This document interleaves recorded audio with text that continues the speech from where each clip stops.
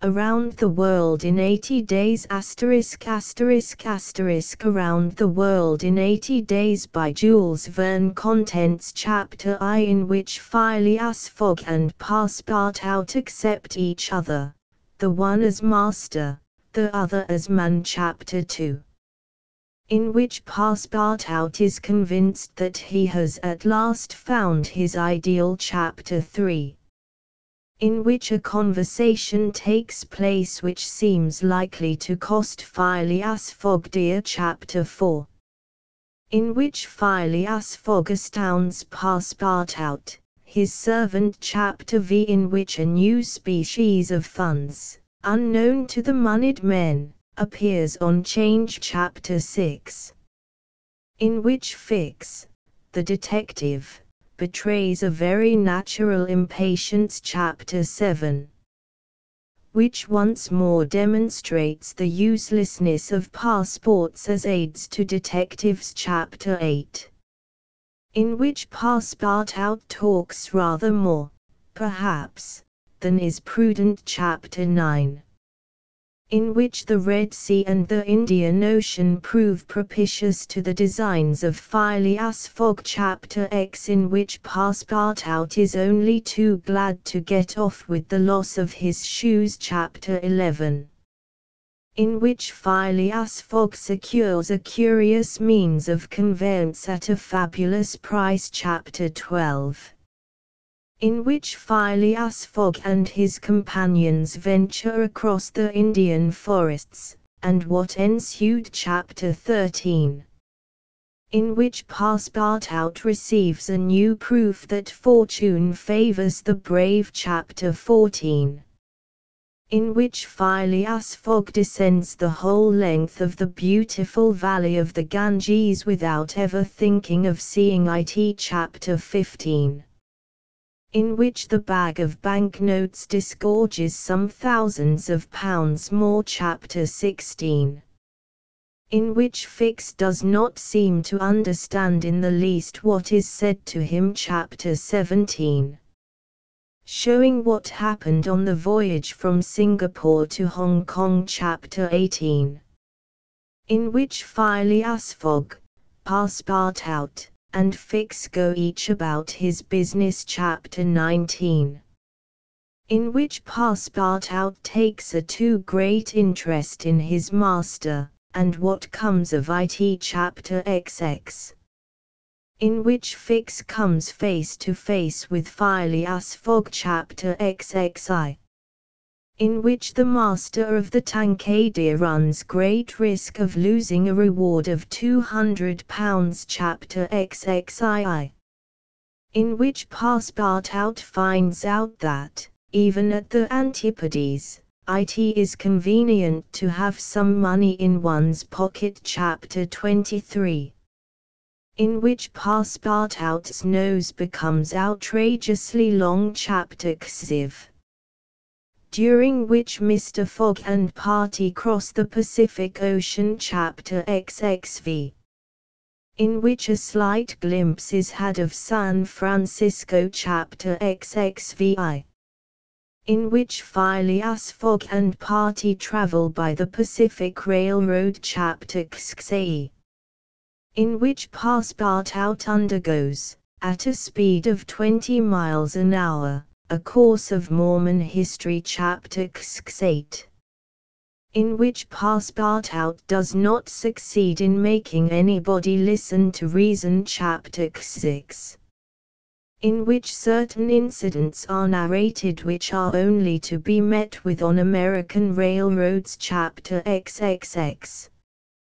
in which Phileas Fogg simply does his duty. Chapter XXXI, in which Fix, the detective, considerably furthers the interests of Phileas Fogg. Chapter XXI, in which Phileas Fogg engages in a direct struggle with bad fortune. Chapter XXXII, in which Phileas Fogg shows himself equal to the occasion. Chapter XXV, in which Phileas Fogg at last reaches London. Chapter XXXV, in which Phileas Fogg does not have to repeat his orders to pass part out twice. Chapter XXV, in which Phileas Fogg's name is once more at a premium on change. Chapter XXVIII, in which it is shown that Phileas Fogg gained nothing by his tour around the world, unless it were happiness. Chapter I, in which Phileas Fogg and Passepartout accept each other, the one as master, the other as man. Mr. Phileas Fogg lived, in 1872, at number 7, Savile Row, Burlington Gardens, the house in which Sheridan died in 1814. He was one of the most noticeable members of the Reform Club, though he seemed always to avoid attracting attention, an enigmatical personage, about whom little was known, except that he was a polished man of the world. People said that he resembled Byron, at least that his head was Byronic, but he was a bearded, tranquil Byron, who might live on 1,000 years without growing old. Certainly an Englishman, it was more doubtful whether Phileas Fogg was a Londoner. He was never seen on change, nor at the bank, nor in the counting rooms of the city. No ships ever came into London docks of which he was the owner. He had no public employment. He had never been entered at any of the Inns of Court, either at the Temple, or Lincoln's Inn, or Gray's Inn, nor had his voice ever resounded in the Court of Chancery, or in the Exchequer, or the Queen's Bench, or the ecclesiastical courts. He certainly was not a manufacturer, nor was he a merchant or a gentleman farmer. His name was strange to the scientific and learned societies, and he never was known to take part in the sage deliberations of the Royal Institution or the London Institution, the Artisans' Association, or the Institution of Arts and Sciences. He belonged, in fact, to none of the numerous societies which swarm in the English capital, from the harmonic to that of the entomologists, founded mainly for the purpose of abolishing pernicious insects. Phileas Fogg was a member of the Reform, and that was all. The way in which he got admission to this exclusive club was simple enough. He was recommended by the Barings, with whom he had an open credit. His checks were regularly paid at sight from his account current, which was always flush. Was Phileas Fogg rich? Undoubtedly. But those who knew him best could not imagine how he had made his fortune, and Mr. Fogg was the last person to whom to apply for the information. He was not lavish, nor, on the contrary, avaricious, for, whenever he knew that money was needed for a noble, useful, or benevolent purpose, he supplied it quietly and sometimes anonymously. He was, in short, the least communicative of men. He talked very little, and seemed all the more mysterious for his taciturn manner. His daily habits were quite open to observation, but whatever he did was so exactly the same thing that he had always done before, that the wits of the curious were fairly puzzled. Had he travelled? It was likely, for no one seemed to know the world more familiarly. There was no spot so secluded that he did not appear to have an intimate acquaintance with it. He often corrected, with a few clear words, the 1,000 conjectures advanced by members of the club as to lost and unheard of travellers, pointing out the true probabilities, and seeming as if gifted with a sort of second sight, so often did events justify his predictions. He must have travelled everywhere, at least in the spirit. It was at least certain that Phileas Fogg had not absented himself from London for many years. Those who were honoured by a better acquaintance with him than the rest, declared that nobody could pretend to have ever seen him anywhere else. His sole pastimes were reading the papers and playing whist. He often won at this game, which, as a silent one, harmonized with his nature, but his winnings never went into his purse, being reserved as a fund for his charities. Mr. Fogg played, not to win, but for the sake of playing.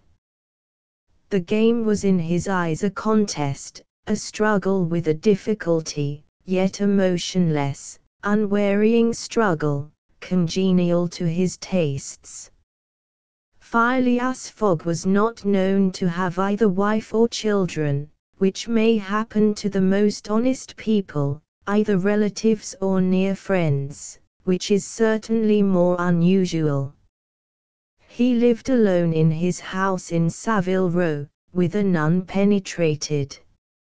A single domestic sufficed to serve him. He breakfasted and dined at the club, at hours mathematically fixed, in the same room, at the same table, never taking his meals with other members, much less bringing a guest with him, and went home at exactly midnight, only to retire at once to bed. He never used the cosy chambers which the Reform provides for its favoured members. He passed 10 hours out of the 24 in Savile Row, either in sleeping or making his toilet. When he chose to take a walk, it was with a regular step in the entrance hall with its mosaic flooring, or in the circular gallery with its dome supported by 20 red porphyry Ionic columns, and illumined by blue painted windows. When he breakfasted or dined, all the resources of the club, its kitchens and pantries, its buttery and dairy, aided to crowd his table with their most succulent stores. He was served by the gravest waiters, in dress coats, and shoes with swanskin soles, who proffered the viands in special porcelain, and on the finest linen. Club decanters, of a lost mould, contained his sherry, his port, and his cinnamon-spiced claret, while his beverages were refreshingly cooled with ice, brought at great cost from the American lakes. If to live in this style is to be eccentric, it must be confessed that there is something good in eccentricity. The mansion in Savile Row, though not sumptuous, was exceedingly comfortable. The habits of its occupant were such as to demand but little from the sole domestic, but Phileas Fogg required him to be almost superhumanly prompt and regular. On this very 2nd of October he had dismissed James Forster, because that luckless youth had brought him shaving water at 84 degrees Fahrenheit instead of 86, and he was awaiting his successor, who was due at the house between 11 and half past. Phileas Fogg was seated squarely in his armchair, his feet close together like those of a grenadier on parade, his hands resting on his knees, his body straight, his head erect. He was steadily watching a complicated clock which indicated the hours, the minutes, the seconds, the days, the months, and the years. At exactly 11:30 Mr. Fogg would, according to his daily habit, quit Savile Row, and repair to the Reform. A rap at this moment sounded on the door of the cosy apartment where Phileas Fogg was seated, and James Forster, the dismissed servant, appeared. "The new servant," said he. A young man of 30 advanced and bowed. "You are a Frenchman, I believe?" asked Phileas Fogg, "and your name is John?" "Jean, if monsieur pleases," replied the newcomer. "Jean Passepartout, a surname which has clung to me because I have a natural aptness for going out of one business into another. I believe I'm honest, monsieur, but, to be outspoken, I've had several trades. I've been an itinerant singer, a circus rider, when I used to vault like Leotard, and dance on a rope like Blondin. Then I got to be a professor of gymnastics, so as to make better use of my talents, and then I was a sergeant fireman at Paris, and assisted at many a big fire. But I quitted France 5 years ago, and, wishing to taste the sweets of domestic life, took service as a valet here in England.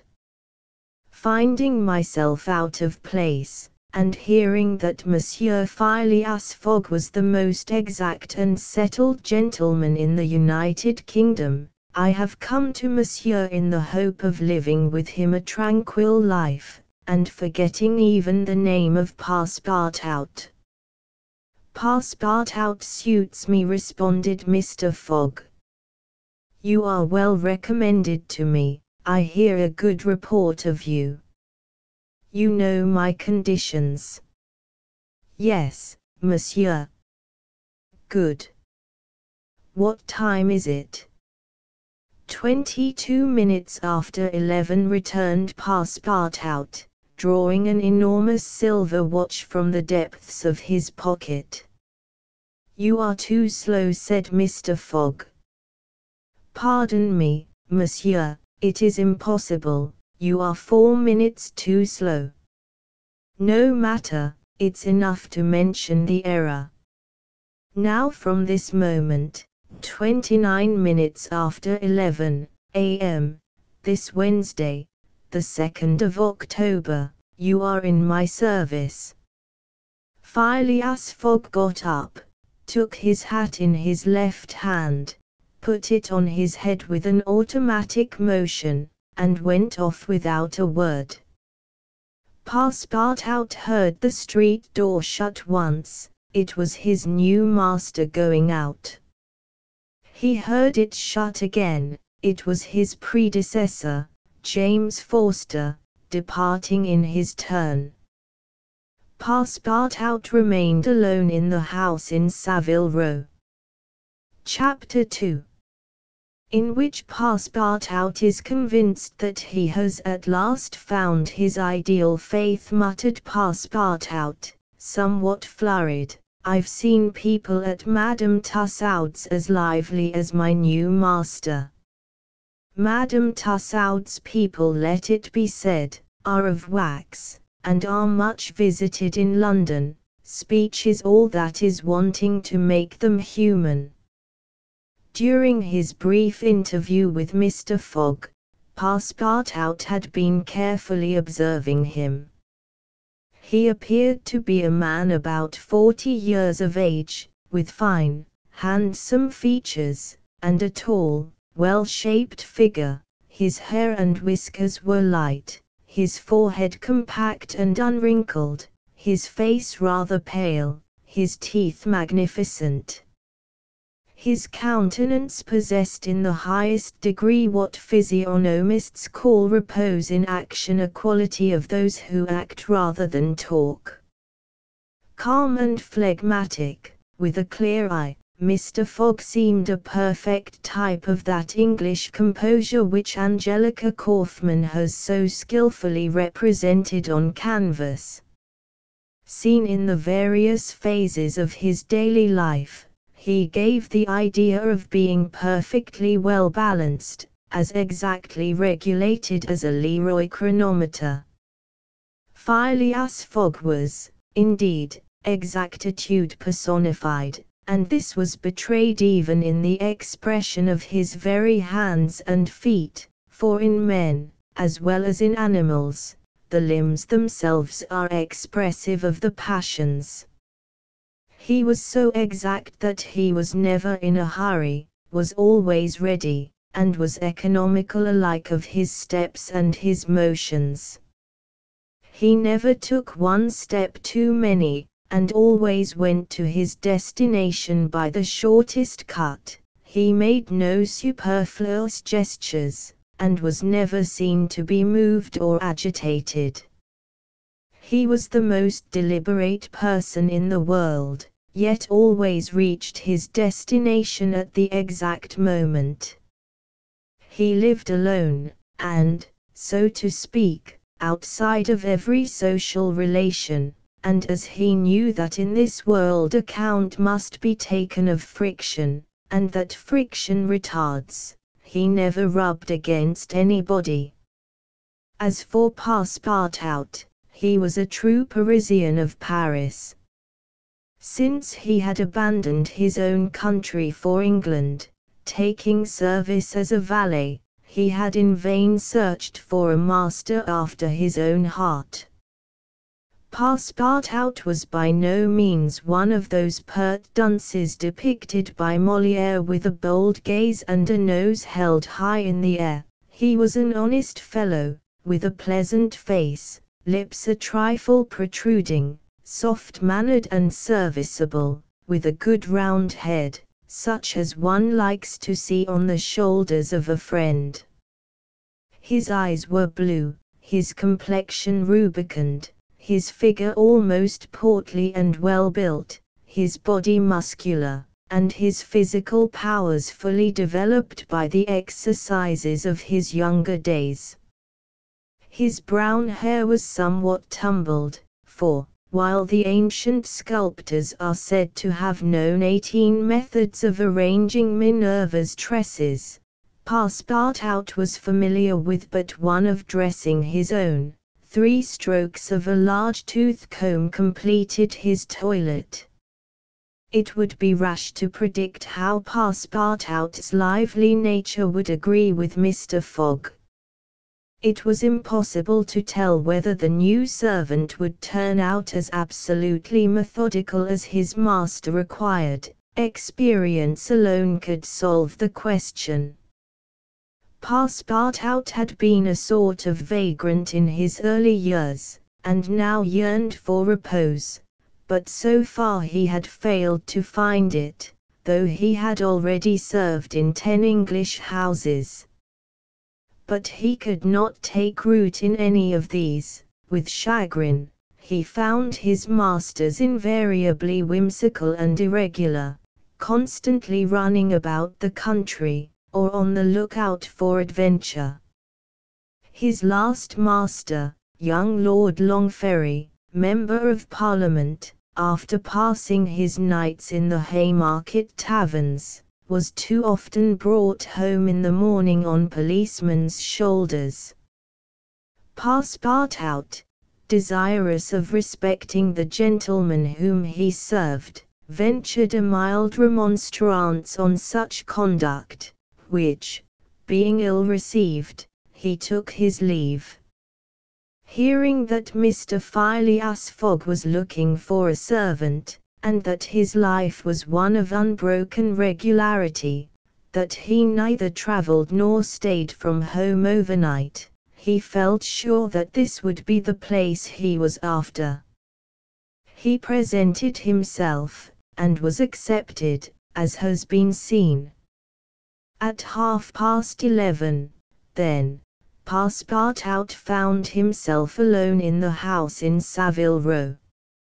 He began its inspection without delay, scouring it from cellar to garret.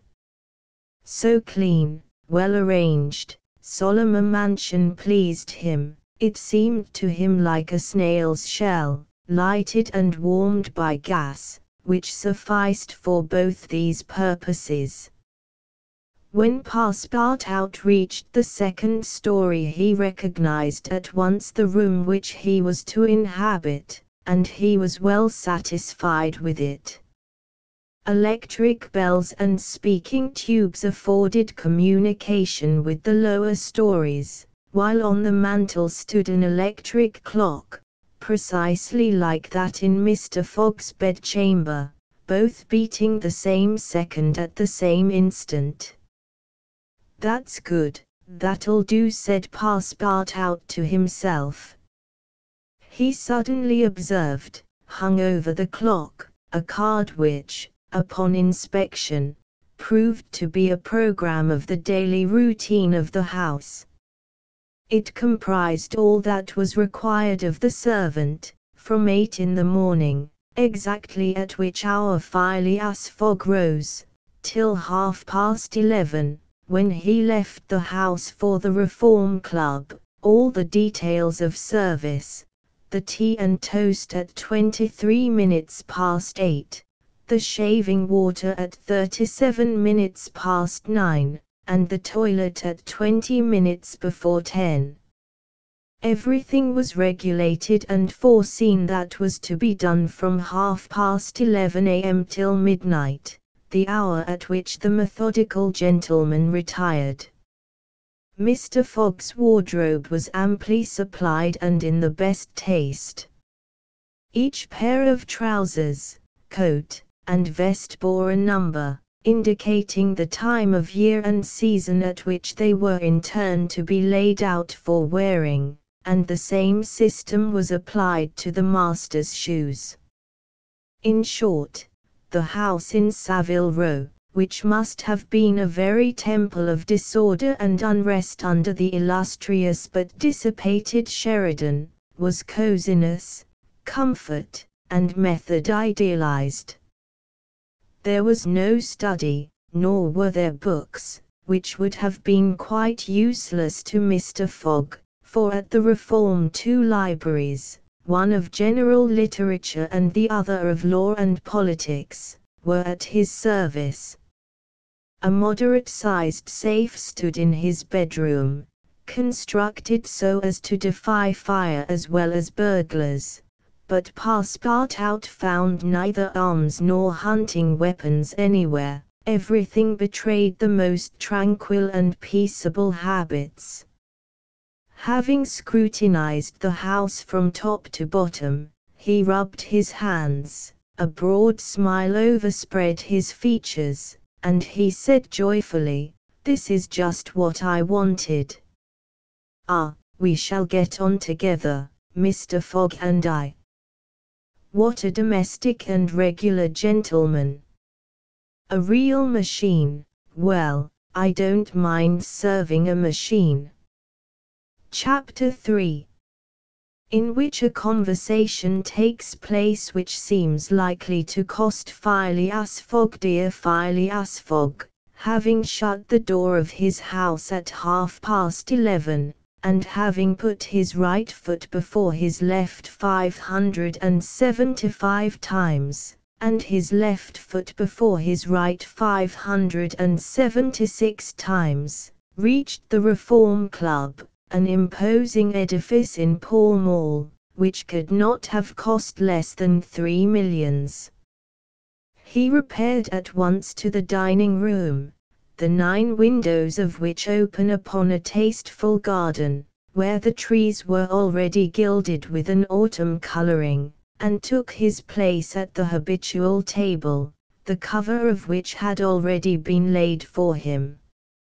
His breakfast consisted of a side dish, a broiled fish with reading sauce, a scarlet slice of roast beef garnished with mushrooms, a rhubarb and gooseberry tart, and a morsel of Cheshire cheese, the whole being washed down with several cups of tea, for which the Reform is famous. He rose at 13 minutes to 1, and directed his steps towards the large hall, a sumptuous apartment adorned with lavishly framed paintings. A flunkey handed him an uncut Times, which he proceeded to cut with a skill which betrayed familiarity with this delicate operation. The perusal of this paper absorbed Phileas Fogg until 4:15, whilst the Standard, his next task, occupied him till the dinner hour. Dinner passed as breakfast had done, and Mr. Fogg reappeared in the reading room and sat down to the Pall Mall at 20 minutes before 6. Half an hour later several members of the Reform came in and drew up to the fireplace, where a coal fire was steadily burning. They were Mr. Fogg's usual partners at whist, Andrew Stewart, an engineer, John Sullivan and Samuel Forlenton, bankers, Thomas Flanagan, a brewer, and Gauthia Ralph, one of the directors of the Bank of England, all rich and highly respectable personages, even in a club which comprises the princes of English trade and finance. "Well, Ralph," said Thomas Flanagan, "what about that robbery?" "Oh," replied Stewart, "the bank will lose the money." "On the contrary," broke in Ralph, "I hope we may put our hands on the robber. Skillful detectives have been sent to all the principal ports of America and the continent, and he'll be a clever fellow if he slips through their fingers." "But have you got the robber's description?" asked Stewart. "In the first place, he is no robber at all," returned Ralph, positively. "What? A fellow who makes off with £55,000, no robber?" "No, perhaps he's a manufacturer, then." "The Daily Telegraph says that he is a gentleman." It was Phileas Fogg, whose head now emerged from behind his newspapers, who made this remark. He bowed to his friends, and entered into the conversation. The affair which formed its subject, and which was town talk, had occurred 3 days before at the Bank of England. A package of bank notes, to the value of £55,000, had been taken from the principal cashier's table, that functionary being at the moment engaged in registering the receipt of 3 shillings and 6pence. Of course, he could not have his eyes everywhere. Let it be observed that the Bank of England reposes a touching confidence in the honesty of the public. There are neither guards nor gratings to protect its treasures. Gold, silver, bank notes are freely exposed, at the mercy of the first comer. A keen observer of English customs relates that, being in one of the rooms of the bank one day, he had the curiosity to examine a gold ingot weighing some 7 or 8 pounds. He took it up, scrutinized it, passed it to his neighbor, he to the next man, and so on until the ingot, going from hand to hand, was transferred to the end of a dark entry, nor did it return to its place for half an hour. Meanwhile, the cashier had not so much as raised his head. But in the present instance things had not gone so smoothly. The package of notes not being found when 5 o'clock sounded from the ponderous clock in the drawing office, the amount was passed to the account of profit and loss. As soon as the robbery was discovered, picked detectives hastened off to Liverpool, Glasgow, Havre, Suez, Brindisi, New York, and other ports, inspired by the proffered reward of £2,000, and 5% on the sum that might be recovered. Detectives were also charged with narrowly watching those who arrived at or left London by rail, and a judicial examination was at once entered upon. There were real grounds for supposing, as the Daily Telegraph said, that the thief did not belong to a professional band. On the day of the robbery, a well-dressed gentleman of polished manners, and with a well-to-do air, had been observed going to and fro in the paying room where the crime was committed. A description of him was easily procured and sent to the detectives, and some hopeful spirits, of whom Ralph was one, did not despair of his apprehension. The papers and clubs were full of the affair, and everywhere people were discussing the probabilities of a successful pursuit, and the Reform Club was especially agitated, several of its members being bank officials. Ralph would not concede that the work of the detectives was likely to be in vain, for he thought that the prize offered would greatly stimulate their zeal and activity. But Stuart was far from sharing this confidence, and, as they placed themselves at the whist table, they continued to argue the matter. Stuart and Flanagan played together, while Phileas Fogg had fallen in for his partner. As the game proceeded, the conversation ceased, excepting between the rubbers, when it revived again. "I maintain," said Stuart, "that the chances are in favor of the thief, who must be a shrewd fellow." "Well, but where can he fly to?" asked Ralph. "No country is safe for him." "Pshaw! Where could he go, then?" "Oh, I don't know that. The world is big enough." "It was once," said Phileas Fogg, in a low tone. "Cut, sir," he added, handing the cards to Thomas Flanagan. The discussion fell during the rubber, after which Stuart took up its thread. "What do you mean by once? Has the world grown smaller?" "Certainly," returned Ralph. "I agree with Mr. Fogg. The world has grown smaller, since a man can now go round it 10 times more quickly than 100 years ago.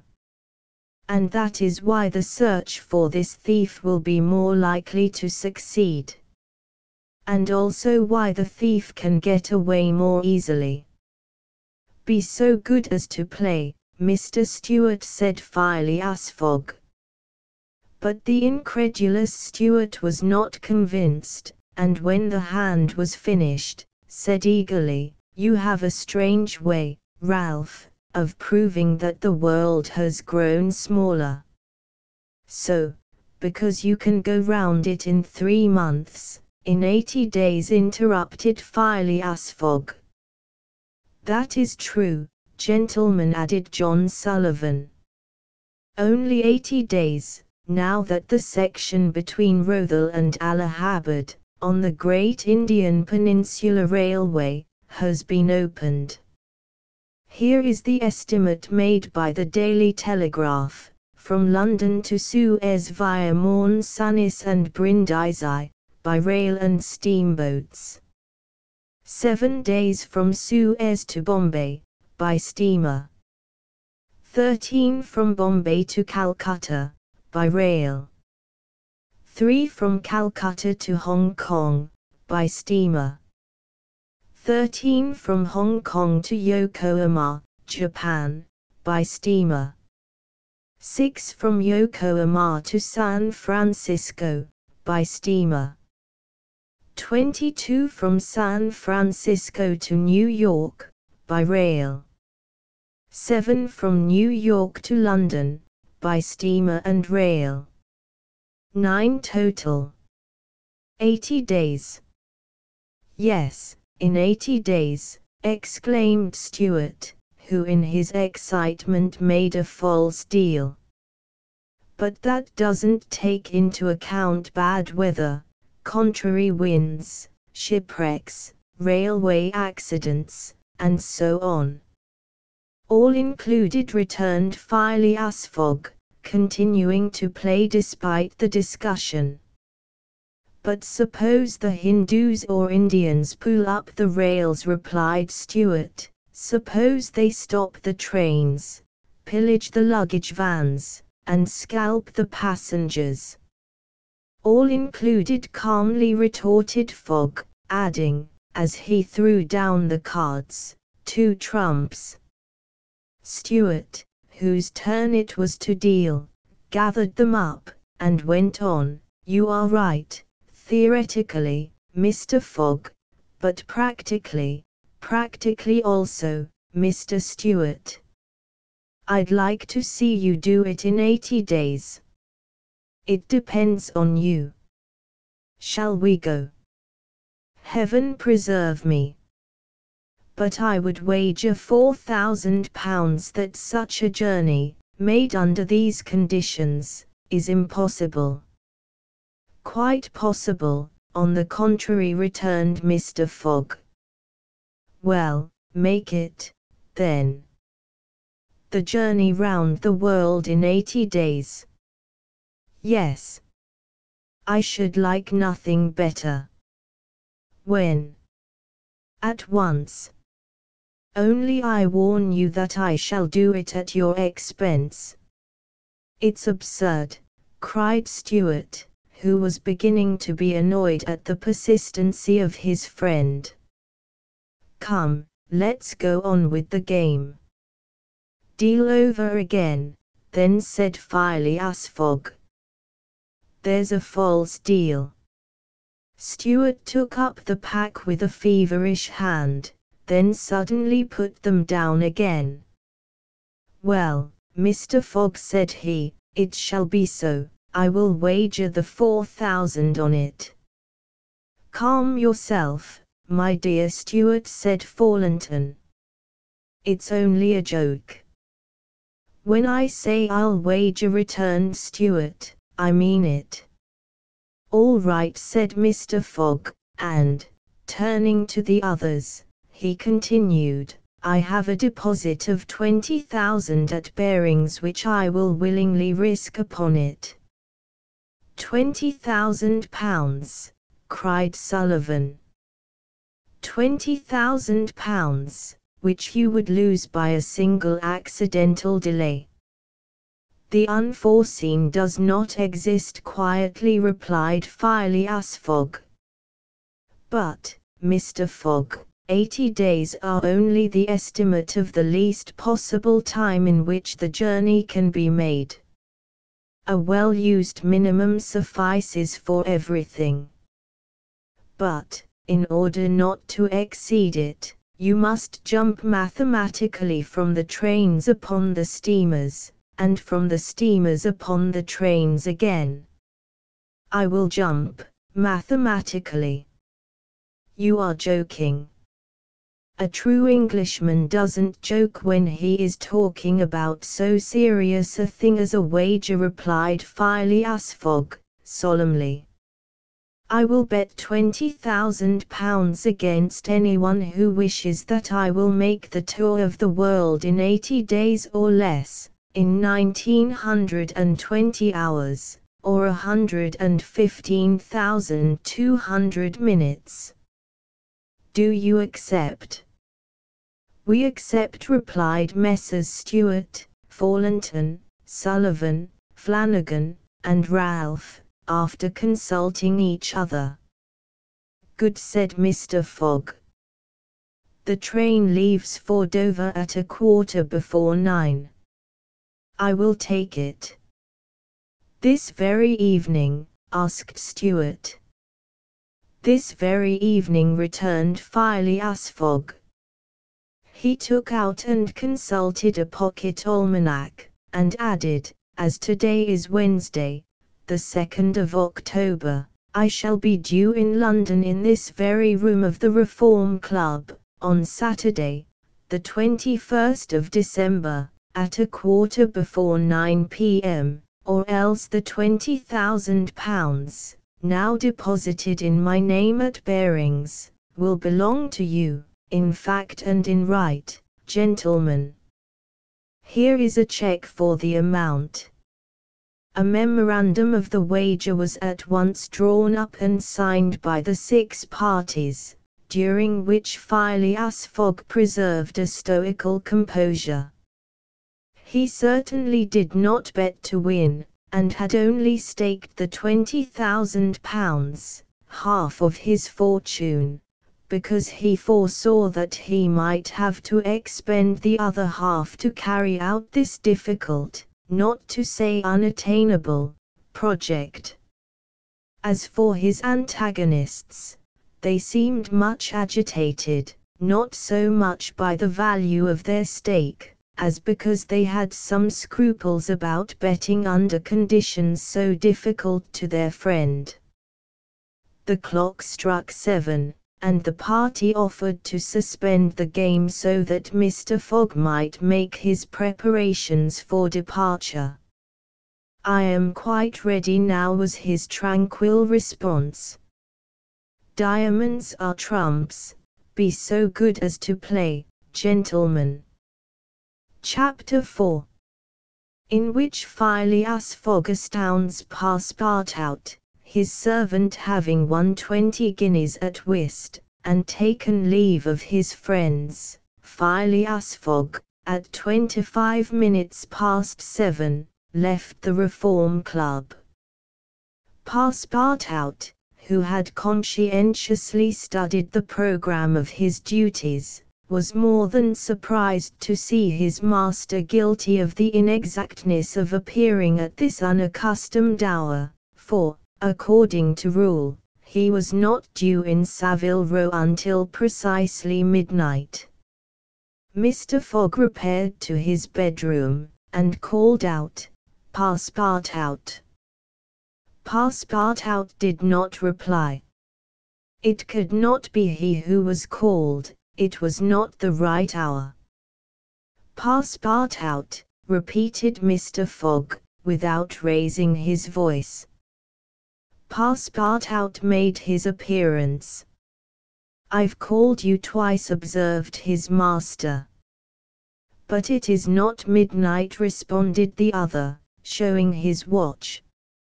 "I know it, I don't blame you. We start for Dover and Calais in 10 minutes. A puzzled grin overspread Passepartout's round face. Clearly he had not comprehended his master. "Monsieur is going to leave home." "Yes," returned Phileas Fogg. "We are going round the world."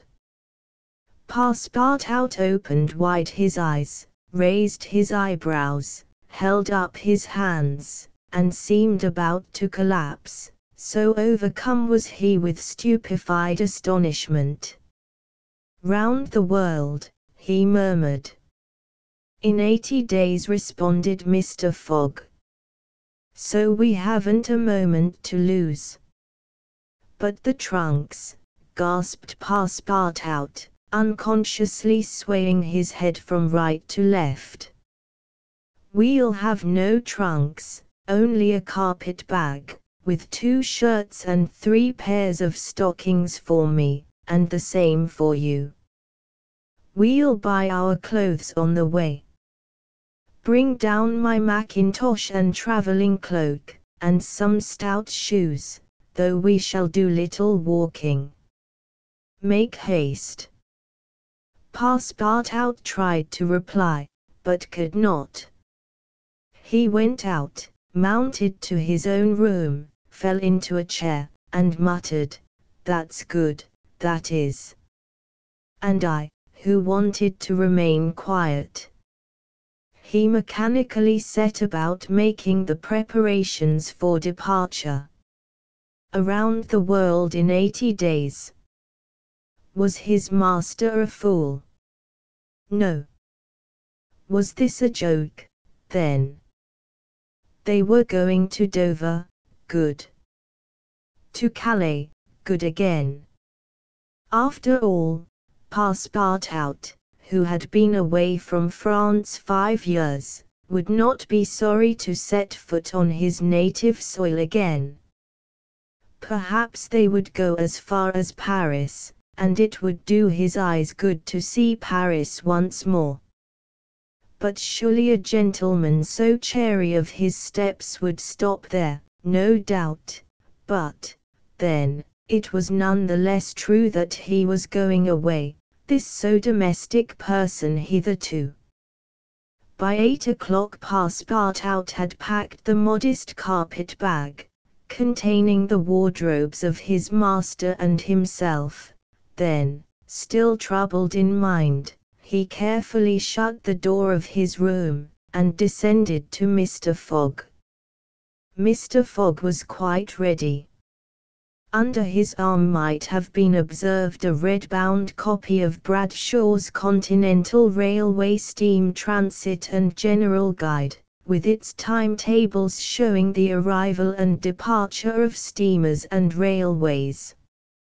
He took the carpet bag, opened it, and slipped into it a goodly roll of Bank of England notes, which would pass wherever he might go. "You have forgotten nothing?" asked he. "Nothing, monsieur. My mackintosh and cloak. Here they are." "Good. Take this carpet bag," handing it to Passepartout. "Take good care of it, for there are £20,000 in it." Passepartout nearly dropped the bag, as if the £20,000 were in gold, and weighed him down. Master and man then descended. The street door was double locked, and at the end of Savile Row they took a cab and drove rapidly to Charing Cross. The cab stopped before the railway station at 20 minutes past 8. Passepartout jumped off the box and followed his master, who, after paying the cabman, was about to enter the station, when a poor beggar woman, with a child in her arms, her naked feet smeared with mud, her head covered with a wretched bonnet, from which hung a tattered feather, and her shoulders shrouded in a ragged shawl, approached, and mournfully asked for alms. Mr. Fogg took out the 20 guineas he had just won at whist, and handed them to the beggar, saying, "Here, my good woman. I'm glad that I met you," and passed on. Passepartout had a moist sensation about the eyes. His master's action touched his susceptible heart. 2 first-class tickets for Paris having been speedily purchased, Mr. Fogg was crossing the station to the train, when he perceived his 5 friends of the Reform. "Well, gentlemen," said he, "I'm off, you see, and, if you will examine my passport when I get back, you will be able to judge whether I have accomplished the journey agreed upon." "Oh, that would be quite unnecessary," Mr. Fogg said Ralph politely. "We will trust your word, as a gentleman of honor. You do not forget when you are due in London again?" asked Stuart. "In 80 days, on Saturday, the 21st of December, 1872, at 9:15 p.m. Goodbye, gentlemen." Phileas Fogg and his servant seated themselves in a first-class carriage at 20 minutes before 9. 5 minutes later the whistle screamed, and the train slowly glided out of the station. The night was dark, and a fine, steady rain was falling. Phileas Fogg, snugly ensconced in his corner, did not open his lips. Passepartout, not yet recovered from his stupefaction, clung mechanically to the carpet bag, with its enormous treasure. Just as the train was whirling through Sydenham, Passepartout suddenly uttered a cry of despair. "What's the matter?" asked Mr. Fogg. "Alas! In my hurry, I forgot, what? To turn off the gas in my room." "Very well, young man," returned Mr. Fogg, coolly, "it will burn, at your expense." Chapter V, in which a new species of funds, unknown to the moneyed men, appears on 'Change. Phileas Fogg rightly suspected that his departure from London would create a lively sensation at the West End. The news of the bet spread through the Reform Club, and afforded an exciting topic of conversation to its members. From the club it soon got into the papers throughout England. The boasted tour of the world was talked about, disputed, argued with as much warmth as if the subject were another Alabama claim. Some took sides with Phileas Fogg, but the large majority shook their heads and declared against him. It was absurd, impossible, they declared, that the tour of the world could be made, except theoretically and on paper, in this minimum of time, and with the existing means of traveling. The Times, Standard, Morning Post, and Daily News, and 20 other highly respectable newspapers scouted Mr. Fogg's project as madness. The Daily Telegraph alone hesitatingly supported him. People in general thought him a lunatic, and blamed his Reform Club friends for having accepted a wager which betrayed the mental aberration of its proposer. Articles no less passionate than logical appeared on the question, for geography is one of the pet subjects of the English, and the columns devoted to Phileas Fogg's venture were eagerly devoured by all classes of readers. At first some rash individuals, principally of the gentler sex, espoused his cause, which became still more popular when the Illustrated London News came out with his portrait, copied from a photograph in the Reform Club. A few readers of the Daily Telegraph even dared to say, "Why not, after all? Stranger things have come to pass." At last a long article appeared, on the 7th of October, in the Bulletin of the Royal Geographical Society, which treated the question from every point of view, and demonstrated the utter folly of the enterprise. Everything, it said, was against the travellers, every obstacle imposed alike by man and by nature. A miraculous agreement of the times of departure and arrival, which was impossible, was absolutely necessary to his success.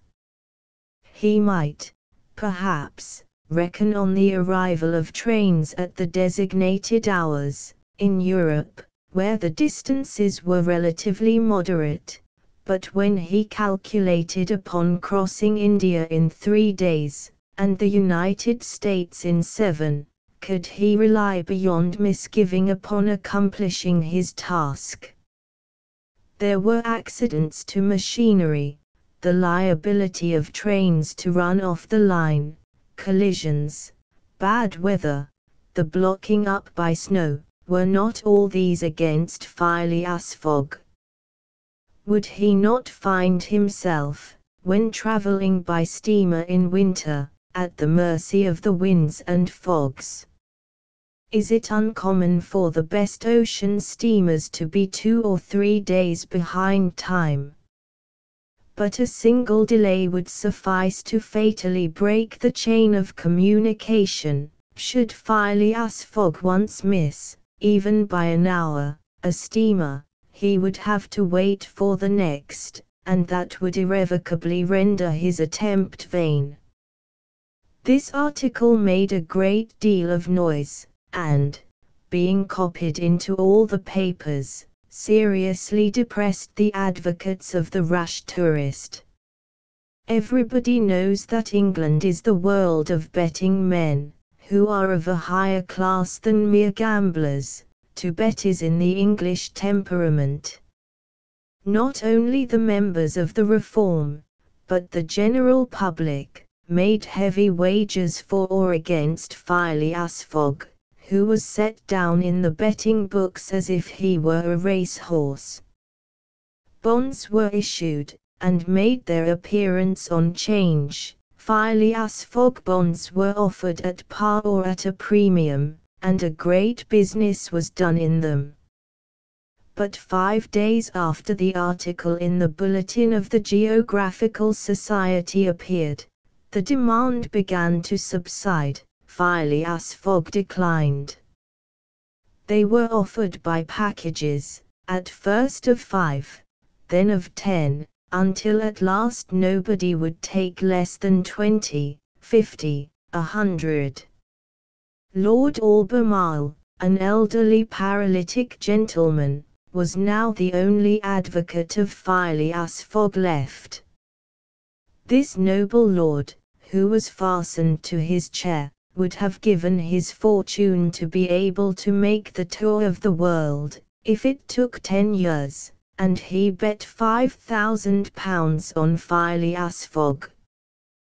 When the folly as well as the uselessness of the adventure was pointed out to him, he contented himself with replying, "If the thing is feasible, the first to do it ought to be an Englishman." The Fogg party dwindled more and more, everybody was going against him, and the bets stood 150 and 200 to 1. And a week after his departure an incident occurred which deprived him of backers at any price. The Commissioner of Police was sitting in his office at 9 o'clock one evening, when the following telegraphic dispatch was put into his hands: Suez to London. Rowan, Commissioner of Police, Scotland Yard, I've found the bank robber, Phileas Fogg. Send without delay warrant of arrest to Bombay. Fix, Detective. The effect of this dispatch was instantaneous. The polished gentleman disappeared to give place to the bank robber. His photograph, which was hung with those of the rest of the members at the Reform Club, was minutely examined, and it betrayed, feature by feature, the description of the robber which had been provided to the police. The mysterious habits of Phileas Fogg were recalled, his solitary ways, his sudden departure, and it seemed clear that, in undertaking a tour round the world on the pretext of a wager, he had had no other end in view than to elude the detectives, and throw them off his track. Chapter 6, in which Fix, the detective, betrays a very natural impatience. The circumstances under which this telegraphic dispatch about Phileas Fogg was sent were as follows. The steamer Mongolia, belonging to the Peninsular and Oriental Company, built of iron, of 2,800 tons burden, and 500 horsepower, was due at 11 o'clock a.m. on Wednesday, the 9th of October, at Suez. The Mongolia plied regularly between Brindisi and Bombay via the Suez Canal, and was one of the fastest steamers belonging to the company, always making more than 10 knots an hour between Brindisi and Suez, and 9.5 between Suez and Bombay. 2 men were promenading up and down the wharves, among the crowd of natives and strangers who were sojourning at this once straggling village, now, thanks to the enterprise of M. Lesseps, a fast-growing town. One was the British consul at Suez, who, despite the prophecies of the English government, and the unfavourable predictions of Stevenson, was in the habit of seeing, from his office window, English ships daily passing to and fro on the Great Canal, by which the old roundabout route from England to India by the Cape of Good Hope was abridged by at least a half. The other was a small, slight-built personage, with a nervous, intelligent face, and bright eyes peering out from under eyebrows which he was incessantly twitching. He was just now manifesting unmistakable signs of impatience, nervously pacing up and down, and unable to stand still for a moment. This was Fix, one of the detectives who had been dispatched from England in search of the bank robber. It was his task to narrowly watch every passenger who arrived at Suez, and to follow up all who seemed to be suspicious characters, or bore a resemblance to the description of the criminal, which he had received 2 days before from the police headquarters at London. The detective was evidently inspired by the hope of obtaining the splendid reward which would be the prize of success, and awaited with a feverish impatience, easy to understand, the arrival of the steamer Mongolia.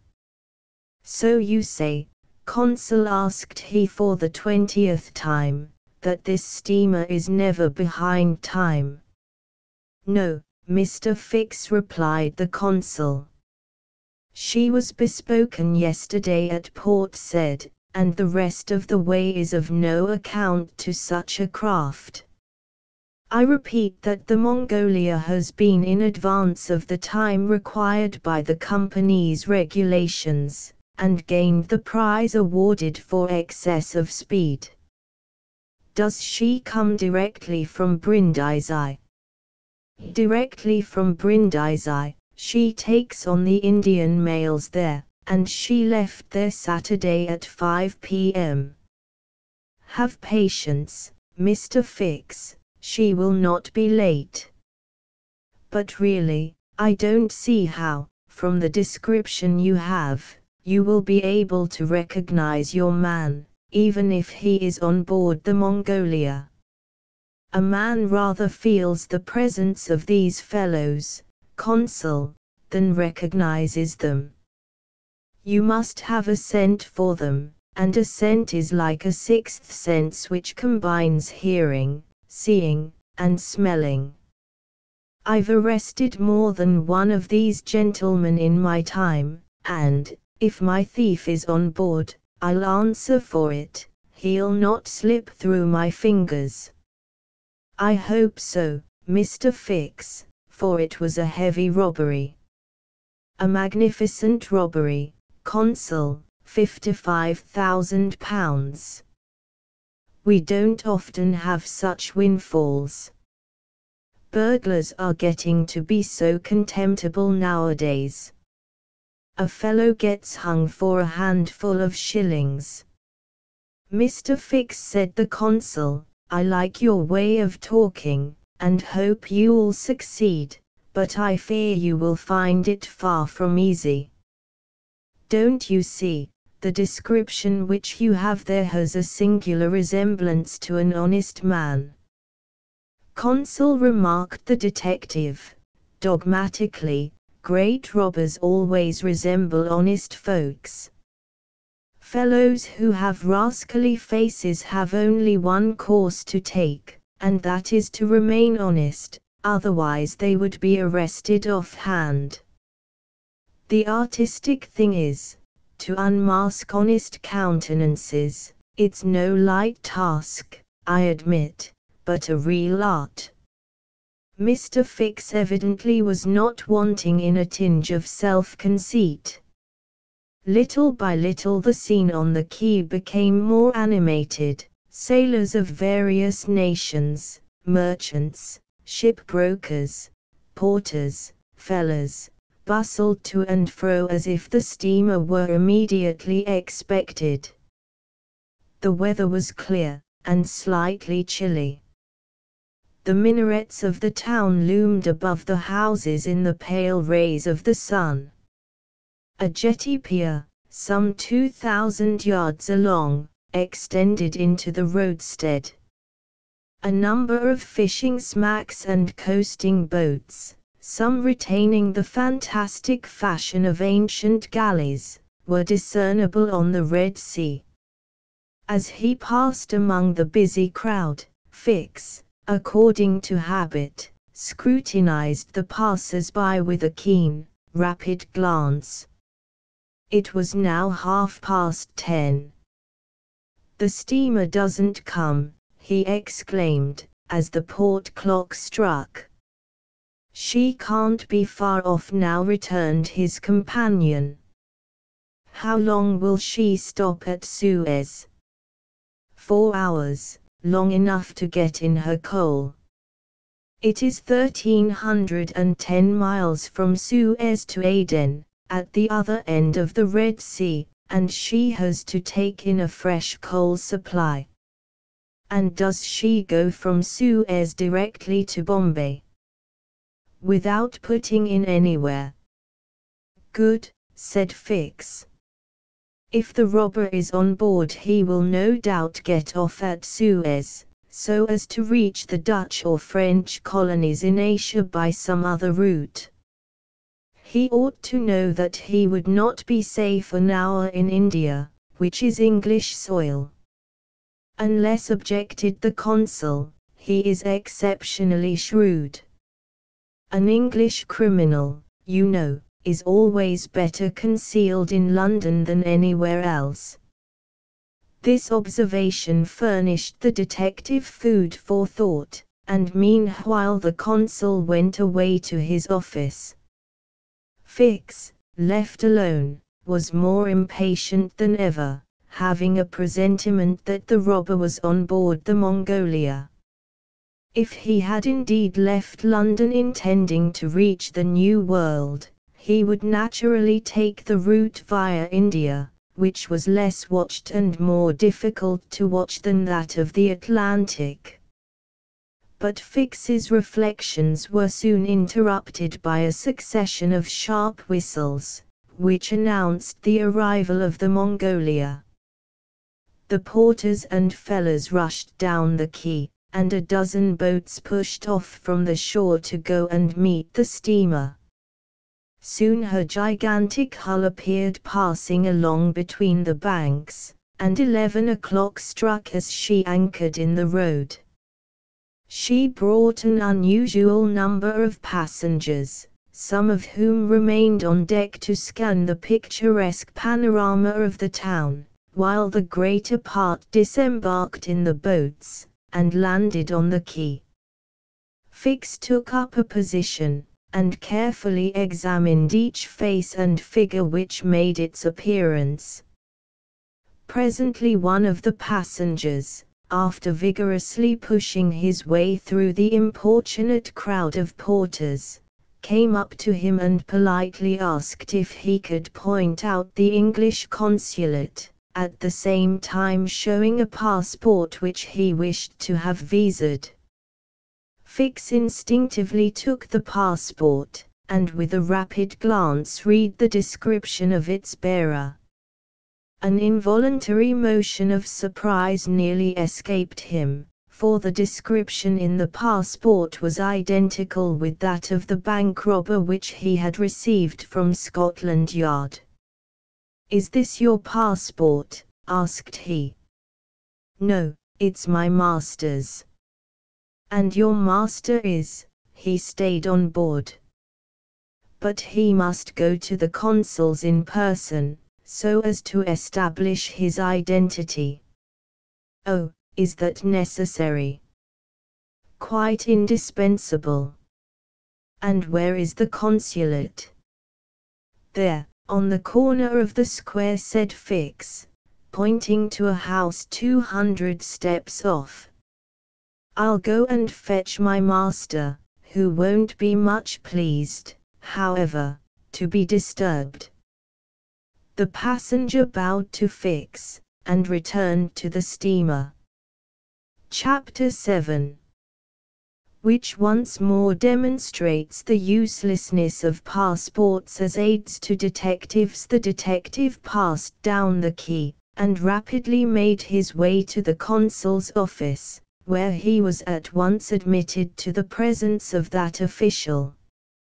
"Consul," said he, without preamble, "I have strong reasons for believing that my man is a passenger on the Mongolia." And he narrated what had just passed concerning the passport. "Well, Mr. Fix," replied the consul, "I shall not be sorry to see the rascal's face, but perhaps he won't come here, that is, if he is the person you suppose him to be.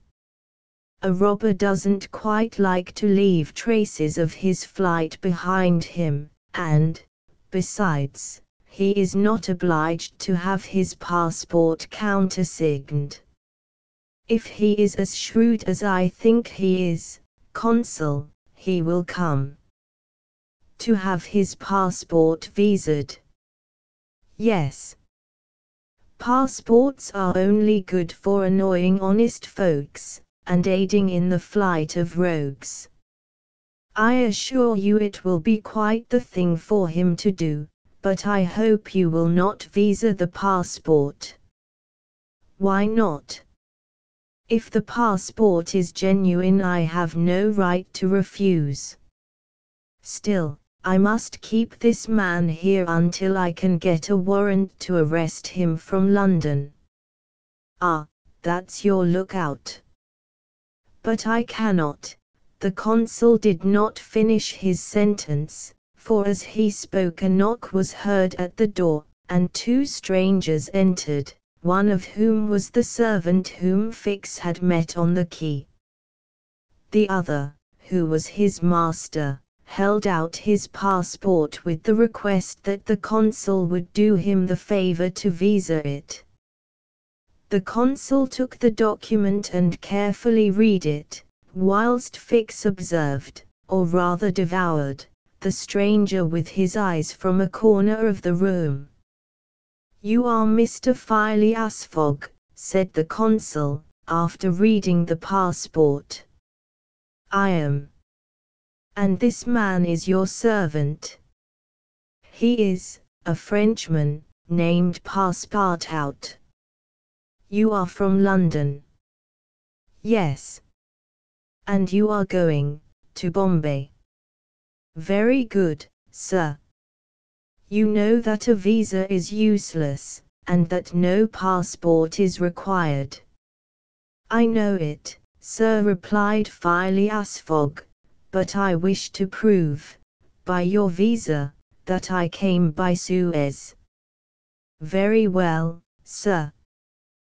The consul proceeded to sign and date the passport, after which he added his official seal.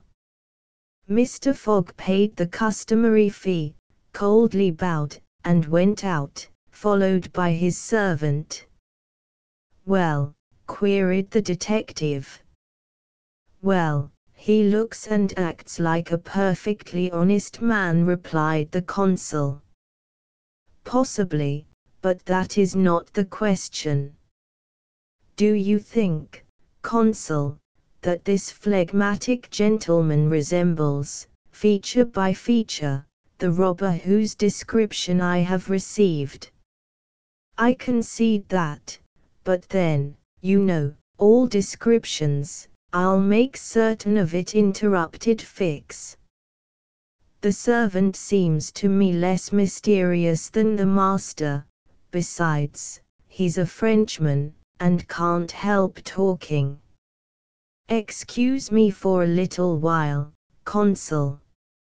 Fix started off in search of Passepartout.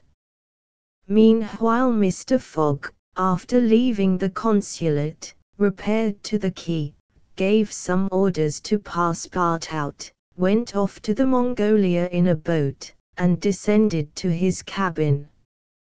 He took up his notebook, which contained the following memoranda: "Left London, Wednesday, the 2nd of October, at 8:45 p.m. reached Paris, Thursday, the 3rd of October, at 7:20 a.m. left Paris, Thursday, at 8:40 a.m. reached Turin by Mons-Sanis, Friday, the 4th of October, at 6:35 a.m. left Turin, Friday, at 7:20 a.m. arrived at Brindisi, Saturday, the 5th of October, at 4 p.m. sailed on the Mongolia. Saturday, at 5 p.m. reached Suez, Wednesday, the 9th of October, at 11 a.m. total of hours spent, 158.5, or, in days, 6 days and a half. These dates were inscribed in an itinerary divided into columns, indicating the month, the day of the month, and the day for the stipulated and actual arrivals at each principal point: Paris, Brindisi, Suez, Bombay, Calcutta, Singapore, Hong Kong, Yokohama, San Francisco, New York, and London, from the 2nd of October to the 21st of December, and giving a space for setting down the gain made or the loss suffered on arrival at each locality. This methodical record thus contained an account of everything needed, and Mr. Fogg always knew whether he was behindhand or in advance of his time. On this Friday, the 9th of October, he noted his arrival at Suez, and observed that he had as yet neither gained nor lost. He sat down quietly to breakfast in his cabin, never once thinking of inspecting the town, being one of those Englishmen who are wont to see foreign countries through the eyes of their domestics. Chapter 8, in which Passepartout talks rather more, perhaps, than is prudent. Fix, soon rejoined Passepartout, who was lounging and looking about on the quay, as if he did not feel that he, at least, was obliged not to see anything. "Well, my friend," said the detective, coming up with him, "is your passport visaed?" "Ah, it's you, is it, monsieur?" responded Passepartout. "Thanks, yes, the passport is all right." "And you are looking about you?" "Yes, but we travel so fast that I seem to be journeying in a dream." "So this is Suez?" "Yes." "In Egypt?" "Certainly, in Egypt." "And in Africa?" "In Africa." "In Africa," repeated Passepartout. "Just think, monsieur, I had no idea that we should go farther than Paris, and all that I saw of Paris was between 20 minutes past 7 and 20 minutes before 9 in the morning, between the Northern and the Lyons stations, through the windows of a car, and in a driving rain. How I regret not having seen once more Père Lachaise and the circus in the Champs-Élysées." "You are in a great hurry, then?" "I am not, but my master is. By the way, I must buy some shoes and shirts." "We came away without trunks, only with a carpet bag. I will show you an excellent shop for getting what you want." "Really, monsieur, you are very kind." And they walked off together, Passepartout chatting volubly as they went along. "Above all," said he, "don't let me lose the steamer. You have plenty of time, it's only 12 o'clock. Passepartout pulled out his big watch. 12, he exclaimed, "why, it's only 8 minutes before 10. Your watch is slow." My watch. A family watch, monsieur, which has come down from my great-grandfather. It doesn't vary 5 minutes in the year. It's a perfect chronometer, look you. I see how it is said fix. You have kept London time, which is 2 hours behind that of Suez. You ought to regulate your watch at noon in each country. I regulate my watch. Never. Well, then, it will not agree with the sun. So much the worse for the sun, monsieur. The sun will be wrong, then. And the worthy fellow returned the watch to its fob with a defiant gesture. After a few minutes' silence, Fix resumed, "You left London hastily, then?" "I rather think so. Last Friday at 8 o'clock in the evening, Monsieur Fogg came home from his club, and 3/4 of an hour afterwards we were off." "But where is your master going?" "Always straight ahead."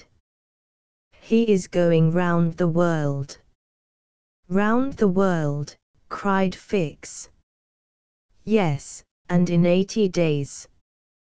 He says it is on a wager, but, between us, I don't believe a word of it."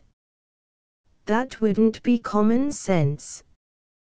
"There's something else in the wind." "Ah. Mr. Fogg is a character, is he?" "I should say he was." "Is he rich?" "No doubt, for he is carrying an enormous sum in brand new banknotes with him. And he doesn't spare the money on the way, either. He has offered a large reward to the engineer of the Mongolia if he gets us to Bombay well in advance of time." "And you have known your master a long time?" "Why, no, I entered his service the very day we left London." The effect of these replies upon the already suspicious and excited detective may be imagined. The hasty departure from London soon after the robbery, the large sum carried by Mr. Fogg, his eagerness to reach distant countries, the pretext of an eccentric and foolhardy bet, all confirmed Fix in his theory. He continued to pump poor Passepartout, and learned that he really knew little or nothing of his master, who lived a solitary existence in London, was said to be rich, though no one knew whence came his riches, and was mysterious and impenetrable in his affairs and habits. Fix felt sure that Phileas Fogg would not land at Suez, but was really going on to Bombay. "Is Bombay far from here?" asked Passepartout. "Pretty far. It is a 10 days' voyage by sea." "And in what country is Bombay?" "India." "In Asia?" "Certainly." "The deuce! I was going to tell you there's one thing that worries me, my burner." "What burner?" "My gas burner, which I forgot to turn off, and which is at this moment burning at my expense. I have calculated, monsieur, that I lose 2 shillings every 24 hours, exactly 6 pence more than I earn, and you will understand that the longer our journey." Did Fix pay any attention to Passepartout's trouble about the gas? It is not probable. He was not listening, but was cogitating a project. Passepartout and he had now reached the shop, where Fix left his companion to make his purchases, after recommending him not to miss the steamer, and hurried back to the consulate. Now that he was fully convinced, Fix had quite recovered his equanimity. Consul, said he, I have no longer any doubt. I have spotted my man. He passes himself off as an odd stick who is going round the world in 80 days. Then he's a sharp fellow, returned the consul, and counts on returning to London after putting the police of the two countries off his track. We'll see about that, replied Fix. But are you not mistaken? I am not mistaken.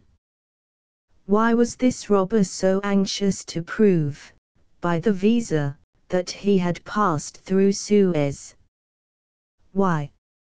I have no idea, but listen to me.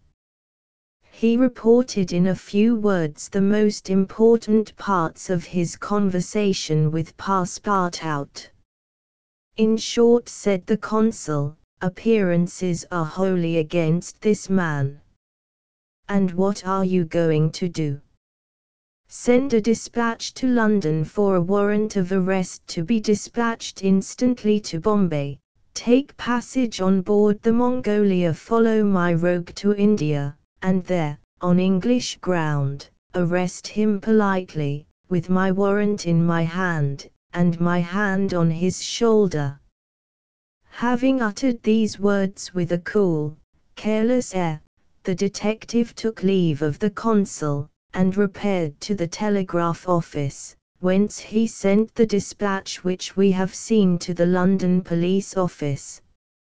A quarter of an hour later found Fix, with a small bag in his hand, proceeding on board the Mongolia, and, ere many moments longer, the noble steamer rode out at full steam upon the waters of the Red Sea. Chapter 9.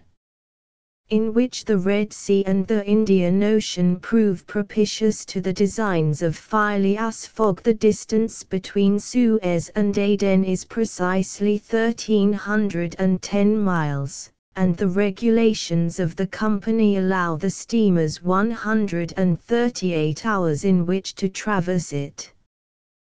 The Mongolia, thanks to the vigorous exertions of the engineer, seemed likely, so rapid was her speed, to reach her destination considerably within that time. The greater part of the passengers from Brindisi were bound for India, some for Bombay, others for Calcutta by way of Bombay, the nearest route thither, now that a railway crosses the Indian peninsula.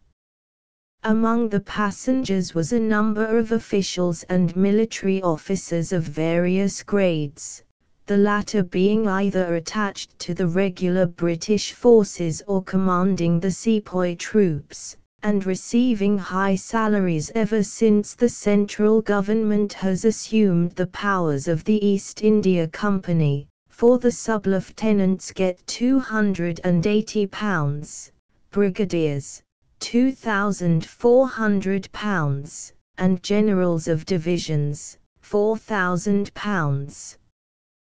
What with the military men, a number of rich young Englishmen on their travels, and the hospitable efforts of the purser, the time passed quickly on the Mongolia. The best of fare was spread upon the cabin tables at breakfast, lunch, dinner, and the 8 o'clock supper, and the ladies scrupulously changed their toilets twice a day, and the hours were whirled away, when the sea was tranquil, with music, dancing, and games. But the Red Sea is full of caprice, and often boisterous, like most long and narrow gulfs. When the wind came from the African or Asian coast, the Mongolia with her long hull, rolled fearfully. Then the ladies speedily disappeared below, the pianos were silent, singing and dancing suddenly ceased. Yet the good ship ploughed straight on, unretarded by wind or wave, towards the Straits of Bab el-Mandeb. What was Phileas Fogg doing all this time? It might be thought that, in his anxiety, He would be constantly watching the changes of the wind, the disorderly raging of the billows, every chance, in short, which might force the Mongolia to slacken her speed, and thus interrupt his journey. But, if he thought of these possibilities, he did not betray the fact by any outward sign. Always the same impassible member of the Reform Club, whom no incident could surprise, as unvarying as the ship's chronometers, and seldom having the curiosity even to go upon the deck, he passed through the memorable scenes of the Red Sea with cold indifference, did not care to recognize the historic towns and villages which, along its borders, raised their picturesque outlines against the sky, and betrayed no fear of the dangers of the Arabic Gulf, which the old historians always spoke of with horror, and upon which the ancient navigators never ventured without propitiating the gods by ample sacrifices. How did this eccentric personage pass his time on the Mongolia?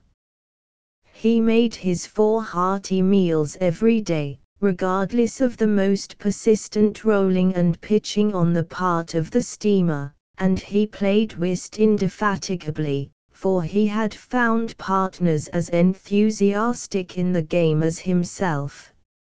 A tax collector, on the way to his post at Goa, the Reverend Decimus Smith, returning to his parish at Bombay, and a brigadier general of the English army, who was about to rejoin his brigade at Benares, made up the party, and, with Mr. Fogg, played whist by the hour together in absorbing silence.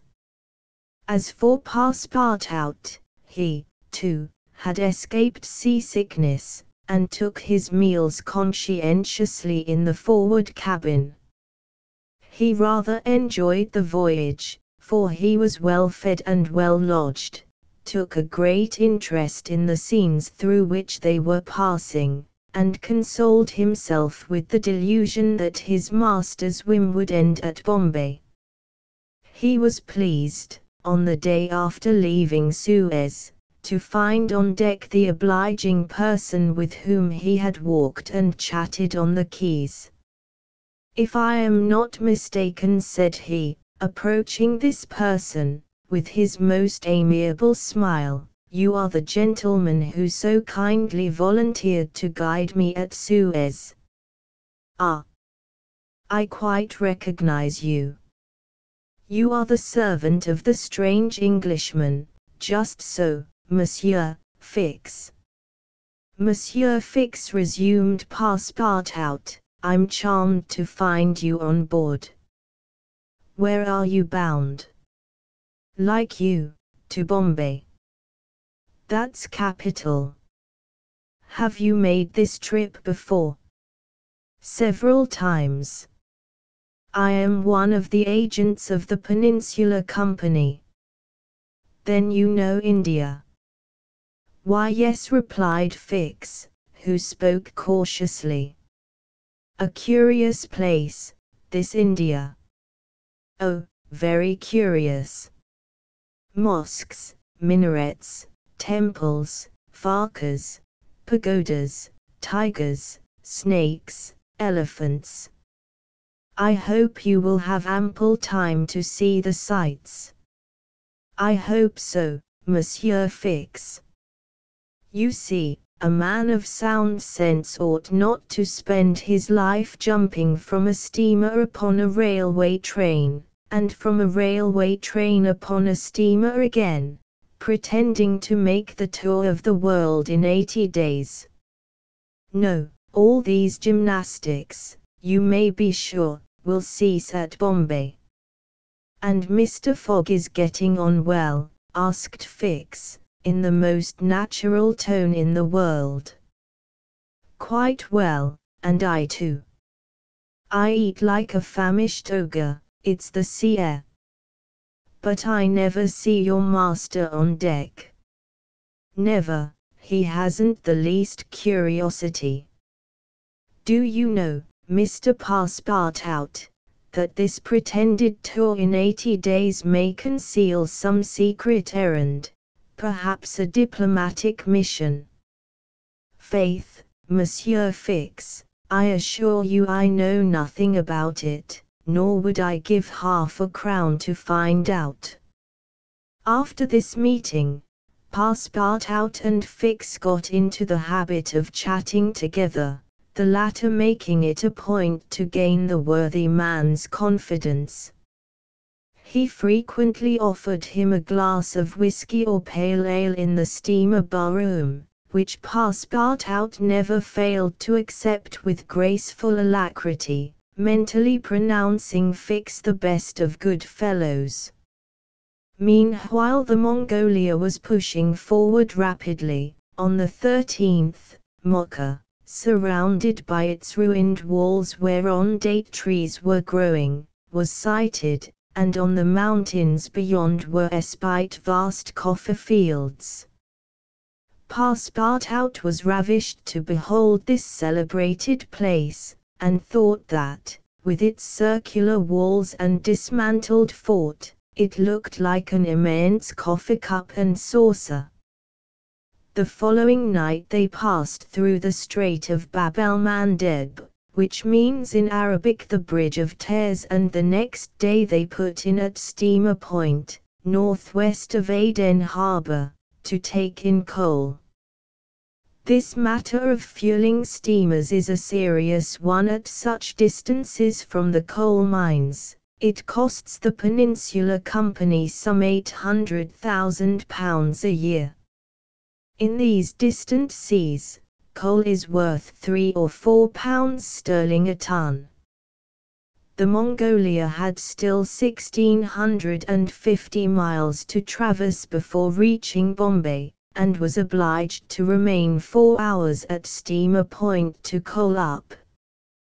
But this delay, as it was foreseen, did not affect Phileas Fogg's program. Besides, the Mongolia, instead of reaching Aden on the morning of the 15th, when she was due, arrived there on the evening of the 14th, a gain of 15 hours. Mr. Fogg and his servant went ashore at Aden to have the passport again visaed. Fix, unobserved, followed them. The visa procured, Mr. Fogg returned on board to resume his former habits, while Passepartout, according to custom, sauntered about among the mixed population of Somalis, Banyans, Parsis, Jews, Arabs, and Europeans who comprise the 25,000 inhabitants of Aden. He gazed with wonder upon the fortifications which make this place the Gibraltar of the Indian Ocean, and the vast cisterns where the English engineers were still at work, 2,000 years after the engineers of Solomon. Very curious, said Passepartout to himself, on returning to the steamer. I see that it is by no means useless to travel, if a man wants to see something new. At 6 p.m. the Mongolia slowly moved out of the roadstead, and was soon once more on the Indian Ocean. She had 168 hours in which to reach Bombay, and the sea was favourable, the wind being in the northwest, and all sails aiding the engine. The steamer rolled but little. The ladies, in fresh toilets, reappeared on deck, and the singing and dancing were resumed. The trip was being accomplished most successfully, and Passepartout was enchanted with the congenial companion which chance had secured him in the person of the delightful Fix. On Sunday, the 20th of October, towards noon, they came in sight of the Indian coast. 2 hours later the pilot came on board. A range of hills lay against the sky in the horizon, and soon the rows of palms which adorn Bombay came distinctly into view. The steamer entered the road formed by the islands in the bay, and at 4:30 she hauled up at the quays of Bombay. Phileas Fogg was in the act of finishing the 33rd rubber of the voyage, and his partner and himself having, by a bold stroke, captured all 13 of the tricks, concluded this fine campaign with a brilliant victory. The Mongolia was due at Bombay on the 22nd, she arrived on the 20th. This was a gain to Phileas Fogg of 2 days since his departure from London, and he calmly entered the fact in the itinerary, in the column of gains. Chapter X, in which Passepartout is only too glad to get off with the loss of his shoes. Everybody knows that the great reversed triangle of land, with its base in the north and its apex in the south, which is called India, embraces 1,400,000 square miles, upon which is spread unequally a population of 180 millions of souls. The British Crown exercises a real and despotic dominion over the larger portion of this vast country, and has a Governor-General stationed at Calcutta, governors at Madras, Bombay, and in Bengal, and a Lieutenant Governor at Agra.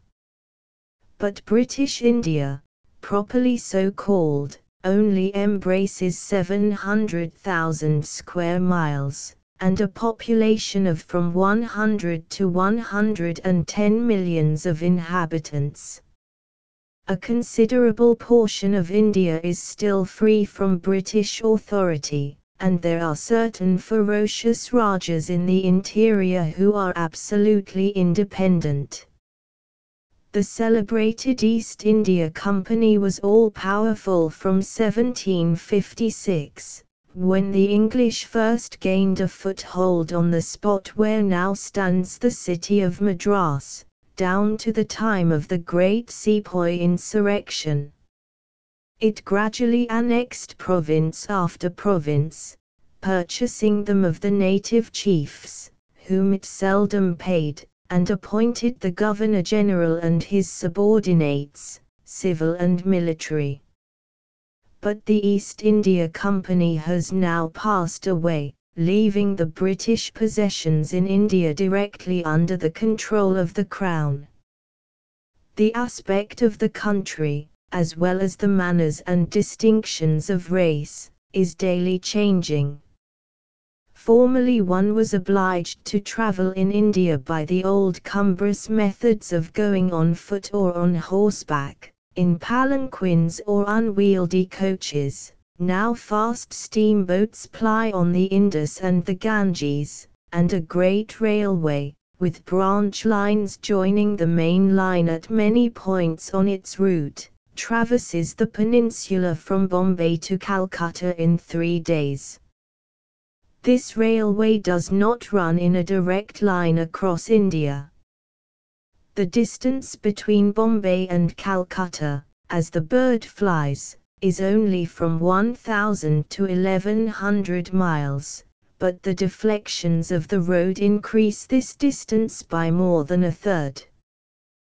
The general route of the Great Indian Peninsula Railway is as follows: leaving Bombay, it passes through Salsette, crossing to the continent opposite Tanna, goes over the chain of the Western Ghats, runs thence northeast as far as Berhampur, skirts the nearly independent territory of Bundelkhand, ascends to Allahabad, turns thence eastwardly, meeting the Ganges at Benares, then departs from the river a little, and, descending southeastward by Burdivan and the French town of Chandanagar, has its terminus at Calcutta. The passengers of the Mongolia went ashore at 4:30 p.m. At exactly 8 the train would start for Calcutta.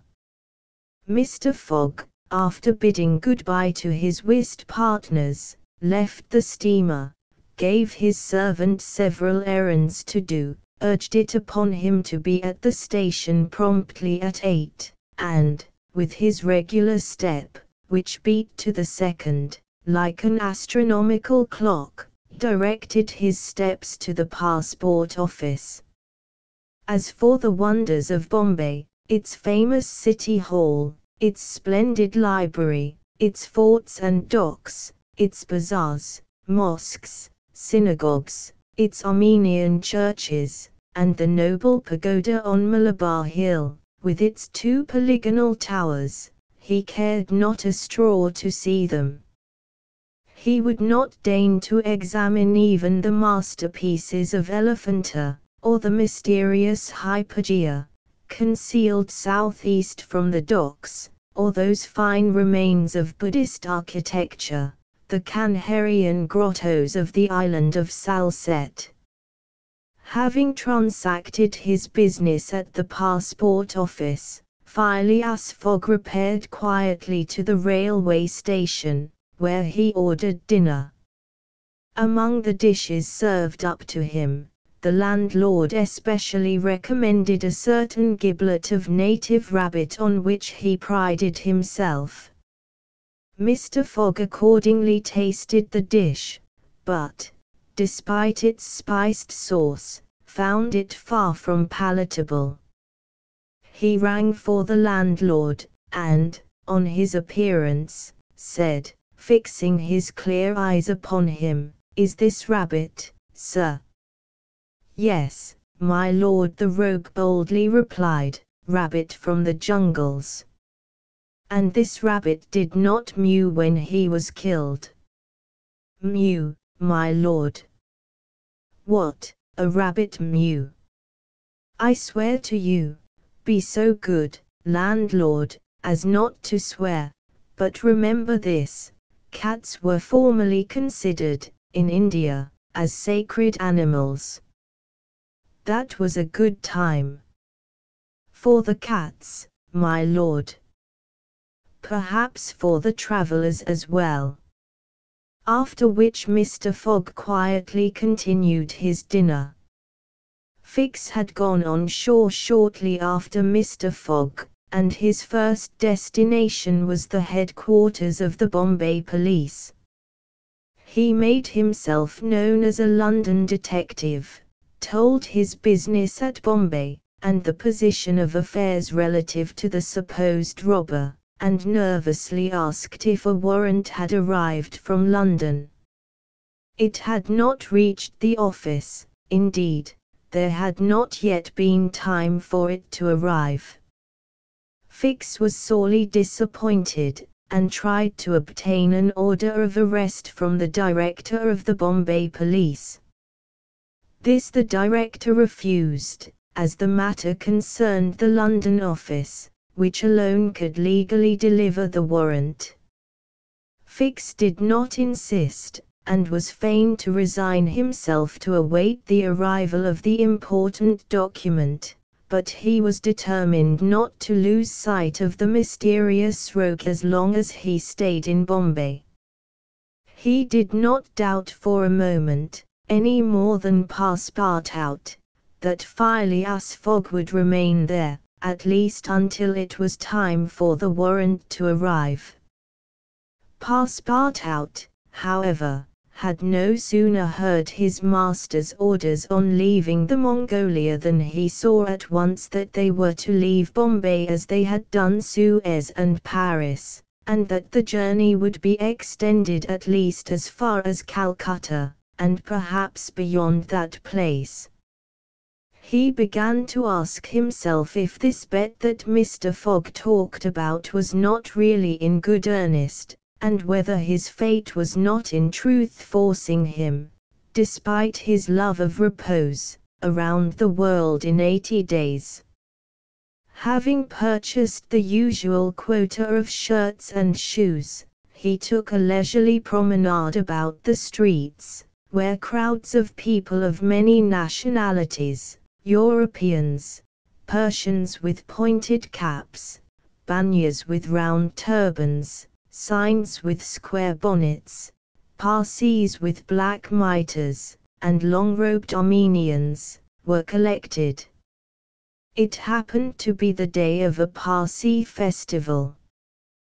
These descendants of the sect of Zoroaster, the most thrifty, civilized, intelligent, and austere of the East Indians, among whom are counted the richest native merchants of Bombay, were celebrating a sort of religious carnival, with processions and shows, in the midst of which Indian dancing girls, clothed in rose-colored gauze, looped up with gold and silver, danced airily, but with perfect modesty, to the sound of viols and the clanging of tambourines.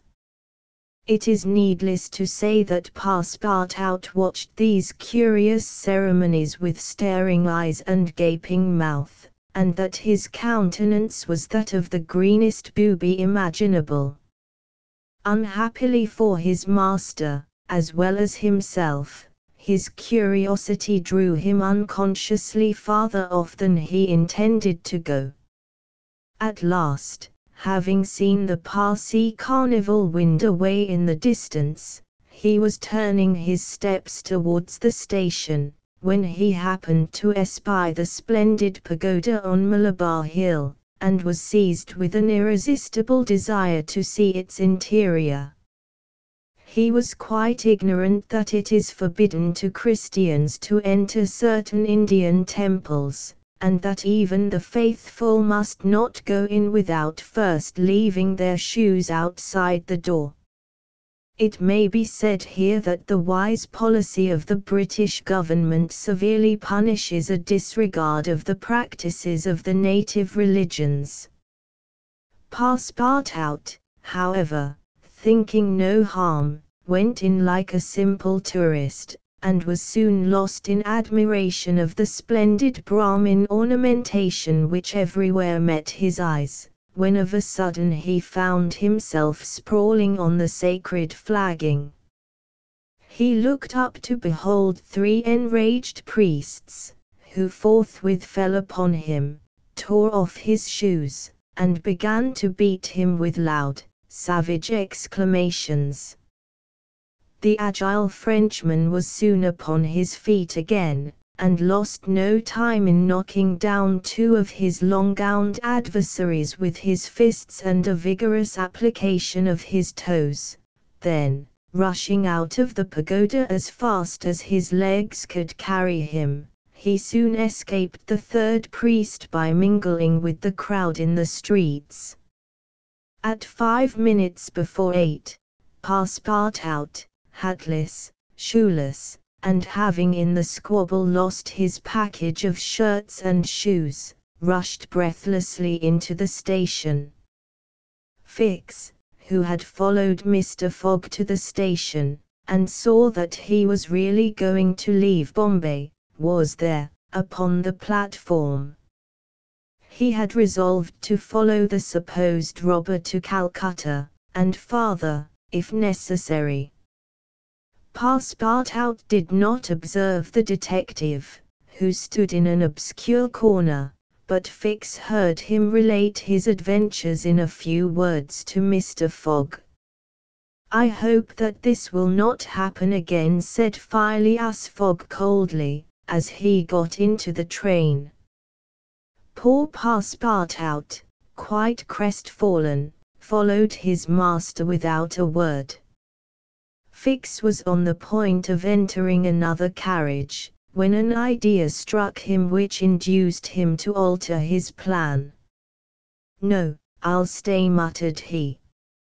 "An offense has been committed on Indian soil. I've got my man." Just then the locomotive gave a sharp screech, and the train passed out into the darkness of the night. Chapter 11, in which Phileas Fogg secures a curious means of conveyance at a fabulous price. The train had started punctually. Among the passengers were a number of officers, government officials, and opium and indigo merchants, whose business called them to the eastern coast. Passepartout rode in the same carriage with his master, and a third passenger occupied a seat opposite to them. This was Sir Francis Cromarty, one of Mr. Fogg's whist partners on the Mongolia, now on his way to join his corps at Benares. Sir Francis was a tall, fair man of 50, who had greatly distinguished himself in the last Sepoy revolt. He made India his home, only paying brief visits to England at rare intervals, and was almost as familiar as a native with the customs, history, and character of India and its people.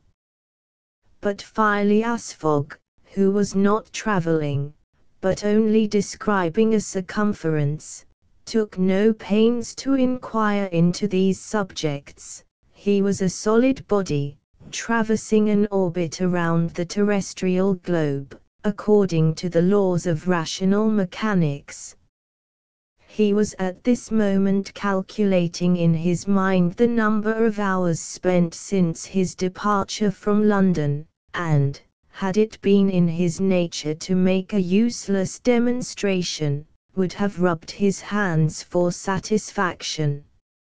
Sir Francis Cromarty had observed the oddity of his travelling companion, although the only opportunity he had for studying him had been while he was dealing the cards, and between two rubbers, and questioned himself whether a human heart really beat beneath this cold exterior, and whether Phileas Fogg had any sense of the beauties of nature.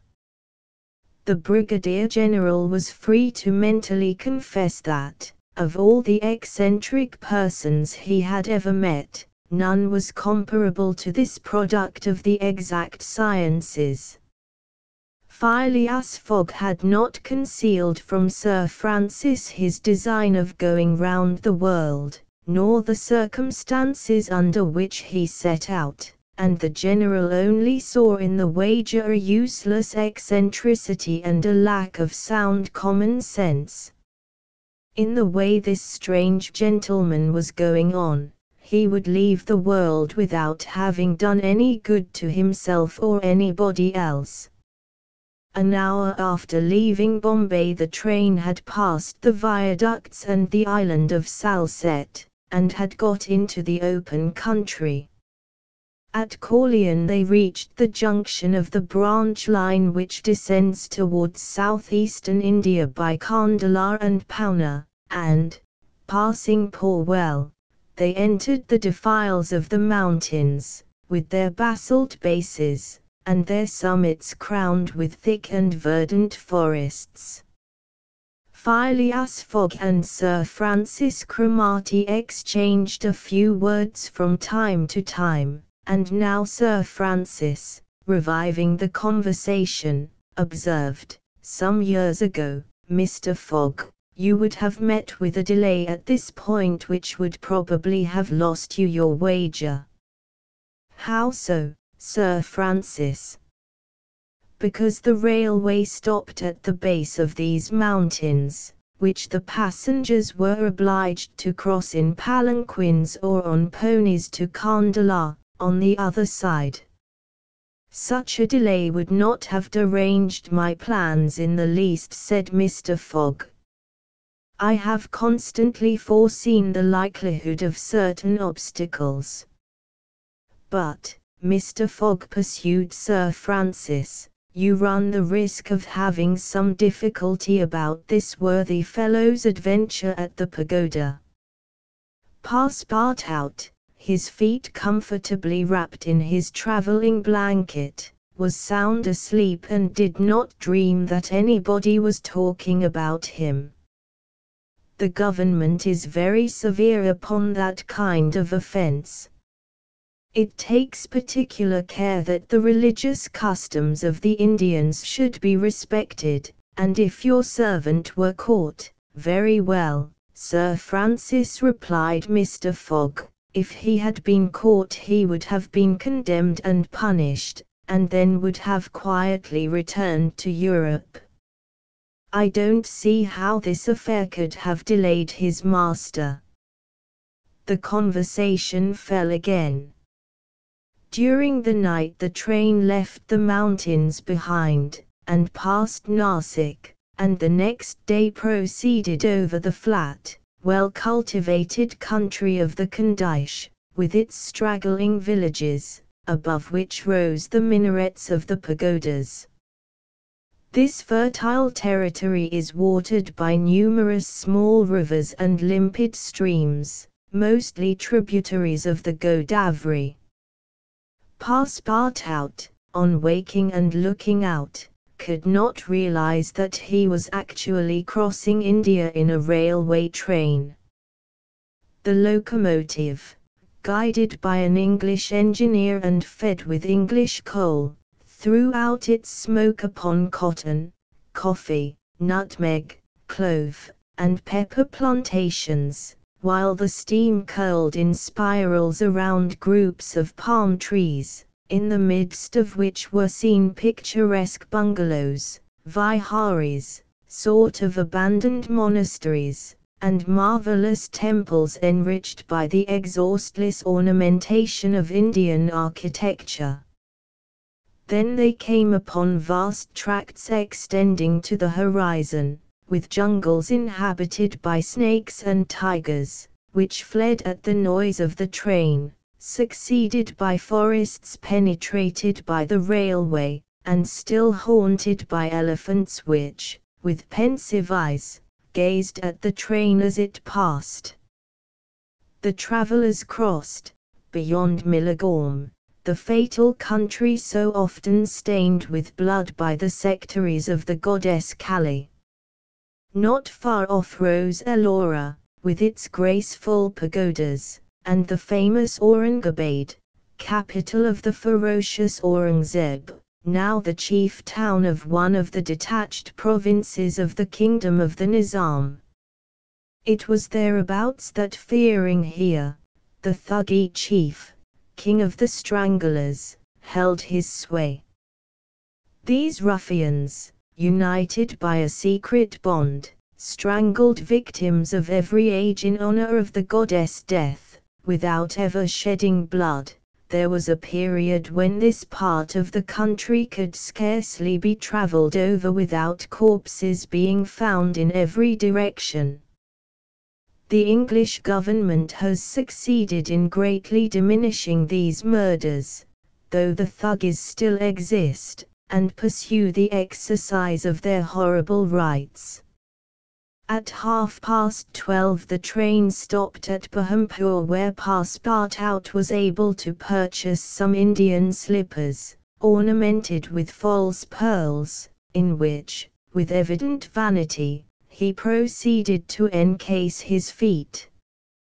The travellers made a hasty breakfast and started off for Azurga, after skirting for a little the banks of the small river Tapti, which empties into the Gulf of Cambrai, near Surat. Passepartout was now plunged into absorbing reverie. Up to his arrival at Bombay, he had entertained hopes that their journey would end there, but, now that they were plainly whirling across India at full speed, a sudden change had come over the spirit of his dreams. His old vagabond nature returned to him, the fantastic ideas of his youth once more took possession of him. He came to regard his master's project as intended in good earnest, believed in the reality of the bet, and therefore in the tour of the world and the necessity of making it without fail within the designated period.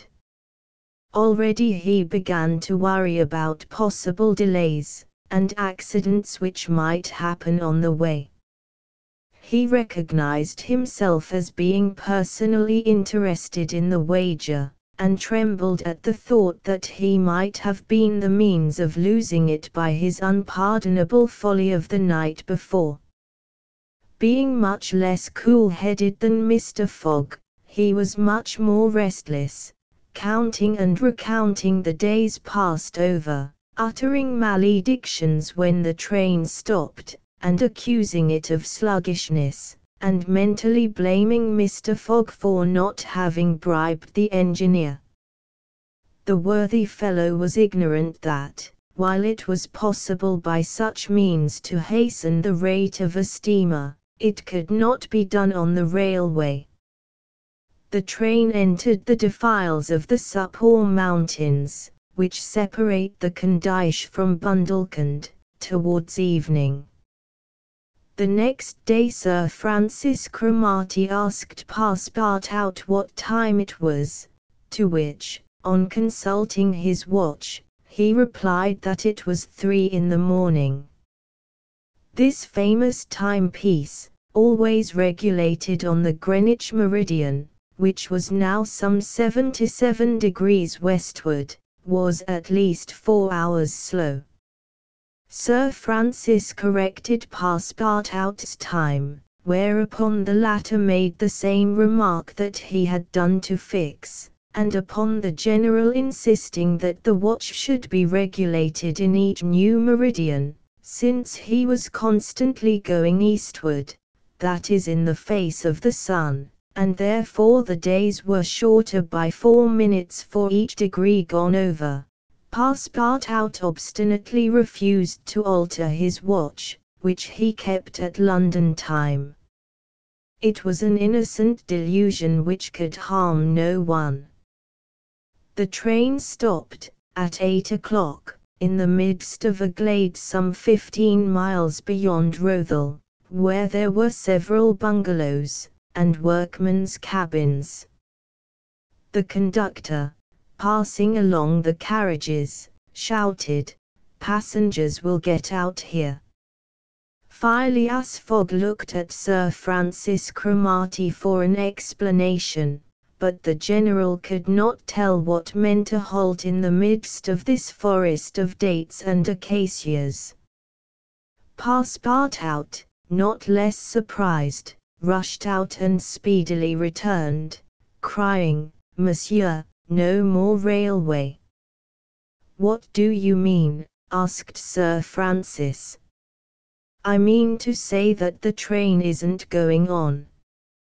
The general at once stepped out, while Phileas Fogg calmly followed him, and they proceeded together to the conductor.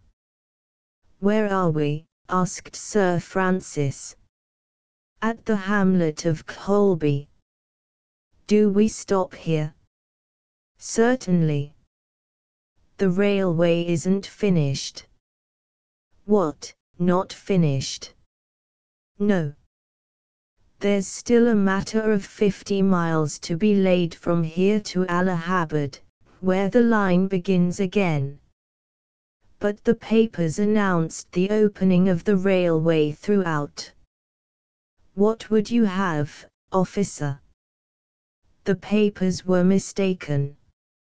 "Yet you sell tickets from Bombay to Calcutta," retorted Sir Francis, who was growing warm. "No doubt," replied the conductor, "but the passengers know that they must provide means of transportation for themselves from Colby to Allahabad." Sir Francis was furious. Passepartout would willingly have knocked the conductor down, and did not dare to look at his master. "Sir Francis," said Mr. Fogg quietly, "we will, if you please, look about for some means of conveyance to Allahabad." "Mr. Fogg, this is a delay greatly to your disadvantage." "No, Sir Francis, it was foreseen." "What?"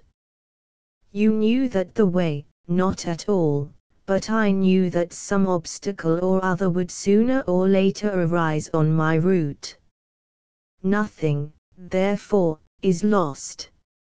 I have 2 days, which I have already gained, to sacrifice. A steamer leaves Calcutta for Hong Kong at noon, on the 25th. This is the 22nd, and we shall reach Calcutta in time. There was nothing to say to so confident a response. It was but too true that the railway came to a termination at this point.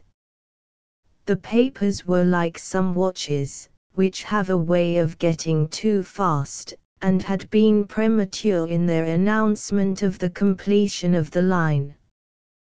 The greater part of the travellers were aware of this interruption, and, leaving the train, they began to engage such vehicles as the village could provide: four-wheeled porky-harries, wagons drawn by zebus, carriages that looked like perambulating pagodas, palanquins, ponies, and what not. Mr. Fogg and Sir Francis Cromarty, after searching the village from end to end, came back without having found anything. "I shall go afoot," said Phileas Fogg. Passepartout, who had now rejoined his master, made a wry grimace, as he thought of his magnificent, but too frail Indian shoes. Happily he too had been looking about him, and, after a moment's hesitation, said, "Monsieur, I think I have found a means of conveyance." "What?" "An elephant. An elephant that belongs to an Indian who lives but 100 steps from here." "Let's go and see the elephant," replied Mr. Fogg. They soon reached a small hut, near which, enclosed within some high palings, was the animal in question. An Indian came out of the hut, and, at their request, conducted them within the enclosure. The elephant, which its owner had reared, not for a beast of burden, but for warlike purposes, was half domesticated. The Indian had begun already, by often irritating him, and feeding him every 3 months on sugar and butter, to impart to him a ferocity not in his nature, this method being often employed by those who train the Indian elephants for battle. Happily, however, for Mr. Fogg, the animal's instruction in this direction had not gone far, and the elephant still preserved his natural gentleness. Keone, this was the name of the beast, could doubtless travel rapidly for a long time, and, in default of any other means of conveyance, Mr. Fogg resolved to hire him. But elephants are far from cheap in India, where they are becoming scarce. The males, which alone are suitable for circus shows, are much sought, especially as but few of them are domesticated. When therefore Mr. Fogg proposed to the Indian to hire Keone, he refused point blank. Mr. Fogg persisted, offering the excessive sum of £10 an hour for the loan of the beast to Allahabad. Refused. £20. Refused also. £40. Still refused. Passepartout jumped at each advance, but the Indian declined to be tempted. Yet the offer was an alluring one, for, supposing it took the elephant 15 hours to reach Allahabad, his owner would receive no less than £600 sterling. Phileas Fogg, without getting in the least flurried, then proposed to purchase the animal outright, and at first offered £1,000 for him. The Indian, perhaps thinking he was going to make a great bargain, still refused. Sir Francis Cromarty took Mr. Fogg aside, and begged him to reflect before he went any further, to which that gentleman replied that he was not in the habit of acting rashly, that a bet of £20,000 was at stake, that the elephant was absolutely necessary to him, and that he would secure him if he had to pay 20 times his value. Returning to the Indian, whose small, sharp eyes, glistening with avarice, betrayed that with him it was only a question of how great a price he could obtain. Mr. Fogg offered first 1,200, then 1,500, 1,800, £2,000. Passepartout, usually so rubicund, was fairly white with suspense. At £2,000 the Indian yielded. "What a price, good heavens!" cried Passepartout, "for an elephant!"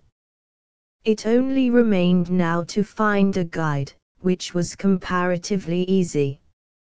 A young Parsee, with an intelligent face, offered his services, which Mr. Fogg accepted, promising so generous a reward as to materially stimulate his zeal. The elephant was led out and equipped. The Parsee, who was an accomplished elephant driver, covered his back with a sort of saddle cloth, and attached to each of his flanks some curiously uncomfortable howdahs.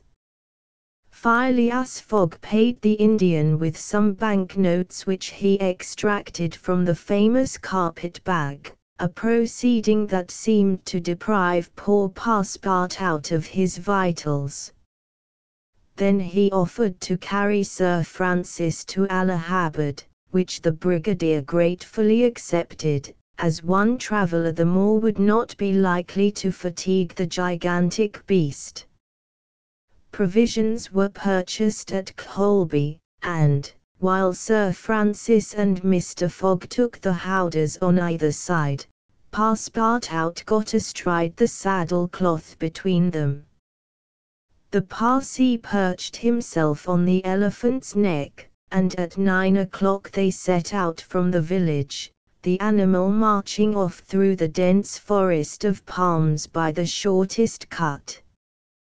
Chapter 12, in which Phileas Fogg and his companions venture across the Indian forests, and what ensued in order to shorten the journey. The guide passed to the left of the line where the railway was still in process of being built. This line, owing to the capricious turnings of the Vintia Mountains, did not pursue a straight course. The Parsee, who was quite familiar with the roads and paths in the district, declared that they would gain 20 miles by striking directly through the forest. Phileas Fogg and Sir Francis Cromarty, plunged to the neck in the peculiar howdahs provided for them, were horribly jostled by the swift trotting of the elephant, spurred on as he was by the skilful Parsee, but they endured the discomfort with true British phlegm, talking little, and scarcely able to catch a glimpse of each other. As for Passepartout, who was mounted on the beast's back, and received the direct force of each concussion as he trod along, he was very careful, in accordance with his master's advice, to keep his tongue from between his teeth, as it would otherwise have been bitten off short.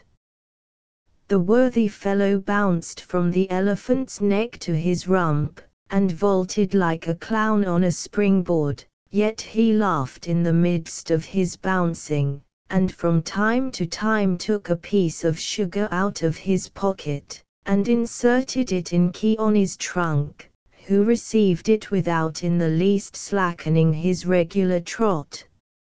After 2 hours the guide stopped the elephant, and gave him an hour for rest, during which Keawney, after quenching his thirst at a neighboring spring, set to devouring the branches and shrubs round about him.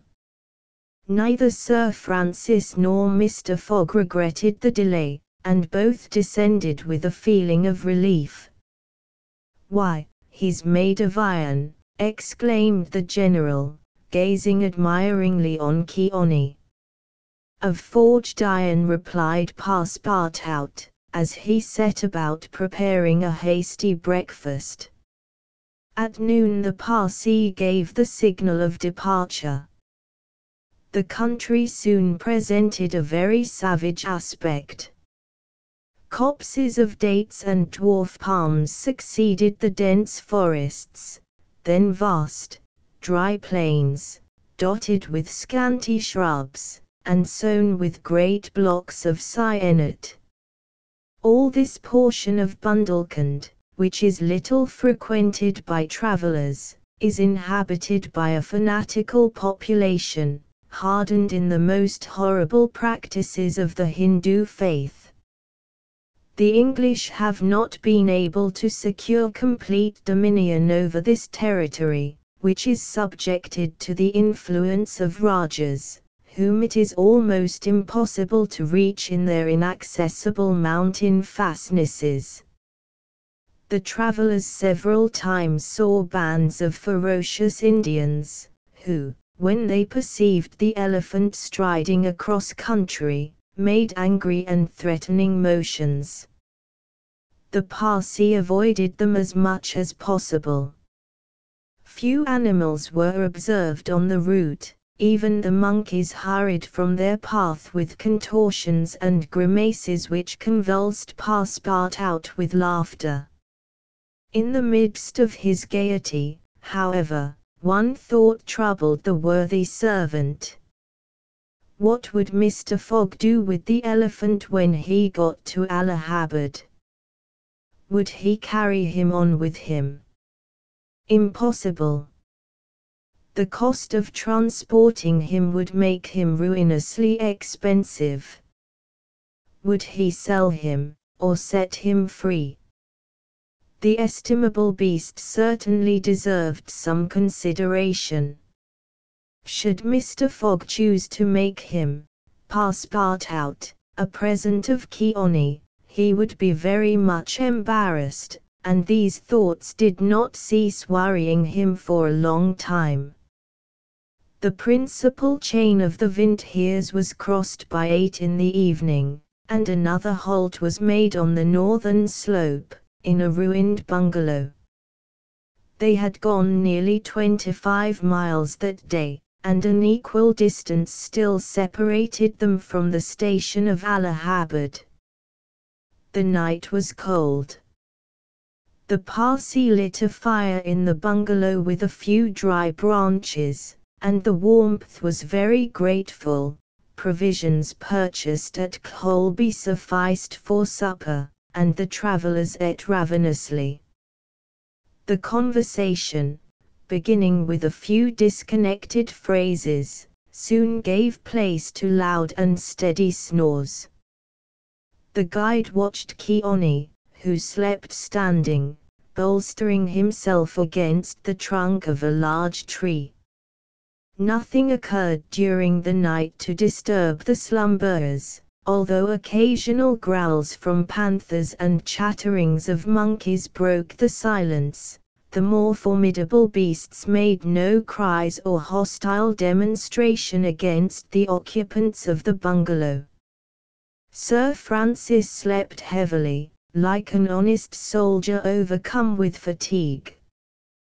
Passepartout was wrapped in uneasy dreams of the bouncing of the day before. As for Mr. Fogg, he slumbered as peacefully as if he had been in his serene mansion in Savile Row. The journey was resumed at 6 in the morning. The guide hoped to reach Allahabad by evening. In that case, Mr. Fogg would only lose a part of the 48 hours saved since the beginning of the tour.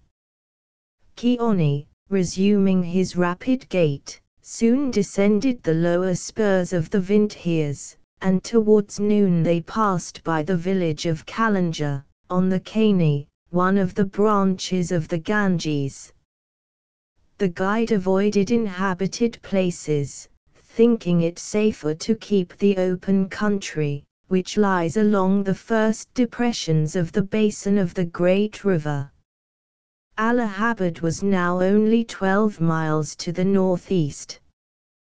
They stopped under a clump of bananas, the fruit of which, as healthy as bread and as succulent as cream, was amply partaken of and appreciated. At 2 o'clock the guide entered a thick forest which extended several miles. He preferred to travel under cover of the woods. They had not as yet had any unpleasant encounters, and the journey seemed on the point of being successfully accomplished, when the elephant, becoming restless, suddenly stopped. It was then 4 o'clock. "What's the matter?" asked Sir Francis, putting out his head. "I don't know, officer," replied the Parsi, listening attentively to a confused murmur which came through the thick branches. The murmur soon became more distinct. It now seemed like a distant concert of human voices accompanied by brass instruments. Passepartout was all eyes and ears. Mr. Fogg patiently waited without a word. The Parsi jumped to the ground, fastened the elephant to a tree, and plunged into the thicket. He soon returned, saying, "A procession of Brahmins is coming this way. We must prevent their seeing us, if possible." The guide unloosed the elephant and led him into a thicket, at the same time asking the travelers not to stir.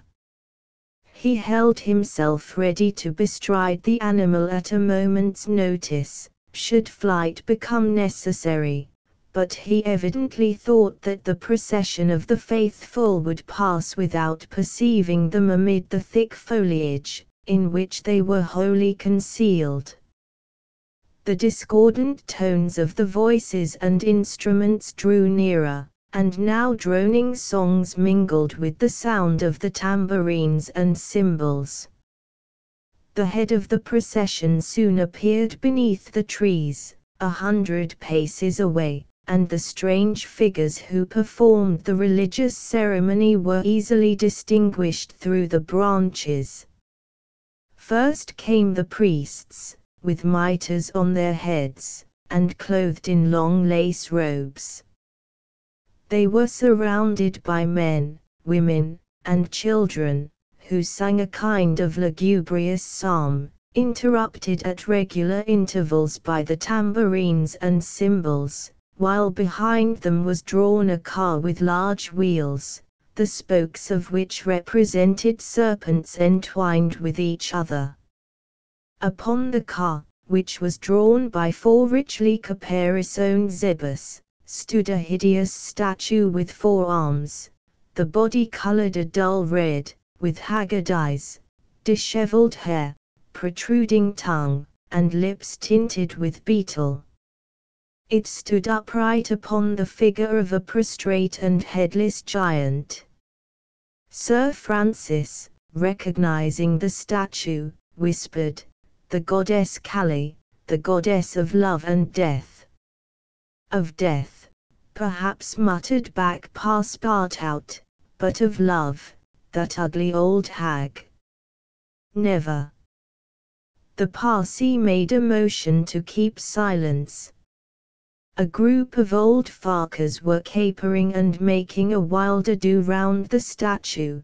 These were striped with ochre, and covered with cuts whence their blood issued drop by drop, stupid fanatics, who, in the great Indian ceremonies, still throw themselves under the wheels of Juggernaut. Some Brahmins, clad in all the sumptuousness of Oriental apparel, and leading a woman who faltered at every step, followed. This woman was young, and as fair as a European. Her head and neck, shoulders, ears, arms, hands, and toes were loaded down with jewels and gems, with bracelets, earrings, and rings, while a tunic bordered with gold, and covered with a light muslin robe, betrayed the outline of her form. The guards who followed the young woman presented a violent contrast to her, armed as they were with naked sabers hung at their waists, and long damascened pistols, and bearing a corpse on a palanquin.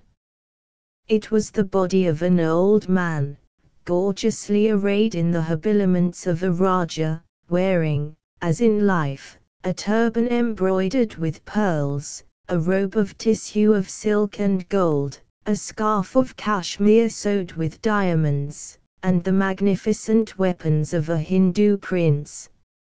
Next came the musicians and a rearguard of capering fakers, whose cries sometimes drowned the noise of the instruments. These closed the procession.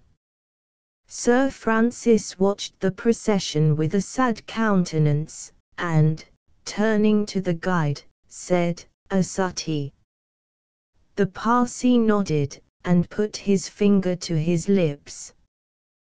The procession slowly wound under the trees, and soon its last ranks disappeared in the depths of the wood. The songs gradually died away, occasionally cries were heard in the distance, until at last all was silence again. Phileas Fogg had heard what Sir Francis said, and, as soon as the procession had disappeared, asked, "What is a sati?" "A sati," returned the general, "is a human sacrifice, but a voluntary one. The woman you have just seen will be burned tomorrow at the dawn of day."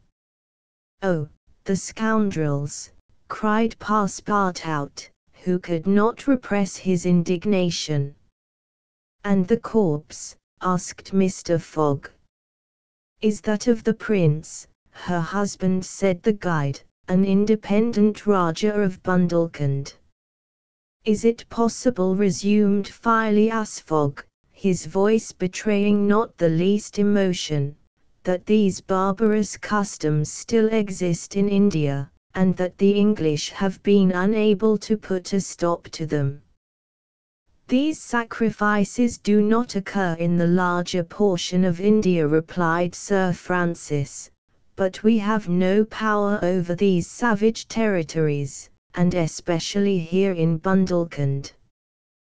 The whole district north of the Vindhyas is the theatre of incessant murders and pillage." "The poor wretch!" exclaimed Passepartout, "to be burned alive." "Yes," returned Sir Francis, "burned alive. And, if she were not, you cannot conceive what treatment she would be obliged to submit to from her relatives.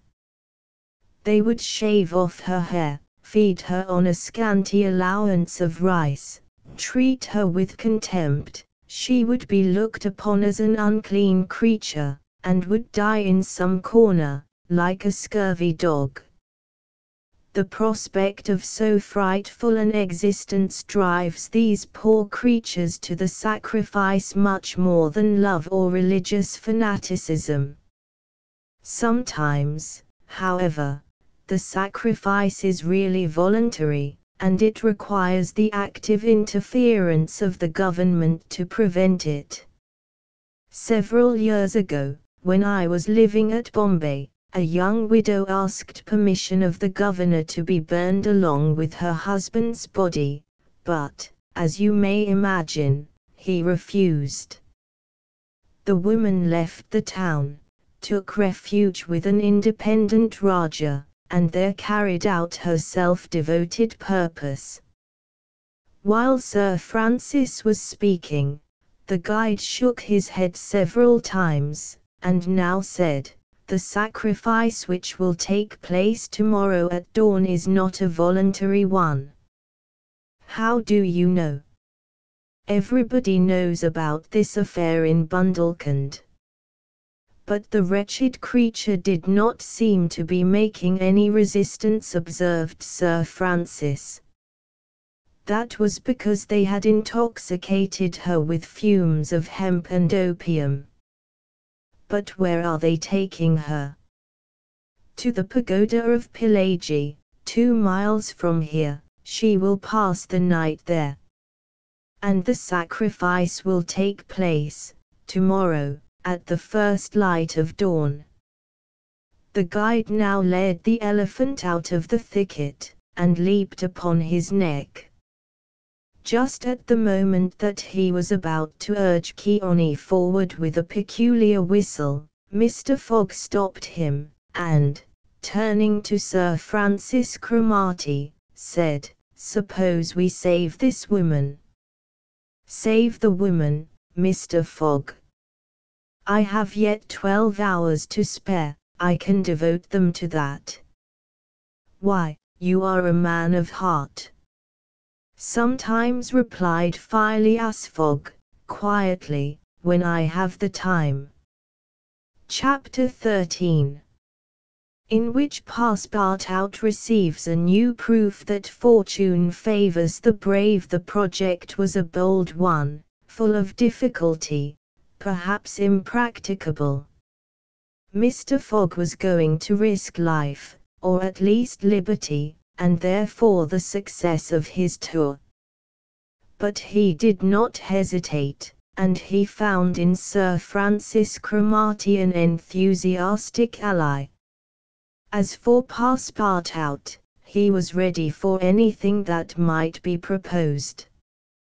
His master's idea charmed him. He perceived a heart, a soul, under that icy exterior. He began to love Phileas Fogg. There remained the guide. What course would he adopt? Would he not take part with the Indians? In default of his assistance, it was necessary to be assured of his neutrality.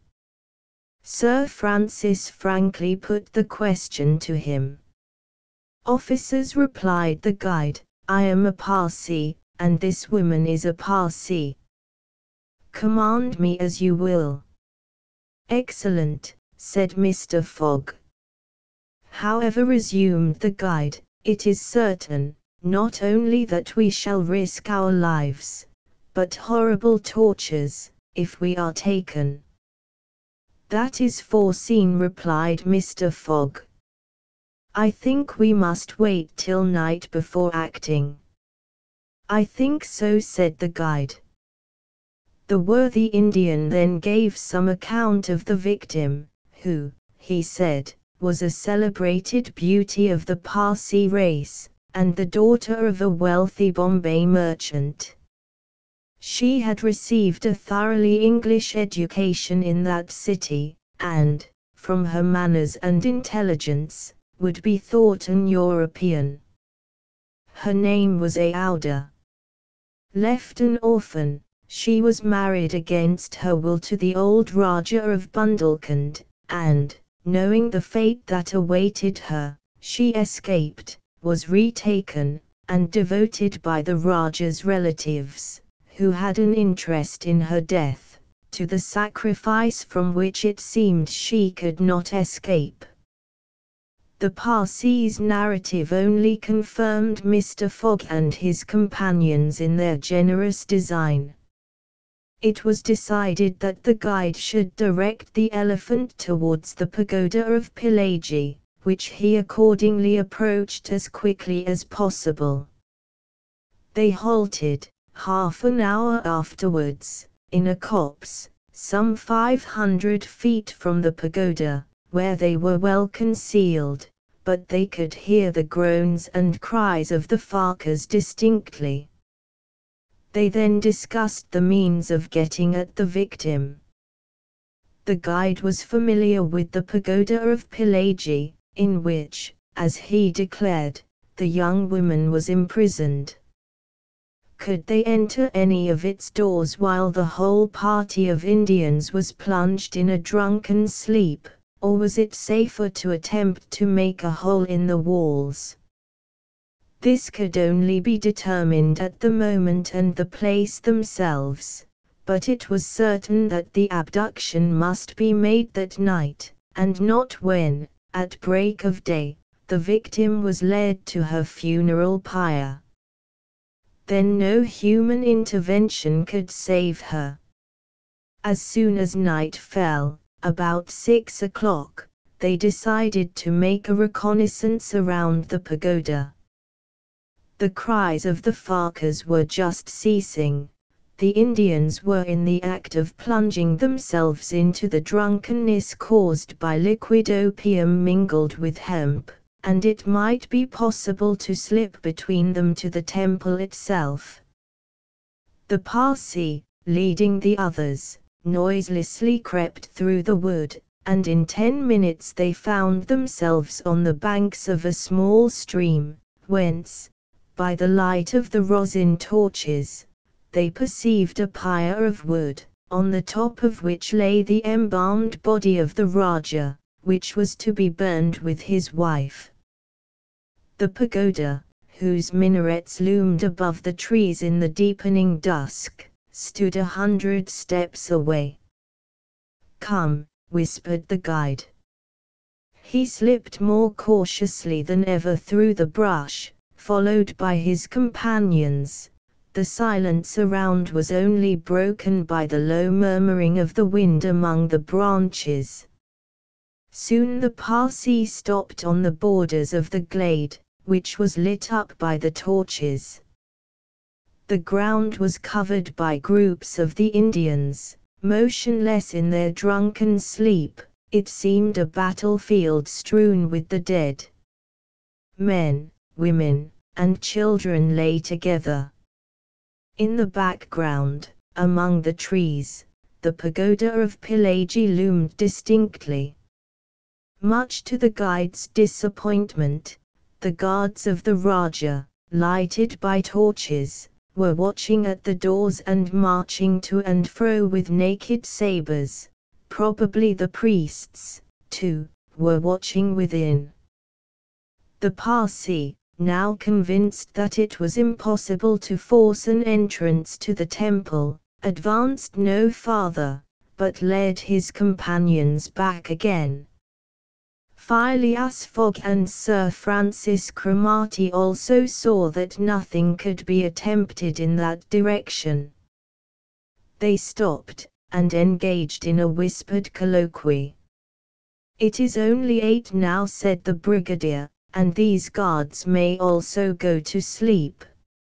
"It is not impossible," returned the Parsi. They lay down at the foot of a tree, and waited.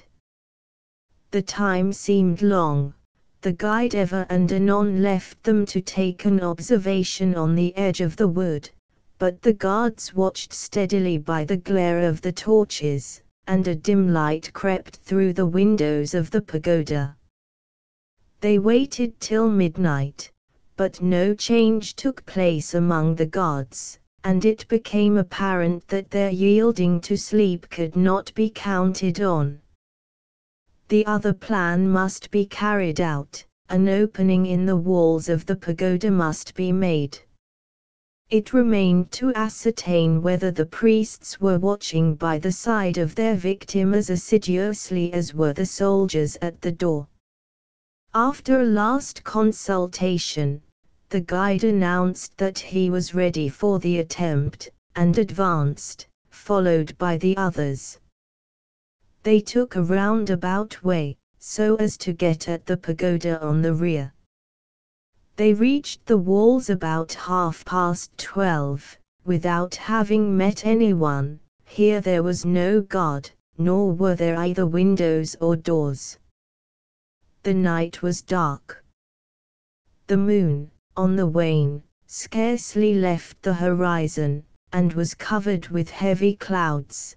The height of the trees deepened the darkness. It was not enough to reach the walls. An opening in them must be accomplished, and to attain this purpose the party only had their pocket knives.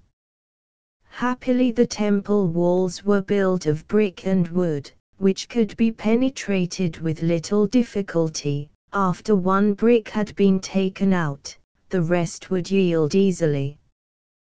They set noiselessly to work, and the Parsi on one side and Passepartout on the other began to loosen the bricks so as to make an aperture 2 feet wide.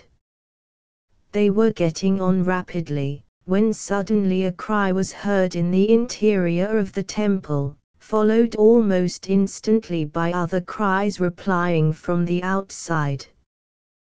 Passepartout and the guide stopped. Had they been heard? Was the alarm being given? Common prudence urged them to retire, and they did so, followed by Phileas Fogg and Sir Francis. They again hid themselves in the wood, and waited till the disturbance, whatever it might be, ceased, holding themselves ready to resume their attempt without delay. But, awkwardly enough, the guards now appeared at the rear of the temple, and there installed themselves, in readiness to prevent a surprise. It would be difficult to describe the disappointment of the party, thus interrupted in their work. They could not now reach the victim. How, then, could they save her? Sir Francis shook his fists, Passepartout was beside himself, and the guide gnashed his teeth with rage. The tranquil Fogg waited, without betraying any emotion. "We have nothing to do but to go away," whispered Sir Francis. "Nothing but to go away," echoed the guide. "Stop," said Fogg. "I am only due at Allahabad tomorrow before noon." "But what can you hope to do?" asked Sir Francis. "In a few hours it will be daylight, and the chance which now seems lost may present itself at the last moment." Sir Francis would have liked to read Phileas Fogg's eyes. What was this cool Englishman thinking of? Was he planning to make a rush for the young woman at the very moment of the sacrifice, and boldly snatch her from her executioners? This would be utter folly, and it was hard to admit that Fogg was such a fool. Sir Francis consented, however, to remain to the end of this terrible drama. The guide led them to the rear of the glade, where they were able to observe the sleeping groups. Meanwhile Passepartout, who had perched himself on the lower branches of a tree, was resolving an idea which had at first struck him like a flash, and which was now firmly lodged in his brain. He had commenced by saying to himself, "What folly," and then he repeated, "Why not, after all? It's a chance, perhaps the only one, and with such sots." Thinking thus, he slipped, with the suppleness of a serpent, to the lowest branches, the ends of which bent almost to the ground. The hours passed, and the lighter shades now announced the approach of day, though it was not yet light. This was the moment. The slumbering multitude became animated, the tambourines sounded, songs and cries arose, the hour of the sacrifice had come. The doors of the pagoda swung open, and a bright light escaped from its interior, in the midst of which Mr. Fogg and Sir Francis espied the victim. She seemed, having shaken off the stupor of intoxication, to be striving to escape from her executioner. Sir Francis's heart throbbed, and, convulsively seizing Mr. Fogg's hand, found in it an open knife. Just at this moment the crowd began to move. The young woman had again fallen into a stupor caused by the fumes of hemp, and passed among the Farkers, who escorted her with their wild, religious cries. Phileas Fogg and his companions, mingling in the rear ranks of the crowd, followed, and in 2 minutes they reached the banks of the stream, and stopped 50 paces from the pyre, upon which still lay the Raja's corpse. In the semi-obscurity they saw the victim, quite senseless, stretched out beside her husband's body. Then a torch was brought, and the wood, heavily soaked with oil, instantly took fire. At this moment Sir Francis and the guide seized Phileas Fogg, who, in an instant of mad generosity, was about to rush upon the pyre. But he had quickly pushed them aside, when the whole scene suddenly changed. A cry of terror arose. The whole multitude prostrate themselves, terror-stricken, on the ground. The old Raja was not dead, then, since he rose of a sudden, like a spectre, took up his wife in his arms, and descended from the pyre in the midst of the clouds of smoke, which only heightened his ghostly appearance. Farkers and soldiers and priests, seized with instant terror, lay there, with their faces on the ground, not daring to lift their eyes and behold such a prodigy. The inanimate victim was borne along by the vigorous arms which supported her, and which she did not seem in the least to burden. Mr. Fogg and Sir Francis stood erect, the Parsee bowed his head, and Passepartout was, no doubt, scarcely less stupefied. The resuscitated Raja approached Sir Francis and Mr. Fogg, and, in an abrupt tone, said, "Let us be off." It was Passepartout himself, who had slipped upon the pyre in the midst of the smoke and, profiting by the still overhanging darkness, had delivered the young woman from death. It was Passepartout who, playing his part with a happy audacity, had passed through the crowd amid the general terror. A moment after all 4 of the party had disappeared in the woods, and the elephant was bearing them away at a rapid pace. But the cries and noise, and a ball which whizzed through Phileas Fogg's hat, apprised them that the trick had been discovered. The old Raja's body, indeed, now appeared upon the burning pyre, and the priests, recovered from their terror, perceived that an abduction had taken place. They hastened into the forest, followed by the soldiers, who fired a volley after the fugitives, but the latter rapidly increased the distance between them, and ere long found themselves beyond the reach of the bullets and arrows. Chapter 14, in which Phileas Fogg descends the whole length of the beautiful valley of the Ganges without ever thinking of seeing it. The rash exploit had been accomplished, and for an hour Passepartout laughed gaily at his success. Sir Francis pressed the worthy fellow's hand, and his master said, "Well done," which, from him, was high commendation. To which Passepartout replied that all the credit of the affair belonged to Mr. Fogg. As for him, he had only been struck with a queer idea, and he laughed to think that for a few moments he, Passepartout, the ex-gymnast, ex-sergeant fireman, had been the spouse of a charming woman, a venerable, embalmed Raja. As for the young Indian woman, she had been unconscious throughout of what was passing, and now, wrapped up in a traveling blanket, was reposing in one of the howdahs. The elephant, thanks to the skillful guidance of the Parsee, was advancing rapidly through the still darksome forest, and, an hour after leaving the pagoda, had crossed a vast plain. They made a halt at 7 o'clock, the young woman being still in a state of complete prostration. The guide made her drink a little brandy and water, but the drowsiness which stupefied her could not yet be shaken off.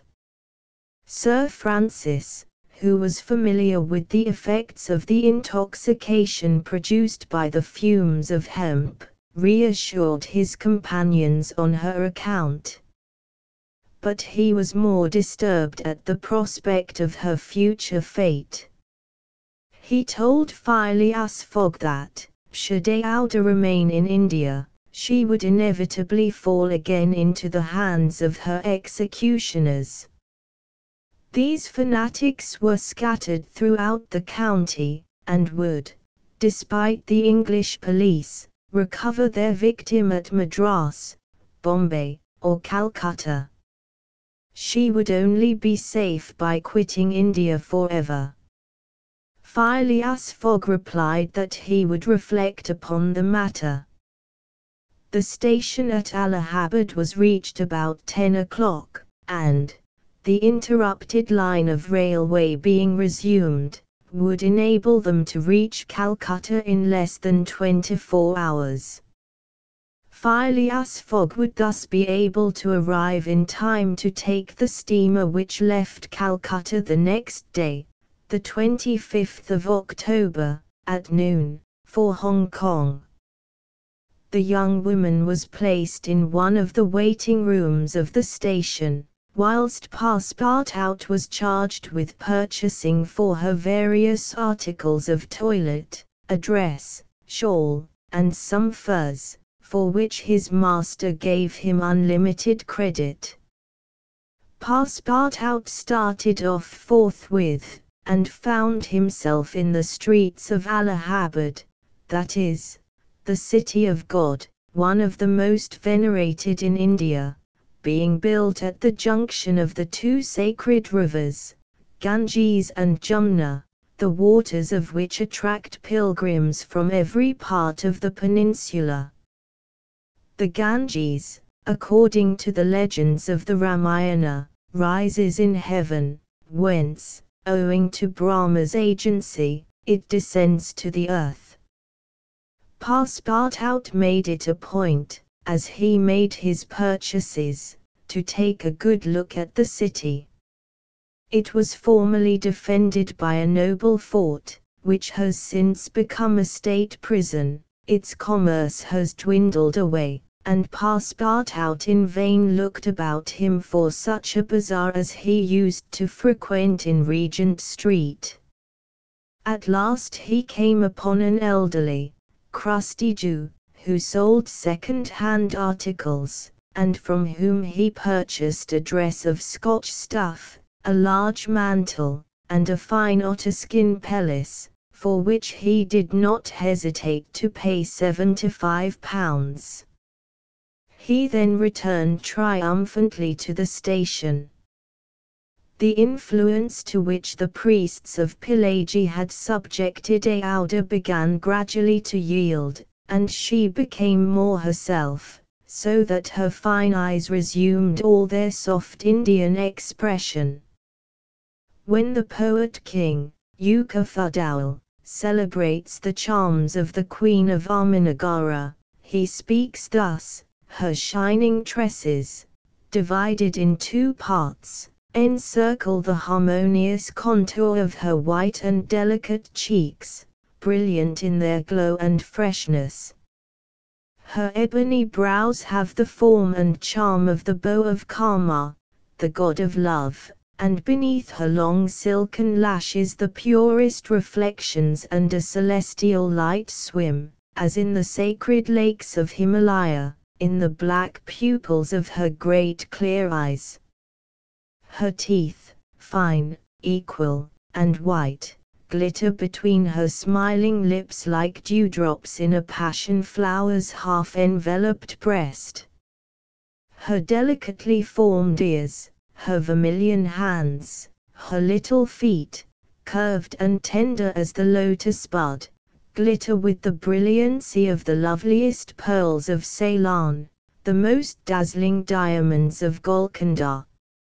Her narrow and supple waist, which a hand may clasp around, sets forth the outline of her rounded figure and the beauty of her bosom, where youth in its flower displays the wealth of its treasures, and beneath the silken folds of her tunic she seems to have been modelled in pure silver by the godlike hand of Vikvarkama, the immortal sculptor. It is enough to say, without applying this poetical rhapsody to Aouda, that she was a charming woman, in all the European acceptation of the phrase.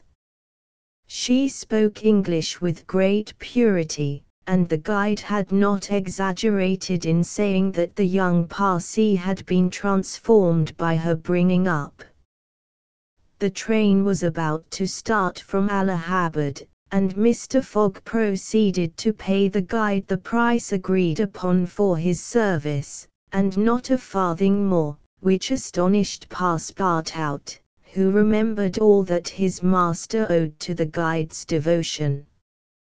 He had, indeed, risked his life in the adventure at Pilagi, and, if he should be caught afterwards by the Indians, he would with difficulty escape their vengeance. Keone, also, must be disposed of. What should be done with the elephant, which had been so dearly purchased? Phileas Fogg had already determined this question. Parsi, said he to the guide, you have been serviceable and devoted. I have paid for your service, but not for your devotion. Would you like to have this elephant? He is yours. The guide's eyes glistened. Your honor is giving me a fortune, cried he. Take him, guide, returned Mr. Fogg, and I shall still be your debtor. Good, exclaimed Passepartout. Take him, friend. Keone is a brave and faithful beast. And, going up to the elephant, he gave him several lumps of sugar, saying, Here, Keone, here, here. The elephant grunted out his satisfaction, and, clasping Passepartout around the waist with his trunk, lifted him as high as his head. Passepartout, not in the least alarmed, caressed the animal, which replaced him gently on the ground. Soon after, Phileas Fogg, Sir Francis Cromarty, and Passepartout, installed in a carriage with Aouda, who had the best seat, were whirling at full speed towards Benares. It was a run of 80 miles, and was accomplished in 2 hours. During the journey, the young woman fully recovered her senses. What was her astonishment to find herself in this carriage, on the railway, dressed in European habiliments, and with travellers who were quite strangers to her. Her companions first set about fully reviving her with a little liquor, and then Sir Francis narrated to her what had passed, dwelling upon the courage with which Phileas Fogg had not hesitated to risk his life to save her, and recounting the happy sequel of the venture, the result of Passepartout's rash idea. Mr. Fogg said nothing, while Passepartout, abashed, kept repeating that it wasn't worth telling. Aouda pathetically thanked her deliverers, rather with tears than words. Her fine eyes interpreted her gratitude better than her lips. Then, as her thoughts strayed back to the scene of the sacrifice, and recalled the dangers which still menaced her, she shuddered with terror. Phileas Fogg understood what was passing in Aouda's mind, and offered, in order to reassure her, to escort her to Hong Kong, where she might remain safely until the affair was hushed up, an offer which she eagerly and gratefully accepted. She had, it seems, a Parsi relation, who was one of the principal merchants of Hong Kong, which is wholly an English city, though on an island on the Chinese coast. At 12:30 the train stopped at Benares. The Brahmin legends assert that this city is built on the site of the ancient Kasi, which, like Mahomet's tomb, was once suspended between heaven and earth, though the Benares of today, which the Orientalists call the Athens of India, stands quite unpoetically on the solid earth. Passepartout caught glimpses of its brick houses and clay huts, giving an aspect of desolation to the place, as the train entered it. Benares was Sir Francis Cromarty's destination, the troops he was rejoining being encamped some miles northward of the city. He bade adieu to Phileas Fogg, wishing him all success, and expressing the hope that he would come that way again in a less original but more profitable fashion. Mr. Fogg lightly pressed him by the hand. The parting of Aouda, who did not forget what she owed to Sir Francis, betrayed more warmth, and, as for Passepartout, he received a hearty shake of the hand from the gallant general. The railway, on leaving Benares, passed for a while along the valley of the Ganges. Through the windows of their carriage the travellers had glimpses of the diversified landscape of Bihar, with its mountains clothed in verdure, its fields of barley, wheat, and corn, its jungles peopled with green alligators, its neat villages, and its still thickly-leaved forests. Elephants were bathing in the waters of the sacred river, and groups of Indians, despite the advanced season and chilly air, were performing solemnly their pious ablutions. These were fervent Brahmins, the bitterest foes of Buddhism, their deities being Vishnu, the solar god, Shiva, the divine impersonation of natural forces, and Brahma, the supreme ruler of priests and legislators. What would these divinities think of India, anglicized as it is today, with steamers whistling and scudding along the Ganges, frightening the gulls which float upon its surface, the turtles swarming along its banks, and the faithful dwelling upon its borders? The panorama passed before their eyes like a flash, save when the steam concealed it fitfully from the view. The travellers could scarcely discern the fort of Chupni, 20 miles southwestward from Benares, the ancient stronghold of the Rajas of Bihar, or Ghazipur and its famous rose-water factories, or the tomb of Lord Cornwallis, rising on the left bank of the Ganges, the fortified town of Bucha, or Patna, a large manufacturing and trading place, where is held the principal opium market of India, or Manga, a more than European town, for it is as English as Manchester or Birmingham, with its iron foundries, edge-tool factories, and high chimneys puffing clouds of black smoke heavenward. Night came on. The train passed on at full speed, in the midst of the roaring of the tigers, bears, and wolves which fled before the locomotive, and the marvels of Bengal, Golconda ruined Gur, Murshidabad, the ancient capital, Burdwan, Hugli, and the French town of Chandernagore, where Passepartout would have been proud to see his country's flag flying, were hidden from their view in the darkness. Calcutta was reached at 7 in the morning, and the packet left for Hong Kong at noon, so that Phileas Fogg had 5 hours before him. According to his journal, he was due at Calcutta on the 25th of October, and that was the exact date of his actual arrival. He was therefore neither behindhand nor ahead of time. The 2 days gained between London and Bombay had been lost, as has been seen, in the journey across India. But it is not to be supposed that Phileas Fogg regretted them. Chapter 15, in which the bag of banknotes disgorges some thousands of pounds more. The train entered the station, and Passepartout, jumping out first, was followed by Mr. Fogg, who assisted his fair companion to descend. Phileas Fogg intended to proceed at once to the Hong Kong steamer, in order to get Aouda comfortably settled for the voyage.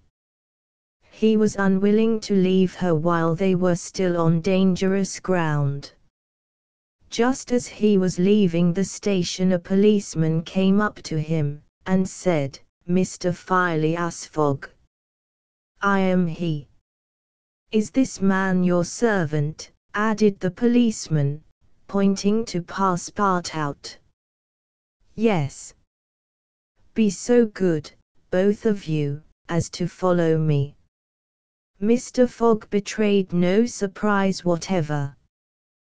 The policeman was a representative of the law, and law is sacred to an Englishman. Passepartout tried to reason about the matter, but the policeman tapped him with his stick, and Mr. Fogg made him a signal to obey. "May this young lady go with us?" asked he. "She may," replied the policeman.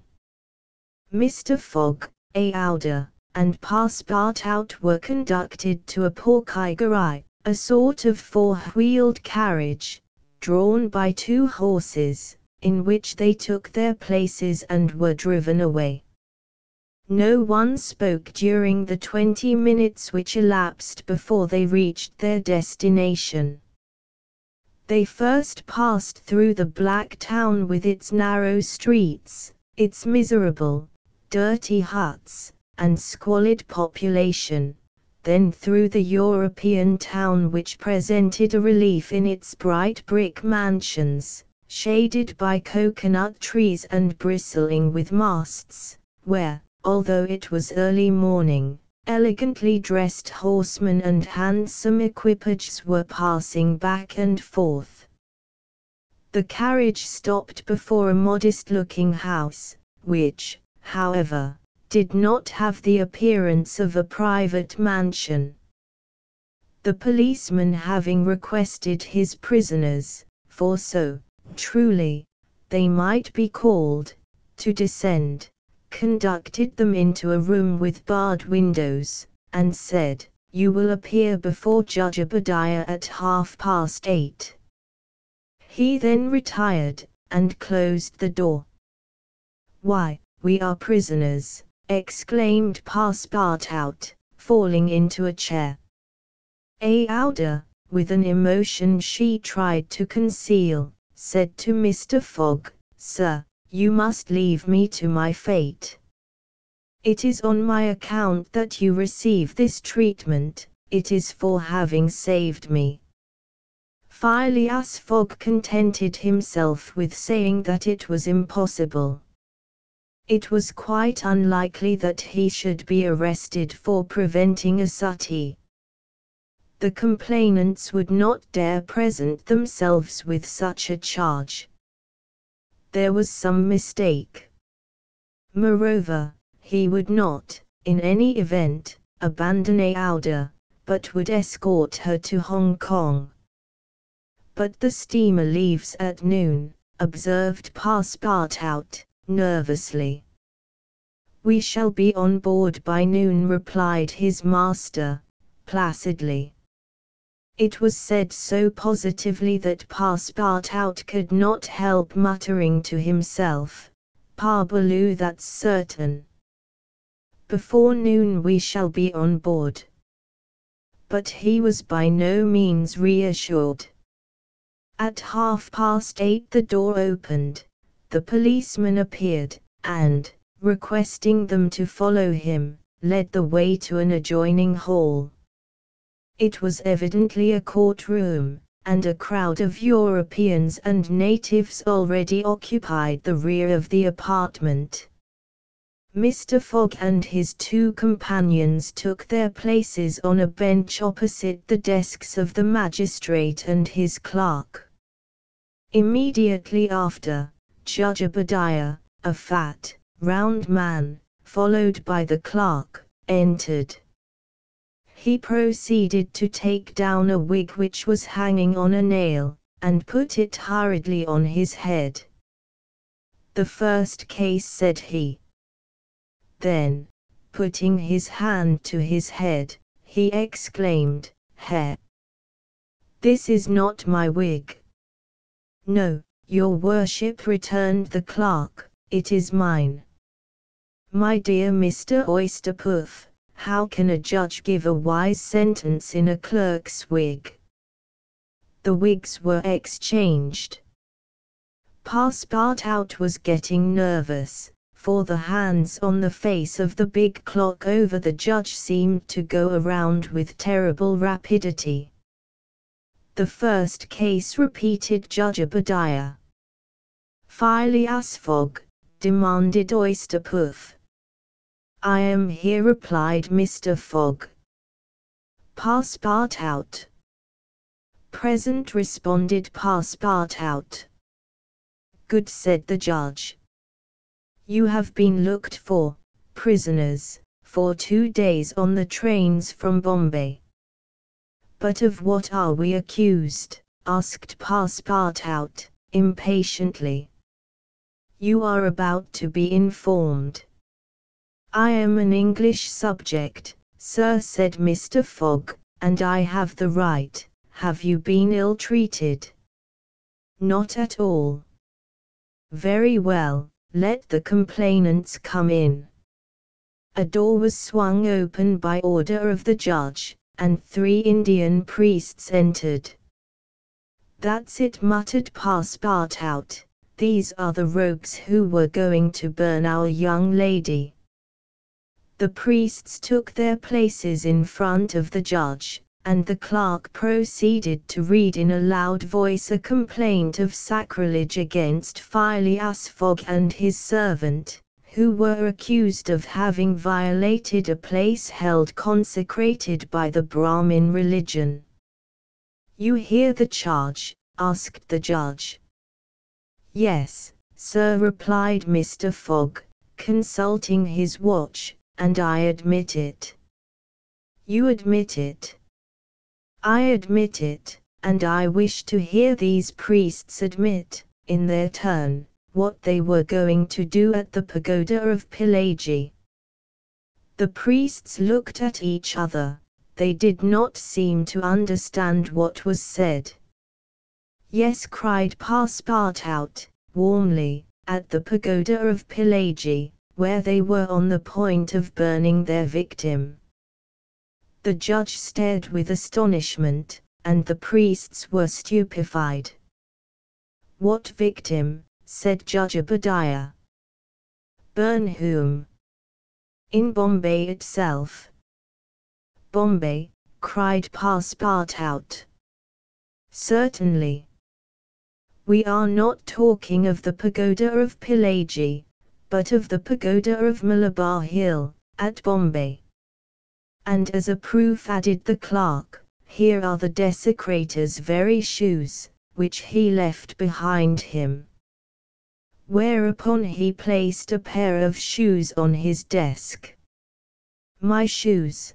cried Passepartout, in his surprise permitting this imprudent exclamation to escape him. The confusion of master and man, who had quite forgotten the affair at Bombay, for which they were now detained at Calcutta, may be imagined. Fix the detective, had foreseen the advantage which Passepartout's escapade gave him, and, delaying his departure for 12 hours, had consulted the priests of Malabar Hill. Knowing that the English authorities dealt very severely with this kind of misdemeanor, he promised them a goodly sum in damages, and sent them forward to Calcutta by the next train. Owing to the delay caused by the rescue of the young widow, Fix and the priests reached the Indian capital before Mr. Fogg and his servant, the magistrates having been already warned by a dispatch to arrest them should they arrive. Fix's disappointment when he learned that Phileas Fogg had not made his appearance in Calcutta may be imagined. He made up his mind that the robber had stopped somewhere on the route and taken refuge in the southern provinces. For 24 hours Fix watched the station with feverish anxiety. At last he was rewarded by seeing Mr. Fogg and Passepartout arrive, accompanied by a young woman, whose presence he was wholly at a loss to explain. He hastened for a policeman, and this was how the party came to be arrested and brought before Judge Obadiah. Had Passepartout been a little less preoccupied, he would have espied the detective ensconced in a corner of the courtroom, watching the proceedings with an interest easily understood, for the warrant had failed to reach him at Calcutta, as it had done at Bombay and Suez. Judge Obadiah had unfortunately caught Passepartout's rash exclamation, which the poor fellow would have given the world to recall. "The facts are admitted?" asked the judge. "Admitted," replied Mr. Fogg, coldly.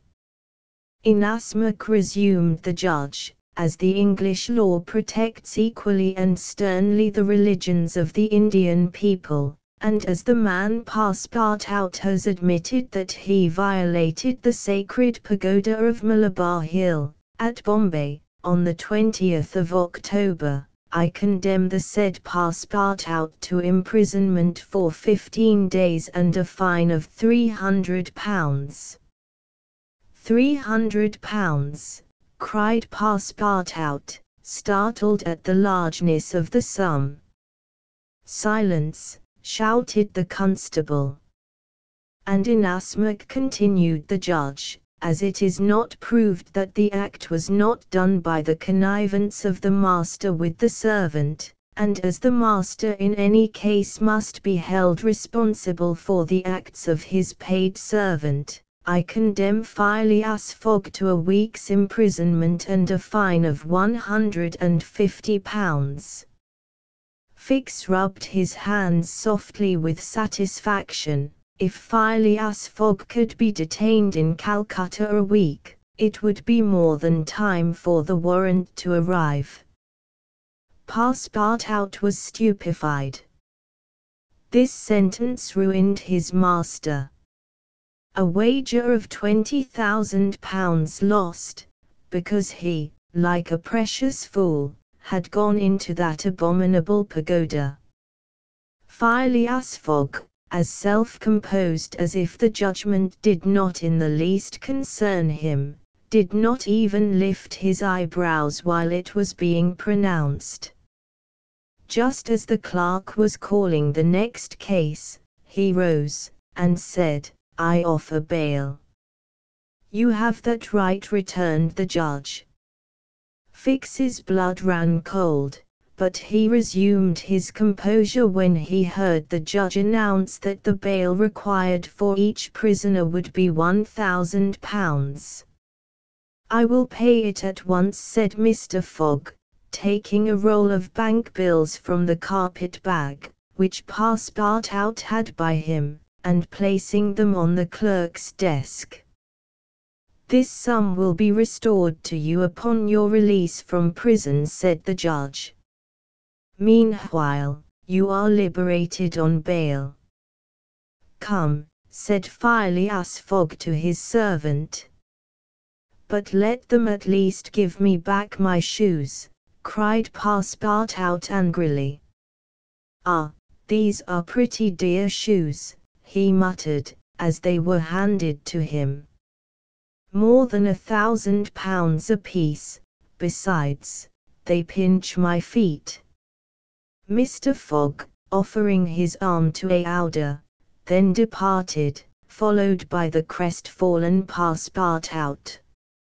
Fix still nourished hopes that the robber would not, after all, leave the £2,000 behind him, but would decide to serve out his week in jail, and issued forth on Mr. Fogg's traces. That gentleman took a carriage, and the party were soon landed on one of the quays. The Rangoon was moored half a mile off in the harbour, its signal of departure hoisted at the masthead. 11 o'clock was striking. Mr. Fogg was an hour in advance of time. Fix saw them leave the carriage and push off in a boat for the steamer, and stamped his feet with disappointment. "The rascal is off, after all," he exclaimed. £2,000 sacrificed. He's as prodigal as a thief. I'll follow him to the end of the world if necessary, but, at the rate he is going on, the stolen money will soon be exhausted. The detective was not far wrong in making this conjecture. Since leaving London, what with travelling expenses, bribes, the purchase of the Elephant, bails, and fines, Mr. Fogg had already spent more than £5,000 on the way, and the percentage of the sum recovered from the bank robber promised to the detectives was rapidly diminishing. Chapter 16, in which Fix does not seem to understand in the least what is said to him. The Rangoon, one of the Peninsular and Oriental Company's boats plying in the Chinese and Japanese seas, was a screw steamer, built of iron, weighing about 1,770 tons, and with engines of 400 horsepower. She was as fast, but not as well fitted up, as the Mongolia, and Aouda was not as comfortably provided for on board of her as Phileas Fogg could have wished. However, the trip from Calcutta to Hong Kong only comprised some 3,500 miles, occupying from 10 to 12 days, and the young woman was not difficult to please. During the first days of the journey Aouda became better acquainted with her protector, and constantly gave evidence of her deep gratitude for what he had done. The phlegmatic gentleman listened to her, apparently at least, with coldness, neither his voice nor his manner betraying the slightest emotion, but he seemed to be always on the watch that nothing should be wanting to Aouda's comfort. He visited her regularly each day at certain hours, not so much to talk himself, as to sit and hear her talk. He treated her with the strictest politeness, but with the precision of an automaton, the movements of which had been arranged for this purpose. Aouda did not quite know what to make of him, though Passepartout had given her some hints of his master's eccentricity, and made her smile by telling her of the wager which was sending him round the world. After all, she owed Phileas Fogg her life, and she always regarded him through the exalting medium of her gratitude. Aouda confirmed the Parsi guide's narrative of her touching history. She did, indeed, belong to the highest of the native races of India. Many of the Parsi merchants have made great fortunes there by dealing in cotton, and one of them, Sir Jamet C. G. Jeebhoy, was made a baronet by the English government. Aouda was a relative of this great man, and it was his cousin, Gigi, whom she hoped to join at Hong Kong. Whether she would find a protector in him she could not tell, but Mr. Fogg essayed to calm her anxieties, and to assure her that everything would be mathematically, he used the very word, arranged. Aouda fastened her great eyes, clear as the sacred lakes of the Himalaya, upon him, but the intractable Fogg, as reserved as ever, did not seem at all inclined to throw himself into this lake. The first few days of the voyage passed prosperously, amid favorable weather and propitious winds, and they soon came in sight of the Great Andaman, the principal of the islands in the Bay of Bengal, with its picturesque Saddle Peak, 2,400 feet high, looming above the waters.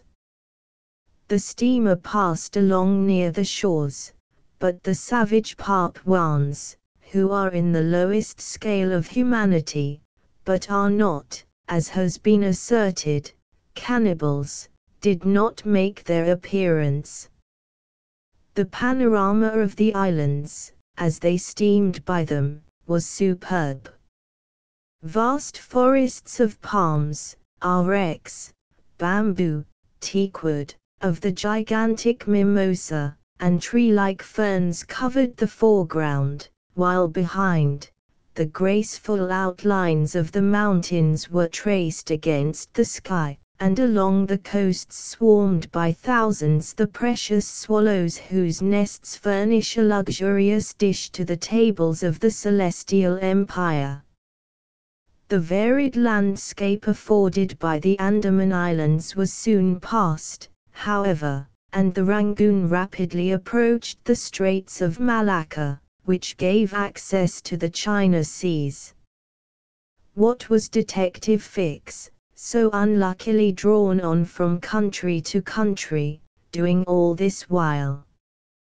He had managed to embark on the Rangoon at Calcutta without being seen by Passepartout, after leaving orders that, if the warrant should arrive, it should be forwarded to him at Hong Kong, and he hoped to conceal his presence to the end of the voyage. It would have been difficult to explain why he was on board without awakening Passepartout's suspicions, who thought him still at Bombay. But necessity impelled him, nevertheless, to renew his acquaintance with the worthy servant, as will be seen. All the detective's hopes and wishes were now centered on Hong Kong, for the steamer's stay at Singapore would be too brief to enable him to take any steps there. The arrest must be made at Hong Kong, or the robber would probably escape him forever.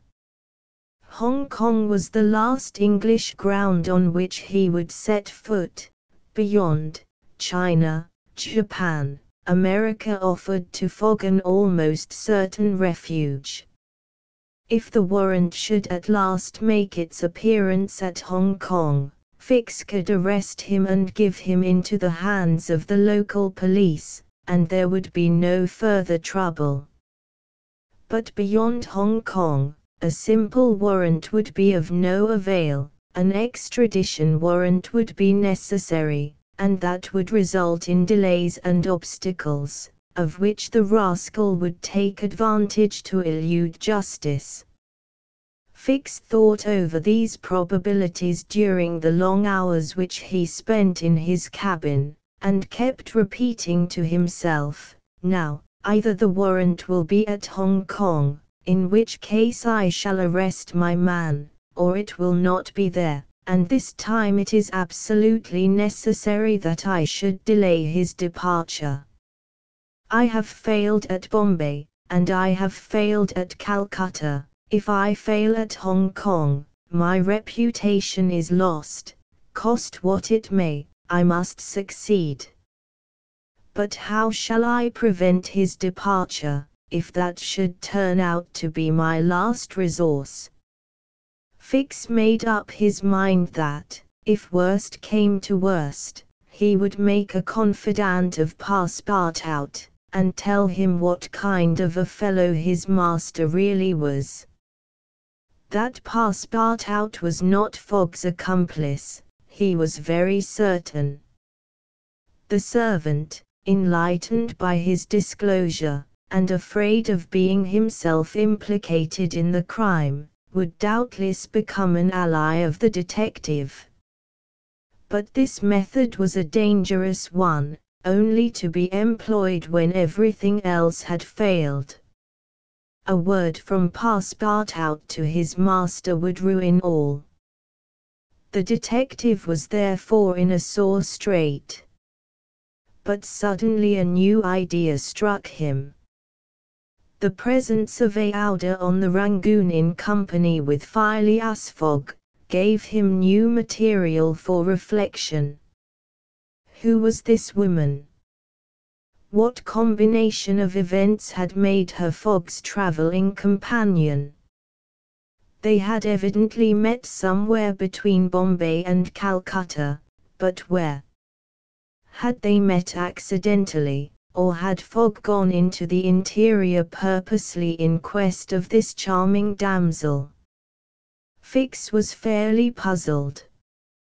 He asked himself whether there had not been a wicked elopement, and this idea so impressed itself upon his mind that he determined to make use of the supposed intrigue. Whether the young woman were married or not, he would be able to create such difficulties for Mr. Fogg at Hong Kong that he could not escape by paying any amount of money. But could he even wait till they reached Hong Kong?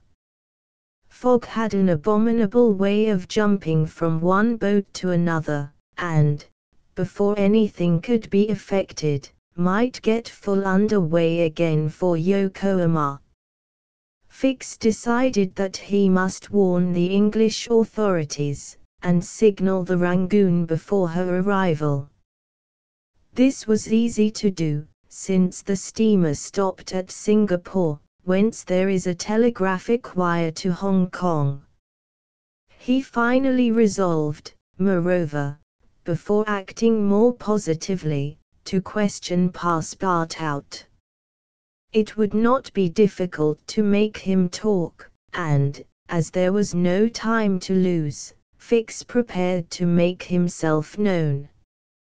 It was now the 30th of October, and on the following day the Rangoon was due at Singapore. Fix emerged from his cabin and went on deck. Passepartout was promenading up and down in the forward part of the steamer. The detective rushed forward with every appearance of extreme surprise, and exclaimed, "You here, on the Rangoon?" "What, Monsieur Fix, are you on board?" returned the really astonished Passepartout, recognizing his crony of the Mongolia. "Why, I left you at Bombay, and here you are, on the way to Hong Kong. Are you going round the world too?" "No, no," replied Fix, "I shall stop at Hong Kong, at least for some days." Said Passepartout, who seemed for an instant perplexed. "But how is it I have not seen you on board since we left Calcutta?" "Oh, a trifle of seasickness, I've been staying in my berth. The Gulf of Bengal does not agree with me as well as the Indian Ocean." "And how is Mr. Fogg?" "As well and as punctual as ever, not a day behind time." "But, Monsieur Fix, you don't know that we have a young lady with us." "A young lady," replied the detective, not seeming to comprehend what was said. Passepartout thereupon recounted Aouda's history, the affair at the Bombay Pagoda, the purchase of the elephant for £2,000, the rescue, the arrest and sentence of the Calcutta court, and the restoration of Mr. Fogg and himself to liberty on bail. Fix, who was familiar with the last events, seemed to be equally ignorant of all that Passepartout related, and the later was charmed to find so interested a listener. "But does your master propose to carry this young woman to Europe?" "Not at all. We are simply going to place her under the protection of one of her relatives, a rich merchant at Hong Kong." "Nothing to be done there," said Fix to himself, concealing his disappointment. "A glass of gin, Mr. Passepartout?" "Willingly, Monsieur Fix. We must at least have a friendly glass on board the Rangoon." Chapter 17. Showing what happened on the voyage from Singapore to Hong Kong. The detective and Passepartout met often on deck after this interview, though Fix was reserved, and did not attempt to induce his companion to divulge any more facts concerning Mr. Fogg. He caught a glimpse of that mysterious gentleman once or twice, but Mr. Fogg usually confined himself to the cabin, where he kept a outer company, or, according to his inveterate habit, took a hand at whist. Passepartout began very seriously to conjecture what strange chance kept Fix still on the route that his master was pursuing. It was really worth considering why this certainly very amiable and complacent person, whom he had first met at Suez, had then encountered on board the Mongolia, who disembarked at Bombay, which he announced as his destination, and now turned up so unexpectedly on the Rangoon, was following Mr. Fogg's tracks step by step. What was Fix's object? Passepartout was ready to wager his Indian shoes, which he religiously preserved, that Fix would also leave Hong Kong at the same time with them, and probably on the same steamer. Passepartout might have cudgelled his brain for a century without hitting upon the real object which the detective had in view. He never could have imagined that Phileas Fogg was being tracked as a robber around the globe. But, as it is in human nature to attempt the solution of every mystery, Passepartout suddenly discovered an explanation of Fix's movements, which was in truth far from unreasonable. Fix, he thought, could only be an agent of Mr. Fogg's friends at the Reform Club, sent to follow him up, and to ascertain that he really went round the world as had been agreed upon. "It's clear," repeated the worthy servant to himself, proud of his shrewdness. "He's a spy sent to keep us in view. That isn't quite the thing, either, to be spying Mr. Fogg, who is so honourable a man. Ah, gentlemen of the Reform, this shall cost you dear." Passepartout, enchanted with his discovery, resolved to say nothing to his master, lest he should be justly offended at this mistrust on the part of his adversaries. But he determined to chaff Fix, when he had the chance, with mysterious allusions, which, however, need not betray his real suspicions.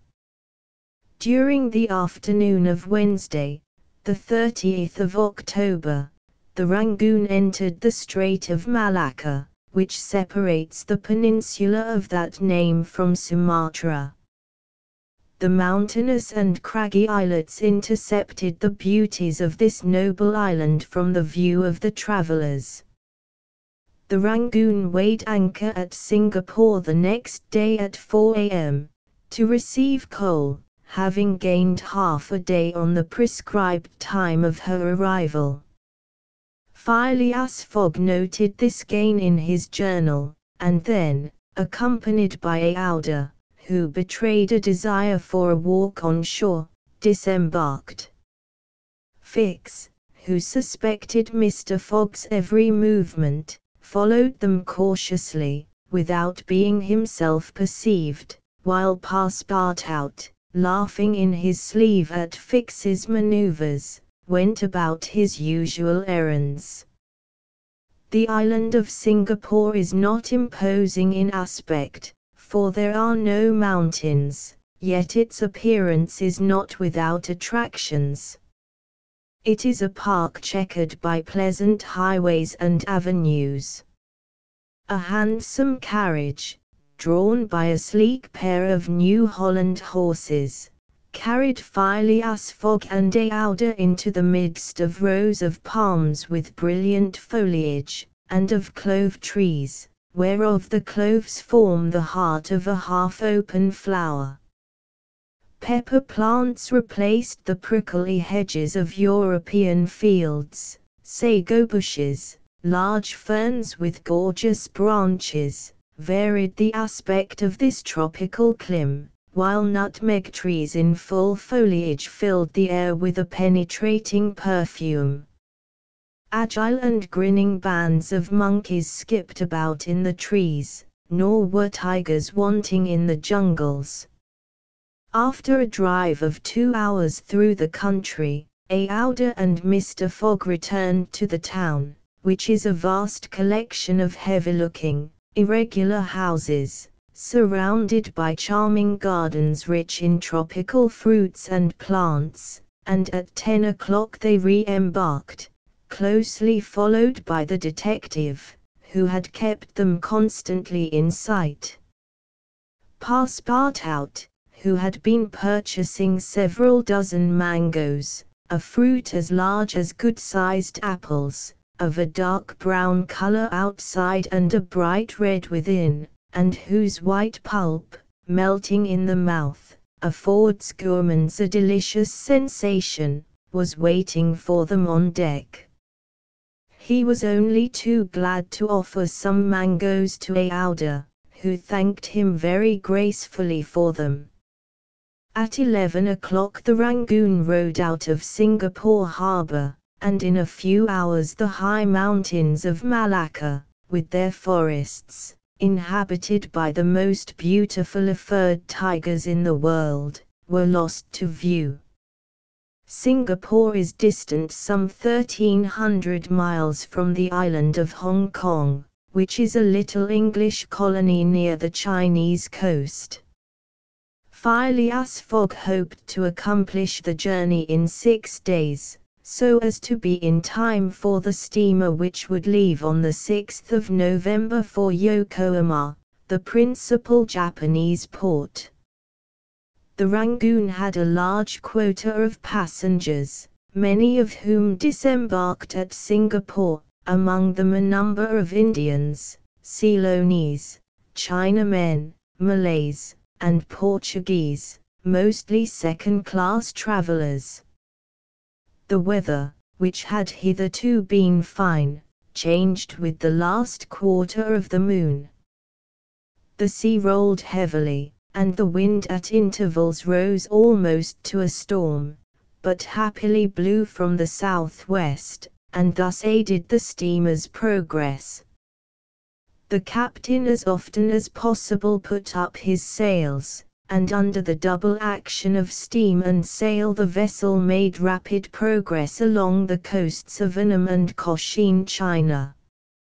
Owing to the defective construction of the Rangoon, however, unusual precautions became necessary in unfavorable weather, but the loss of time which resulted from this cause, while it nearly drove Passepartout out of his senses, did not seem to affect his master in the least. Passepartout blamed the captain, the engineer, and the crew, and consigned all who were connected with the ship to the land where the pepper grows. Perhaps the thought of the gas, which was remorselessly burning at his expense in Savile Row, had something to do with his hot impatience. "You are in a great hurry," then said Fix to him one day, "to reach Hong Kong." "A very great hurry. Mr. Fogg, I suppose, is anxious to catch the steamer for Yokohama." "Terribly anxious." "You believe in this journey around the world, then?" "Absolutely." "Don't you, Mr. Fix?" I don't believe a word of it." "You're a sly dog," said Passepartout, winking at him. This expression rather disturbed Fix, without his knowing why. Had the Frenchman guessed his real purpose? He knew not what to think. But how could Passepartout have discovered that he was a detective? Yet, in speaking as he did, the man evidently meant more than he expressed. Passepartout went still further the next day. He could not hold his tongue. "Mr. Fix," said he, in a bantering tone, "shall we be so unfortunate as to lose you when we get to Hong Kong?" "Why," responded Fix, a little embarrassed, "I don't know. Perhaps, if you would only go on with us. An agent of the Peninsular Company, you know, can't stop on the way. You were only going to Bombay, and here you are in China. America is not far off, and from America to Europe is only a step." Fix looked intently at his companion, whose countenance was as serene as possible, and laughed with him. But Passepartout persisted in chaffing him by asking him if he made much by his present occupation. "Yes, and no," returned Fix. "There is good and bad luck in such things. But you must understand that I don't travel at my own expense." "Oh, I am quite sure of that," cried Passepartout, laughing heartily. Fix, fairly puzzled, descended to his cabin and gave himself up to his reflections. He was evidently suspected. Somehow or other the Frenchman had found out that he was a detective. But had he told his master? What part was he playing in all this? Was he an accomplice or not? Was the game, then, up? Fix spent several hours turning these things over in his mind, sometimes thinking that all was lost, then persuading himself that Fogg was ignorant of his presence, and then undecided what course it was best to take. Nevertheless, he preserved his coolness of mind, and at last resolved to deal plainly with Passepartout. If he did not find it practicable to arrest Fogg at Hong Kong, and if Fogg made preparations to leave that last foothold of English territory, he, Fix, would tell Passepartout all. Either the servant was the accomplice of his master, and in this case the master knew of his operations, and he should fail, or else the servant knew nothing about the robbery, and then his interest would be to abandon the robber. Such was the situation between Fix and Passepartout. Meanwhile Phileas Fogg moved about above them in the most majestic and unconscious indifference. He was passing methodically in his orbit around the world, regardless of the lesser stars which gravitated around him. Yet there was nearby what the astronomers would call a disturbing star, which might have produced an agitation in this gentleman's heart. But no. The charms of Aouda failed to act. to Passepartout's great surprise, and the disturbances, if they existed, would have been more difficult to calculate than those of Uranus which led to the discovery of Neptune. It was every day an increasing wonder to Passepartout, who read in Aouda's eyes the depths of her gratitude to his master. Phileas Fogg, though brave and gallant, must be, he thought, quite heartless. As to the sentiment which this journey might have awakened in him, there was clearly no trace of such a thing, while poor Passepartout existed in perpetual reveries. One day he was leaning on the railing of the engine room, and was observing the engine, when a sudden pitch of the steamer threw the screw out of the water. The steam came hissing out of the valves, and this made Passepartout indignant. "The valves are not sufficiently charged," he exclaimed. "We are not going. Oh, these English! If this was an American craft, we should blow up, perhaps, but we should at all events go faster." Chapter 18, in which Phileas Fogg, Passepartout, and Fix go each about his business. The weather was bad during the latter days of the voyage. The wind, obstinately remaining in the northwest, blew a gale, and retarded the steamer. The Rangoon rolled heavily and the passengers became impatient of the long, monstrous waves which the wind raised before their path. A sort of tempest arose on the 3rd of November, the squall knocking the vessel about with fury, and the waves running high. The Rangoon reefed all her sails, and even the rigging proved too much, whistling and shaking amid the squall. The steamer was forced to proceed slowly, and the captain estimated that she would reach Hong Kong 20 hours behind time, and more if the storm lasted. Phileas Fogg gazed at the tempestuous sea, which seemed to be struggling especially to delay him, with his habitual tranquillity.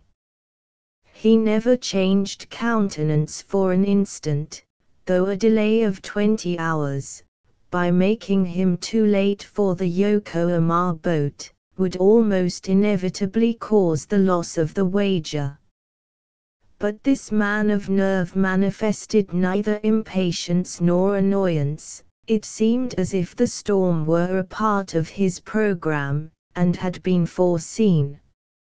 Aouda was amazed to find him as calm as he had been from the first time she saw him. Fix did not look at the state of things in the same light. The storm greatly pleased him. His satisfaction would have been complete had the Rangoon been forced to retreat before the violence of wind and waves. Each delay filled him with hope, for it became more and more probable that Fogg would be obliged to remain some days at Hong Kong, and now the heavens themselves became his allies, with the gusts and squalls. It mattered not that they made him seasick. He made no account of this inconvenience, and, whilst his body was writhing under their effects, his spirit bounded with hopeful exultation. Passepartout was enraged beyond expression by the unpropitious weather. Everything had gone so well till now. Earth and sea had seemed to be at his master's service. Steamers and railways obeyed him, wind and steam united to speed his journey. Had the hour of adversity come? Passepartout was as much excited as if the £20,000 were to come from his own pocket. The storm exasperated him, the gale made him furious, and he longed to lash the obstinate sea into obedience, Poor fellow! Fix carefully concealed from him his own satisfaction, for, had he betrayed it, Passepartout could scarcely have restrained himself from personal violence.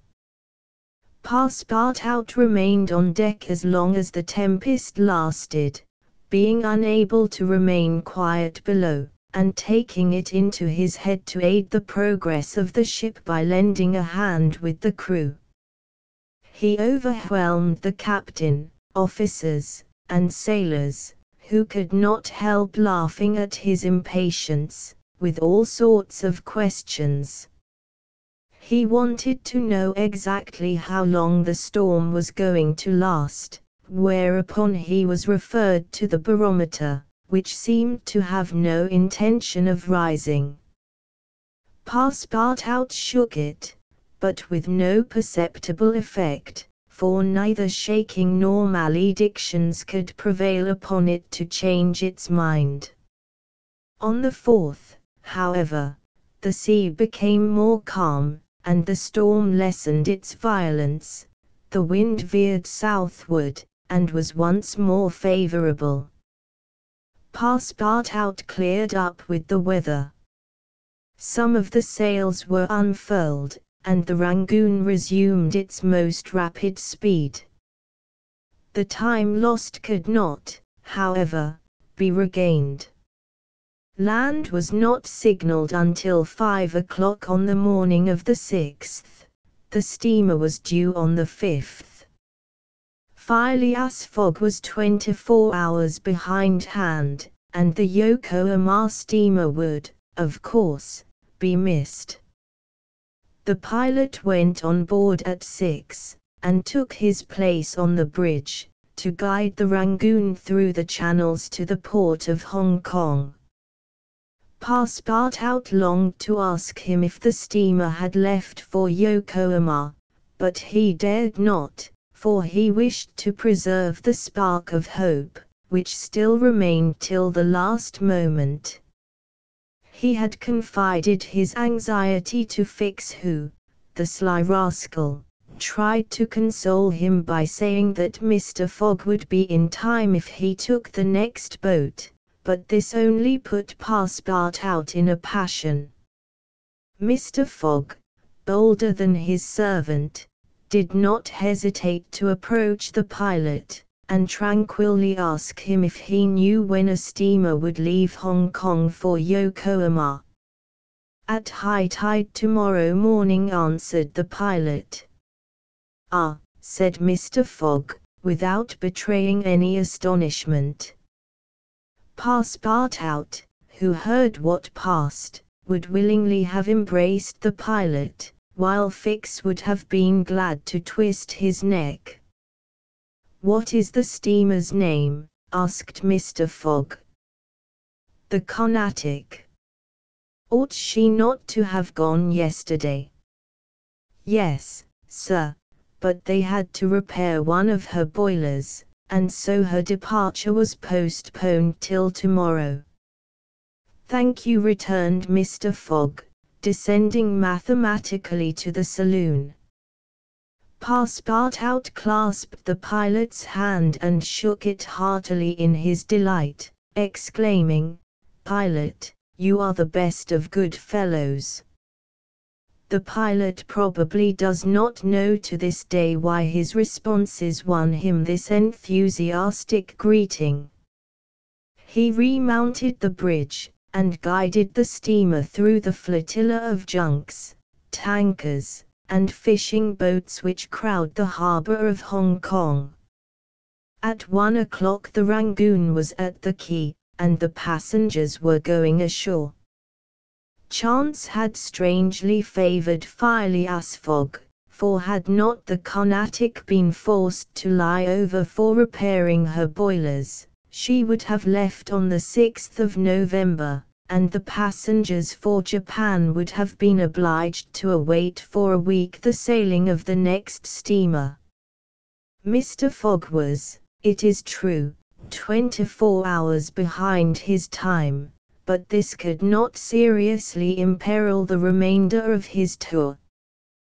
The steamer which crossed the Pacific from Yokohama to San Francisco made a direct connection with that from Hong Kong, and it could not sail until the latter reached Yokohama, and if Mr. Fogg was 24 hours late on reaching Yokohama, this time would no doubt be easily regained in the voyage of 22 days across the Pacific. He found himself, then, about 24 hours behindhand, 35 days after leaving London. The Carnatic was announced to leave Hong Kong at 5 the next morning. Mr. Fogg had 16 hours in which to attend to his business there, which was to deposit Aouda safely with her wealthy relative. On landing, he conducted her to a palanquin, in which they repaired to the club hotel.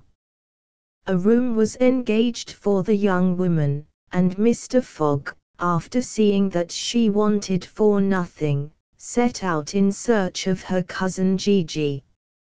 He instructed Passepartout to remain at the hotel until his return, that Aouda might not be left entirely alone.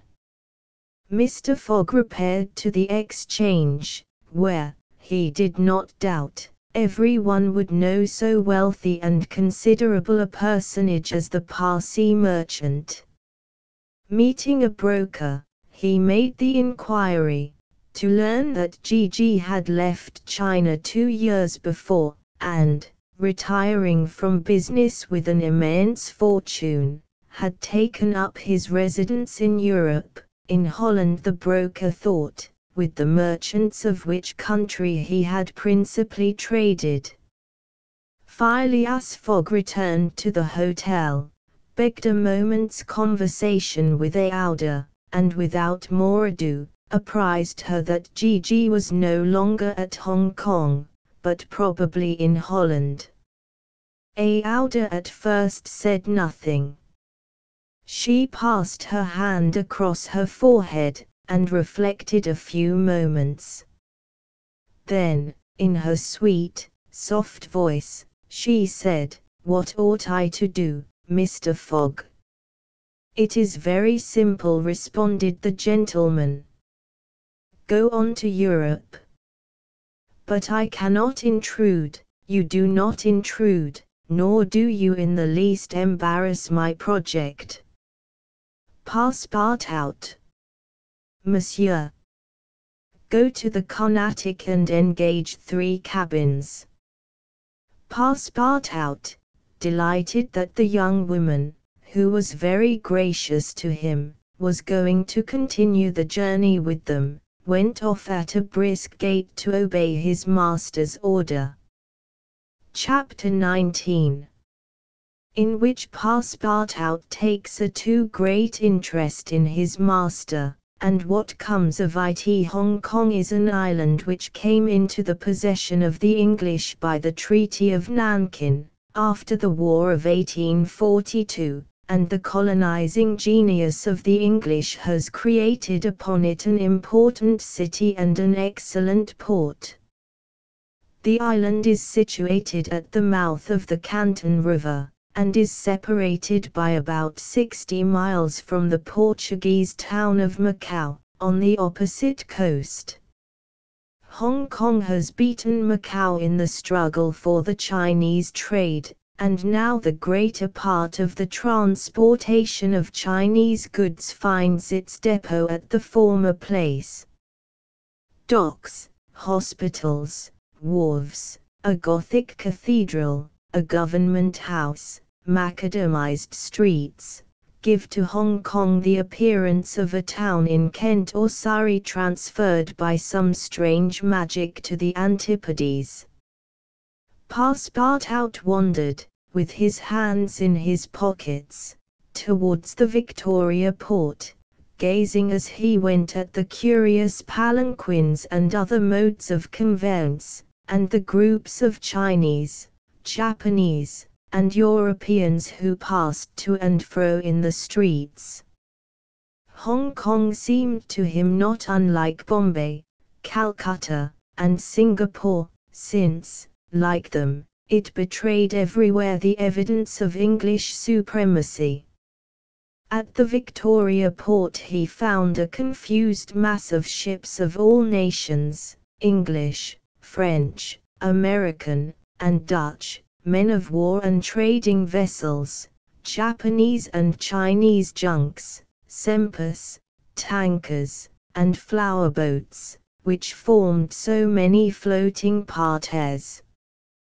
Passepartout noticed in the crowd a number of the natives who seemed very old and were dressed in yellow. On going into a barber's to get shaved, he learned that these ancient men were all at least 80 years old, at which age they are permitted to wear yellow, which is the imperial color. Passepartout, without exactly knowing why, thought this very funny. On reaching the quay where they were to embark on the Carnatic, he was not astonished to find Fix walking up and down. The detective seemed very much disturbed and disappointed. "This is bad," muttered Passepartout, "for the gentlemen of the Reform Club." He accosted Fix with a merry smile, as if he had not perceived that gentleman's chagrin. The detective had, indeed, good reasons to inveigh against the bad luck which pursued him. The warrant had not come. It was certainly on the way, but as certainly it could not now reach Hong Kong for several days, and, this being the last English territory on Mr. Fogg's route, the robber would escape, unless he could manage to detain him. "Well, Monsieur Fix," said Passepartout, "have you decided to go with us so far as America?" "Yes," returned Fix, through his set teeth. "Good," exclaimed Passepartout, laughing heartily. "I knew you could not persuade yourself to separate from us. Come and engage your berth." They entered the steamer office and secured cabins for 4 persons. The clerk, as he gave them the tickets, informed them that, the repairs on the Carnatic having been completed, the steamer would leave that very evening, and not next morning, as had been announced. "That will suit my master all the better," said Passepartout. "I will go and let him know." Fix now decided to make a bold move. He resolved to tell Passepartout all. It seemed to be the only possible means of keeping Phileas Fogg several days longer at Hong Kong. He accordingly invited his companion into a tavern which caught his eye on the quay. On entering, they found themselves in a large room handsomely decorated, at the end of which was a large camp bed furnished with cushions. Several persons lay upon this bed in a deep sleep. At the small tables which were arranged about the room some 30 customers were drinking English beer, porter, gin, and brandy, smoking, the while, long red clay pipes stuffed with little balls of opium mingled with essence of rose. From time to time one of the smokers, overcome with the narcotic, would slip under the table, whereupon the waiters, taking him by the head and feet, carried and laid him upon the bed. The bed already supported 20 of these stupefied sots.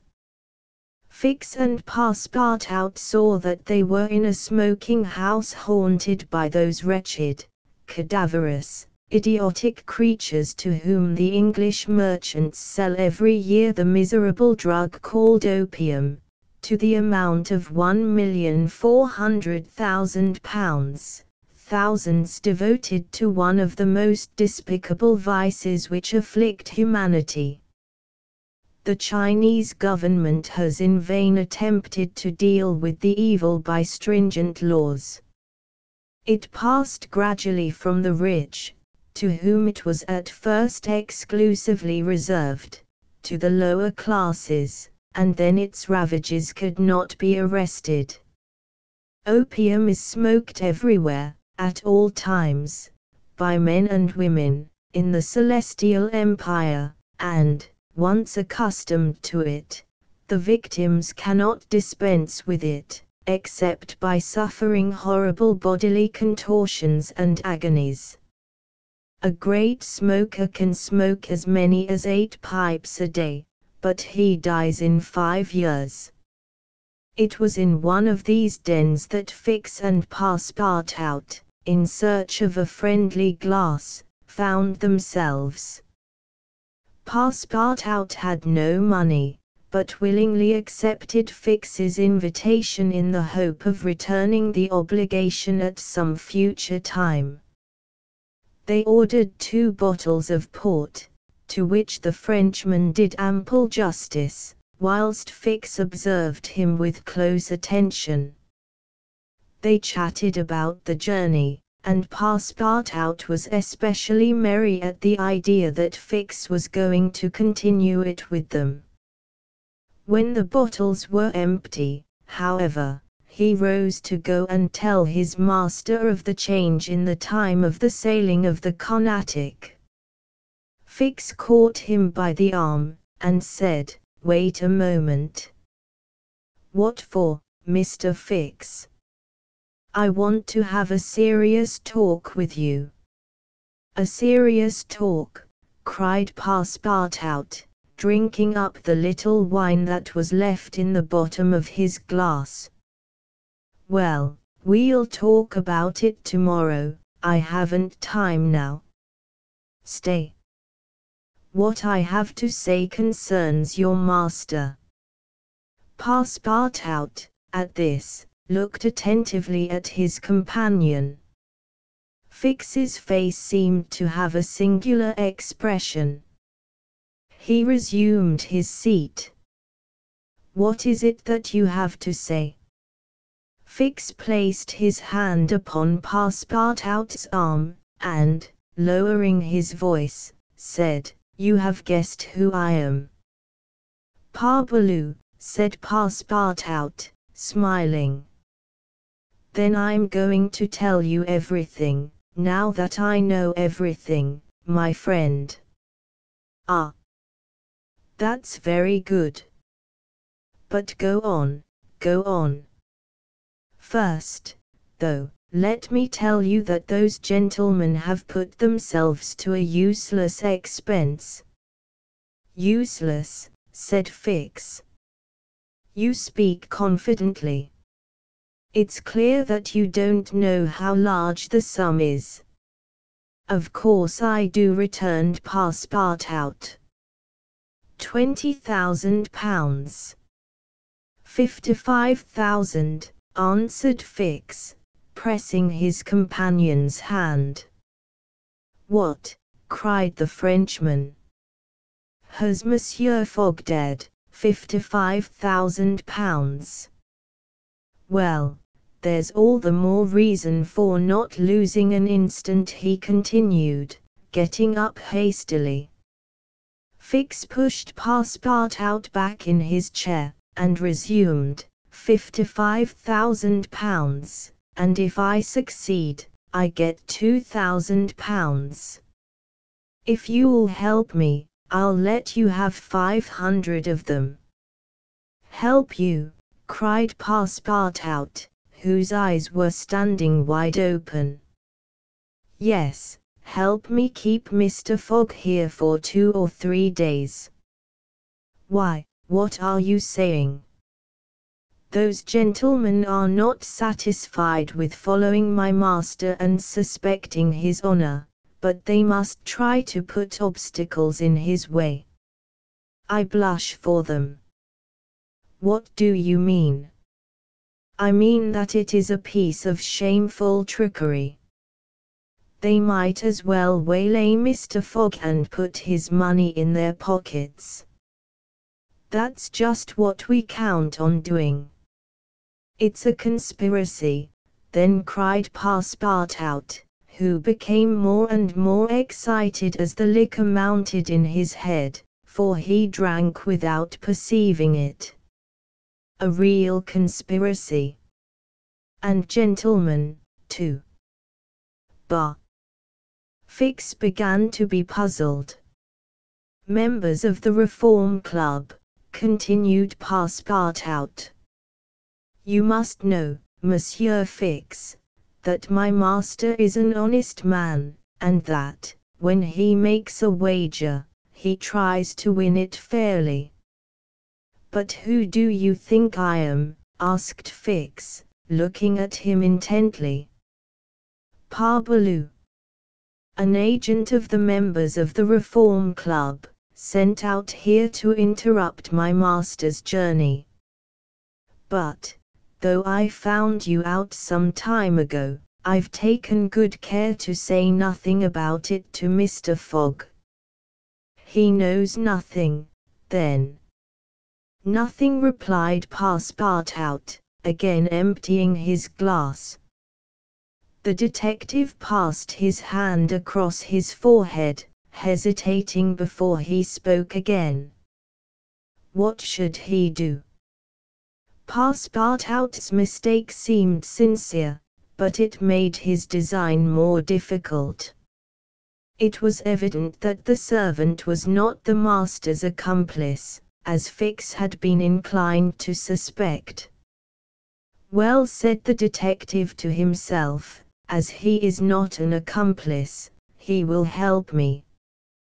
He had no time to lose. Fogg must be detained at Hong Kong, so he resolved to make a clean breast of it.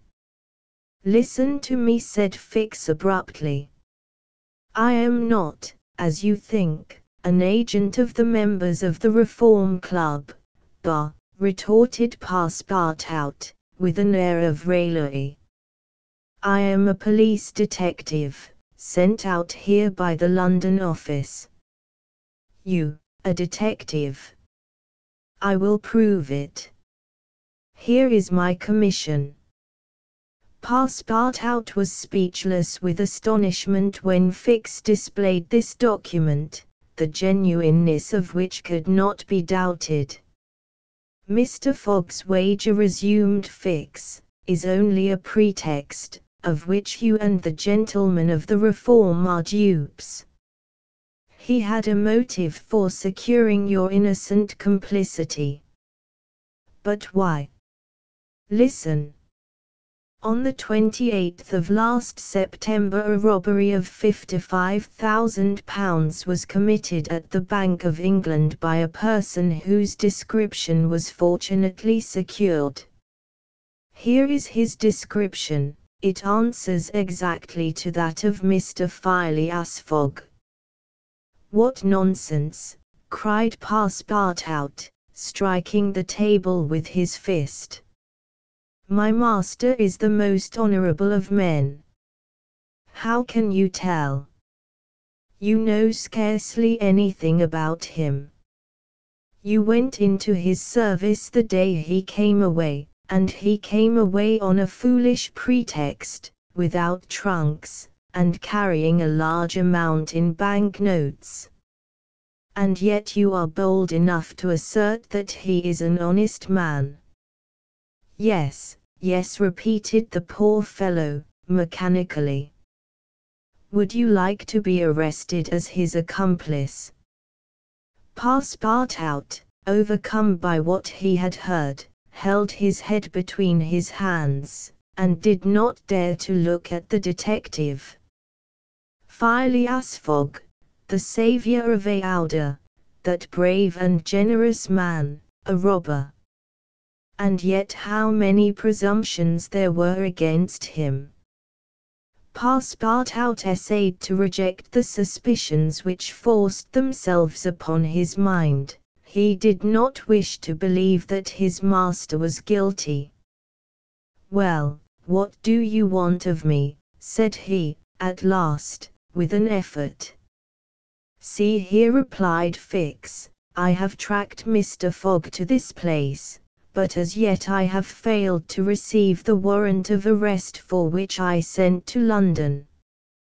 You must help me to keep him here in Hong Kong. But I will share with you the £2,000 reward offered by the Bank of England." "Never," replied Passepartout, who tried to rise, but fell back, exhausted in mind and body. "Mr. Fix," he stammered, "even should what you say be true, if my master is really the robber you are seeking for, which I deny, I have been, in his service, I have seen his generosity and goodness, and I will never betray him, not for all the gold in the world. I come from a village where they don't eat that kind of bread." "You refuse." "I refuse." "Consider that I've said nothing," said Fix, "and let us drink." "Yes, let us drink." Passepartout felt himself yielding more and more to the effects of the liquor. Fix, seeing that he must, at all hazards, be separated from his master, wished to entirely overcome him.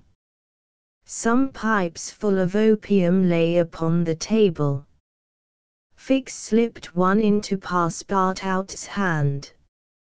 He took it, put it between his lips, lit it, drew several puffs, and his head, becoming heavy under the influence of the narcotic, fell upon the table. "At last," said Fix, seeing Passepartout unconscious, "Mr. Fogg will not be informed of the conatic's departure, and, if he is, he will have to go without this cursed Frenchman."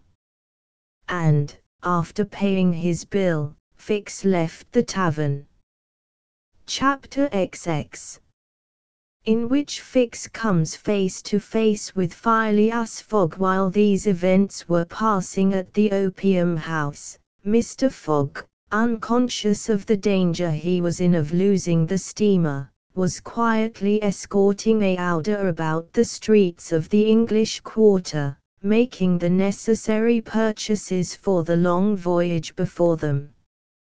It was all very well for an Englishman like Mr. Fogg to make the tour of the world with a carpet bag. A lady could not be expected to travel comfortably under such conditions.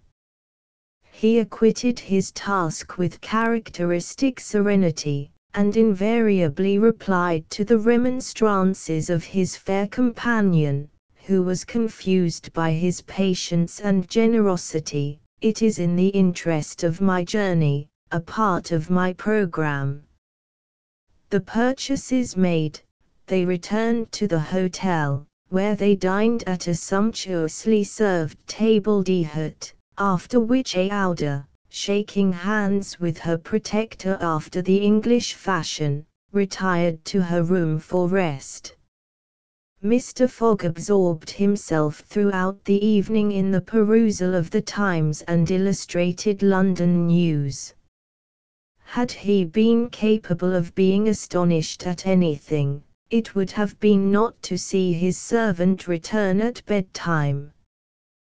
But, knowing that the steamer was not to leave for Yokohama until the next morning, he did not disturb himself about the matter. When Passepartout did not appear the next morning to answer his master's bell, Mr. Fogg, not betraying the least vexation, contented himself with taking his carpet bag, calling Aouda, and sending for a palanquin.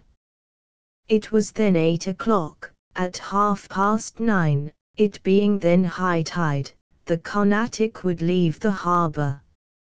Mr. Fogg and Aouda got into the palanquin, their luggage being brought after on a wheelbarrow, and half an hour later stepped upon the quay whence they were to embark. Mr. Fogg then learned that the Carnatic had sailed the evening before.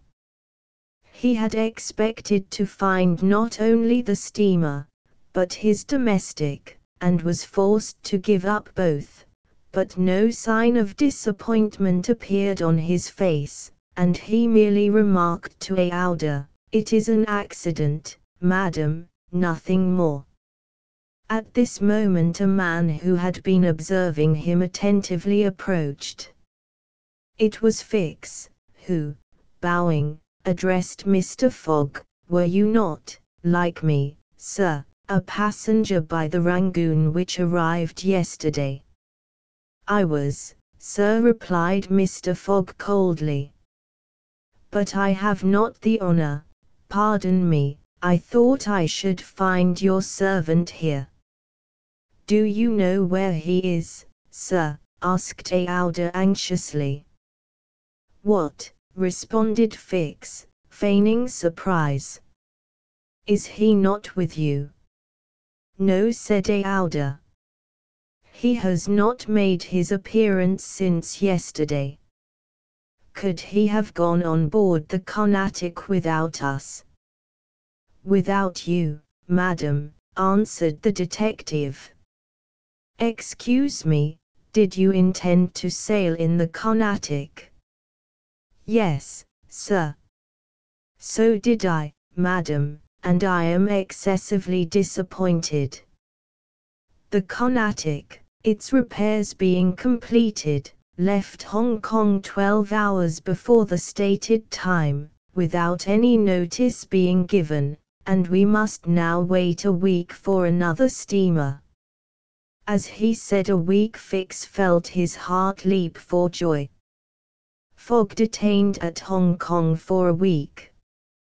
There would be time for the warrant to arrive, and fortune at last favored the representative of the law.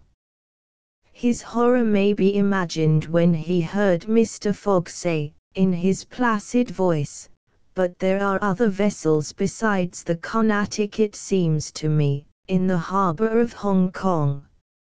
And, offering his arm to Aouda, he directed his steps toward the docks in search of some craft about to start. Fix, stupefied, followed. It seemed as if he were attached to Mr. Fogg by an invisible thread. Chance, however, appeared really to have abandoned the man it had hitherto served so well.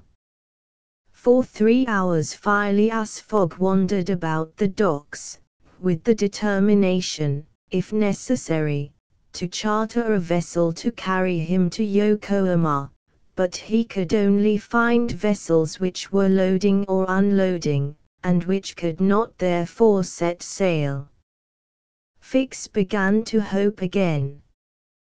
But Mr. Fogg, far from being discouraged, was continuing his search, resolved not to stop if he had to resort to Macau, when he was accosted by a sailor on one of the wharves. "Is your honor looking for a boat? Have you a boat ready to sail?" "Yes, your honor, a pilot boat, number 43, the best in the harbor." "Does she go fast?" "Between 8 and 9 knots the hour." "Will you look at her?" "Yes." "Your honor will be satisfied with her." "Is it for a sea excursion?" "No, for a voyage." "A voyage?" "Yes. Will you agree to take me to Yokohama?" The sailor leaned on the railing, opened his eyes wide, and said, "Is your honor joking?" "No, I have missed the Carnatic and I must get to Yokohama by the 14th at the latest, to take the boat for San Francisco." "I am sorry," said the sailor, "but it is impossible. I offer you £100 per day, and an additional reward of £200 if I reach Yokohama in time. Are you in earnest?" "Very much so." The pilot walked away a little distance, and gazed out to sea, evidently struggling between the anxiety to gain a large sum and the fear of venturing so far. Fix was in mortal suspense. Mr. Fogg turned to Aouda and asked her, "You would not be afraid, would you, madam?" "Not with you, Mr. Fogg," was her answer. The pilot now returned, shuffling his hat in his hands. "Well, pilot," said Mr. Fogg. "Well, your honor," replied he, "I could not risk myself, my men, or my little boat of scarcely 20 tons on so long a voyage at this time of year. Besides, we could not reach Yokohama in time, for it is 1660 miles from Hong Kong." "Only 1600, said Mr. Fogg. "It's the same thing." Fix breathed more freely. "But," added the pilot, "it might be arranged another way." Fix ceased to breathe at all. "How?" asked Mr. Fogg. "By going to Nagasaki, at the extreme south of Japan, or even to Shanghai, which is only 800 miles from here. In going to Shanghai we should not be forced to sail wide of the Chinese coast, which would be a great advantage, as the currents run northward, and would aid us." "Pilot," said Mr. Fogg, "I must take the American steamer at Yokohama, and not at Shanghai or Nagasaki." "Why not?" returned the pilot. "The San Francisco steamer does not start from Yokohama. It puts in at Yokohama and Nagasaki, but it starts from Shanghai." "You are sure of that?" "Perfectly." "And when does the boat leave Shanghai?" "On the 11th, at 7 in the evening." "We have, therefore, 4 days before us, that is 96 hours, and in that time, if we had good luck and a southwest wind, and the sea was calm, we could make those 800 miles to Shanghai. And you could go, in an hour, as soon as provisions could be got aboard and the sails put up." "It is a bargain." "Are you the master of the boat?" "Yes, John Bunsby, master of the Tancadia." "Would you like some earnest money?" "If it would not put your honor out, here are £200 on account, sir," added Phileas Fogg, turning to Fix. "If you would like to take advantage." "Thanks, sir, I was about to ask the favor." "Very well. In half an hour we shall go on board." "But poor Passepartout," urged Aouda, who was much disturbed by the servant's disappearance. "I shall do all I can to find him," replied Phileas Fogg. While Fix, in a feverish, nervous state, repaired to the pilot boat, the others directed their course to the police station at Hong Kong. Phileas Fogg there gave Passepartout's description, and left a sum of money to be spent in the search for him.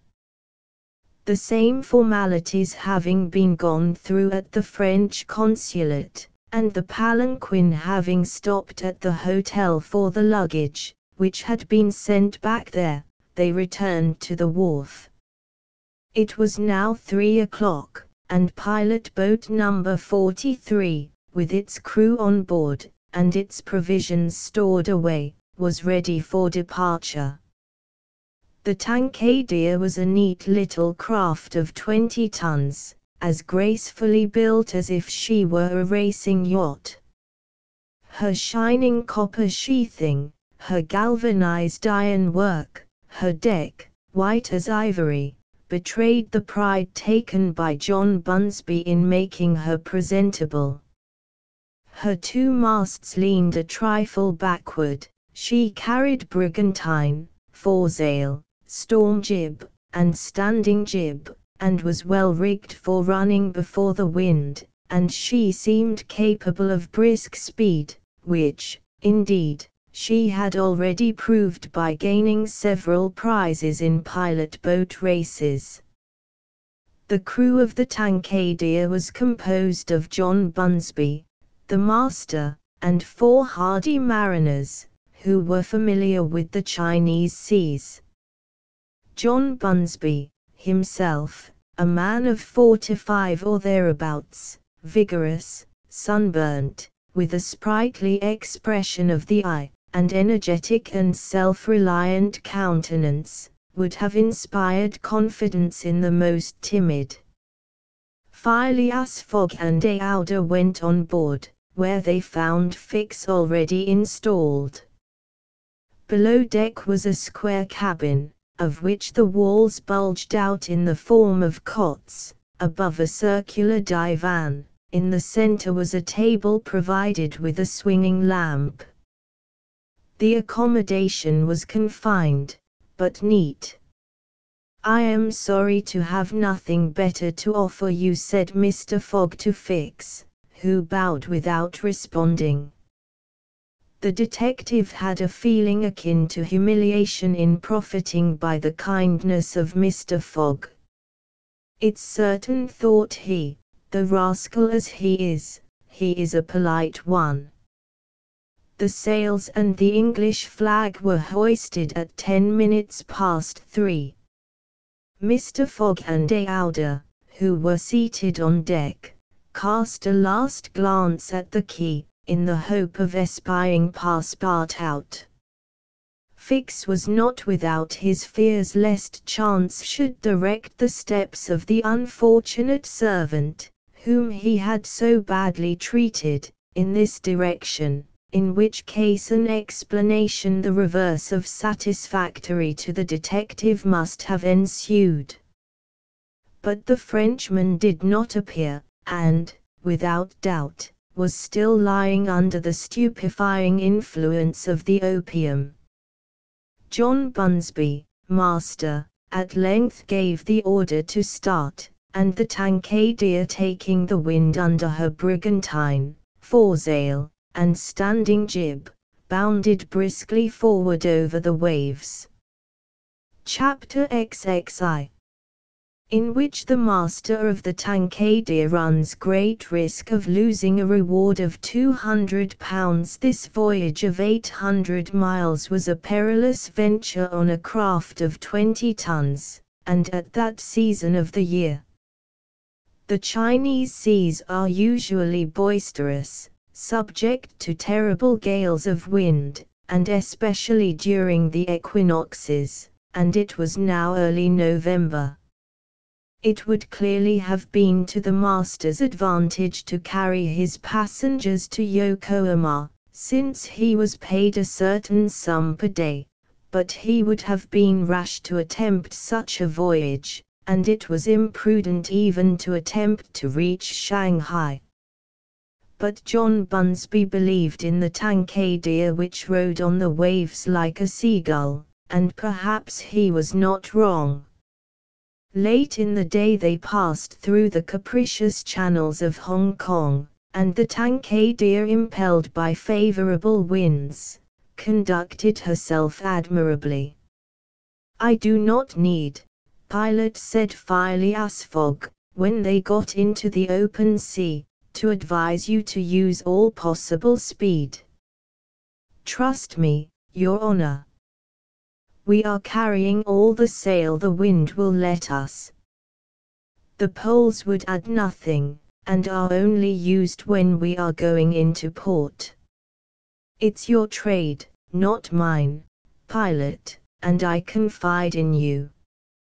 Phileas Fogg, with body erect and legs wide apart, standing like a sailor, gazed without staggering at the swelling waters.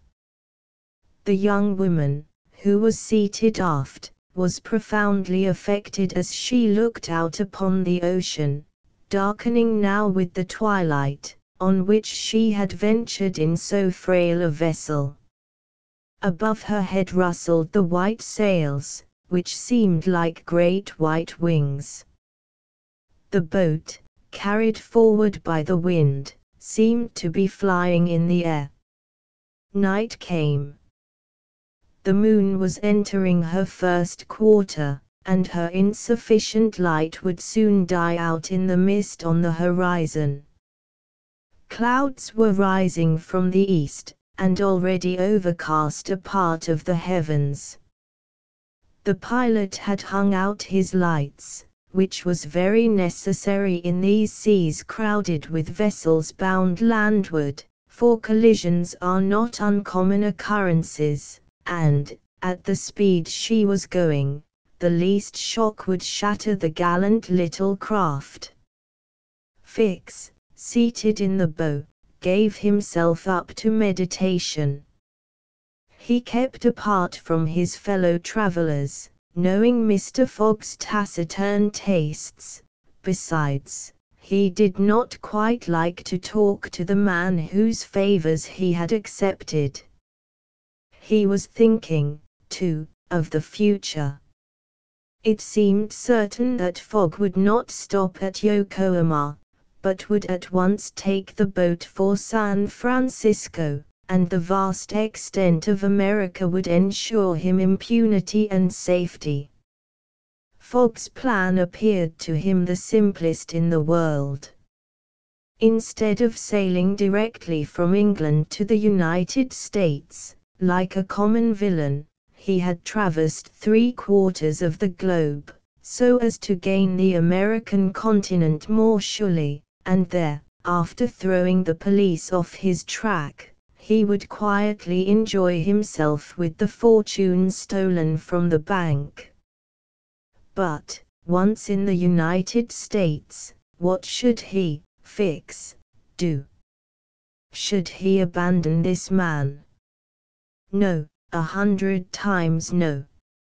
Until he had secured his extradition, he would not lose sight of him for an hour. It was his duty, and he would fulfill it to the end. At all events, there was one thing to be thankful for: Passepartout was not with his master, and it was above all important, after the confidences Fix had imparted to him, that the servant should never have speech with his master. Phileas Fogg was also thinking of Passepartout, who had so strangely disappeared. Looking at the matter from every point of view, it did not seem to him impossible that, by some mistake, the man might have embarked on the Carnatic at the last moment, and this was also Aouda's opinion, who regretted very much the loss of the worthy fellow to whom she owed so much. They might then find him at Yokohama, for, if the Carnatic was carrying him thither, it would be easy to ascertain if he had been on board. A brisk breeze arose about 10 o'clock, but, though it might have been prudent to take in a reef, the pilot, after carefully examining the heavens, let the craft remain rigged as before. The Tankadere bore sail admirably, as she drew a great deal of water, and everything was prepared for high speed in case of a gale. Mr. Fogg and Aouda descended into the cabin at midnight, having been already preceded by Fix, who had lain down on one of the cots. The pilot and crew remained on deck all night.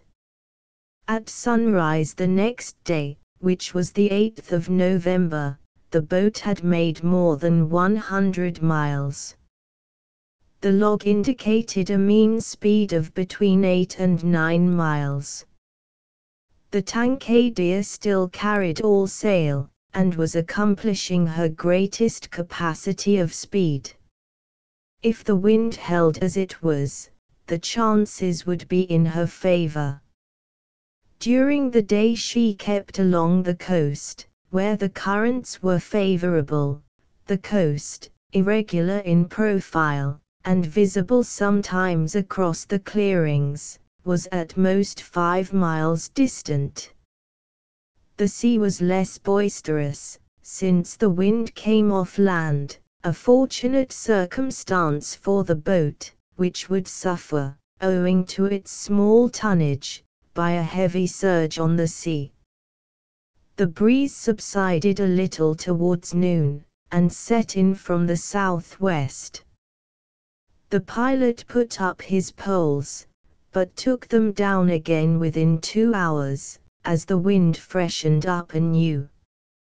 Mr. Fogg and Aouda, happily unaffected by the roughness of the sea, ate with a good appetite, Fix being invited to share their repast, which he accepted with secret chagrin.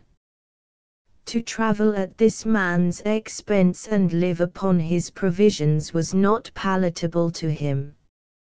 Still, he was obliged to eat, and so he ate. When the meal was over, he took Mr. Fogg apart, and said, "Sir, this sir scorched his lips, and he had to control himself to avoid collaring this gentleman. Sir, you have been very kind to give me a passage on this boat. But, though my means will not admit of my expending them as freely as you, I must ask to pay my share." "Let us not speak of that, sir," replied Mr. Fogg. "But, if I insist—" "No, sir," repeated Mr. Fogg, in a tone which did not admit of a reply. "This enters into my general expenses."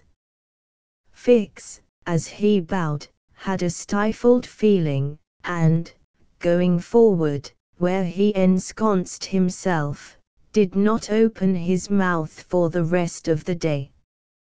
Meanwhile they were progressing famously, and John Bunsby was in high hope. He several times assured Mr. Fogg that they would reach Shanghai in time, to which that gentleman responded that he counted upon it. The crew set to work in good earnest, inspired by the reward to be gained. There was not a sheet which was not tightened, not a sail which was not vigorously hoisted, not a lurch could be charged to the man at the helm.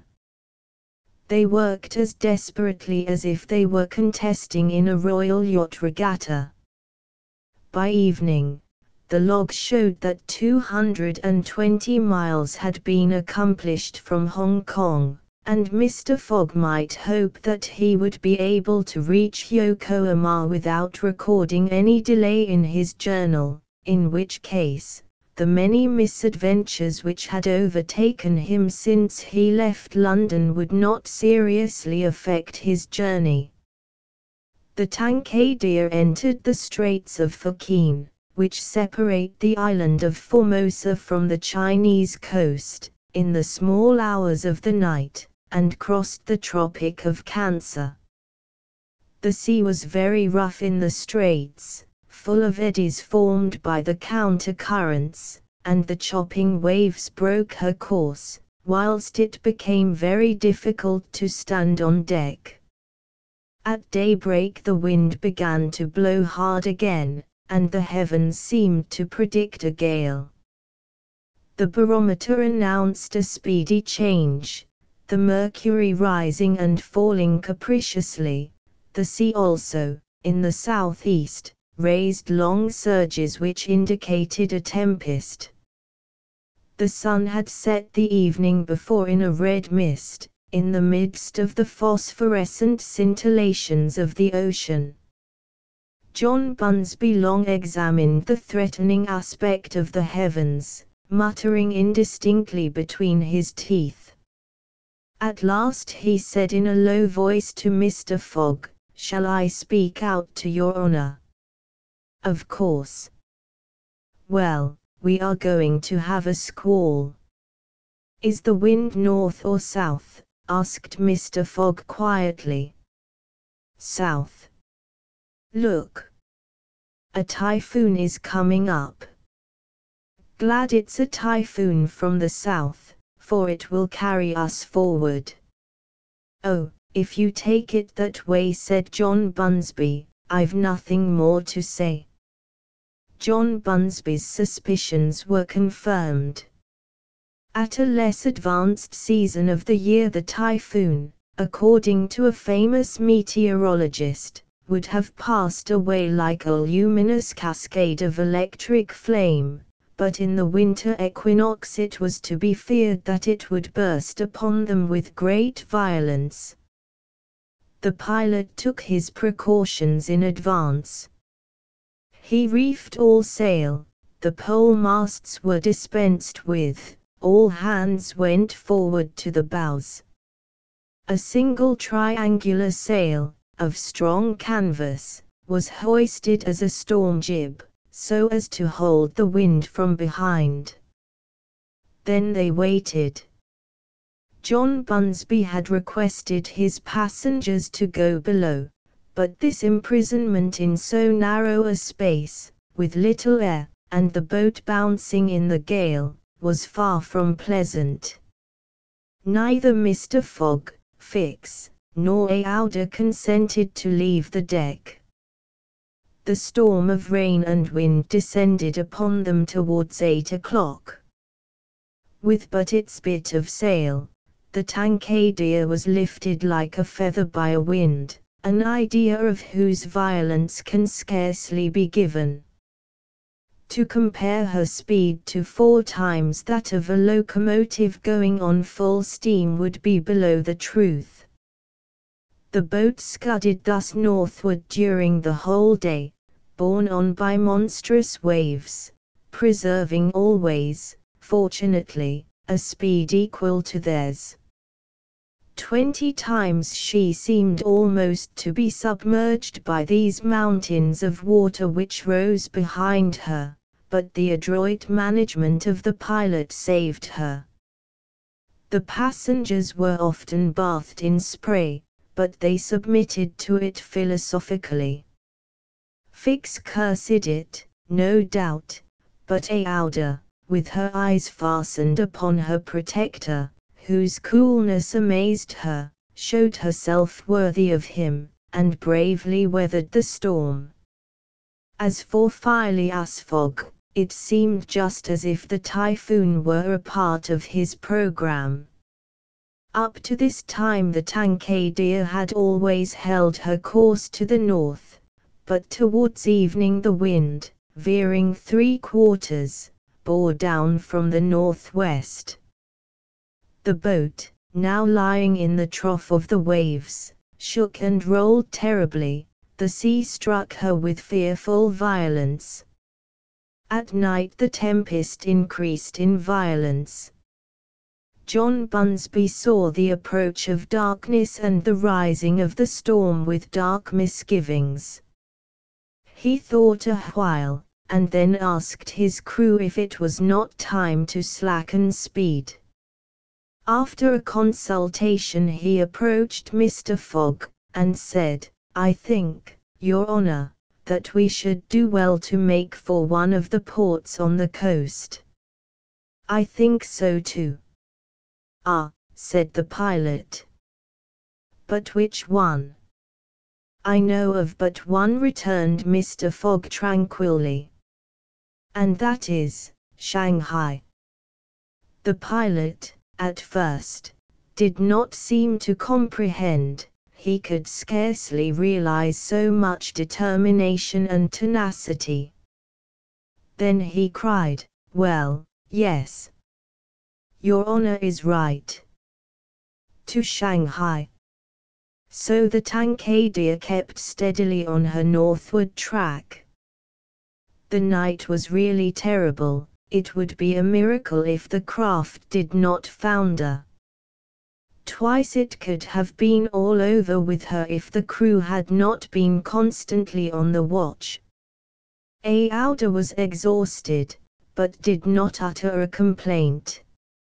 More than once Mr. Fogg rushed to protect her from the violence of the waves.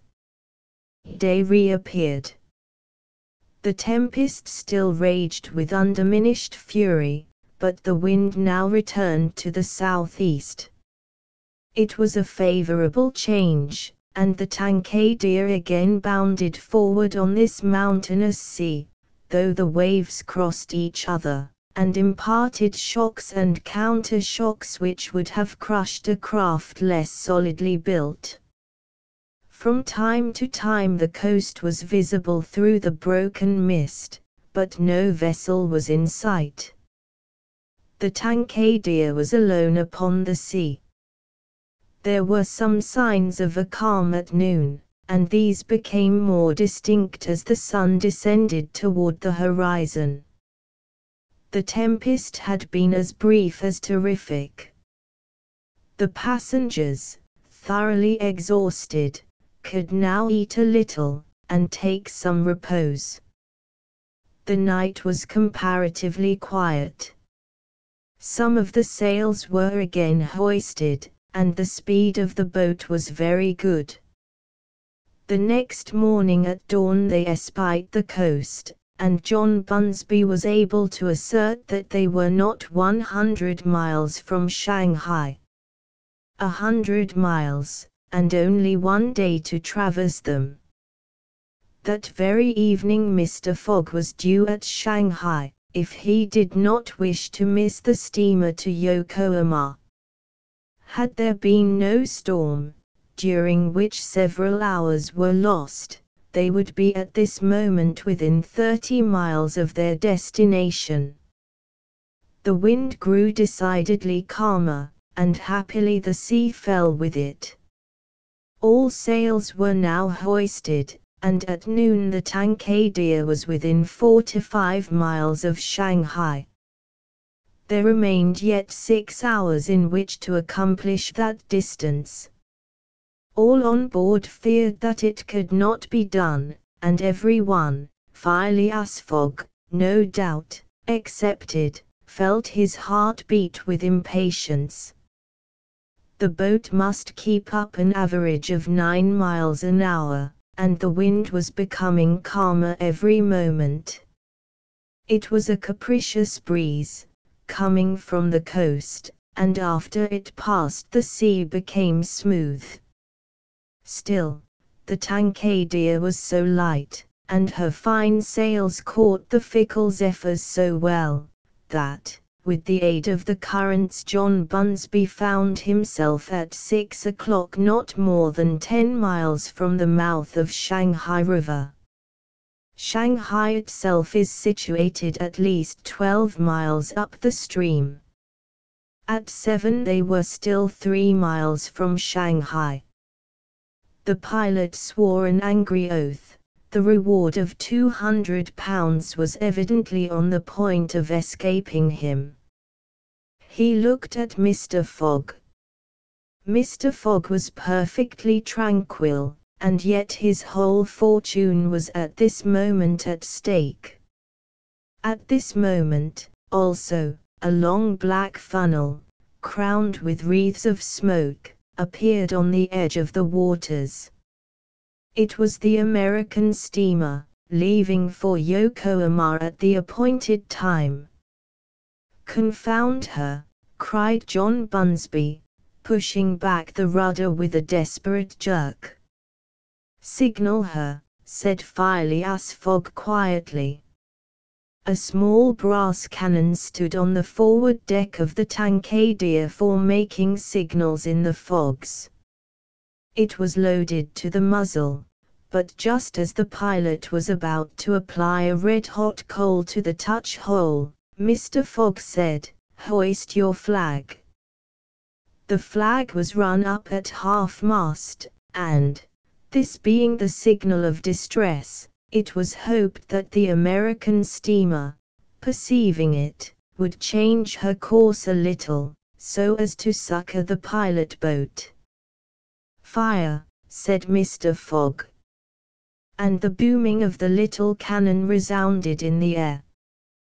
Chapter XXII, in which Passepartout finds out that, even at the Antipodes, It is convenient to have some money in one's pocket. The Carnatic, setting sail from Hong Kong at 6:30 on the 7th of November, directed her course at full steam towards Japan. She carried a large cargo and a well-filled cabin of passengers. 2 staterooms in the rear were, however, unoccupied, those which had been engaged by Phileas Fogg. The next day a passenger with a half-stupefied eye, staggering gait, and disordered hair, was seen to emerge from the second cabin, and to totter to a seat on deck. It was Passepartout, and what had happened to him was as follows. Shortly after Fix left the opium den, 2 waiters had lifted the unconscious Passepartout, and had carried him to the bed reserved for the smokers. 3 hours later, pursued even in his dreams by a fixed idea, the poor fellow awoke, and struggled against the stupefying influence of the narcotic. The thought of a duty unfulfilled shook off his torpor, and he hurried from the abode of drunkenness. Staggering and holding himself up by keeping against the walls, falling down and creeping up again, and irresistibly impelled by a kind of instinct, he kept crying out, "The Carnatic, the Carnatic!" The steamer lay puffing alongside the quay, on the point of starting. Passepartout had but few steps to go, and, rushing upon the plank, he crossed it, and fell unconscious on the deck, just as the Carnatic was moving off.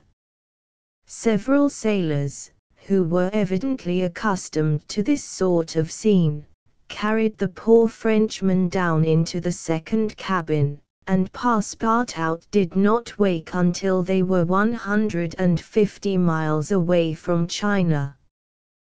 Thus he found himself the next morning on the deck of the Carnatic and eagerly inhaling the exhilarating sea breeze. The pure air sobered him.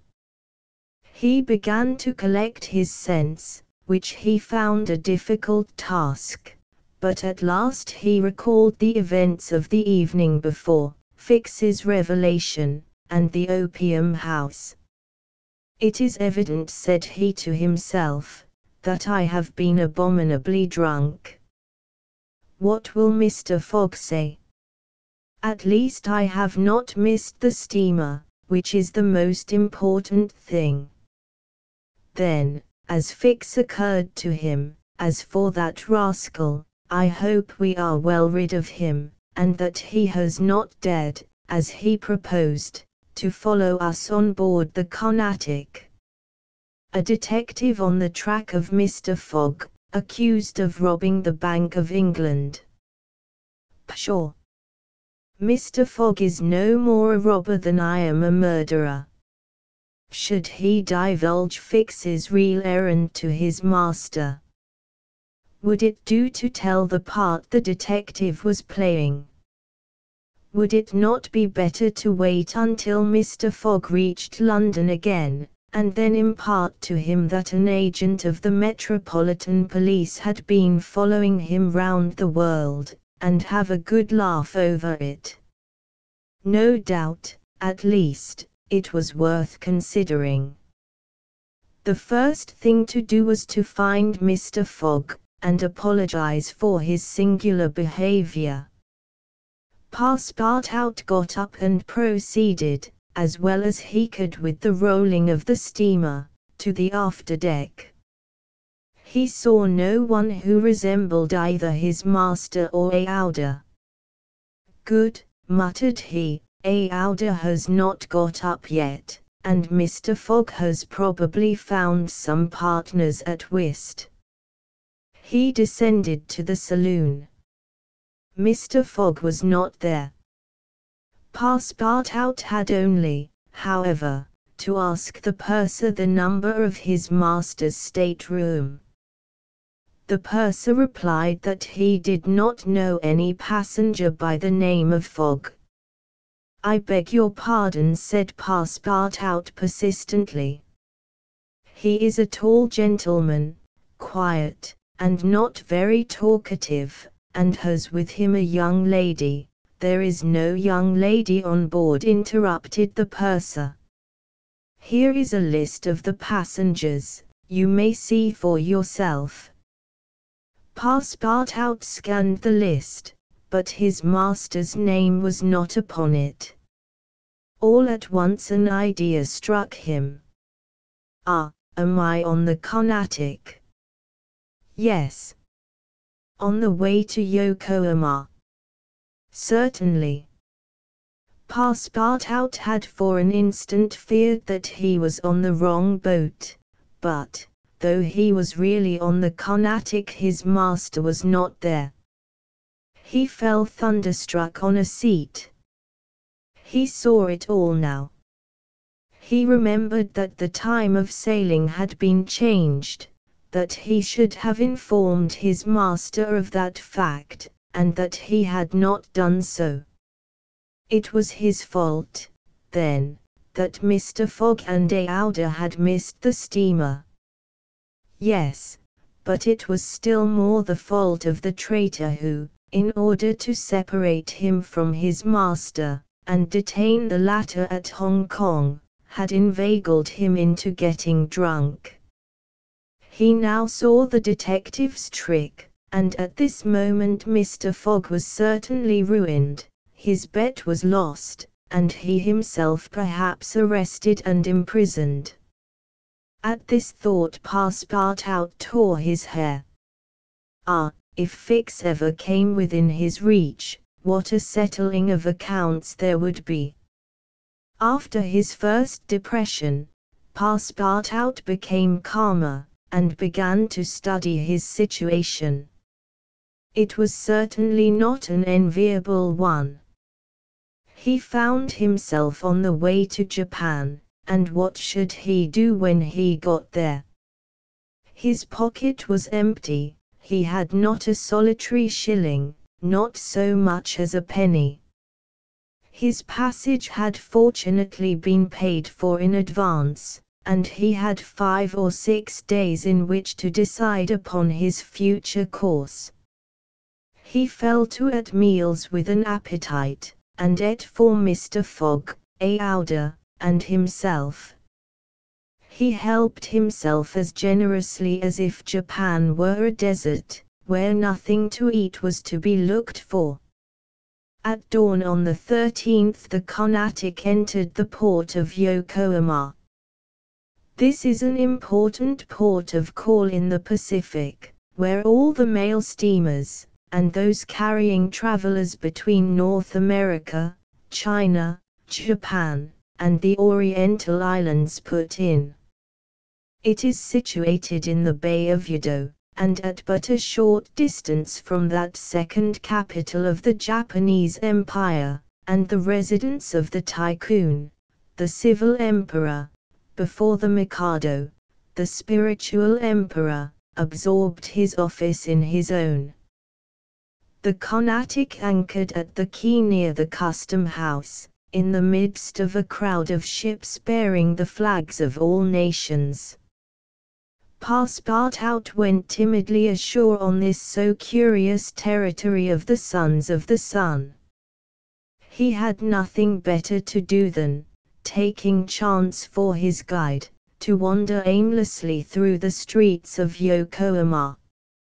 He found himself at first in a thoroughly European quarter, the houses having low fronts, and being adorned with verandas, beneath which he caught glimpses of neat peristyles. This quarter occupied, with its streets, squares, docks, and warehouses, all the space between the promontory of the treaty and the river. Here, as at Hong Kong and Calcutta, were mixed crowds of all races, Americans and English, Chinamen and Dutchmen, mostly merchants ready to buy or sell anything. The Frenchman felt himself as much alone among them as if he had dropped down in the midst of Hottentots. He had, at least, one resource, to call on the French and English consuls at Yokohama for assistance. But he shrank from telling the story of his adventures, intimately connected as it was with that of his master, and, before doing so, he determined to exhaust all other means of aid. As chance did not favor him in the European quarter, he penetrated that inhabited by the native Japanese, determined, if necessary, to push on to Yedo. The Japanese quarter of Yokohama is called Benton, after the goddess of the sea, who is worshipped on the islands round about.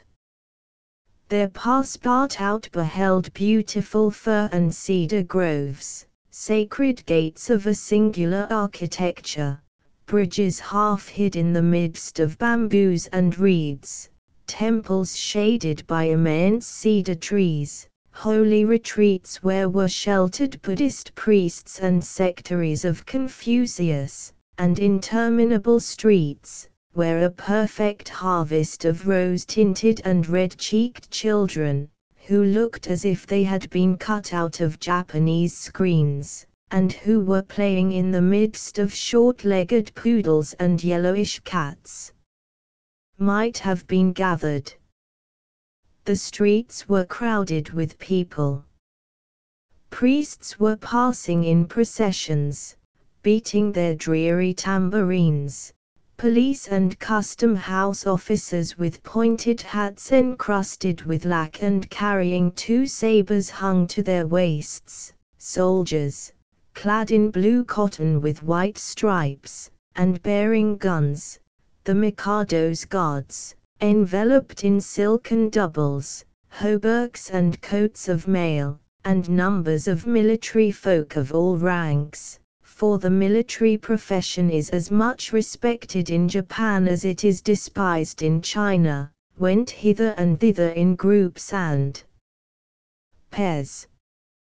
Passepartout saw, too, begging friars, long-robed pilgrims, and simple civilians, with their warped and jet-black hair, big heads, long busts, slender legs, short stature, and complexions varying from copper color to a dead white, but never yellow, like the Chinese, from whom the Japanese widely differ.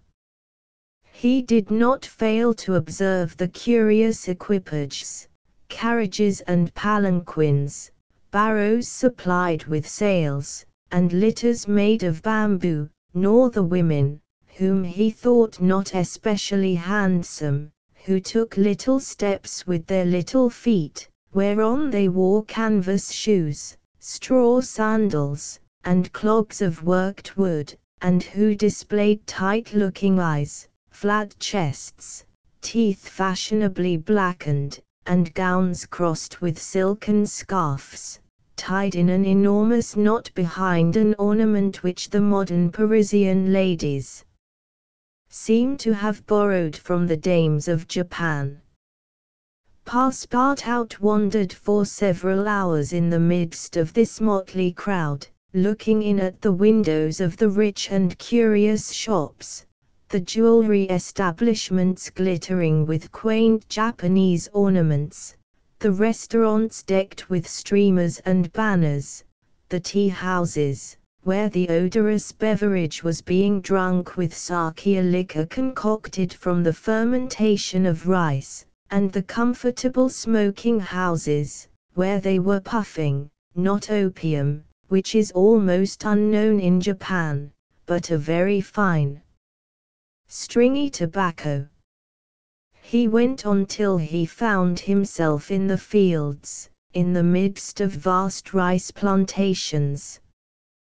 There he saw dazzling camellias expanding themselves, with flowers which were giving forth their last colors and perfumes, not on bushes, but on trees, and within bamboo enclosures, cherry, plum, and apple trees, which the Japanese cultivate rather for their blossoms than their fruit, and which queerly fashioned, grinning scarecrows protected from the sparrows, pigeons, ravens, and other voracious birds. On the branches of the cedars were perched large eagles, amid the foliage of the weeping willows were herons, solemnly standing on one leg, and on every hand were crows, ducks, hawks, wild birds, and a multitude of cranes, which the Japanese consider sacred, and which to their minds symbolize long life and prosperity. As he was strolling along, Passepartout espied some violets among the shrubs. "Good," said he, "I'll have some supper." But, on smelling them, he found that they were odorless. No chance there, thought he. The worthy fellow had certainly taken good care to eat as hearty a breakfast as possible before leaving the Carnatic, but, as he had been walking about all day, the demands of hunger were becoming importunate. He observed that the butcher's stalls contained neither mutton, goat, nor pork, and, knowing also that it is a sacrilege to kill cattle, which are preserved solely for farming, he made up his mind that meat was far from plentiful in Yokohama, nor was he mistaken, and, in default of butcher's meat, he could have wished for a quarter of wild boar or deer, a partridge, or some quails, some game or fish, which, with rice, the Japanese eat almost exclusively. But he found it necessary to keep up a stout heart, and to postpone the meal he craved till the following morning. Night came, and Passepartout re-entered the native quarter, where he wandered through the streets, lit by vari-colored lanterns, looking on at the dancers, who were executing skillful steps and boundings, and the astrologers who stood in the open air with their telescopes. Then he came to the harbor, which was lit up by the resin torches of the fishermen, who were fishing from their boats. The streets at last became quiet, and the patrol, the officers of which, in their splendid costumes, and surrounded by their suites, Passepartout thought seemed like ambassadors, succeeded the bustling crowd. Each time a company passed, Passepartout chuckled, and said to himself, "Good, another Japanese embassy departing for Europe." Chapter 23, in which Passepartout's nose becomes outrageously long the next morning. Poor, jaded, famished Passepartout said to himself that he must get something to eat at all hazards, and the sooner he did so the better. He might, indeed, sell his watch, but he would have starved first. Now or never he must use the strong, if not melodious voice which nature had bestowed upon him. He knew several French and English songs, and resolved to try them upon the Japanese, who must be lovers of music, since they were forever pounding on their cymbals, tam-tams, and tambourines, and could not but appreciate European talent. It was, perhaps, rather early in the morning to get up a concert, and the audience, prematurely aroused from their slumbers, might not possibly pay their entertainer with coin bearing the Mikado's features. Passepartout therefore decided to wait several hours, and, as he was sauntering along, it occurred to him that he would seem rather too well dressed for a wandering artist. The idea struck him to change his garments for clothes more in harmony with his project, by which he might also get a little money to satisfy the immediate cravings of hunger. The resolution taken, it remained to carry it out. It was only after a long search that Passepartout discovered a native dealer in old clothes, to whom he applied for an exchange. The man liked the European costume, and ere long Passepartout issued from his shop accoutred in an old Japanese coat, and a sort of one-sided turban, faded with long use. A few small pieces of silver, moreover, jingled in his pocket. Good, thought he. I will imagine I am at the carnival. His first care, after being thus Japanesed, was to enter a tea-house of modest appearance, and, upon half a bird and a little rice, to breakfast like a man for whom dinner was as yet a problem to be solved. Now, thought he, when he had eaten heartily, I mustn't lose my head. I can't sell this costume again for one still more Japanese. I must consider how to leave this country of the sun, of which I shall not retain the most delightful of memories, as quickly as possible. It occurred to him to visit the steamers which were about to leave for America. He would offer himself as a cook or servant, in payment of his passage and meals. Once at San Francisco, he would find some means of going on. The difficulty was, how to traverse the 4,700 miles of the Pacific which lay between Japan and the New World. Passepartout was not the man to let an idea go begging, and directed his steps towards the docks.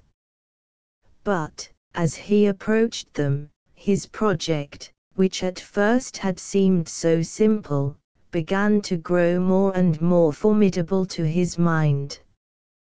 What need would they have of a cook or servant on an American steamer, and what confidence would they put in him, dressed as he was? What references could he give?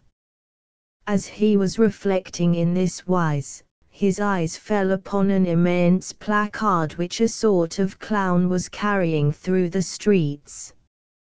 This placard, which was in English, read as follows: Acrobatic Japanese Troupe, Honorable William Batulcar, Proprietor, last representations, prior to their departure to the United States, of the Long Noses.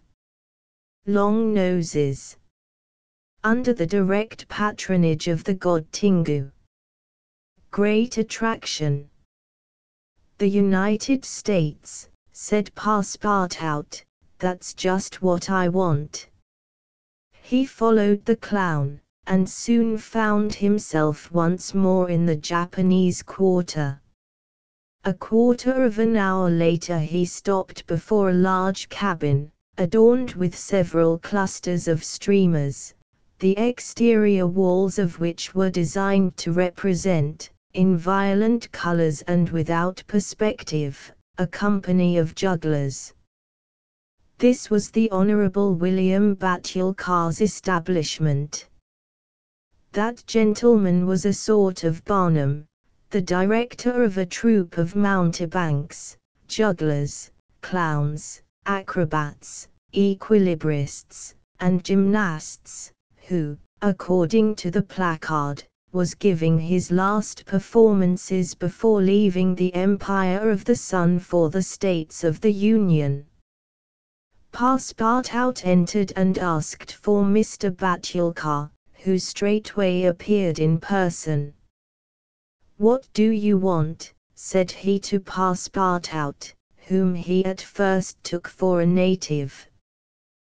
"Would you like a servant, sir?" asked Passepartout. "A servant," cried Mr. Batulcar, caressing the thick grey beard which hung from his chin. I already have two who are obedient and faithful, have never left me, and serve me for their nourishment, and here they are, added he, holding out his two robust arms, furrowed with veins as large as the strings of a bass viol. So I can be of no use to you. None. The devil. I should so like to cross the Pacific with you. Ah, said the Honorable Mr. Batulcar. You are no more a Japanese than I am a monkey. Who are you dressed up in that way? A man dresses as he can. That's true. You are a Frenchman, aren't you? Yes, a Parisian of Paris. Then you ought to know how to make grimaces.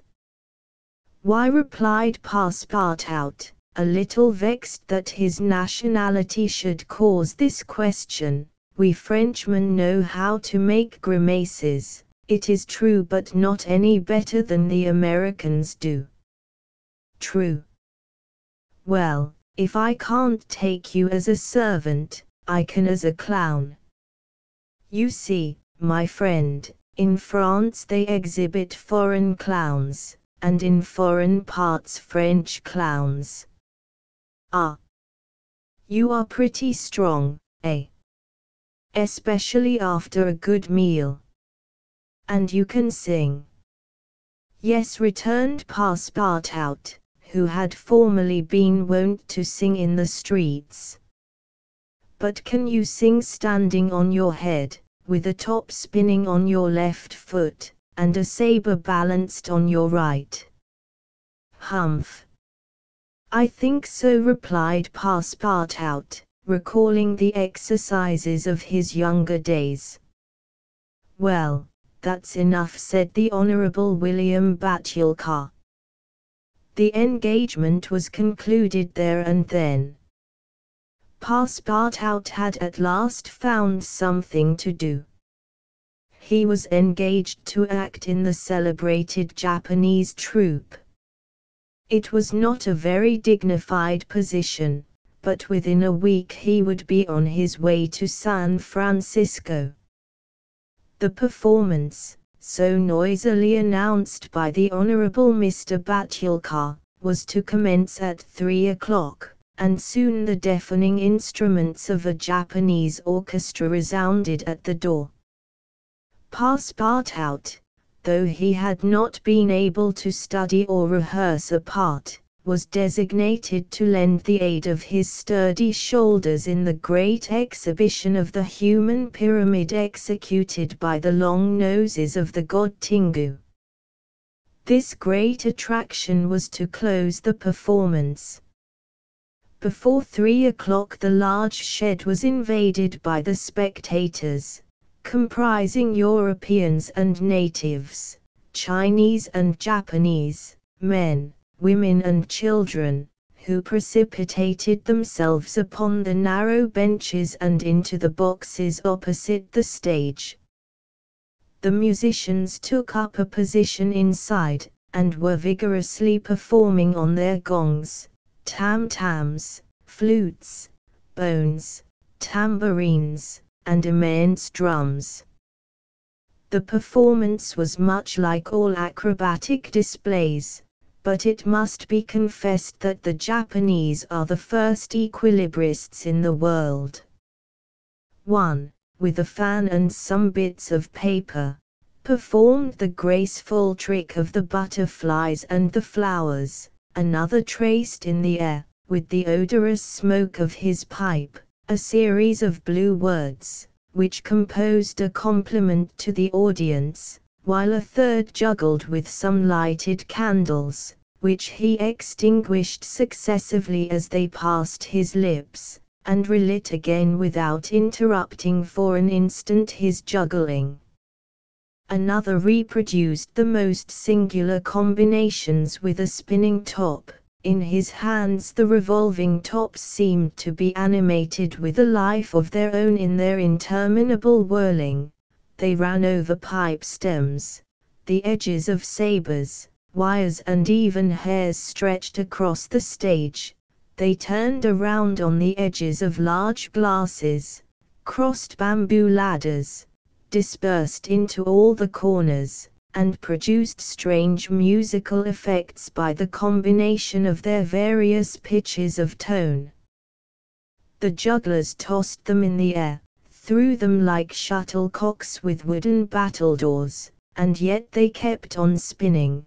They put them into their pockets, and took them out still whirling as before. It is useless to describe the astonishing performances of the acrobats and gymnasts. The turning on ladders, poles, balls, barrels, and was executed with wonderful precision. But the principal attraction was the exhibition of the long noses, a show to which Europe is as yet a stranger. The long noses form a peculiar company, under the direct patronage of the god Tingu. Attired after the fashion of the Middle Ages, they bore upon their shoulders a splendid pair of wings, but what especially distinguished them was the long noses which were fastened to their faces, and the uses which they made of them. These noses were made of bamboo, and were 5, 6, and even 10 feet long, some straight, others curved, some ribboned, and some having imitation warts upon them. It was upon these appendages, fixed tightly on their real noses, that they performed their gymnastic exercises. A dozen of these sectaries of Tingu lay flat upon their backs, while others, dressed to represent lightning rods, came and frolicked on their noses, jumping from one to another, and performing the most skillful leapings and somersaults. As a last scene, a human pyramid had been announced, in which 50 long noses were to represent the car of Juggernaut. But, instead of forming a pyramid by mounting each other's shoulders, the artists were to group themselves on top of the noses. It happened that the performer who had hitherto formed the base of the car had quitted the troupe, and as, to fill this part, only strength and adroitness were necessary, Passepartout had been chosen to take his place. The poor fellow really felt sad when, melancholy reminiscence of his youth, he donned his costume, adorned with vari-colored wings, and fastened to his natural feature a false nose 6 feet long.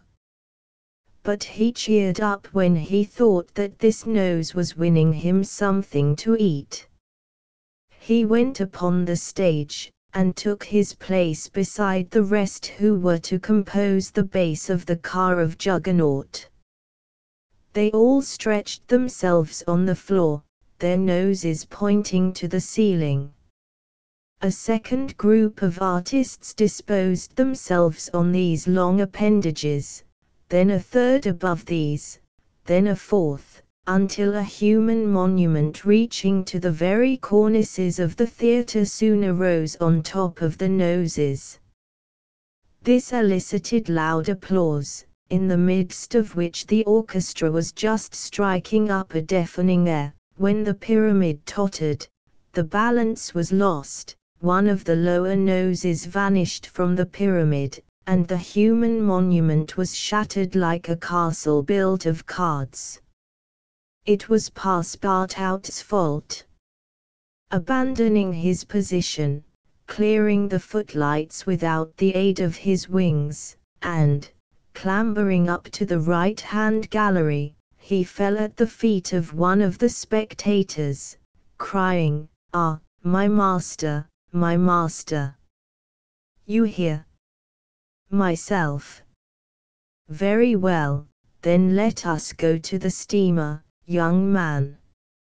Mr. Fogg, a ouder, and Passepartout passed through the lobby of the theatre to the outside, where they encountered the Honorable Mr. Batulcar, furious with rage. He demanded damages for the breakage of the pyramid, and Phileas Fogg appeased him by giving him a handful of banknotes. At 6:30, the very hour of departure, Mr. Fogg and Aouda, followed by Passepartout, who in his hurry had retained his wings, and no 6 feet long, stepped upon the American steamer. Chapter XV, during which Mr. Fogg and party crossed the Pacific Ocean. What happened when the pilot boat came in sight of Shanghai will be easily guessed. The signals made by the Tankadier had been seen by the captain of the Yokohama steamer, who, espying the flag at half-mast, had directed his course towards the little craft. Phileas Fogg, after paying the stipulated price of his passage to John Busby, and rewarding that worthy with the additional sum of £550, ascended the steamer with Aouda and Fix, and they started at once for Nagasaki and Yokohama. They reached their destination on the morning of the 14th of November. Phileas Fogg lost no time in going on board the Carnatic, where he learned, to Aouda's great delight, and perhaps to his own, though he betrayed no emotion, that Passepartout, a Frenchman, had really arrived on her the day before. The San Francisco steamer was announced to leave that very evening, and it became necessary to find Passepartout, if possible, without delay. Mr. Fogg applied in vain to the French and English consuls, and, after wandering through the streets a long time, began to despair of finding his missing servant. Chance, or perhaps a kind of presentiment, at last led him into the Honorable Mr. Batulcar's theatre. He certainly would not have recognized Passepartout in the eccentric mountebank's costume, but the latter, lying on his back, perceived his master in the gallery. He could not help starting, which so changed the position of his nose as to bring the pyramid pell-mell upon the stage. All this Passepartout learned from Aouda, who recounted to him what had taken place on the voyage from Hong Kong to Shanghai on the Tankadier in company with one Mr. Fix. Passepartout did not change countenance on hearing this name. He thought that the time had not yet arrived to divulge to his master what had taken place between the detective and himself, and, in the account he gave of his absence, he simply excused himself for having been overtaken by drunkenness, in smoking opium at a tavern in Hong Kong. Mr. Fogg heard this narrative coldly, without a word, and then furnished his man with funds necessary to obtain clothing more in harmony with his position. Within an hour the Frenchman had cut off his nose and parted with his wings, and retained nothing about him which recalled the secretary of the god Tingu. The steamer which was about to depart from Yokohama to San Francisco belonged to the Pacific Mail Steamship Company, and was named the General Grant. She was a large paddle-wheel steamer of 2,500 tons, well equipped and very fast. The massive walking beam rose and fell above the deck. At one end a piston rod worked up and down, and at the other was a connecting rod which, in changing the rectilinear motion to a circular one, was directly connected with the shaft of the paddles. The General Grant was rigged with 3 masts, giving a large capacity for sails, and thus materially aiding the steam power. By making 12 miles an hour, she would cross the ocean in 21 days.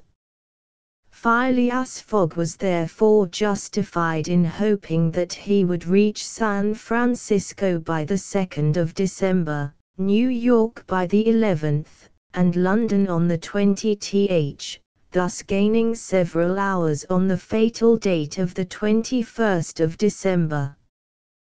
There was a full complement of passengers on board, among them English, many Americans, a large number of coolies on their way to California, and several East Indian officers, who were spending their vacation in making the tour of the world. Nothing of moment happened on the voyage. The steamer, sustained on its large paddles, rolled but little, and the Pacific almost justified its name. Mr. Fogg was as calm and taciturn as ever. His young companion felt herself more and more attached to him by other ties than gratitude. His silent but generous nature impressed her more than she thought, and it was almost unconsciously that she yielded to emotions which did not seem to have the least effect upon her protector. Aouda took the keenest interest in his plans, and became impatient at any incident which seemed likely to retard his journey. She often chatted with Passepartout, who did not fail to perceive the state of the lady's heart, and, being the most faithful of domestics, he never exhausted his eulogies of Phileas Fogg's honesty, generosity, and devotion. He took pains to calm Aouda's doubts of a successful termination of the journey, telling her that the most difficult part of it had passed, that now they were beyond the fantastic countries of Japan and China, and were fairly on their way to civilized places again. A railway train from San Francisco to New York, and a transatlantic steamer from New York to Liverpool, would doubtless bring them to the end of this impossible journey round the world within the period agreed upon. On the 9th day after leaving Yokohama, Phileas Fogg had traversed exactly one-half of the terrestrial globe. The General Grant passed, on the 23rd of November, the 180th meridian, and was at the very antipodes of London. Mr. Fogg had, it is true, exhausted 52 of the 80 days in which he was to complete the tour, and there were only 28 left. But, though he was only halfway by the difference of meridians, he had really gone over 2/3 of the whole journey, for he had been obliged to make long circuits from London to Aden, from Aden to Bombay, from Calcutta to Singapore, and from Singapore to Yokohama. Could he have followed without deviation the 50th parallel, which is that of London, the whole distance would only have been about 12,000 miles, whereas he would be forced, by the irregular methods of locomotion, to traverse 26,000, of which he had, on the 23rd of November, accomplished 17,500. And now the course was a straight one, and Fix was no longer there to put obstacles in their way. It happened also, on the 23rd of November, that Passepartout made a joyful discovery. It will be remembered that the obstinate fellow had insisted on keeping his famous family watch at London time, and on regarding that of the countries he had passed through as quite false and unreliable. Now, on this day, though he had not changed the hands, he found that his watch exactly agreed with the ship's chronometers. His triumph was hilarious. He would have liked to know what Fix would say if he were aboard. The rogue told me a lot of stories, repeated Passepartout, about the meridians, the sun, and the moon. Moon, indeed. Moonshine more likely. If one listened to that sort of people, a pretty sort of time one would keep. I was sure that the sun would some day regulate itself by my watch. Passepartout was ignorant that, if the face of his watch had been divided into 24 hours, like the Italian clocks, he would have no reason for exultation, for the hands of his watch would then, instead of as now indicating 9 o'clock in the morning, indicate 9 o'clock in the evening, that is, the 21st hour after midnight, precisely the difference between London time and that of the 180th meridian. But if Fix had been able to explain this purely physical effect, Passepartout would not have admitted, even if he had comprehended it. Moreover, if the detective had been on board at that moment, Passepartout would have joined issue with him on a quite different subject, and in an entirely different manner. Where was Fix at that moment? He was actually on board the General Grant. On reaching Yokohama, the detective, leaving Mr. Fogg, whom he expected to meet again during the day, had repaired at once to the English consulate, where he at last found the warrant of arrest. It had followed him from Bombay, and had come by the Carnatic, on which steamer he himself was supposed to be. Fix's disappointment may be imagined when he reflected that the warrant was now useless.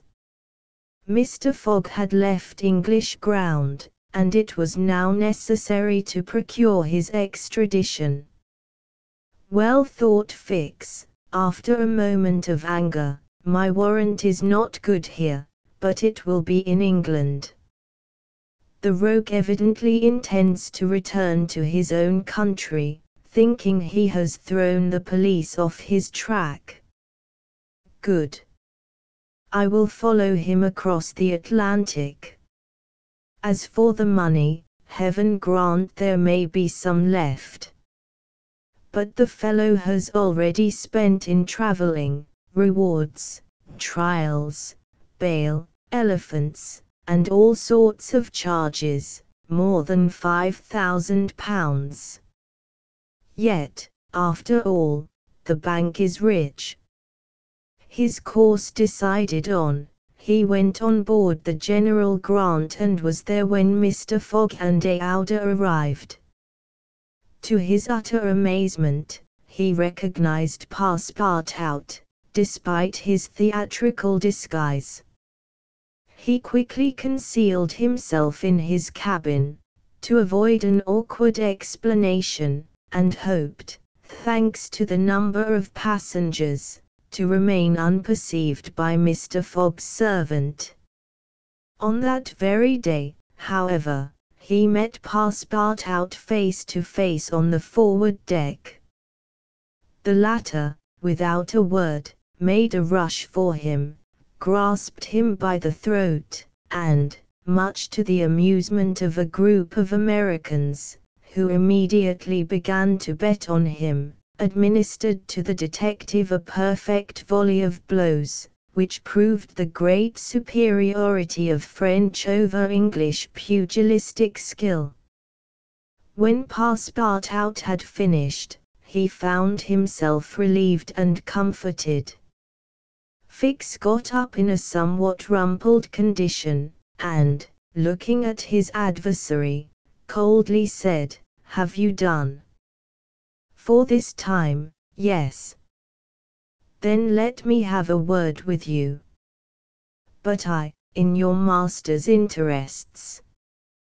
Passepartout seemed to be vanquished by Fix's coolness, for he quietly followed him, and they sat down aside from the rest of the passengers.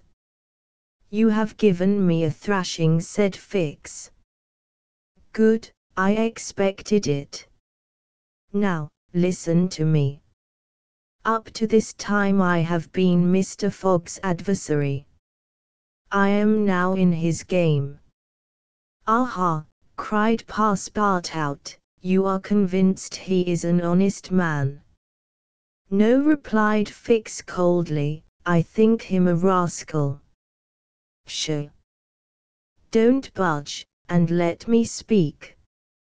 As long as Mr. Fogg was on English ground, it was for my interest to detain him there until my warrant of arrest arrived. I did everything I could to keep him back. I sent the Bombay priests after him, I got you intoxicated at Hong Kong, I separated you from him, and I made him miss the Yokohama steamer." Passepartout listened, with closed fists. "Now," resumed Fix, "Mr. Fogg seems to be going back to England. Well, I will follow him there. But hereafter I will do as much to keep obstacles out of his way as I have done up to this time to put them in his path. I've changed my game, you see, and simply because it was for my interest to change it. Your interest is the same as mine, for it is only in England that you will ascertain whether you are in the service of a criminal or an honest man." Passepartout listened very attentively to Fix, and was convinced that he spoke with entire good faith. "Are we friends?" asked the detective. "Friends, no," replied Passepartout, "but allies, perhaps. At the least sign of treason, however, I'll twist your neck for you." "Agreed," said the detective quietly. 11 days later, on the 3rd of December, the General Grant entered the Bay of the Golden Gate, and reached San Francisco. Mr. Fogg had neither gained nor lost a single day. Chapter XXV, in which a slight glimpse is had of San Francisco. It was 7 in the morning when Mr. Fogg, Aouda, and Passepartout set foot upon the American continent, if this name can be given to the floating quay upon which they disembarked. These quays, rising and falling with the tide, thus facilitate the loading and unloading of vessels. Alongside them were clippers of all sizes, steamers of all nationalities, and the steamboats, with several decks rising one above the other, which ply on the Sacramento and its tributaries. There were also heaped up the products of a commerce which extends to Mexico, Chile, Peru, Brazil, Europe, Asia, and all the Pacific Islands. Passepartout, in his joy on reaching at last the American continent, thought he would manifest it by executing a perilous vault in fine style, but, tumbling upon some worm-eaten planks, he fell through them. Put out of countenance by the manner in which he thus set foot upon the New World, he uttered a loud cry, which so frightened the innumerable cormorants and pelicans that are always perched upon these movable quays, that they flew noisily away. Mr. Fogg, on reaching shore, proceeded to find out at what hour the first train left for New York, and learned that this was at 6 p.m. He had, therefore, an entire day to spend in the Californian capital. Taking a carriage at a charge of $3, he and Aouda entered it, while Passepartout mounted the box beside the driver, and they set out for the International Hotel. From his exalted position Passepartout observed with much curiosity the wide streets, the low, evenly ranged houses, the Anglo-Saxon Gothic churches, the great docks, the palatial wooden and brick warehouses, the numerous conveyances, omnibuses, horse cars, and upon the sidewalks, not only Americans and Europeans, but Chinese and Indians. Passepartout was surprised at all he saw. San Francisco was no longer the legendary city of 1849, a city of banditti, assassins, and incendiaries, who had flocked hither in crowds in pursuit of plunder, a paradise of outlaws, where they gambled with gold dust, a revolver in one hand and a bowie knife in the other. It was now a great commercial emporium. The lofty tower of its city hall overlooked the whole panorama of the streets and avenues, which cut each other at right angles, and in the midst of which appeared pleasant, verdant squares, while beyond appeared the Chinese quarter, seemingly imported from the Celestial Empire in a toy box. Sombreros and red shirts and plumed Indians were rarely to be seen, but there were silk hats and black coats everywhere worn by a multitude of nervously active, gentlemanly-looking men. Some of the streets, especially Montgomery Street, which is to San Francisco what Regent Street is to London, the Boulevard des Italiens to Paris, and Broadway to New York, were lined with splendid and spacious stores, which exposed in their windows the products of the entire world. When Passepartout reached the International Hotel, it did not seem to him as if he had left England at all. The ground floor of the hotel was occupied by a large bar, a sort of restaurant freely open to all passers-by, who might partake of dried beef, oyster soup, biscuits, and cheese, without taking out their purses. Payment was made only for the ale, porter, or sherry which was drunk. This seemed very American to Passepartout. The hotel refreshment rooms were comfortable, and Mr. Fogg and Aouda, installing themselves at a table, were abundantly served on diminutive plates by negroes of darkest hue. After breakfast, Mr. Fogg, accompanied by Aouda, started for the English consulate to have his passport visaed. As he was going out, he met Passepartout, who asked him if it would not be well, before taking the train, to purchase some dozens of Enfield rifles and Colt's revolvers. He had been listening to stories of attacks upon the trains by the Sioux and Pawnees. Mr. Fogg thought it a useless precaution, but told him to do as he thought best, and went on to the consulate. He had not proceeded 200 steps, however, when, by the greatest chance in the world, he met Fix. The detective seemed wholly taken by surprise. What? Had Mr. Fogg and himself crossed the Pacific together, and not met on the steamer? At least Fix felt honored to behold once more the gentleman to whom he owed so much, and, as his business recalled him to Europe, he should be delighted to continue the journey in such pleasant company.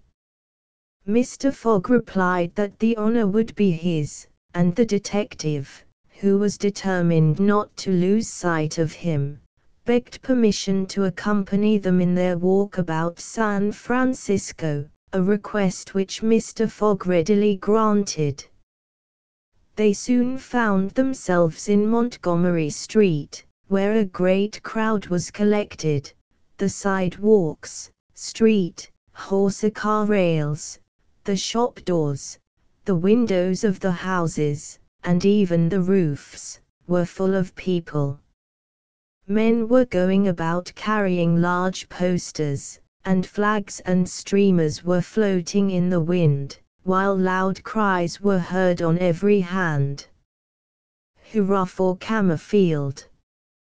Hurrah for Mandiboy! It was a political meeting, at least so Fix conjectured, who said to Mr. Fogg, "Perhaps we had better not mingle with the crowd. There may be danger in it." "Yes," returned Mr. Fogg, "and blows, even if they are political, are still blows." Fix smiled at this remark, and, in order to be able to see without being jostled about, the party took up a position on the top of a flight of steps situated at the upper end of Montgomery Street. Opposite them, on the other side of the street, between a coal wharf and a petroleum warehouse, a large platform had been erected in the open air, towards which the current of the crowd seemed to be directed. For what purpose was this meeting? What was the occasion of this excited assemblage? Phileas Fogg could not imagine. Was it to nominate some high official, a governor or member of Congress? It was not improbable, so agitated was the multitude before them. Just at this moment there was an unusual stir in the human mass. All the hands were raised in the air. Some, tightly closed, seemed to disappear suddenly in the midst of the cries, an energetic way, no doubt, of casting a vote. The crowd swayed back, the banners and flags wavered, disappeared an instant, then reappeared in tatters. The undulations of the human surge reached the steps, while all the heads floundered on the surface like a sea agitated by a squall. Many of the black hats disappeared, and the greater part of the crowd seemed to have diminished in height. "It is evidently a meeting," said Fix, "and its object must be an exciting one. I should not wonder if it were about the Alabama, despite the fact that that question is settled." "Perhaps," replied Mr. Fogg, simply. "At least, there are two champions in presence of each other, the Honourable Mr. Camerfield and the Honourable Mr. Mandiboy." Aouda, leaning upon Mr. Fogg's arm, observed the tumultuous scene with surprise, while Fix asked a man near him what the cause of it all was. Before the man could reply, a fresh agitation arose, hurrahs and excited shouts were heard, the staffs of the banners began to be used as offensive weapons, and fists flew about in every direction. Thumps were exchanged from the tops of the carriages and omnibuses which had been blocked up in the crowd. Boots and shoes went whirling through the air, and Mr. Fogg thought he even heard the crack of revolvers mingling in the din. The rout approached the stairway, and flowed over the lower step. One of the parties had evidently been repulsed, but the mere lookers-on could not tell whether Mandiboy or Camerfield had gained the upper hand. "It would be prudent for us to retire," said Fix, who was anxious that Mr. Fogg should not receive any injury, at least until they got back to London. "If there is any question about England in all this, and we were recognized, I fear it would go hard with us." "An English subject," began Mr. Fogg. He did not finish his sentence, for a terrific hubbub now arose on the terrace behind the flight of steps where they stood, and there were frantic shouts of, "Hurrah for Mandiboy! Hip, hip, hurrah!" It was a band of voters coming to the rescue of their allies, and taking the Camerfield forces in flank. Mr. Fogg, Aouda, and Fix found themselves between two fires. It was too late to escape. The torrent of men, armed with loaded canes and sticks, was irresistible. Phileas Fogg and Fix were roughly hustled in their attempts to protect their fair companion. The former, as cool as ever, tried to defend himself with the weapons which nature has placed at the end of every Englishman's arm, but in vain. A big brawny fellow with a red beard, flushed face, and broad shoulders, who seemed to be the chief of the band, raised his clenched fist to strike Mr. Fogg, whom he would have given a crushing blow, had not Fix rushed in and received it in his stead. An enormous bruise immediately made its appearance under the detective's silk hat, which was completely smashed in. "Yankee!" exclaimed Mr. Fogg, darting a contemptuous look at the ruffian. "Englishman," returned the other. "We will meet again." "When you please." "What is your name?" "Phileas Fogg." "And yours?" "Colonel Stamp Proctor." The human tide now swept by, after overturning Fix, who speedily got upon his feet again, though with tattered clothes. Happily, he was not seriously hurt. His traveling overcoat was divided into two unequal parts, and his trousers resembled those of certain Indians, which fit less compactly than they are easy to put on. Aouda had escaped unharmed, and Fix alone bore marks of the fray in his black and blue bruise.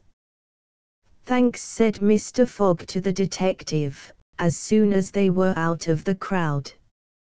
"No thanks are necessary," replied Fix, "but let us go." "Where?" "To a tailor's." Such a visit was, indeed, opportune. The clothing of both Mr. Fogg and Fix was in rags, as if they had themselves been actively engaged in the contest between Camerfield and Mandiboy. An hour after, they were once more suitably attired, and with Aouda returned to the International Hotel. Passepartout was waiting for his master, armed with half a dozen six-barreled revolvers. When he perceived Fix, he knit his brows, but Aouda having, in a few words, told him of their adventure, his countenance resumed its placid expression. Fix evidently was no longer an enemy, but an ally. He was faithfully keeping his word. Dinner over, the coach which was to convey the passengers and their luggage to the station drew up to the door. As he was getting in, Mr. Fogg said to Fix, "You have not seen this Colonel Proctor again?" "No, I will come back to America to find him," said Phileas Fogg calmly. It would not be right for an Englishman to permit himself to be treated in that way, without retaliating. The detective smiled, but did not reply. It was clear that Mr. Fogg was one of those Englishmen who, while they do not tolerate duelling at home, fight abroad when their honor is attacked. At 6:15 the travelers reached the station, and found the train ready to depart. As he was about to enter it, Mr. Fogg called a porter, and said to him, "My friend, was there not some trouble today in San Francisco?" "It was a political meeting," sir," replied the porter. "But I thought there was a great deal of disturbance in the streets." "It was only a meeting assembled for an election." "The election of a general-in-chief, no doubt?" asked Mr. Fogg. "No, sir, of a justice of the peace." Phileas Fogg got into the train, which started off at full speed. Chapter XXVI, in which Phileas Fogg and party travel by the Pacific Railroad from ocean to ocean, so say the Americans, and these 4 words compose the general designation of the great trunk line which crosses the entire width of the United States. The Pacific Railroad is, however, really divided into 2 distinct lines: the Central Pacific, between San Francisco and Ogden, and the Union Pacific, between Ogden and Omaha. 5 main lines connect Omaha with New York. New York and San Francisco are thus united by an uninterrupted metal ribbon, which measures no less than 3,786 miles. Between Omaha and the Pacific, the railway crosses a territory which is still infested by Indians and wild beasts, and a large tract which the Mormons, after they were driven from Illinois in 1845, began to colonize. The journey from New York to San Francisco consumed, formerly, under the most favorable conditions, at least 6 months. It is now accomplished in 7 days. It was in 1862 that, in spite of the Southern members of Congress, who wished a more southerly route, it was decided to lay the road between the 41st and 42nd parallels. President Lincoln himself fixed the end of the line at Omaha, in Nebraska. The work was at once commenced, and pursued with true American energy, nor did the rapidity with which it went on injuriously affect its good execution. The road grew, on the prairies, 1.5 miles a day. A locomotive, running on the rails laid down the evening before, brought the rails to be laid on the morrow, and advanced upon them as fast as they were put in position. The Pacific Railroad is joined by several branches in Iowa, Kansas, Colorado, and Oregon. On leaving Omaha, it passes along the left bank of the Platte River as far as the junction of its northern branch, follows its southern branch, crosses the Laramie Territory and the Wasatch Mountains, turns the Great Salt Lake, and reaches Salt Lake City, the Mormon capital, plunges into the Tooele Valley, across the American Desert, Cedar and Humboldt Mountains, the Sierra Nevada, and descends, via Sacramento, to the Pacific, its grade, even on the Rocky Mountains, never exceeding 112 feet to the mile. Such was the road to be traversed in 7 days, which would enable Phileas Fogg, at least, so he hoped, to take the Atlantic steamer at New York on the 11th for Liverpool. The car which he occupied was a sort of long omnibus on 8 wheels, and with no compartments in the interior.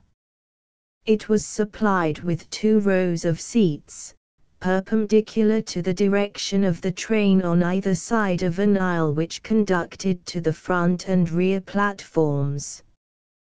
These platforms were found throughout the train, and the passengers were able to pass from one end of the train to the other.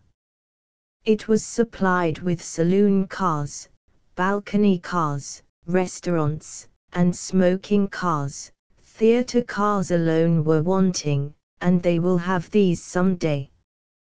Book and news dealers, sellers of edibles, drinkables, and cigars, who seemed to have plenty of customers, were continually circulating in the aisles. The train left Oakland Station at 6 o'clock. It was already night, cold and cheerless, the heavens being overcast with clouds which seemed to threaten snow. The train did not proceed rapidly, counting the stoppages. It did not run more than 20 miles an hour, which was a sufficient speed, however, to enable it to reach Omaha within its designated time. There was but little conversation in the car, and soon many of the passengers were overcome with sleep. Passepartout found himself beside the detective, but he did not talk to him. After recent events, their relations with each other had grown somewhat cold. There could no longer be mutual sympathy or intimacy between them. Fix's manner had not changed, but Passepartout was very reserved, and ready to strangle his former friend on the slightest provocation. Snow began to fall an hour after they started, a fine snow, however, which happily could not obstruct the train. Nothing could be seen from the windows but a vast, white sheet, against which the smoke of the locomotive had a grayish aspect. At 8 o'clock a steward entered the car and announced that the time for going to bed had arrived, and in a few minutes the car was transformed into a dormitory. The backs of the seats were thrown back, bedsteads carefully packed were rolled out by an ingenious system, berths were suddenly improvised, and each traveler had soon at his disposition a comfortable bed, protected from curious eyes by thick curtains. The sheets were clean and the pillows soft. It only remained to go to bed and sleep, which everybody did, while the train sped on across the state of California. The country between San Francisco and Sacramento is not very hilly. The Central Pacific, taking Sacramento for its starting point, extends eastward to meet the road from Omaha.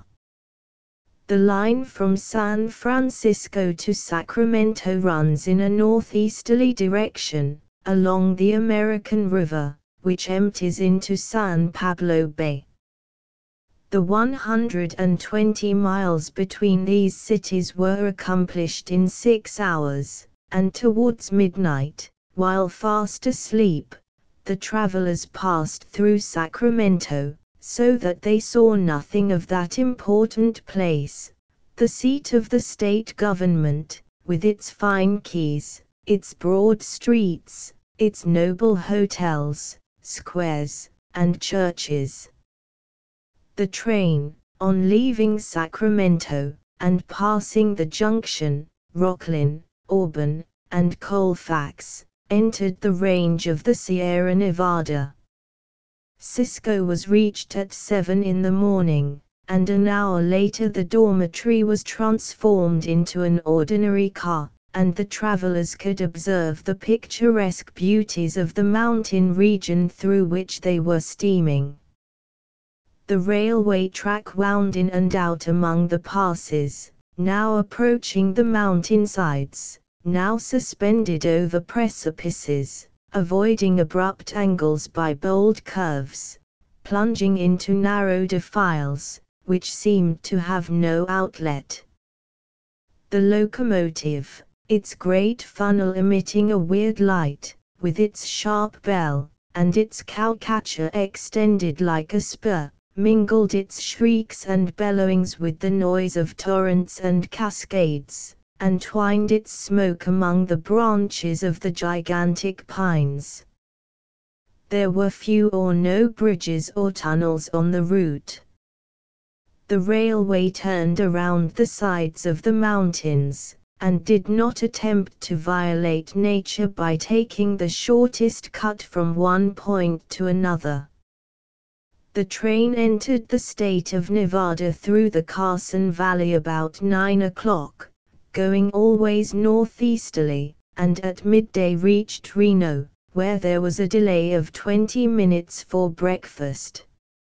From this point the road, running along Humboldt River, passed northward for several miles by its banks, then it turned eastward, and kept by the river until it reached the Humboldt Range, nearly at the extreme eastern limit of Nevada. Having breakfasted, Mr. Fogg and his companions resumed their places in the car, and observed the varied landscape which unfolded itself as they passed along the vast prairies, the mountains lining the horizon, and the creeks, with their frothy, foaming streams. Sometimes a great herd of buffaloes, massing together in the distance, seemed like a movable dam. These innumerable multitudes of ruminating beasts often form an insurmountable obstacle to the passage of the trains. Thousands of them have been seen passing over the track for hours together, in compact ranks. The locomotive is then forced to stop and wait till the road is once more clear. This happened, indeed, to the train in which Mr. Fogg was traveling. About 12 o'clock a troop of 10 or 12,000 head of buffalo encumbered the track. The locomotive, slackening its speed, tried to clear the way with its cowcatcher, but the mass of animals was too great. The buffaloes marched along with a tranquil gait, uttering now and then deafening bellowings. There was no use of interrupting them, for, having taken a particular direction, nothing can moderate and change their course. It is a torrent of living flesh which no dam could contain. The travelers gazed on this curious spectacle from the platforms, but Phileas Fogg, who had the most reason of all to be in a hurry, remained in his seat, and waited philosophically until it should please the buffaloes to get out of the way. Passepartout was furious at the delay they occasioned, and longed to discharge his arsenal of revolvers upon them. "What a country!" cried he. "Mere cattle stop the trains, and go by in a procession, just as if they were not impeding travel. Parbleu! I should like to know if Mr. Fogg foresaw this mishap in his programme. And here's an engineer who doesn't dare to run the locomotive into this herd of beasts." The engineer did not try to overcome the obstacle, and he was wise. He would have crushed the first buffaloes, no doubt, with the cowcatcher, but the locomotive, however powerful, would soon have been checked. The train would inevitably have been thrown off the track, and would then have been helpless. The best course was to wait patiently, and regain the lost time by greater speed when the obstacle was removed. The procession of buffaloes lasted 3 full hours, and it was night before the track was clear. The last ranks of the herd were now passing over the rails, while the first had already disappeared below the southern horizon.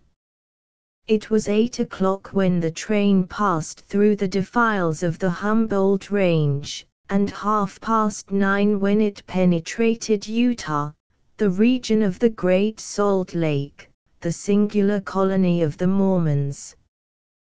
Chapter XXI, in which Passepartout undergoes, at a speed of 20 miles an hour, a course of Mormon history during the night of the 5th of December, The train ran southeasterly for about 50 miles, then rose an equal distance in a northeasterly direction, towards the Great Salt Lake. Passepartout, about 9 o'clock, went out upon the platform to take the air. The weather was cold, the heavens grey, but it was not snowing. The sun's disk, enlarged by the mist, seemed an enormous ring of gold, and Passepartout was amusing himself by calculating its value in pounds sterling, when he was diverted from this interesting study by a strange-looking personage who made his appearance on the platform. This personage, who had taken the train at Elko, was tall and dark, with black moustache, black stockings, a black silk hat, a black waistcoat, black trousers, a white cravat, and dogskin gloves. He might have been taken for a clergyman. He went from one end of the train to the other, and affixed to the door of each car a notice written in manuscript. Passepartout approached and read one of these notices, which stated that Elder William Hitch, Mormon missionary, taking advantage of his presence on train number 48, would deliver a lecture on Mormonism in car number 117, from 11 to 12 o'clock, and that he invited all who were desirous of being instructed concerning the mysteries of the religion of the Latter-day Saints to attend. "I'll go," said Passepartout to himself. He knew nothing of Mormonism except the custom of polygamy, which is its foundation. The news quickly spread through the train, which contained about 100 passengers, 30 of whom, at most, attracted by the notice, ensconced themselves in car number 117. Passepartout took one of the front seats. Neither Mr. Fogg nor Fix cared to attend. At the appointed hour Elder William Hitch rose, and, in an irritated voice, as if he had already been contradicted, said, "I tell you that Joe Smith is a martyr, that his brother Hiram is a martyr, and that the persecutions of the United States government against the prophets will also make a martyr of Brigham Young. Who dares to say the contrary?" No one ventured to gainsay the missionary, whose excited tone contrasted curiously with his naturally calm visage. No doubt his anger arose from the hardships to which the Mormons were actually subjected. The government had just succeeded, with some difficulty, in reducing these independent fanatics to its rule. It had made itself master of Utah, and subjected that territory to the laws of the Union, after imprisoning Brigham Young on a charge of rebellion and polygamy. The disciples of the prophet had since redoubled their efforts, and resisted, by words at least, the authority of Congress. Elder Hitch, as is seen, was trying to make proselytes on the very railway trains. Then, emphasizing his words with his loud voice and frequent gestures, he related the history of the Mormons from biblical times, how that, in Israel, a Mormon prophet of the tribe of Joseph published the annals of the new religion, and bequeathed them to his son Mormon, how, many centuries later, a translation of this precious book, which was written in Egyptian, was made by Joseph Smith, Jr., a Vermont farmer, who revealed himself as a mystical prophet in 1825, and how, in short, the celestial messenger appeared to him in an illuminated forest, and gave him the annals of the Lord. Several of the audience, not being much interested in the missionary's narrative, here left the car, but Elder Hitch, continuing his lecture, related how Smith, Jr., with his father, 2 brothers, and a few disciples, founded the Church of the Latter-day Saints, which, adopted not only in America, but in England, Norway and Sweden, and Germany, counts many artisans, as well as men engaged in the liberal professions, among its members, how a colony was established in Ohio, a temple erected there at a cost of $200,000, and a town built at Kirkland, how Smith became an enterprising banker, and received from a simple mummy showman a papyrus scroll written by Abraham and several famous Egyptians. The elder's story became somewhat wearisome, and his audience grew gradually less, until it was reduced to 20 passengers.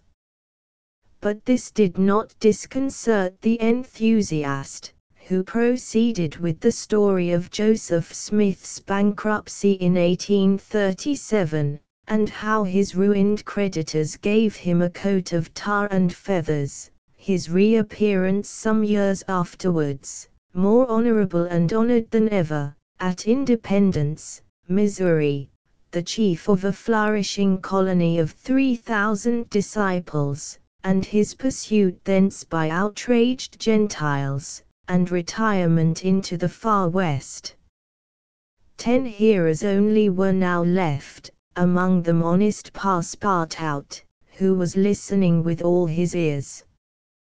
Thus he learned that, after long persecutions, Smith reappeared in Illinois, and in 1839 founded a community at Norfolk, on the Mississippi, numbering 25,000 souls, of which he became mayor, chief justice, and general-in-chief, that he announced himself, in 1843, as a candidate for the presidency of the United States, and that finally, being drawn into ambuscade at Carthage, he was thrown into prison, and assassinated by a band of men disguised in masks. Passepartout was now the only person left in the car, and the elder, looking him full in the face, reminded him that, 2 years after the assassination of Joseph Smith, the inspired prophet, Brigham Young, his successor, left Norfolk for the banks of the Great Salt Lake, where, in the midst of that fertile region, directly on the route of the emigrants who crossed Utah on their way to California, the new colony, thanks to the polygamy practiced by the Mormons, had flourished beyond expectations. And this, added Elder William Hitch, this is why the jealousy of Congress has been aroused against us. Why have the soldiers of the Union invaded the soil of Utah? Why has Brigham Young, our chief, been imprisoned, in contempt of all justice? Shall we yield to force? Never. Driven from Vermont, driven from Illinois, driven from Ohio, driven from Missouri, driven from Utah, we shall yet find some independent territory on which to plant our tents.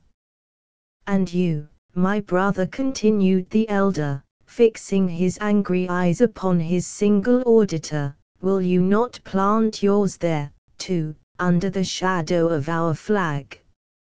No, replied Passepartout courageously, in his turn retiring from the car, and leaving the elder to preach to vacancy. During the lecture the train had been making good progress, and towards 12:30 it reached the northwest border of the Great Salt Lake. Thence the passengers could observe the vast extent of this interior sea, which is also called the Dead Sea, and into which flows an American Jordan. It is a picturesque expanse, framed in lofty crags in large strata, encrusted with white salt, a superb sheet of water, which was formerly of larger extent than now, its shores having encroached with the lapse of time, and thus at once reduced its breadth and increased its depth. The Salt Lake, 70 miles long and 35 wide, is situated 3 miles 800 feet above the sea. Quite different from Lake Asphaltite, whose depression is 1,200 feet below the sea, it contains considerable salt, and 1/4 of the weight of its water is solid matter, its specific weight being 1,170, and, after being distilled, 1,000. Fishes are, of course, unable to live in it, and those which descend through the Jordan, the Weber, and other streams soon perish.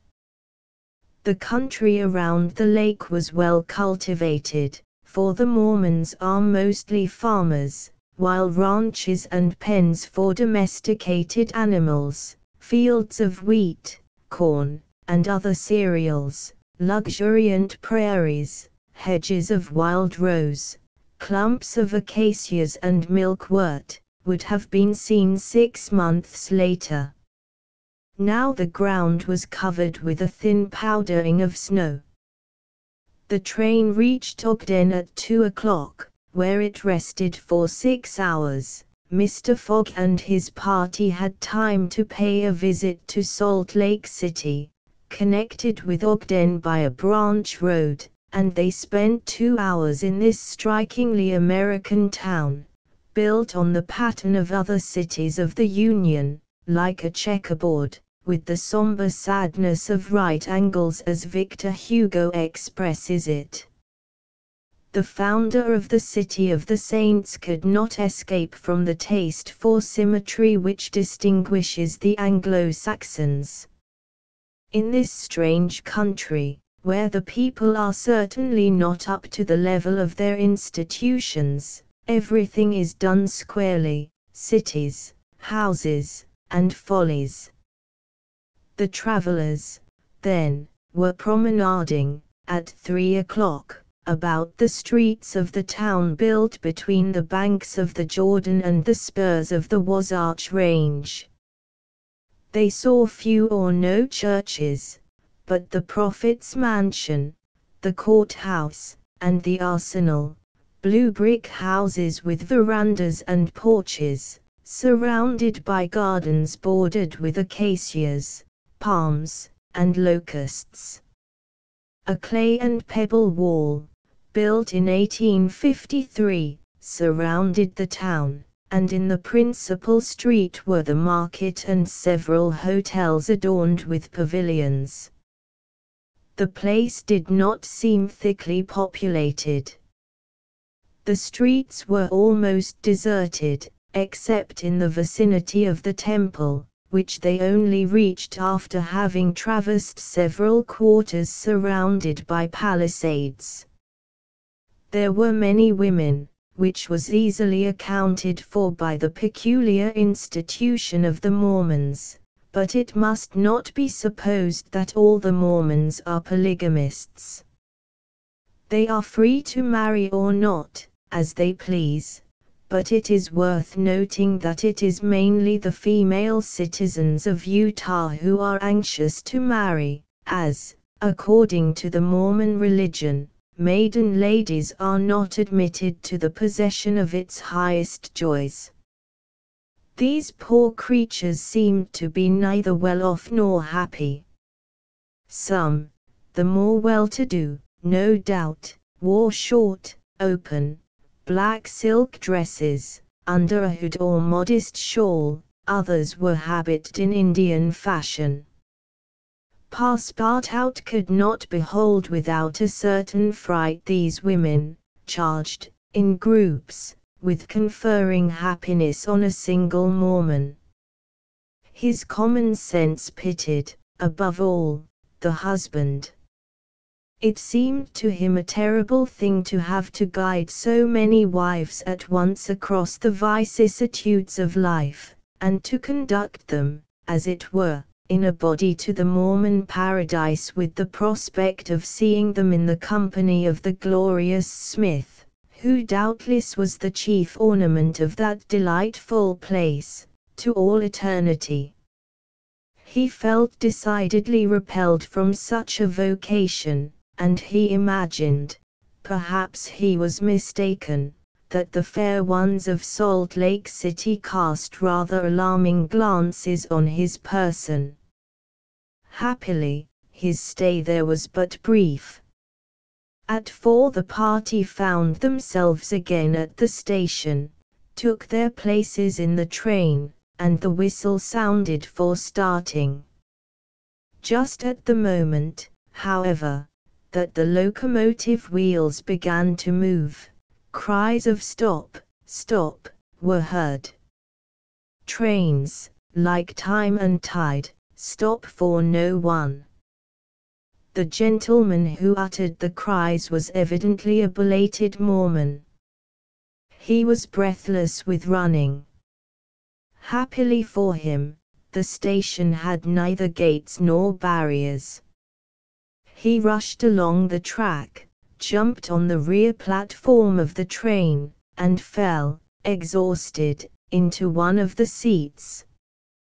Passepartout, who had been anxiously watching this amateur gymnast, approached him with lively interest, and learned that he had taken flight after an unpleasant domestic scene.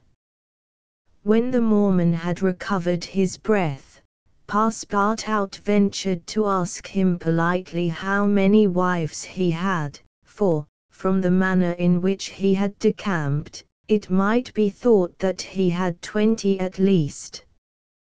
"One, sir," replied the Mormon, raising his arms heavenward, "one, and that was enough." Chapter 8, in which Passepartout does not succeed in making anybody listen to reason. The train, on leaving Great Salt Lake at Ogden, passed northward for an hour as far as Weber River, having completed nearly 900 miles from San Francisco. From this point it took an easterly direction towards the jagged Wasatch Mountains. It was in the section included between this range and the Rocky Mountains that the American engineers found the most formidable difficulties in laying the road, and that the government granted a subsidy of $48,000 per mile, instead of $16,000 allowed for the work done on the plains. But the engineers, instead of violating nature, avoided its difficulties by winding around, instead of penetrating the rocks. One tunnel only, 14,000 feet in length, was pierced in order to arrive at the Great Basin. The track up to this time had reached its highest elevation at the Great Salt Lake. From this point it described a long curve, descending towards Bitter Creek Valley, to rise again to the dividing ridge of the waters between the Atlantic and the Pacific. There were many creeks in this mountainous region, and it was necessary to cross Muddy Creek, Green Creek, and others, upon culvers. Passepartout grew more and more impatient as they went on, while Fix longed to get out of this difficult region, and was more anxious than Phileas Fogg himself to be beyond the danger of delays and accidents, and set foot on English soil. At 10 o'clock at night the train stopped at Fort Bridger Station, and 20 minutes later entered Wyoming Territory, following the valley of Bitter Creek throughout. The next day, the 7th of December, they stopped for a quarter of an hour at Green River Station. Snow had fallen abundantly during the night, but, being mixed with rain, it had half melted, and did not interrupt their progress. The bad weather, however, annoyed Passepartout, for the accumulation of snow, by blocking the wheels of the cars, would certainly have been fatal to Mr. Fogg's tour. "What an idea," he said to himself. "Why did my master make this journey in winter? Couldn't he have waited for the good season to increase his chances?" While the worthy Frenchman was absorbed in the state of the sky and the depression of the temperature, Aouda was experiencing fears from a totally different cause.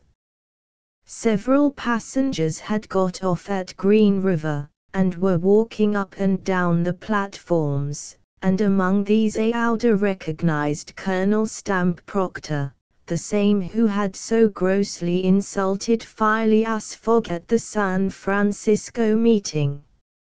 Not wishing to be recognized, the young woman drew back from the window, feeling much alarm at her discovery. She was attached to the man who, however coldly, gave her daily evidences of the most absolute devotion. She did not comprehend, perhaps, the depth of the sentiment with which her protector inspired her, which she called gratitude, but which, though she was unconscious of it, was really more than that. Her heart sank within her when she recognized the man whom Mr. Fogg desired, sooner or later, to call to account for his conduct. Chance alone, it was clear, had brought Colonel Proctor on this train, but there he was, and it was necessary, at all hazards, that Phileas Fogg should not perceive his adversary. Aouda seized a moment when Mr. Fogg was asleep to tell Fix and Passepartout whom she had seen. "That Proctor on this train," cried Fix. "Well, reassure yourself, madam. Before he settles with Mr. Fogg, he has got to deal with me. It seems to me that I was the more insulted of the two. And, besides," added Passepartout, "I'll take charge of him, colonel as he is." "Mr. Fix," resumed Aouda, "Mr. Fogg will allow no one to avenge him. He said that he would come back to America to find this man. Should he perceive Colonel Proctor, we could not prevent a collision which might have terrible results. He must not see him." "You are right, madam," replied Fix, "a meeting between them might ruin all." Whether he were victorious or beaten, Mr. Fogg would be delayed, and added Passepartout, that would play the game of the gentlemen of the Reform Club. "In 4 days we shall be in New York. Well, if my master does not leave this car during those 4 days, we may hope that chance will not bring him face to face with this confounded American. We must, if possible, prevent his stirring out of it." The conversation dropped. Mr. Fogg had just woke up, and was looking out of the window. Soon after Passepartout, without being heard by his master or Aouda, whispered to the detective, "Would you really fight for him?" "I would do anything," replied Fix, in a tone which betrayed determined will, "to get him back living to Europe." Passepartout felt something like a shudder shoot through his frame, but his confidence in his master remained unbroken. Was there any means of detaining Mr. Fogg in the car, to avoid a meeting between him and the colonel? "It ought not to be a difficult task," since that gentleman was naturally sedentary and little curious. The detective, at least, seemed to have found a way, for, after a few moments, he said to Mr. Fogg, "These are long and slow hours, sir, that we are passing on the railway." "Yes," replied Mr. Fogg, "but they pass." "You were in the habit of playing whist," resumed Fix, "on the steamers." "Yes, but it would be difficult to do so here. I have neither cards nor partners." "Oh, but we can easily buy some cards, for they are sold on all the American trains. And as for partners, if Madam plays, certainly," Sir Aouda quickly replied, "I understand whist. It is part of an English education. I myself have some pretensions to playing a good game." "Well, here are 3 of us, and a dummy, as you please, sir," replied Phileas Fogg, heartily glad to resume his favourite pastime even on the railway. Passepartout was dispatched in search of the steward, and soon returned with 2 packs of cards, some pins, counters, and a shelf covered with cloth. The game commenced. Aouda understood whist sufficiently well, and even received some compliments on her playing from Mr. Fogg.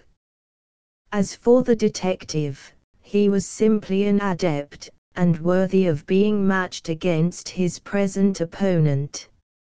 "Now," thought Passepartout, "we've got him. He won't budge." At 11 in the morning the train had reached the dividing ridge of the waters at Bridger Pass, 7,524 feet above the level of the sea, one of the highest points attained by the track in crossing the Rocky Mountains. After going about 200 miles, the travelers at last found themselves on one of those vast plains which extend to the Atlantic, and which nature has made so propitious for laying the iron road. On the declivity of the Atlantic basin the first streams, branches of the North Platte River, already appeared. The whole northern and eastern horizon was bounded by the immense semicircular curtain which is formed by the southern portion of the Rocky Mountains, the highest being Laramie Peak. Between this and the railway extended vast plains, plentifully irrigated.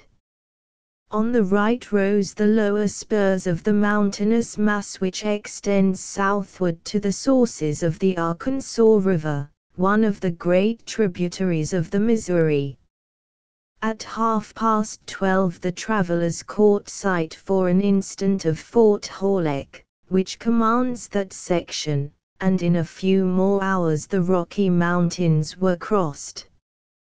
There was reason to hope, then, that no accident would mark the journey through this difficult country. The snow had ceased falling, and the air became crisp and cold. Large birds, frightened by the locomotive, rose and flew off in the distance. No wild beast appeared on the plain. It was a desert in its vast nakedness. After a comfortable breakfast, served in the car, Mr. Fogg and his partners had just resumed whist, when a violent whistling was heard, and the train stopped. Passepartout put his head out of the door, but saw nothing to cause the delay. No station was in view. Aouda and Fix feared that Mr. Fogg might take it into his head to get out, but that gentleman contented himself with saying to his servant, "See what is the matter." Passepartout rushed out of the car. 30 or 40 passengers had already descended, amongst them Colonel Stamp Proctor. The train had stopped before a red signal which blocked the way. The engineer and conductor were talking excitedly with a signalman, whom the station master at Medicine Bow, the next stopping place, had sent on before. The passengers drew around and took part in the discussion, in which Colonel Proctor, with his insolent manner, was conspicuous. Passepartout, joining the group, heard the signalman say, "No, you can't pass. The bridge at Medicine Bow is shaky, and would not bear the weight of the train." This was a suspension bridge thrown over some rapids, about a mile from the place where they now were. According to the signalman, it was in a ruinous condition, several of the iron wires being broken, and it was impossible to risk the passage. He did not in any way exaggerate the condition of the bridge. It may be taken for granted that, rash as the Americans usually are, when they are prudent there is good reason for it. Passepartout, not daring to apprise his master of what he heard, listened with set teeth, immovable as a statue. "Hum," cried Colonel Proctor, "but we are not going to stay here, I imagine, and take root in the snow." "Colonel," replied the conductor, "we have telegraphed to Omaha for a train, but it is not likely that it will reach Medicine Bow in less than 6 hours. 6 hours, cried Passepartout. Certainly, returned the conductor, besides, it will take us as long as that to reach Medicine Bow on foot. But it is only a mile from here, said one of the passengers. Yes, but it's on the other side of the river. And can't we cross that in a boat? Asked the colonel. That's impossible. The creek is swelled by the rains. It is a rapid, and we shall have to make a circuit of 10 miles to the north to find a ford. The colonel launched a volley of oaths, denouncing the railway company and the conductor, and Passepartout, who was furious, was not disinclined to make common cause with him. Here was an obstacle, indeed, which all his master's banknotes could not remove. There was a general disappointment among the passengers, who, without reckoning the delay, saw themselves compelled to trudge 15 miles over a plain covered with snow. They grumbled and protested, and would certainly have thus attracted Phileas Fogg's attention if he had not been completely absorbed in his game. Passepartout found that he could not avoid telling his master what had occurred, and, with hanging head, he was turning towards the car, when the engineer, a true Yankee, named Forster, called out, "Gentlemen, perhaps there is a way, after all, to get over." "On the bridge?" asked a passenger. "On the bridge." "With our train?" "With our train." Passepartout stopped short, and eagerly listened to the engineer. "But the bridge is unsafe," urged the conductor. "No matter," replied Forster, "I think that by putting on the very highest speed we might have a chance of getting over." "The devil," muttered Passepartout. But a number of the passengers were at once attracted by the engineer's proposal, and Colonel Proctor was especially delighted, and found the plan a very feasible one. He told stories about engineers leaping their trains over rivers without bridges, by putting on full steam, and many of those present avowed themselves of the engineer's mind. "We have 50 chances out of 100 of getting over," said one. 80, 90. Passepartout was astounded, and, though ready to attempt anything to get over Medicine Creek, thought the experiment proposed a little too American. Besides, thought he, there's a still more simple way, and it does not even occur to any of these people. "Sir," said he aloud to one of the passengers, "the engineer's plan seems to me a little dangerous, but 80 chances," replied the passenger, turning his back on him. "I know it," said Passepartout, turning to another passenger, "but a simple idea." "Ideas are no use," returned the American, shrugging his shoulders, "as the engineer assures us that we can pass." "Doubtless," urged Passepartout, "we can pass, but perhaps it would be more prudent." "What? Prudent?" cried Colonel Proctor, whom this word seemed to excite prodigiously. "At full speed, don't you see, at full speed." "I know, I see," repeated Passepartout, "but it would be, if not more prudent, since that word displeases you, at least more natural." "Who? What? What's the matter with this fellow?" cried several. The poor fellow did not know to whom to address himself. "Are you afraid?" asked Colonel Proctor. "I afraid? Very well, I will show these people that a Frenchman can be as American as they." "All aboard!" cried the conductor. "Yes, all aboard," repeated Passepartout, and immediately. "But they can't prevent me from thinking that it would be more natural for us to cross the bridge on foot, and let the train come after." But no one heard this sage reflection, nor would anyone have acknowledged its justice. The passengers resumed their places in the cars. Passepartout took his seat without telling what had passed. The whist players were quite absorbed in their game. The locomotive whistled vigorously.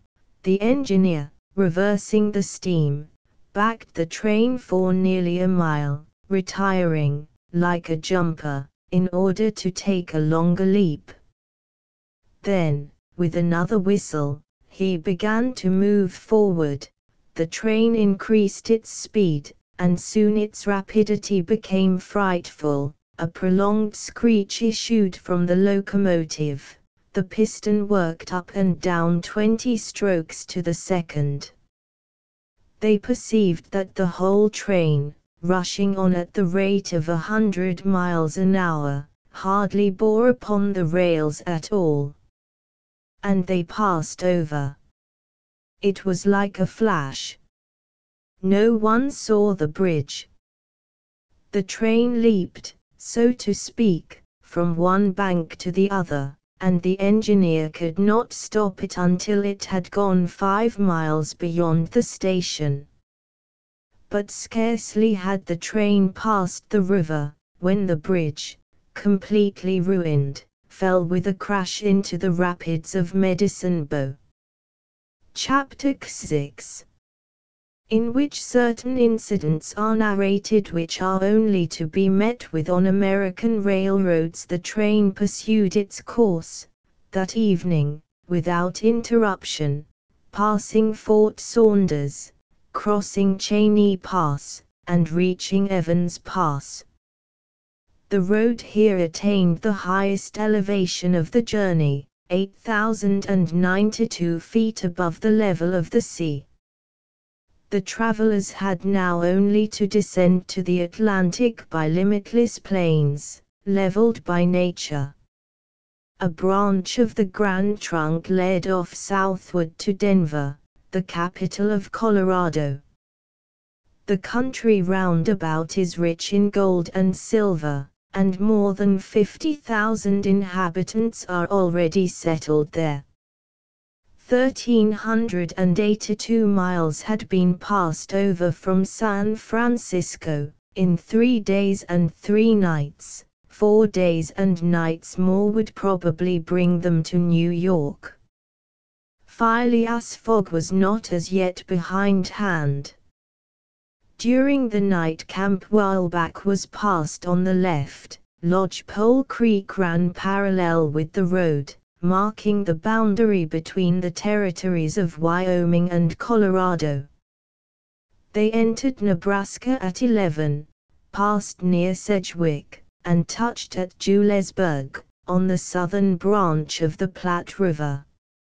It was here that the Union Pacific Railroad was inaugurated on the 23rd of October, 1867, by the chief engineer, General Dodge. 2 powerful locomotives, carrying 9 cars of invited guests, amongst whom was Thomas C. Durant, vice president of the road, stopped at this point. Cheers were given. The Sioux and Pawnees performed an imitation Indian battle, fireworks were let off, and the first number of the Railway Pioneer was printed by a press brought on the train. Thus was celebrated the inauguration of this great railroad, a mighty instrument of progress and civilization, thrown across the desert, and destined to link together cities and towns which do not yet exist. The whistle of the locomotive, more powerful than Amphion's lyre, was about to bid them rise from American soil. Fort McPherson was left behind at 8 in the morning, and 357 miles had yet to be traversed before reaching Omaha. The road followed the capricious windings of the southern branch of the Platte River, on its left bank. At 9 the train stopped at the important town of North Platte, built between the 2 arms of the river, which rejoin each other around it and form a single artery, a large tributary, whose waters empty into the Missouri a little above Omaha. The 101st meridian was passed. Mr. Fogg and his partners had resumed their game. No one, not even the dummy, complained of the length of the trip. Fix had begun by winning several guineas, which he seemed likely to lose, but he showed himself a not less eager whist player than Mr. Fogg. During the morning, chance distinctly favored that gentleman. Trumps and honors were showered upon his hands. Once, having resolved on a bold stroke, he was on the point of playing a spade, when a voice behind him said, "I should play a diamond." Mr. Fogg, Aouda, and Fix raised their heads, and beheld Colonel Proctor. Stamp Proctor and Phileas Fogg recognized each other at once. "Ah, it's you, is it, Englishman?" cried the Colonel. "It's you who are going to play a spade." "And who plays it?" replied Phileas Fogg coolly, throwing down the 10 of spades. "Well, it pleases me to have it diamonds," replied Colonel Proctor, in an insolent tone. He made a movement as if to seize the card which had just been played, adding, "You don't understand anything about whist." "Perhaps I do, as well as another," said Phileas Fogg, rising. "You have only to try, son of John Bull," replied the Colonel. Aouda turned pale, and her blood ran cold. She seized Mr. Fogg's arm and gently pulled him back. Passepartout was ready to pounce upon the American, who was staring insolently at his opponent. But Fix got up, and, Going to Colonel Proctor said, "You forget that it is I with whom you have to deal, sir, for it was I whom you not only insulted, but struck." "Mr. Fix," said Mr. Fogg, "pardon me, but this affair is mine, and mine only. The Colonel has again insulted me, by insisting that I should not play a spade, and he shall give me satisfaction for it." "When and where you will," replied the American, "and with whatever weapon you choose." Aouda in vain attempted to retain Mr. Fogg, as vainly did the detective endeavor to make the quarrel his. Passepartout wished to throw the Colonel out of the window, but a sign from his master checked him. Phileas Fogg left the car, and the American followed him upon the platform. "Sir," said Mr. Fogg to his adversary, "I am in a great hurry to get back to Europe, and any delay whatever will be greatly to my disadvantage." "Well, what's that to me?" replied Colonel Proctor. "Sir," said Mr. Fogg, very politely, "after our meeting at San Francisco, I determined to return to America and find you as soon as I had completed the business which called me to England." "Really? Will you appoint a meeting for 6 months hence?" "Why not 10 years hence?" "I say 6 months," returned Phileas Fogg, "and I shall be at the place of meeting promptly." "All this is an evasion," cried Stamp Proctor. "Now or never." "Very good. You are going to New York?" "No, to Chicago." "No, to Omaha." "What difference is it to you? Do you know Plum Creek?" "No," replied Mr. Fogg. "It's the next station. The train will be there in an hour, and will stop there 10 minutes. In 10 minutes several revolver shots could be exchanged." "Very well," said Mr. Fogg. "I will stop at Plum Creek." "And I guess you'll stay there too," added the American insolently. "Who knows?" replied Mr. Fogg, returning to the car as coolly as usual. He began to reassure Aouda, telling her that blusterers were never to be feared, and begged Fix to be his second at the approaching duel, a request which the detective could not refuse. Mr. Fogg resumed the interrupted game with perfect calmness. At 11 o'clock the locomotive's whistle announced that they were approaching Plum Creek Station. Mr. Fogg rose, and, followed by Fix, went out upon the platform. Passepartout accompanied him, carrying a pair of revolvers. Aouda remained in the car, as pale as death. The door of the next car opened, and Colonel Proctor appeared on the platform, attended by a Yankee of his own stamp as his second. But just as the combatants were about to step from the train, the conductor hurried up, and shouted, "You can't get off, gentlemen." "Why not?" asked the Colonel. "We are 20 minutes late, and we shall not stop." "But I am going to fight a duel with this gentleman." "I am sorry," said the conductor, "but we shall be off at once. There's the bell ringing now." The train started. "I'm really very sorry, gentlemen," said the conductor. "Under any other circumstances I should have been happy to oblige you. But, after all, as you have not had time to fight here, why not fight as we go along?" "That wouldn't be convenient, perhaps, for this gentleman," said the Colonel, in a jeering tone. "It would be perfectly so," replied Phileas Fogg.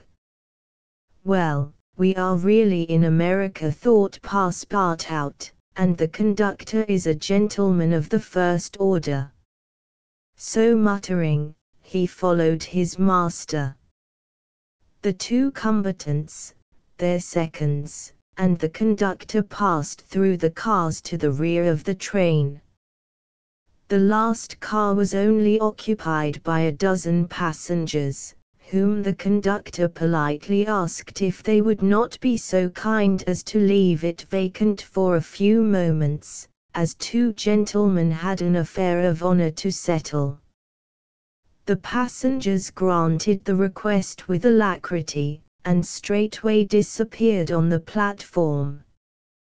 The car, which was some 50 feet long, was very convenient for their purpose.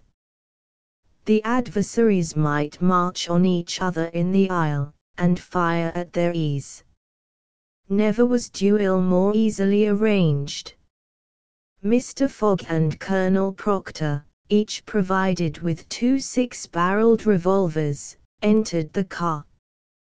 The seconds, remaining outside, shut them in. They were to begin firing at the first whistle of the locomotive. After an interval of 2 minutes, what remained of the two gentlemen would be taken from the car. Nothing could be more simple. Indeed, it was all so simple that Fix and Passepartout felt their hearts beating as if they would crack. They were listening for the whistle agreed upon, when suddenly savage cries resounded in the air, accompanied by reports which certainly did not issue from the car where the duelists were. The reports continued in front and the whole length of the train. Cries of terror proceeded from the interior of the cars. Colonel Proctor and Mr. Fogg, revolvers in hand, hastily quitted their prison, and rushed forward where the noise was most clamorous. They then perceived that the train was attacked by a band of Sioux. This was not the first attempt of these daring Indians, for more than once they had waylaid trains on the road. 100 of them had, according to their habit, jumped upon the steps without stopping the train, with the ease of a clown mounting a horse at full gallop. The Sioux were armed with guns, from which came the reports, to which the passengers, who were almost all armed, responded by revolver shots. The Indians had first mounted the engine, and half-stunned the engineer and stoker with blows from their muskets. A Sioux chief, wishing to stop the train, but not knowing how to work the regulator, had opened wide instead of closing the steam valve, and the locomotive was plunging forward with terrific velocity. The Sioux had at the same time invaded the cars, skipping like enraged monkeys over the roofs, thrusting open the doors, and fighting hand to hand with the passengers.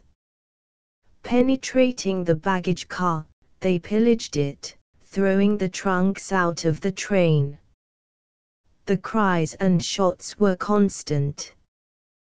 The travelers defended themselves bravely, some of the cars were barricaded, and sustained a siege, like moving forts, carried along at a speed of 100 miles an hour.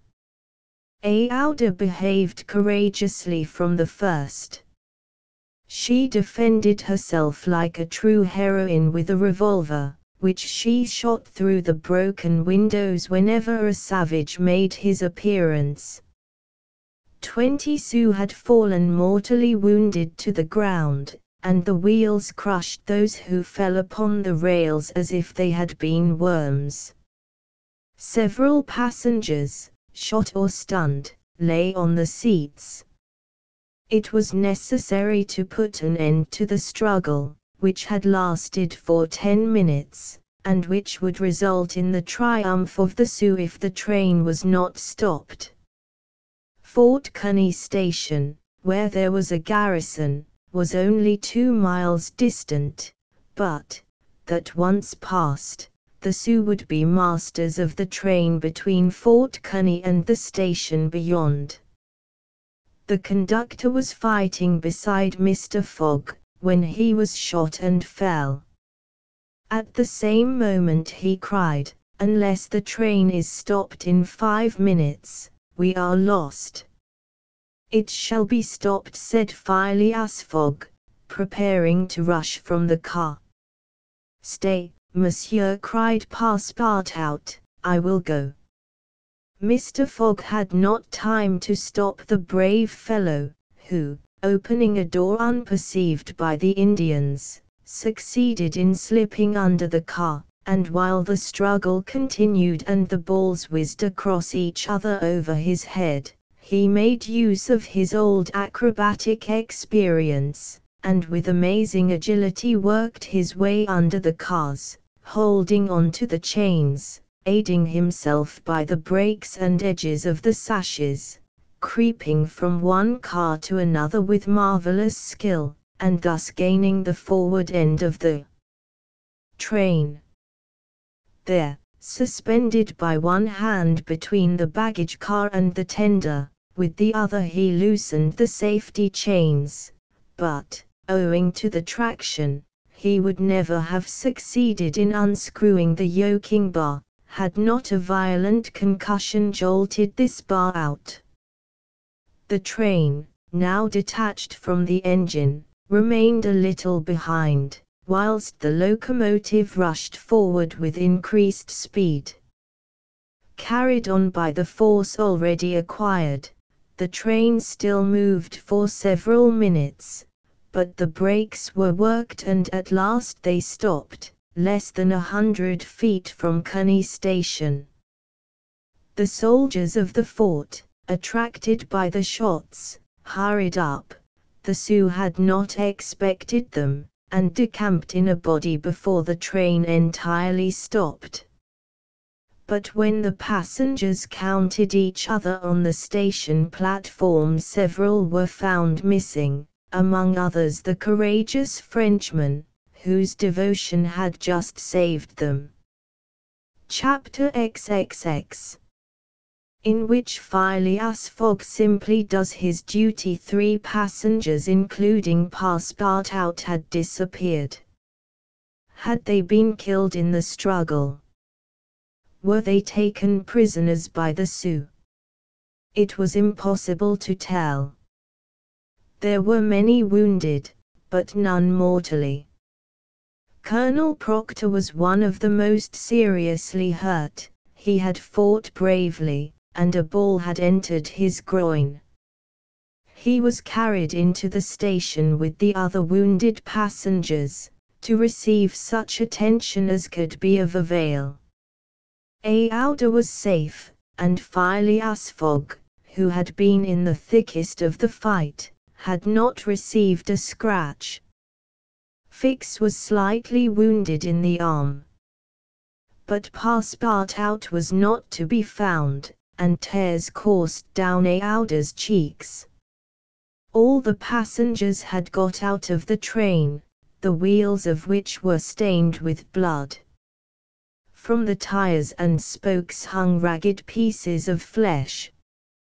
As far as the eye could reach on the white plain behind, red trails were visible. The last Sioux were disappearing in the south, along the banks of Republican River. Mr. Fogg, with folded arms, remained motionless. He had a serious decision to make. Aouda, standing near him, looked at him without speaking, and he understood her look. If his servant was a prisoner, ought he not to risk everything to rescue him from the Indians? "I will find him, living or dead," said he quietly to Aouda. "Ah, Mr. Fogg," cried she, clasping his hands and covering them with tears. "Living," added Mr. Fogg, "if we do not lose a moment." Phileas Fogg, by this resolution, inevitably sacrificed himself. He pronounced his own doom. The delay of a single day would make him lose the steamer at New York, and his bet would be certainly lost. But as he thought, "It is my duty," he did not hesitate. The commanding officer of Fort Kearny was there. 100 of his soldiers had placed themselves in a position to defend the station, should the Sioux attack it. "Sir," said Mr. Fogg to the captain, "3 passengers have disappeared." "Dead?" asked the captain. "Dead or prisoners, that is the uncertainty which must be solved." "Do you propose to pursue the Sioux?" "That's a serious thing to do, sir," returned the captain. "These Indians may retreat beyond the Arkansas, and I cannot leave the fort unprotected." "The lives of 3 men are in question, sir," said Phileas Fogg. "Doubtless, but can I risk the lives of 50 men to save 3? "I don't know whether you can, sir, but you ought to do so." "Nobody here," returned the other, "has a right to teach me my duty." "Very well," said Mr. Fogg, coldly. "I will go alone." "You, sir," cried Fix, coming up, "you go alone in pursuit of the Indians? Would you have me leave this poor fellow to perish, him to whom every one present owes his life?" "I shall go." "No, sir, you shall not go alone," cried the captain, touched in spite of himself. "No, you are a brave man. 30 volunteers," he added, turning to the soldiers. The whole company started forward at once. The captain had only to pick his men. 30 were chosen, and an old sergeant placed at their head. "Thanks, Captain," said Mr. Fogg. "Will you let me go with you?" asked Fix. "Do as you please, sir. But if you wish to do me a favor, you will remain with Aouda. In case anything should happen to me." A sudden pallor overspread the detective's face. Separate himself from the man whom he had so persistently followed step by step. Leave him to wander about in this desert. Fix gazed attentively at Mr. Fogg, and, despite his suspicions and of the struggle which was going on within him, he lowered his eyes before that calm and frank look. "I will stay," said he. A few moments after, Mr. Fogg pressed the young woman's hand, and, having confided to her his precious carpet bag, went off with the sergeant and his little squad. But, before going, he had said to the soldiers, "My friends, I will divide $5,000 among you, if we save the prisoners." It was then a little past noon. Aouda retired to a waiting room, and there she waited alone, thinking of the simple and noble generosity, the tranquil courage of Phileas Fogg. He had sacrificed his fortune, and was now risking his life, all without hesitation, from duty, in silence. Fix did not have the same thoughts, and could scarcely conceal his agitation. He walked feverishly up and down the platform, but soon resumed his outward composure. He now saw the folly of which he had been guilty in letting Fogg go alone. What This man, whom he had just followed around the world, was permitted now to separate himself from him. He began to accuse and abuse himself, and, as if he were director of police, administered to himself a sound lecture for his greenness. I have been an idiot, he thought, and this man will see it. He has gone, and won't come back.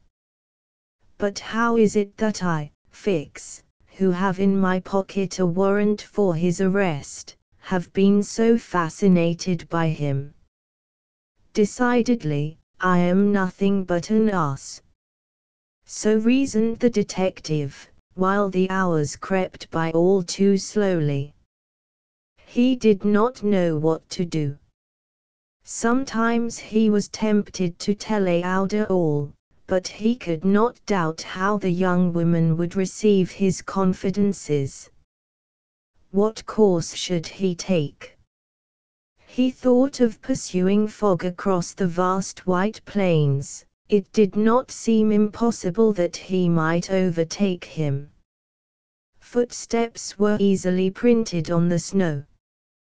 But soon, under a new sheet, every imprint would be effaced. Fix became discouraged. He felt a sort of insurmountable longing to abandon the game altogether. He could now leave Fort Cunny Station, and pursue his journey homeward in peace.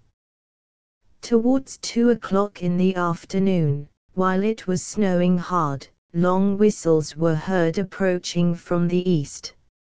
A great shadow, preceded by a wild light, slowly advanced, appearing still larger through the mist, which gave it a fantastic aspect. No train was expected from the east. Neither had there been time for the succor asked for by telegraph to arrive. The train from Omaha to San Francisco was not due till the next day. The mystery was soon explained. The locomotive, which was slowly approaching with deafening whistles, was that which, having been detached from the train, had continued its route with such terrific rapidity, carrying off the unconscious engineer and stoker. It had run several miles, when, the fire becoming low for want of fuel, the steam had slackened, and it had finally stopped an hour after, some 20 miles beyond Fort Cunny. Neither the engineer nor the stoker was dead, and, after remaining for some time in their swoon, had come to themselves. The train had then stopped. The engineer, when he found himself in the desert, and the locomotive without cars, understood what had happened.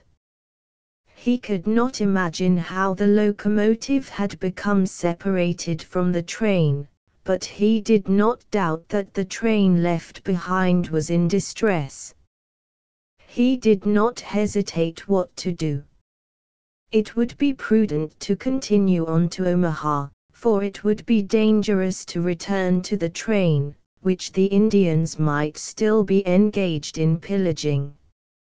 Nevertheless, he began to rebuild the fire in the furnace. The pressure again mounted, and the locomotive returned, running backwards to Fort Cunny. This it was which was whistling in the mist. The travelers were glad to see the locomotive resume its place at the head of the train. They could now continue the journey so terribly interrupted. Aouda, on seeing the locomotive come up, hurried out of the station, and asked the conductor, "Are you going to start?" "At once, madam." "But the prisoners, our unfortunate fellow travelers." "I cannot interrupt the trip," replied the conductor. "We are already 3 hours behind time." "And when will another train pass here from San Francisco?" Tomorrow evening, madam. Tomorrow evening. But then it will be too late. We must wait, it is impossible, responded the conductor. If you wish to go, please get in. I will not go, said Aouda. Fix had heard this conversation a little while before, when there was no prospect of proceeding on the journey. He had made up his mind to leave Fort Cunny, but now that the train was there, ready to start, and he had only to take his seat in the car, an irresistible influence held him back. The station platform burned his feet, and he could not stir. The conflict in his mind again began, anger and failure stifled him. He wished to struggle on to the end. Meanwhile the passengers and some of the wounded, among them Colonel Proctor, whose injuries were serious, had taken their places in the train. The buzzing of the overheated boiler was heard, and the steam was escaping from the valves. The engineer whistled, the train started, and soon disappeared, mingling its white smoke with the eddies of the densely falling snow. The detective had remained behind. Several hours passed. The weather was dismal, and it was very cold. Fix sat motionless on a bench in the station. He might have been thought asleep. Aouda, despite the storm, kept coming out of the waiting room, going to the end of the platform, and peering through the tempest of snow, as if to pierce the mist which narrowed the horizon around her, and to hear, if possible, some welcome sound. She heard and saw nothing. Then she would return, chilled through, to issue out again after the lapse of a few moments, but always in vain. Evening came, and the little band had not returned. Where could they be? Had they found the Indians, and were they having a conflict with them, or were they still wandering amid the mist? The commander of the fort was anxious, though he tried to conceal his apprehensions. As night approached, the snow fell less plentifully, but it became intensely cold. Absolute silence rested on the plains. Neither flight of bird nor passing of beast troubled the perfect calm. Throughout the night Aouda, full of sad forebodings, her heart stifled with anguish, wandered about on the verge of the plains. Her imagination carried her far off, and showed her innumerable dangers. What she suffered through the long hours it would be impossible to describe. Fix remained stationary in the same place, but did not sleep. Once a man approached and spoke to him, and the detective merely replied by shaking his head. Thus the night passed. At dawn, the half-extinguished disk of the sun rose above a misty horizon, but it was now possible to recognize objects 2 miles off. Phileas Fogg and the squad had gone southward. In the south all was still vacancy. It was then 7 o'clock. The captain, who was really alarmed, did not know what course to take. Should he send another detachment to the rescue of the first? Should he sacrifice more men, with so few chances of saving those already sacrificed? His hesitation did not last long, however. Calling one of his lieutenants, he was on the point of ordering a reconnaissance, when gunshots were heard. Was it a signal? The soldiers rushed out of the fort, and 1/2 a mile off they perceived a little band returning in good order. Mr. Fogg was marching at their head, and just behind him were Passepartout and the other 2 travelers, rescued from the Sioux. They had met and fought the Indians 10 miles south of Fort Cunny. Shortly before the detachment arrived, Passepartout and his companions had begun to struggle with their captors, 3 of whom the Frenchman had felled with his fists, when his master and the soldiers hastened up to their relief. All were welcomed with joyful cries. Phileas Fogg distributed the reward he had promised to the soldiers, while Passepartout, not without reason, muttered to himself, "It must certainly be confessed that I cost my master dear." Fix, without saying a word, looked at Mr. Fogg, and it would have been difficult to analyze the thoughts which struggled within him. As for Aouda, she took her protector's hand and pressed it in her own, too much moved to speak. Meanwhile, Passepartout was looking about for the train. He thought he should find it there, ready to start for Omaha, and he hoped that the time lost might be regained. The train, cried he. Gone, replied Fix. And when does the next train pass here? Said Phileas Fogg. Not till this evening. Ah, returned the impassible gentleman quietly.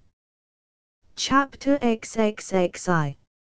In which Fix, the detective, considerably furthers the interests of Phileas Fogg. Phileas Fogg found himself 20 hours behind time. Passepartout, the involuntary cause of this delay, was desperate. He had ruined his master. At this moment the detective approached Mr. Fogg, and, looking him intently in the face, said, seriously, "Sir, are you in great haste?" "Quite seriously." "I have a purpose in asking," resumed Fix. "Is it absolutely necessary that you should be in New York on the 11th, before 9 o'clock in the evening, the time that the steamer leaves for Liverpool?" "It is absolutely necessary." "And, if your journey had not been interrupted by these Indians, you would have reached New York on the morning of the 11th?" "Yes, with 11 hours to spare before the steamer left." "Good, you are therefore 20 hours behind." 12 from 20 leaves 8. You must regain 8 hours. Do you wish to try to do so? On foot? Asked Mr. Fogg. No, on a sledge, replied Fix. On a sledge with sails. A man has proposed such a method to me. It was the man who had spoken to Fix during the night, and whose offer he had refused. Phileas Fogg did not reply at once, but Fix, having pointed out the man, who was walking up and down in front of the station, Mr. Fogg went up to him. An instant after, Mr. Fogg and the American, whose name was Mudge, entered a hut built just below the fort. There Mr. Fogg examined a curious vehicle, a kind of frame on 2 long beams, a little raised in front like the runners of a sledge, and upon which there was room for 5 or 6 persons. A high mast was fixed on the frame, held firmly by metallic lashings, to which was attached a large brigantine sail. This mast held an iron stay upon which to hoist a jib sail. Behind, a sort of rudder served to guide the vehicle. It was, in short, a sledge rigged like a sloop. During the winter, when the trains are blocked up by the snow, these sledges make extremely rapid journeys across the frozen plains from one station to another. Provided with more sails than a cutter, and with the wind behind them, they slip over the surface of the prairies with a speed equal if not superior to that of the express trains. Mr. Fogg readily made a bargain with the owner of this land craft. The wind was favorable, being fresh, and blowing from the west. The snow had hardened, and Mudge was very confident of being able to transport Mr. Fogg in a few hours to Omaha. Thence the trains eastward run frequently to Chicago and New York. It was not impossible that the lost time might yet be recovered, and such an opportunity was not to be rejected. Not wishing to expose Aouda to the discomforts of traveling in the open air, Mr. Fogg proposed to leave her with Passepartout at Fort Cunny, the servant taking upon himself to escort her to Europe by a better route and under more favorable conditions. But Aouda refused to separate from Mr. Fogg, and Passepartout was delighted with her decision, for nothing could induce him to leave his master while Fix was with him. It would be difficult to guess the detective's thoughts. Was this conviction shaken by Phileas Fogg's return, or did he still regard him as an exceedingly shrewd rascal, who, his journey round the world completed, would think himself absolutely safe in England? Perhaps Fix's opinion of Phileas Fogg was somewhat modified, but he was nevertheless resolved to do his duty, and to hasten the return of the whole party to England as much as possible. At 8 o'clock the sledge was ready to start. The passengers took their places on it, and wrapped themselves up closely in their traveling cloaks. The two great sails were hoisted, and under the pressure of the wind the sledge slid over the hardened snow with a velocity of 40 miles an hour. The distance between Fort Cunny and Omaha, as the birds fly, is at most 200 miles. If the wind held good, the distance might be traversed in 5 hours. If no accident happened, the sledge might reach Omaha by 1 o'clock. What a journey! The travelers, huddled close together, could not speak for the cold, intensified by the rapidity at which they were going. The sledge sped on as lightly as a boat over the waves. When the breeze came skimming the earth, the sledge seemed to be lifted off the ground by its sails. Mudge, who was at the rudder, kept in a straight line, and by a turn of his hand checked the lurches which the vehicle had a tendency to make. All the sails were up, and the jib was so arranged as not to screen the brigantine. A topmast was hoisted, and another jib, held out to the wind, added its force to the other sails. Although the speed could not be exactly estimated, the sledge could not be going at less than 40 miles an hour. "If nothing breaks," said Mudge, "we shall get there." Mr. Fogg had made it for Mudge's interest to reach Omaha within the time agreed on, by the offer of a handsome reward. The prairie, across which the sledge was moving in a straight line, was as flat as a sea. It seemed like a vast frozen lake. The railroad which ran through this section ascended from the southwest to the northwest by Great Island, Columbus, an important Nebraska town, Schuyler, and Fremont, to Omaha. It followed throughout the right bank of the Platte River. The sledge, shortening this route, took a chord of the arc described by the railway. Much was not afraid of being stopped by the Platte River, because it was frozen. The road, then, was quite clear of obstacles, and Phileas Fogg had but two things to fear: an accident to the sledge, and a change or calm in the wind. But the breeze, far from lessening its force, blew as if to bend the mast, which, however, the metallic lashings held firmly. These lashings, like the chords of a stringed instrument, resounded as if vibrated by a violin bow. The sledge slid along in the midst of a plaintively intense melody. "Those chords give the fifth and the octave," said Mr. Fogg. These were the only words he uttered during the journey.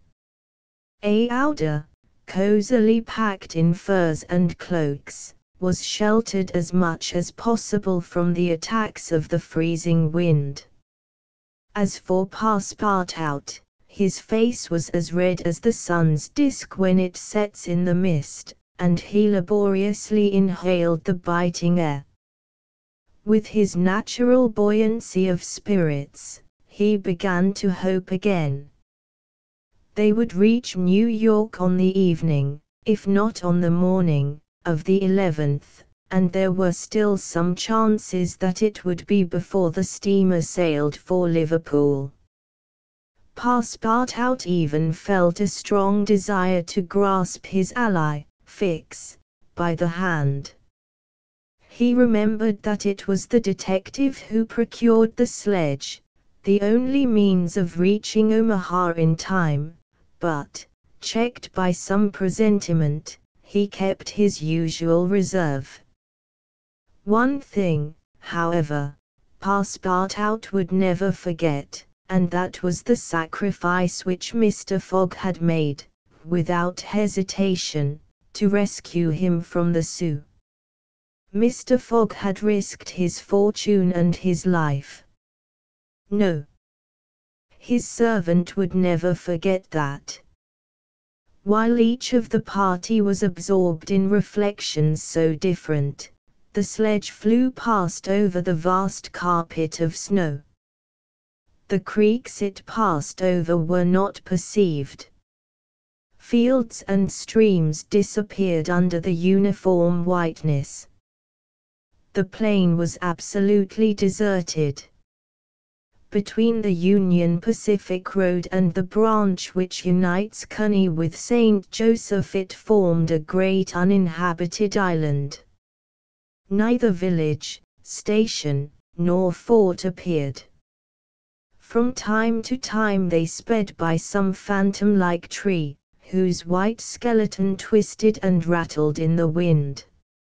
Sometimes flocks of wild birds rose, or bands of gaunt, famished, ferocious prairie wolves ran howling after the sledge.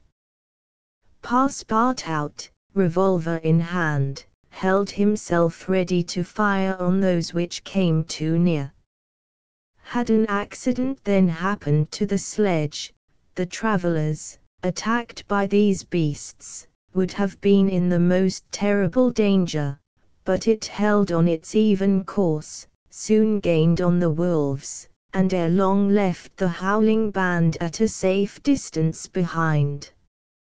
About noon Much perceived by certain landmarks that he was crossing the Platte River.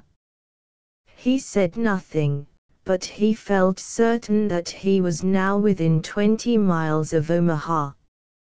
In less than an hour he left the rudder and furled his sails, whilst the sledge, carried forward by the great impetus the wind had given it, went on half a mile further with its sails unspread.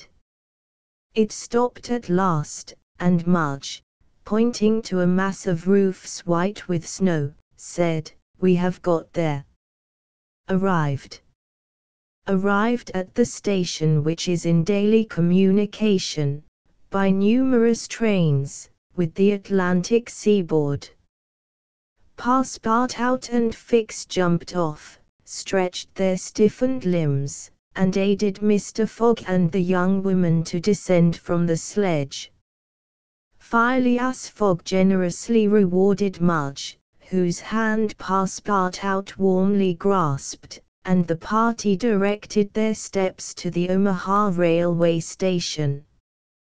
The Pacific Railroad proper finds its terminus at this important Nebraska town. Omaha is connected with Chicago by the Chicago and Rock Island Railroad, which runs directly east, and passes 50 stations. A train was ready to start when Mr. Fogg and his party reached the station, and they only had time to get into the cars. They had seen nothing of Omaha, but Passepartout confessed to himself that this was not to be regretted, as they were not traveling to see the sights. The train passed rapidly across the state of Iowa, by Council Bluffs, Des Moines, and Iowa City. During the night it crossed the Mississippi at Davenport, and by Rock Island entered Illinois. The next day, which was the 10th, at 4 o'clock in the evening, it reached Chicago, already risen from its ruins, and more proudly seated than ever on the borders of its beautiful Lake Michigan. 900 miles separated Chicago from New York, but trains are not wanting at Chicago. Mr. Fogg passed at once from one to the other, and the locomotive of the Pittsburgh, Fort Wayne, and Chicago Railway left at full speed, as if it fully comprehended that gentleman had no time to lose. It traversed Indiana, Ohio, Pennsylvania, and New Jersey like a flash, rushing through towns with antique names, some of which had streets and car tracks, but as yet no houses. At last the Hudson came into view, and, at 11:15 in the evening of the 11th, the train stopped in the station on the right bank of the river, before the very pier of the Cunard line. The China for Liverpool had started 3/4 of an hour before. Chapter XXX, in which Phileas Fogg engages in a direct struggle with bad fortune. The China, in leaving, seemed to have carried off Phileas Fogg's last hope. None of the other steamers were able to serve his projects. The pariah of the French Transatlantic Company, whose admirable steamers are equal to any in speed and comfort, did not leave until the 14th. The Hamburg boats did not go directly to Liverpool or London, but to Havre, and the additional trip from Havre to Southampton would render Phileas Fogg's last efforts of no avail. The Inman steamer did not depart till the next day, and could not cross the Atlantic in time to save the wager. Mr. Fogg learned all this in consulting his Bradshaw, which gave him the daily movements of the transatlantic steamers. Passepartout was crushed. It overwhelmed him to lose the boat by 3/4 of an hour. It was his fault, for, instead of helping his master, he had not ceased putting obstacles in his path. And when he recalled all the incidents of the tour, when he counted up the sums expended in pure loss and on his own account, when he thought that the immense stake, added to the heavy charges of this useless journey, would completely ruin Mr. Fogg, he overwhelmed himself with bitter self-accusations. Mr. Fogg, however, did not reproach him, and, on leaving the Cunard pier, only said, "We will consult about what is best tomorrow. Come." The party crossed the Hudson in the Jersey City ferry boat, and drove in a carriage to the St. Nicholas Hotel, on Broadway. Rooms were engaged, and the night passed, briefly to Phileas Fogg, who slept profoundly, but very long to Aouda and the others, whose agitation did not permit them to rest. The next day was the 12th of December. From 7 in the morning of the 12th to a quarter before 9 in the evening of the 21st there were 9 days, 13 hours, and 45 minutes. If Phileas Fogg had left in the China, one of the fastest steamers on the Atlantic, he would have reached Liverpool, and then London, within the period agreed upon. Mr. Fogg left the hotel alone, after giving Passepartout instructions to await his return, and inform Aouda to be ready at an instant's notice. He proceeded to the banks of the Hudson, and looked about among the vessels moored or anchored in the river, for any that were about to depart. Several had departure signals, and were preparing to put to sea at morning tide, for in this immense and admirable port there is not one day in 100 that vessels do not set out for every quarter of the globe. But they were mostly sailing vessels, of which, of course, Phileas Fogg could make no use.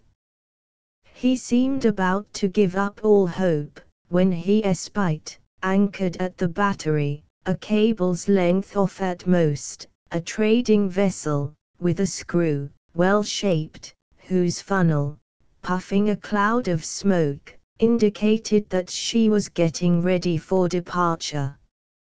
Phileas Fogg hailed a boat, got into it, and soon found himself on board the Henrietta iron-hulled, wood-built above. He ascended to the deck, and asked for the captain, who forthwith presented himself. He was a man of 50, a sort of sea-wolf, with big eyes, a complexion of oxidized copper, red hair and thick neck, and a growling voice. "The captain?" asked Mr. Fogg. "I am the captain. I am Phileas Fogg, of London. And I am Andrew Speedy, of Cardiff. You are going to put to sea in an hour. You are bound for Bordeaux. And your cargo? No freight. Going in ballast. Have you any passengers? No passengers. Never have passengers. Too much in the way. Is your vessel a swift one? Between 11 and 12 knots. The Henrietta well known. Will you carry me and 3 other persons to Liverpool? To Liverpool. Why not to China? I said Liverpool. No. No. No, I am setting out for Bordeaux, and shall go to Bordeaux. Money is no object. None. The captain spoke in a tone which did not admit of a reply. But the owners of the Henrietta, resumed Phileas Fogg. The owners are myself, replied the captain. The vessel belongs to me. I will freight it for you. No, I will buy it of you. No, Phileas Fogg did not betray the least disappointment, but the situation was a grave one. It was not at New York as at Hong Kong, nor with the captain of the Henrietta as with the captain of the Tankadere. Up to this time money had smoothed away every obstacle. Now money failed.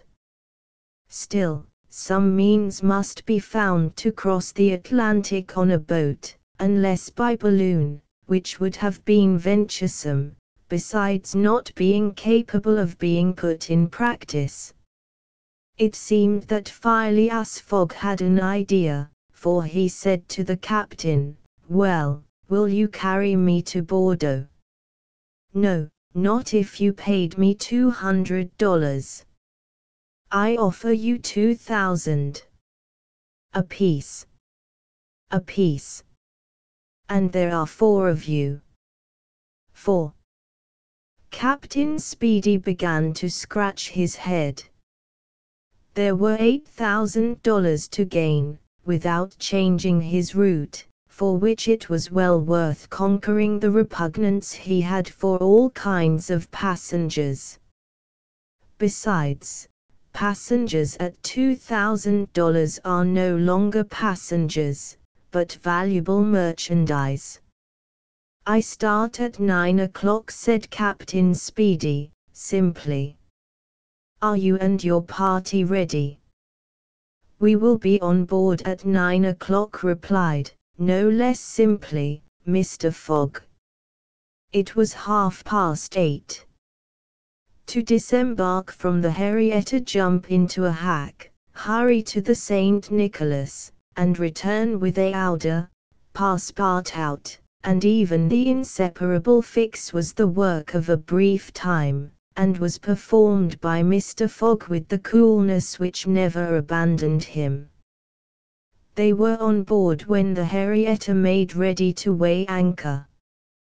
When Passepartout heard what this last voyage was going to cost, he uttered a prolonged "oh," which extended throughout his vocal gamut. As for Fix, he said to himself that the Bank of England would certainly not come out of this affair well indemnified. When they reached England, even if Mr. Fogg did not throw some handfuls of bank bills into the sea, more than £7,000 would have been spent. Chapter XXXIII, in which Phileas Fogg shows himself equal to the occasion. An hour after, the Henrietta passed the lighthouse which marks the entrance of the Hudson, turned the point of Sandy Hook, and put to sea. During the day she skirted Long Island, passed Fire Island, and directed her course rapidly eastward. At noon the next day, a man mounted the bridge to ascertain the vessel's position. It might be thought that this was Captain Speedy. Not the least in the world. It was Phileas Fogg, Esquire. As for Captain Speedy, he was shut up in his cabin under lock and key, and was uttering loud cries, which signified an anger at once pardonable and excessive. What had happened was very simple. Phileas Fogg wished to go to Liverpool, but the captain would not carry him there. Then Phileas Fogg had taken passage for Bordeaux, and, during the 30 hours he had been on board, had so shrewdly managed with his bank notes that the sailors and stokers, who were only an occasional crew, and were not on the best terms with the captain, went over to him in a body. This was why Phileas Fogg was in command instead of Captain Speedy, why the captain was a prisoner in his cabin, and why, in short, the Henrietta was directing her course towards Liverpool. It was very clear, to see Mr. Fogg manage the craft, that he had been a sailor. How the adventure ended will be seen anon. Aouda was anxious, though she said nothing. As for Passepartout, he thought Mr. Fogg's manoeuvre simply glorious. The captain had said between 11 and 12 knots, and the Henrietta confirmed his prediction. If, then, for there were ifs still, the sea did not become too boisterous, if the wind did not veer round to the east, if no accident happened to the boat or its machinery, the Henrietta might cross the 3,000 miles from New York to Liverpool in the 9 days, between the 12th and the 21st of December. It is true that, once arrived, the affair on board the Henrietta, added to that of the Bank of England, might create more difficulties for Mr. Fogg than he imagined or could desire. During the first days, they went along smoothly enough. The sea was not very unpropitious, the wind seemed stationary in the northeast, the sails were hoisted, and the Henrietta ploughed across the waves like a real transatlantic steamer. Passepartout was delighted. His master's last exploit, the consequences of which he ignored, enchanted him. Never had the crew seen so jolly and dexterous a fellow. He formed warm friendships with the sailors, and amazed them with his acrobatic feats. He thought they managed the vessel like gentlemen, and that the stokers fired up like heroes. His loquacious good humor infected everyone. He had forgotten the past, its vexations and delays. He only thought of the end, so nearly accomplished, and sometimes he boiled over with impatience, as if heated by the furnaces of the Henrietta. Often, also, the worthy fellow revolved around Fix, looking at him with a keen, distrustful eye, but he did not speak to him, for their old intimacy no longer existed. Fix, it must be confessed, understood nothing of what was going on. The conquest of the Henrietta, the bribery of the crew, Fogg managing the boat like a skilled seaman, amazed and confused him. He did not know what to think. For, after all, a man who began by stealing £55,000 might end by stealing a vessel, and Fix was not unnaturally inclined to conclude that the Henrietta under Fogg's command was not going to Liverpool at all, but to some part of the world where the robber, turned into a pirate, would quietly put himself in safety.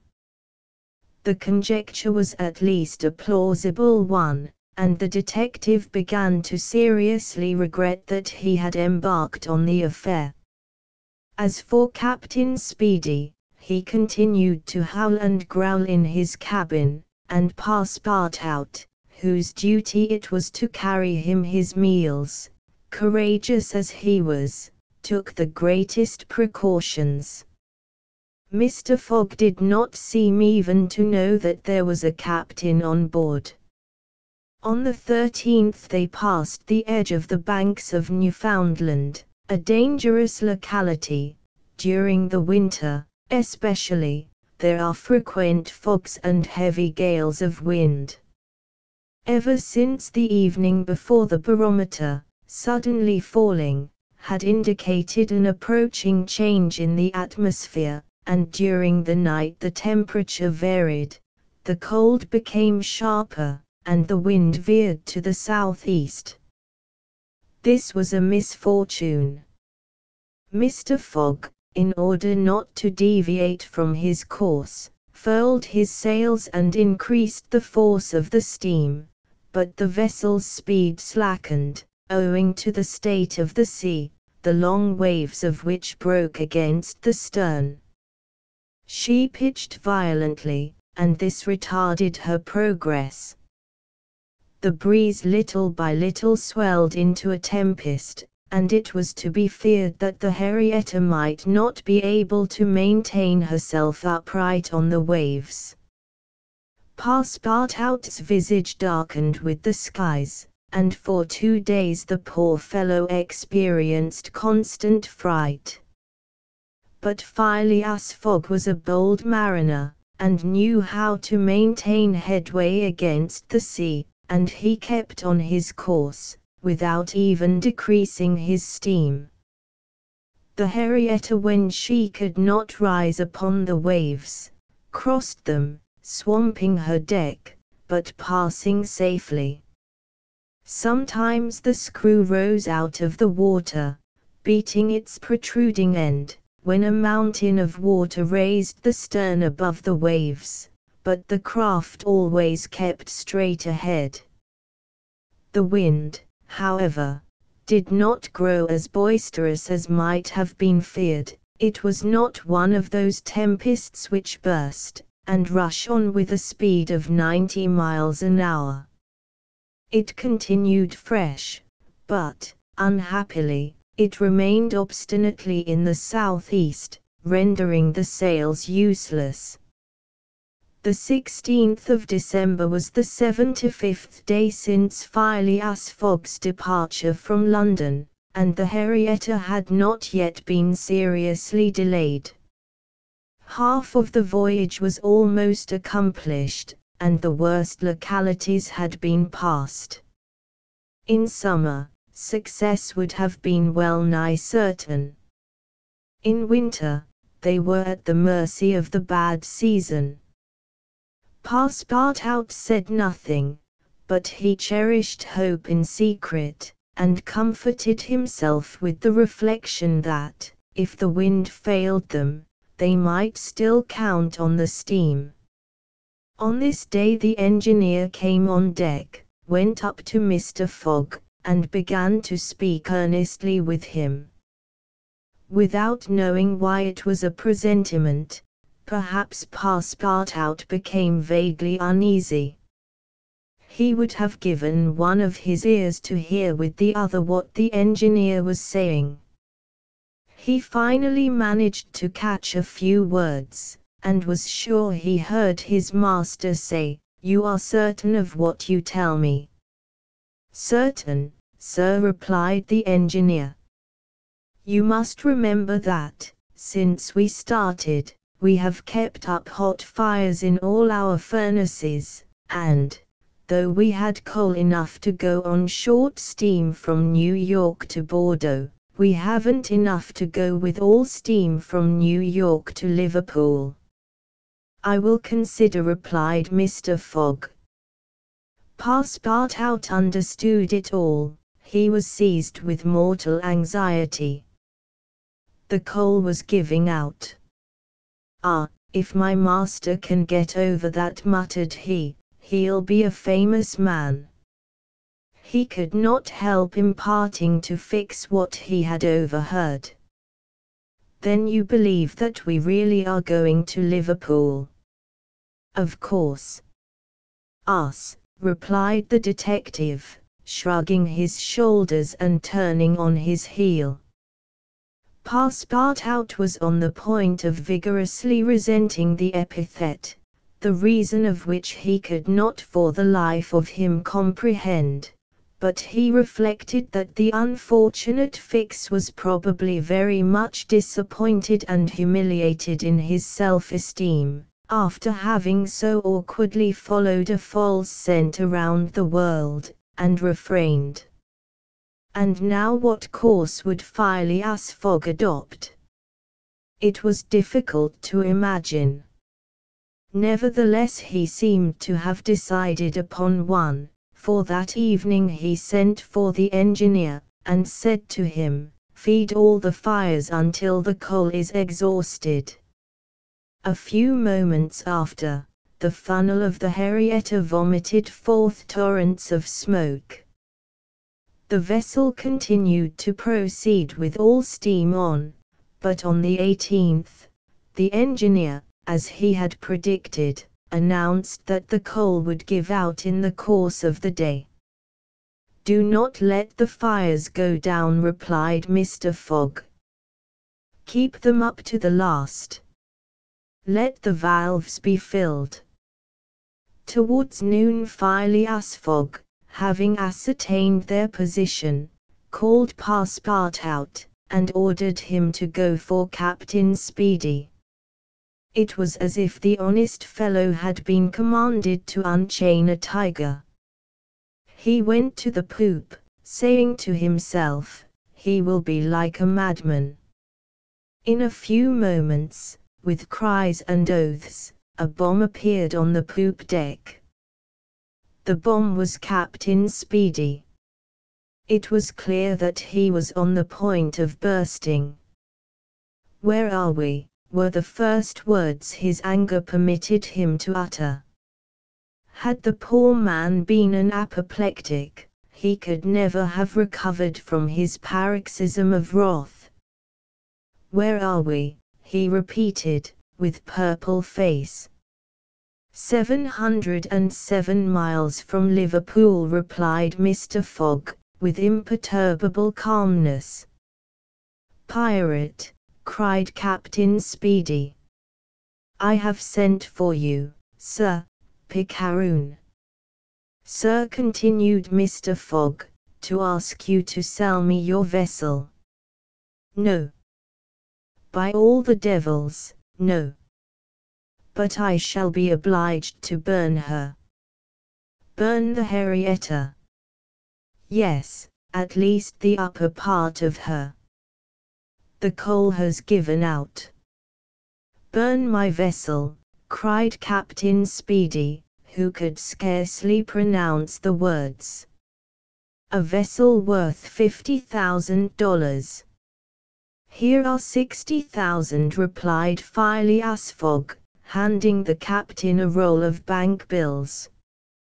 This had a prodigious effect on Andrew Speedy. An American can scarcely remain unmoved at the sight of $60,000.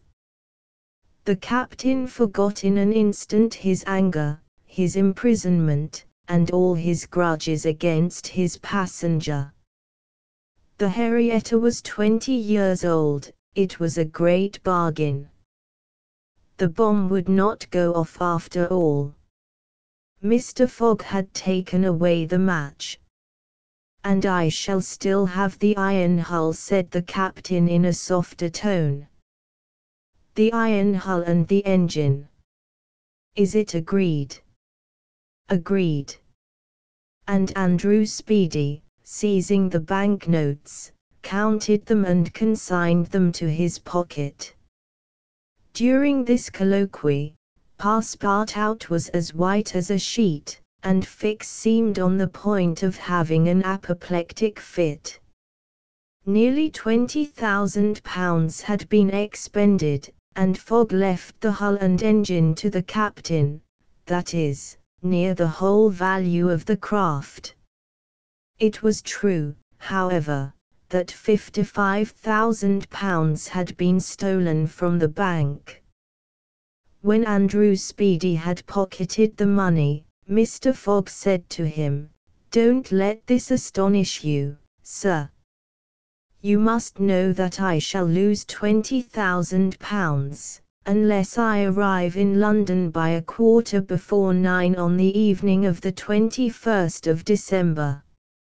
I missed the steamer at New York, and as you refused to take me to Liverpool, and I did well," cried Andrew Speedy, "for I have gained at least $40,000 by it."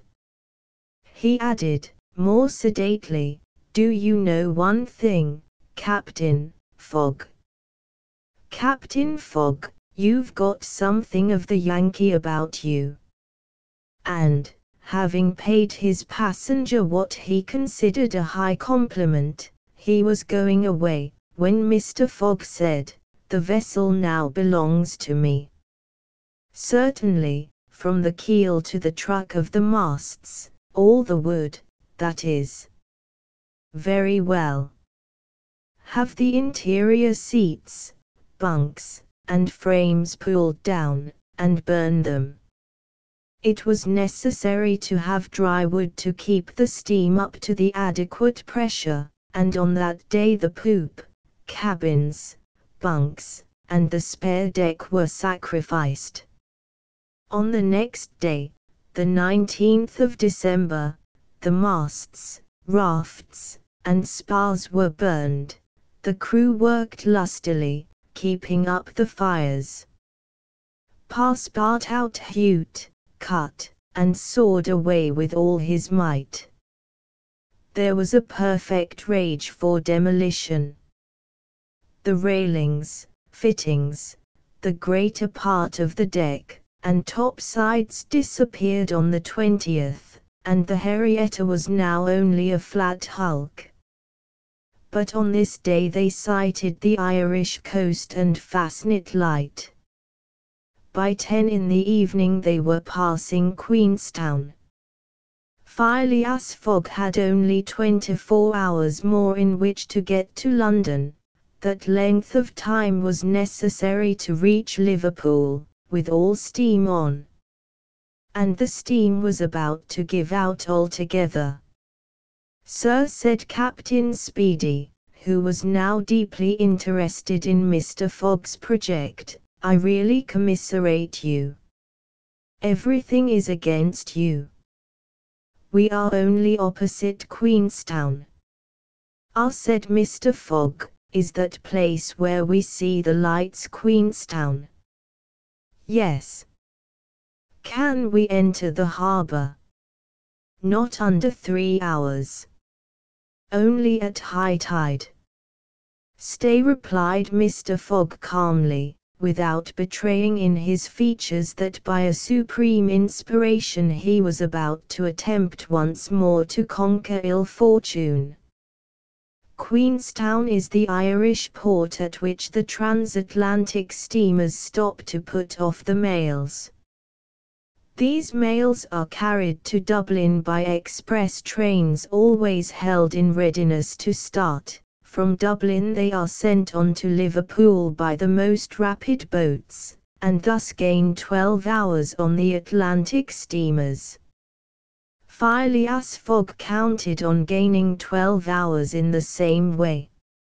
Instead of arriving at Liverpool the next evening by the Henrietta, he would be there by noon, and would therefore have time to reach London before 9:15 in the evening. The Henrietta entered Queenstown harbour at 1 o'clock in the morning, it then being high tide, and Phileas Fogg, after being grasped heartily by the hand by Captain Speedy, left that gentleman on the levelled hulk of his craft, which was still worth half what he had sold it for. The party went on shore at once. Fix was greatly tempted to arrest Mr. Fogg on the spot, but he did not. Why? What struggle was going on within him? Had he changed his mind about his man? Did he understand that he had made a grave mistake? He did not, however, abandon Mr. Fogg.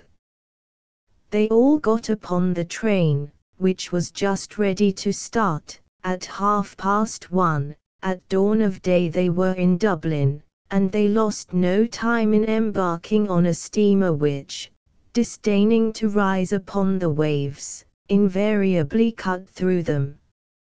Phileas Fogg at last disembarked on the Liverpool quay, at 20 minutes before 12, the 21st of December. He was only 6 hours distant from London. But at this moment Fix came up, put his hand upon Mr. Fogg's shoulder, and, showing his warrant, said, "You are really Phileas Fogg?" "I am." "I arrest you in the Queen's name." Chapter XXV, in which Phileas Fogg at last reaches London. Phileas Fogg was in prison. He had been shut up in the custom house, and he was to be transferred to London the next day. Passepartout, when he saw his master arrested, would have fallen upon Fix had he not been held back by some policemen. Aouda was thunderstruck at the suddenness of an event which she could not understand. Passepartout explained to her how it was that the honest and courageous Fogg was arrested as a robber. The young woman's heart revolted against so heinous a charge, and when she saw that she could attempt to do nothing to save her protector, she wept bitterly. As for Fix, he had arrested Mr. Fogg because it was his duty, whether Mr. Fogg were guilty or not. The thought then struck Passepartout, that he was the cause of this new misfortune. Had he not concealed Fix's errand from his master? When Fix revealed his true character and purpose, why had he not told Mr. Fogg? If the latter had been warned, he would no doubt have given Fix proof of his innocence, and satisfied him of his mistake. At least, Fix would not have continued his journey at the expense and on the heels of his master, only to arrest him the moment he set foot on English soil. Passepartout wept till he was blind, and felt like blowing his brains out.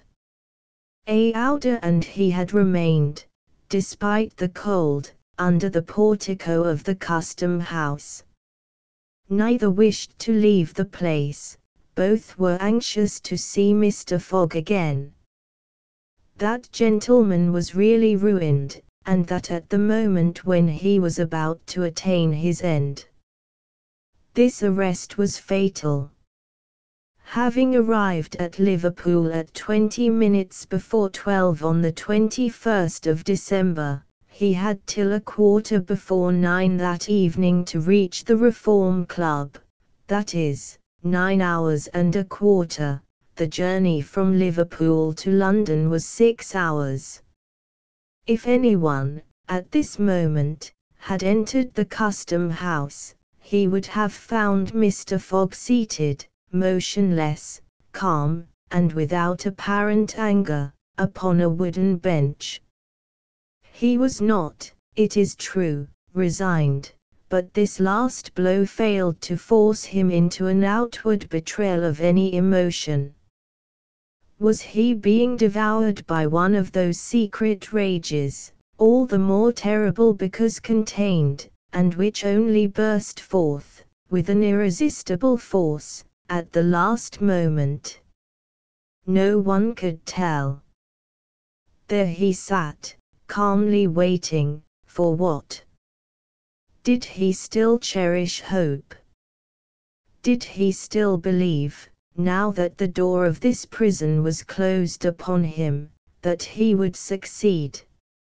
However that may have been, Mr. Fogg carefully put his watch upon the table, and observed its advancing hands. Not a word escaped his lips, but his look was singularly set and stern. The situation, in any event, was a terrible one, and might be thus stated: if Phileas Fogg was honest he was ruined, if he was a knave, he was caught. Did escape occur to him? Did he examine to see if there were any practicable outlet from his prison? Did he think of escaping from it? Possibly, for once he walked slowly around the room. But the door was locked, and the window heavily barred with iron rods. He sat down again, and drew his journal from his pocket. On the line where these words were written, 21 St. December, Saturday, Liverpool, he added, 80th day, 11.40 am, and waited. The custom house clock struck 1. Mr. Fogg observed that his watch was 2 hours too fast. 2 hours. Admitting that he was at this moment taking an express train, he could reach London and the Reform Club by 9:15 p.m. His forehead slightly wrinkled. At 33 minutes past 2 he heard a singular noise outside, then a hasty opening of doors. Passepartout's voice was audible, and immediately after that of Fix. Phileas Fogg's eyes brightened for an instant. The door swung open, and he saw Passepartout, Aouda, and Fix, who hurried towards him. Fix was out of breath, and his hair was in disorder. He could not speak. "Sir," he stammered, "sir, forgive me, most unfortunate resemblance, robber arrested 3 days ago, you are free." Phileas Fogg was free. He walked to the detective, looked him steadily in the face, and with the only rapid motion he had ever made in his life, or which he ever would make, drew back his arms, and with the precision of a machine knocked Fix down. "Well hit," cried Passepartout, "parbleu, that's what you might call a good application of English fists." Fix, who found himself on the floor, did not utter a word. He had only received his deserts. Mr. Fogg, Aouda, and Passepartout left the custom house without delay, got into a cab, and in a few moments descended at the station. Phileas Fogg asked if there was an express train about to leave for London. It was 40 minutes past 2. The express train had left 35 minutes before. Phileas Fogg then ordered a special train. There were several rapid locomotives on hand, but the railway arrangements did not permit the special train to leave until 3 o'clock. At that hour Phileas Fogg, having stimulated the engineer by the offer of a generous reward, at last set out towards London with Aouda and his faithful servant. It was necessary to make the journey in 5 hours and a half, and this would have been easy on a clear road throughout. But there were forced delays, and when Mr. Fogg stepped from the train at the terminus, all the clocks in London were striking 10 minutes before 9:1. Having made the tour of the world, he was behindhand 5 minutes. He had lost the wager. 1. A somewhat remarkable eccentricity on the part of the London clocks. Translator. Chapter XXXV. In which Phileas Fogg does not have to repeat his orders to Passepartout twice. The dwellers in Savile Row would have been surprised the next day, if they had been told that Phileas Fogg had returned home. His doors and windows were still closed, no appearance of change was visible.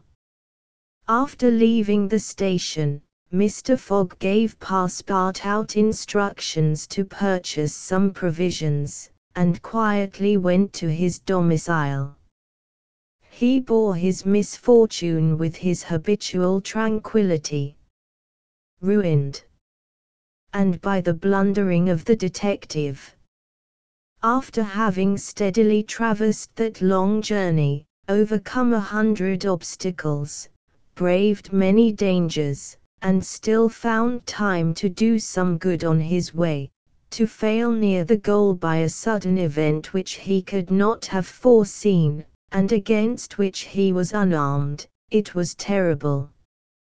But a few pounds were left of the large sum he had carried with him.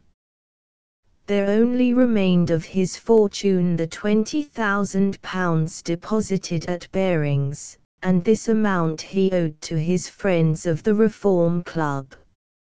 So great had been the expense of his tour that, even had he won, it would not have enriched him, and it is probable that he had not sought to enrich himself, being a man who rather laid wagers for honour's sake than for the stake proposed. But this wager totally ruined him. Mr. Fogg's course, however, was fully decided upon. He knew what remained for him to do. A room in the house in Savile Row was set apart for Aouda, who was overwhelmed with grief at her protector's misfortune. From the words which Mr. Fogg dropped, she saw that he was meditating some serious project. Knowing that Englishmen governed by a fixed idea sometimes resort to the desperate expedient of suicide, Passepartout kept a narrow watch upon his master, though he carefully concealed the appearance of so doing. First of all, the worthy fellow had gone up to his room, and had extinguished the gas burner, which had been burning for 80 days. He had found in the letter-box a bill from the gas company, and he thought it more than time to put a stop to this expense, which he had been doomed to bear. The night passed. Mr. Fogg went to bed, but did he sleep? Aouda did not once close her eyes. Passepartout watched all night, like a faithful dog, at his master's door. Mr. Fogg called him in the morning, and told him to get Aouda's breakfast, and a cup of tea and a chop for himself. He desired Aouda to excuse him from breakfast and dinner, as his time would be absorbed all day in putting his affairs to rights. In the evening he would ask permission to have a few moments' conversation with the young lady. Passepartout, having received his orders, had nothing to do but obey them. He looked at his imperturbable master, and could scarcely bring his mind to leave him. His heart was full, and his conscience tortured by remorse, for he accused himself more bitterly than ever of being the cause of the irretrievable disaster. Yes. If he had warned Mr. Fogg, and had betrayed Fix's projects to him, his master would certainly not have given the detective passage to Liverpool, and then, Passepartout could hold in no longer. "My master! Mr. Fogg," he cried, "why do you not curse me?" "It was my fault that, I blame no one," returned Phileas Fogg, with perfect calmness. "Go." Passepartout left the room, and went to find Aouda, to whom he delivered his master's message. "Madam," he added, "I can do nothing myself, nothing. I have no influence over my master, but you, perhaps." "What influence could I have?" replied Aouda. "Mr. Fogg is influenced by no one. Has he ever understood that my gratitude to him is overflowing? Has he ever read my heart? My friend, he must not be left alone an instant. You say he is going to speak with me this evening?" "Yes, madam, probably to arrange for your protection and comfort in England." "We shall see," replied Aouda, becoming suddenly pensive. Throughout this day, Sunday, the house in Savile Row was as if uninhabited, and Phileas Fogg, for the first time since he had lived in that house, did not set out for his club when Westminster clock struck 11:30. Why should he present himself at the Reform? His friends no longer expected him there. As Phileas Fogg had not appeared in the saloon on the evening before, Saturday, the 21st of December, at 9:15, he had lost his wager. It was not even necessary that he should go to his bankers for the £20,000, for his antagonists already had his cheque in their hands, and they had only to fill it out and send it to the bearings to have the amount transferred to their credit. Mr. Fogg, therefore, had no reason for going out, and so he remained at home. He shut himself up in his room, and busied himself putting his affairs in order. Passepartout continually ascended and descended the stairs. The hours were long for him. He listened at his master's door, and looked through the keyhole, as if he had a perfect right so to do, and as if he feared that something terrible might happen at any moment. Sometimes he thought of Fix, but no longer in anger. Fix, like all the world, had been mistaken in Phileas Fogg, and had only done his duty in tracking and arresting him, while he, Passepartout. This thought haunted him, and he never ceased cursing his miserable folly. Finding himself too wretched to remain alone, he knocked at Aouda's door, went into her room, seated himself, without speaking, in a corner, and looked ruefully at the young woman. Aouda was still pensive. About 7:30 in the evening Mr. Fogg sent to know if Aouda would receive him, and in a few moments he found himself alone with her. Phileas Fogg took a chair, and sat down near the fireplace, opposite Aouda. No emotion was visible on his face. Fogg returned was exactly the Fogg who had gone away. There was the same calm, the same impassibility. He sat several minutes without speaking. Then, bending his eyes on Aouda, "Madam," said he, "will you pardon me for bringing you to England?" "I, Mr. Fogg," replied Aouda, checking the pulsations of her heart. "Please let me finish," returned Mr. Fogg. "When I decided to bring you far away from the country which was so unsafe for you, I was rich, and counted on putting a portion of my fortune at your disposal. Then your existence would have been free and happy. But now I am ruined." "I know it, Mr. Fogg," replied Aouda, "and I ask you in my turn, will you forgive me for having followed you, and, who knows, for having, perhaps, delayed you, and thus contributed to your ruin? Madam, you could not remain in India, and your safety could only be assured by bringing you to such a distance that your persecutors could not take you." "So, Mr. Fogg," resumed Aouda, "not content with rescuing me from a terrible death, you thought yourself bound to secure my comfort in a foreign land." "Yes, madam, but circumstances have been against me. Still, I beg to place the little I have left at your service." "But what will become of you, Mr. Fogg?" "As for me, madam," replied the gentleman, coldly, "I have need of nothing." "But how do you look upon the fate, sir, which awaits you?" "As I am in the habit of doing." "At least," said Aouda, "want should not overtake a man like you." "Your friends?" "I have no friends, madam."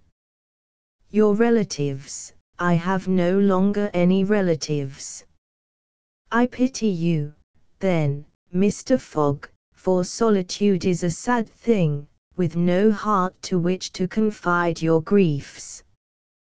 They say, though, that misery itself, shared by two sympathetic souls, may be borne with patience. They say so, madam. Mr. Fogg said Aouda, rising and seizing his hand. Do you wish at once a kinswoman and friend? Will you have me for your wife? Mr. Fogg, at this, rose in his turn. There was an unwonted light in his eyes, and a slight trembling of his lips. Aouda looked into his face. The sincerity, rectitude, firmness, and sweetness of this soft glance of a noble woman, who could dare all to save him to whom she owed all, at first astonished, then penetrated him. He shut his eyes for an instant, as if to avoid her look. When he opened them again, I love you, he said, simply. Yes, by all that is holiest, I love you, and I am entirely yours. Ah, cried Aouda, pressing his hand to her heart. Passepartout was summoned and appeared immediately. Mr. Fogg still held Aouda's hand in his own.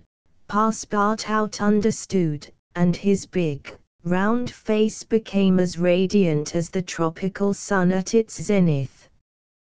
Mr. Fogg asked him if it was not too late to notify the Reverend Samuel Wilson, of Marylebone Parish, that evening. Passepartout smiled his most genial smile, and said, never too late. It was 5 minutes past 8.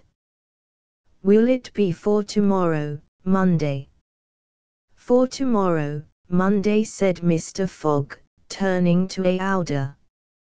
Yes, for tomorrow, Monday, she replied. Passepartout hurried off as fast as his legs could carry him. Chapter XXV, in which Phileas Fogg's name is once more at a premium on 'Change. It is time to relate what a change took place in English public opinion when it transpired that the real bank robber, a certain James Strand, had been arrested, on the 17th day of December, at Edinburgh. 3 days before, Phileas Fogg had been a criminal, who was being desperately followed up by the police. Now he was an honorable gentleman, mathematically pursuing his eccentric journey round the world. The papers resumed their discussion about the wager. All those who had laid bets, for or against him, revived their interest, as if by magic. The Phileas Fogg bonds again became negotiable, and many new wagers were made. Phileas Fogg's name was once more at a premium on 'Change. His 5 friends of the Reform Club passed these 3 days in a state of feverish suspense. Would Phileas Fogg, whom they had forgotten, reappear before their eyes? Where was he at this moment? The 17th of December, the day of James Strand's arrest, was the 76th since Phileas Fogg's departure, and no news of him had been received. Was he dead? Had he abandoned the effort, or was he continuing his journey along the route agreed upon? And would he appear on Saturday, the 21st of December, at 9:15 in the evening, on the threshold of the Reform Club saloon? The anxiety in which, for 3 days, London society existed, cannot be described. Telegrams were sent to America and Asia for news of Phileas Fogg. Messengers were dispatched to the house in Savile Row morning and evening. No news. The police were ignorant what had become of the detective, Fix, who had so unfortunately followed up a false scent. Bets increased, nevertheless, in number and value. Phileas Fogg, like a racehorse, was drawing near his last turning point. The bonds were quoted, no longer at 100 below par, but at 20, at 10, and at 5, and paralytic old Lord Albemarle bet even in his favour. A great crowd was collected in Pall Mall and the neighbouring streets on Saturday evening. It seemed like a multitude of brokers permanently established around the Reform Club. Circulation was impeded, and everywhere disputes, discussions, and financial transactions were going on. The police had great difficulty in keeping back the crowd, and as the hour when Phileas Fogg was due approached, the excitement rose to its highest pitch. The 5 antagonists of Phileas Fogg had met in the great saloon of the club. John Sullivan and Samuel Thornton, the bankers, Andrew Stewart, the engineer, Gauthia Ralph, the director of the Bank of England, and Thomas Flanagan, the brewer, one and all waited anxiously. When the clock indicated 20 minutes past 8, Andrew Stewart got up, saying, "Gentlemen, in 20 minutes the time agreed upon between Mr. Fogg and ourselves will have expired." "What time did the last train arrive from Liverpool?" asked Thomas Flanagan. "At 23 minutes past 7, replied Gauthia Ralph, "and the next does not arrive till 10 minutes after 12. "Well, gentlemen," resumed Andrew Stewart, "if Phileas Fogg had come in the 7:23 train, he would have got here by this time. We can, therefore, regard the bet as won." "Wait, don't let us be too hasty," replied Samuel Thornton. "You know that Mr. Fogg is very eccentric. His punctuality is well known, he never arrives too soon, or too late, and I should not be surprised if he appeared before us at the last minute." "Why," said Andrew Stewart nervously, "if I should see him, I should not believe it was he." "The fact is," resumed Thomas Flanagan, "Mr. Fogg's project was absurdly foolish. Whatever his punctuality, he could not prevent the delays which were certain to occur, and a delay of only 2 or 3 days would be fatal to his tour. Observe, too," added John Sullivan, "that we have received no intelligence from him, though there are telegraphic lines all along his route." "He has lost, gentlemen," said Andrew Stewart, "he has 100 times lost. You know, besides, that the China, the only steamer he could have taken from New York to get here in time, arrived yesterday. I have seen a list of the passengers, and the name of Phileas Fogg is not among them. Even if we admit that fortune has favored him, he can scarcely have reached America. I think he will be at least 20 days behindhand, and that Lord Albemarle will lose a cool 5,000. "It is clear," replied Gauthia Ralph, "and we have nothing to do but to present Mr. Fogg's cheque at Bearings tomorrow." At this moment, the hands of the club clock pointed to 20 minutes to 9. 5 minutes more," said Andrew Stewart. The 5 gentlemen looked at each other. Their anxiety was becoming intense, but, not wishing to betray it, they readily assented to Mr. Thornton's proposal of a rubber. "I wouldn't give up my 4,000 of the bet," said Andrew Stewart, as he took his seat, "for 3,999. The clock indicated 18 minutes to 9. The players took up their cards, but could not keep their eyes off the clock. Certainly, however secure they felt, minutes had never seemed so long to them. 17 minutes to 9, said Thomas Flanagan, as he cut the cards which Ralph handed to him. Then there was a moment of silence. The great saloon was perfectly quiet, but the murmurs of the crowd outside were heard, with now and then a shrill cry. The pendulum beat the seconds, which each player eagerly counted, as he listened, with mathematical regularity. 16 minutes to 9, said John Sullivan, in a voice which betrayed his emotion. 1 minute more, and the wager would be won. Andrew Stewart and his partners suspended their game. They left their cards, and counted the seconds. At the 40th second, nothing. At the 50th, still nothing. At the 55th, a loud cry was heard in the street, followed by applause, hurrahs, and some fierce growls. The players rose from their seats.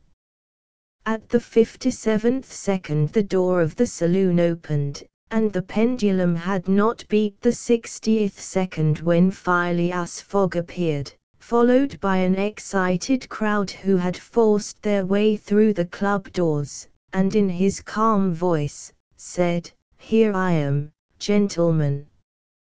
Chapter XXXVIII, in which it is shown that Phileas Fogg gained nothing by his tour around the world, unless it were happiness. Yes, Phileas Fogg in person. The reader will remember that at 5 minutes past 8 in the evening, about 25 hours after the arrival of the travellers in London, Passepartout had been sent by his master to engage the services of the Reverend Samuel Wilson in a certain marriage ceremony, which was to take place the next day. Passepartout went on his errand enchanted. He soon reached the clergyman's house, but found him not at home. Passepartout waited a good 20 minutes, and when he left the reverend gentleman, it was 35 minutes past 8. But in what a state he was! With his hair in disorder, and without his hat, he ran along the street as never man was seen to run before, overturning passers-by, rushing over the sidewalk like a waterspout. In 3 minutes he was in Savile Row again, and staggered back into Mr. Fogg's room. He could not speak. "What is the matter?" asked Mr. Fogg. "My master," gasped Passepartout, "marriage, impossible, impossible. Impossible, for tomorrow." "Why so?" "Because tomorrow is Sunday." "Monday," replied Mr. Fogg. "No, today is Saturday." "Saturday." "Impossible." "Yes, yes, yes, yes," cried Passepartout. "You have made a mistake of 1 day. We arrived 24 hours ahead of time, but there are only 10 minutes left." Passepartout had seized his master by the collar, and was dragging him along with irresistible force.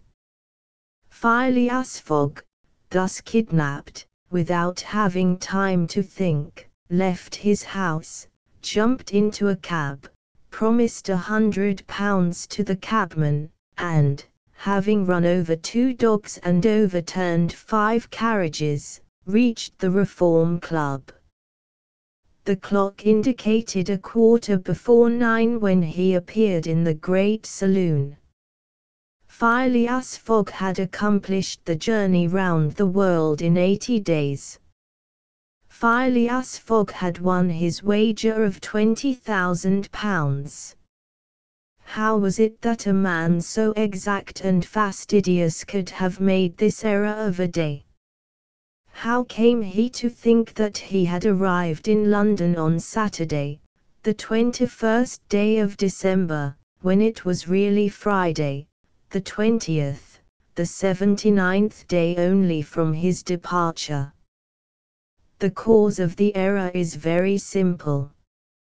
Phileas Fogg had, without suspecting it, gained 1 day on his journey, and this merely because he had travelled constantly eastward. He would, on the contrary, have lost a day had he gone in the opposite direction, that is, westward. In journeying eastward he had gone towards the sun, and the days therefore diminished for him as many times 4 minutes as he crossed degrees in this direction. There are 360 degrees on the circumference of the earth, and these 360 degrees, multiplied by 4 minutes, gives precisely 24 hours, that is, the day unconsciously gained. In other words, while Phileas Fogg, going eastward, saw the sun pass the meridian 80 times, his friends in London only saw it pass the meridian 79 times. This is why they awaited him at the Reform Club on Saturday, and not Sunday, as Mr. Fogg thought. And Passepartout's famous family watch, which had always kept London time, would have betrayed this fact, if it had marked the days as well as the hours and the minutes.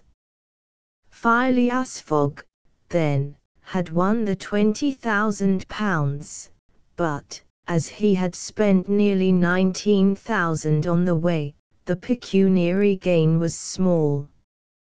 His object was, however, to be victorious, and not to win money. He divided the £1,000 that remained between Passepartout and the unfortunate Fix, against whom he cherished no grudge. He deducted, however, from Passepartout's share the cost of the gas which had burned in his room for 1920 hours, for the sake of regularity.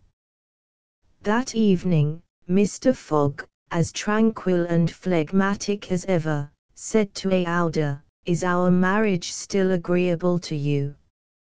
Mr. Fogg replied, "It is for me to ask that question. You were ruined, but now you are rich again." "Pardon me, madam, my fortune belongs to you. If you had not suggested our marriage, my servant would not have gone to the Reverend Samuel Wilson's, I should not have been apprised of my error, and, dear Mr. Fogg," said the young woman. "Dear Aouda," replied Phileas Fogg. It need not be said that the marriage took place 48 hours after, and that Passepartout, glowing and dazzling, gave the bride away. Had he not saved her, and was he not entitled to this honor? The next day, as soon as it was light, Passepartout rapped vigorously at his master's door. Mr. Fogg opened it, and asked, "What's the matter, Passepartout?" "What is it, sir?" "Why, I've just this instant found out." "What?" "That we might have made the tour of the world in only 78 days. "No doubt," returned Mr. Fogg, "by not crossing India. But if I had not crossed India, I should not have saved Aouda, she would not have been my wife," and Mr. Fogg quietly shut the door. Phileas Fogg had won his wager, and had made his journey around the world in 80 days. To do this he had employed every means of conveyance, steamers, railways, carriages, yachts, trading vessels, sledges, elephants. The eccentric gentleman had throughout displayed all his marvelous qualities of coolness and exactitude. But what then? What had he really gained by all this trouble? What had he brought back from this long and weary journey? Nothing, say you. Perhaps so, nothing but a charming woman, who, strange as it may appear, made him the happiest of men. Truly, would you not for less than that make the tour around the world? End of the Project Gutenberg ebook Around the World in 80 Days. Updated editions will replace the previous one, the old editions will be renamed. Creating the works from print editions not protected by U.S. copyright law means that no one owns a United States copyright in these works. So the Foundation, and you, can copy and distribute it in the United States without permission and without paying copyright royalties. Special rules, set forth in the general terms of use part of this license, apply to copying and distributing Project Gutenberg trademark symbol electronic works to protect the Project Gutenberg trademark symbol concept and trademark. Project Gutenberg is a registered trademark, and may not be used if you charge for an ebook, except by following the terms of the trademark license, including paying royalties for use of the Project Gutenberg trademark. If you do not charge anything for copies of this ebook, complying with the trademark license is very easy. You may use this ebook for nearly any purpose such as creation of derivative works, reports, performances and research. Project Gutenberg ebooks may be modified and printed and given away. You may do practically anything in the United States with ebooks not protected by U.S. copyright law. Redistribution is subject to the trademark license, especially commercial redistribution. Start. Full license. The full Project Gutenberg license. Please read this before you distribute or use this work to protect the Project Gutenberg trademark symbol mission of promoting the free distribution of electronic works. By using or distributing this work, or any other work associated in any way with the phrase Project Gutenberg, you agree to comply with all the terms of the full Project Gutenberg trademark symbol license available with this file or online at www.gutenberg.org/license. Section 1. General Terms of Use and Redistributing Project Gutenberg Trademark Symbol Electronic Works 1.0. By reading or using any part of this Project Gutenberg trademark symbol electronic work, you indicate that you have read, understand, agree to and accept all the terms of this license and intellectual property, trademark/copyright, agreement. If you do not agree to abide by all the terms of this agreement, you must cease using and return or destroy all copies of Project Gutenberg trademark symbol electronic works in your possession. If you paid a fee for obtaining a copy of or access to a Project Gutenberg trademark symbol electronic work and you do not agree to be bound by the terms of this agreement, you may obtain a refund from the person or entity to whom you paid the fee as set forth in paragraph 1.e.8. 1.b Project Gutenberg is a registered trademark. It may only be used on or associated in any way with an electronic work by people who agree to be bound by the terms of this agreement. There are a few things that you can do with most Project Gutenberg trademark symbol electronic works even without complying with the full terms of this agreement. See paragraph 1.c below.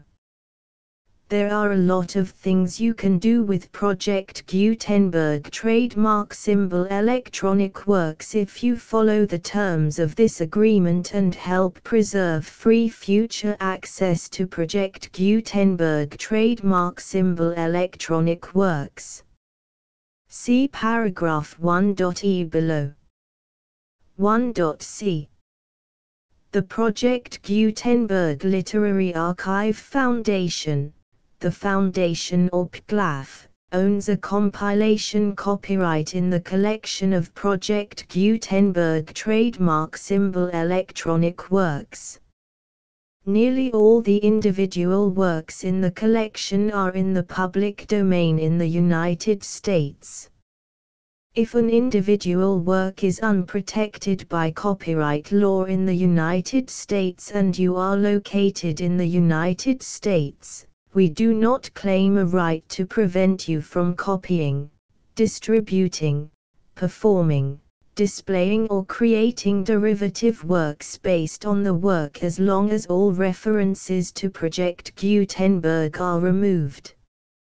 Of course, we hope that you will support the Project Gutenberg trademark symbol mission of promoting free access to electronic works by freely sharing Project Gutenberg trademark symbol works in compliance with the terms of this agreement for keeping the Project Gutenberg trademark symbol name associated with the work.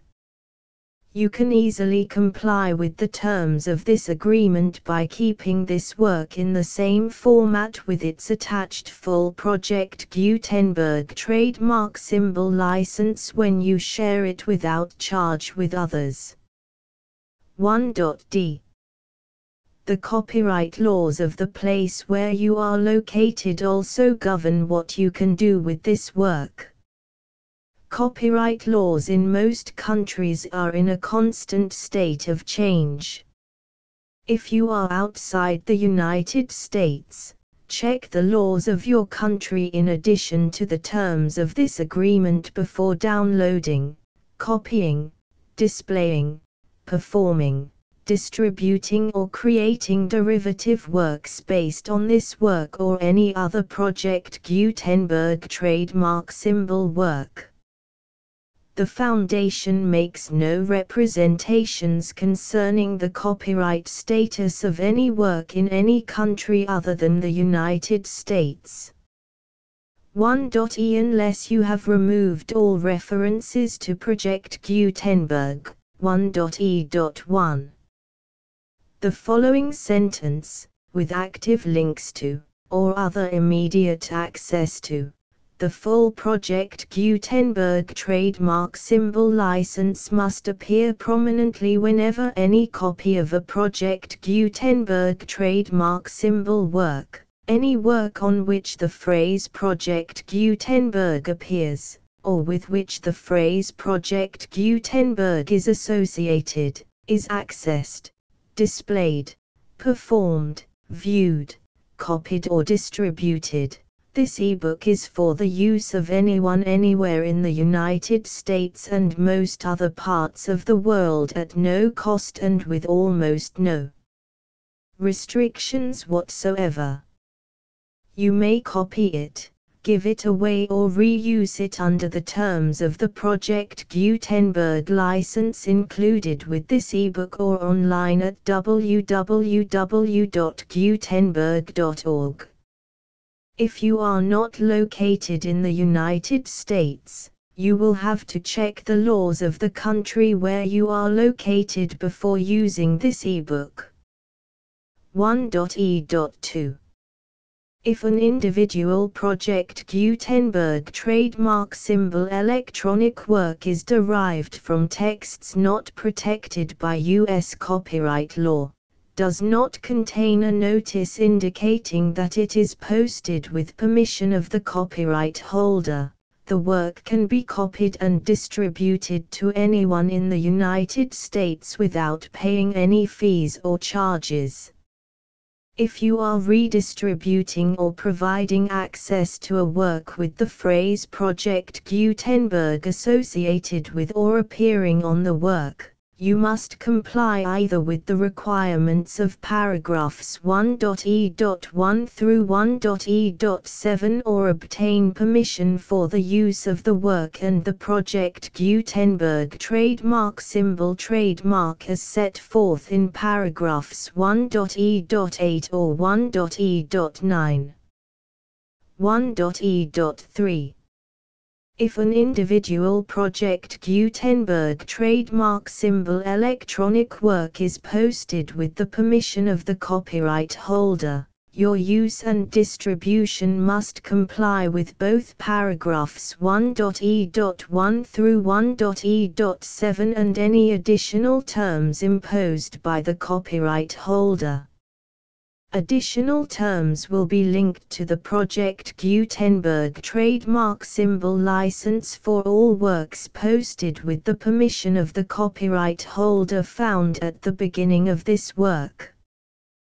1.e.4 Do not unlink or detach or remove the full Project Gutenberg trademark symbol license terms from this work, or any files containing a part of this work or any other work associated with Project Gutenberg trademark symbol.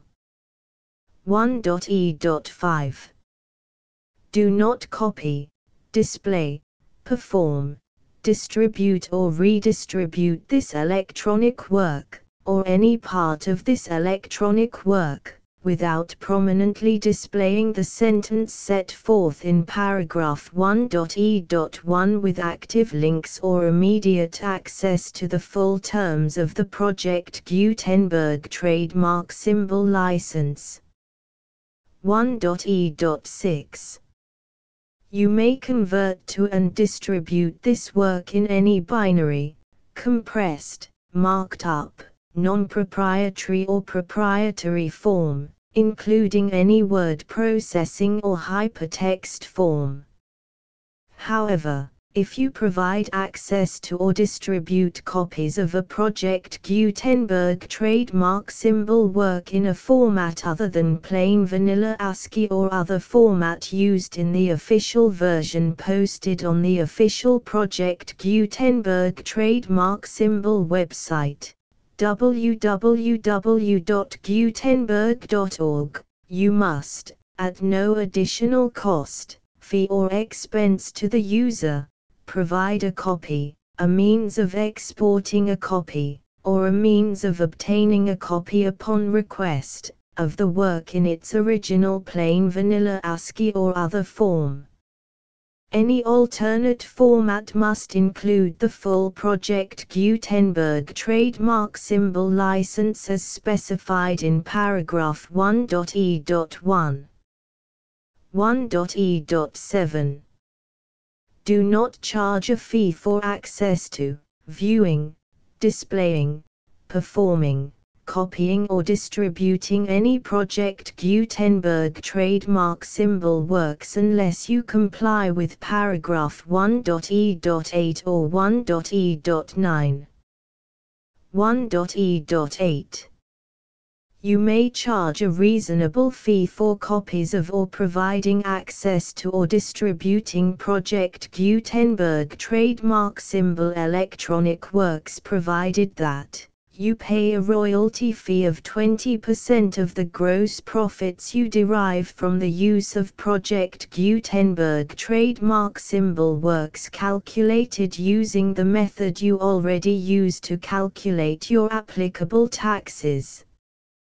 The fee is owed to the owner of the Project Gutenberg trademark trademark, but he has agreed to donate royalties under this paragraph to the Project Gutenberg Literary Archive Foundation. Royalty payments must be paid within 60 days following each date on which you prepare, or are legally required to prepare, your periodic tax returns. Royalty payments should be clearly marked as such and sent to the Project Gutenberg Literary Archive Foundation at the address specified in Section 4. Information about donations to the Project Gutenberg Literary Archive Foundation. You provide a full refund of any money paid by a user who notifies you in writing, or by email, within 30 days of receipt that he does not agree to the terms of the full Project Gutenberg trademark symbol license. You must require such a user to return or destroy all copies of the works possessed in a physical medium and discontinue all use of and all access to other copies of Project Gutenberg trademark symbol works. You provide, in accordance with paragraph 1.f.3, a full refund of any money paid for a work or a replacement copy, if a defect in the electronic work is discovered and reported to you within 90 days of receipt of the work. You comply with all other terms of this agreement for free distribution of Project Gutenberg trademark symbol works. 1.e.9. If you wish to charge a fee or distribute a Project Gutenberg trademark symbol electronic work or group of works on different terms than are set forth in this agreement, you must obtain permission in writing from the Project Gutenberg Literary Archive Foundation, the manager of the Project Gutenberg trademark symbol trademark. Contact the Foundation as set forth in Section 3 below. 1.f1.f.1 Project Gutenberg volunteers and employees expend considerable effort to identify, do copyright research on, transcribe and proofread works not protected by U.S. copyright law in creating the Project Gutenberg trademark symbol collection.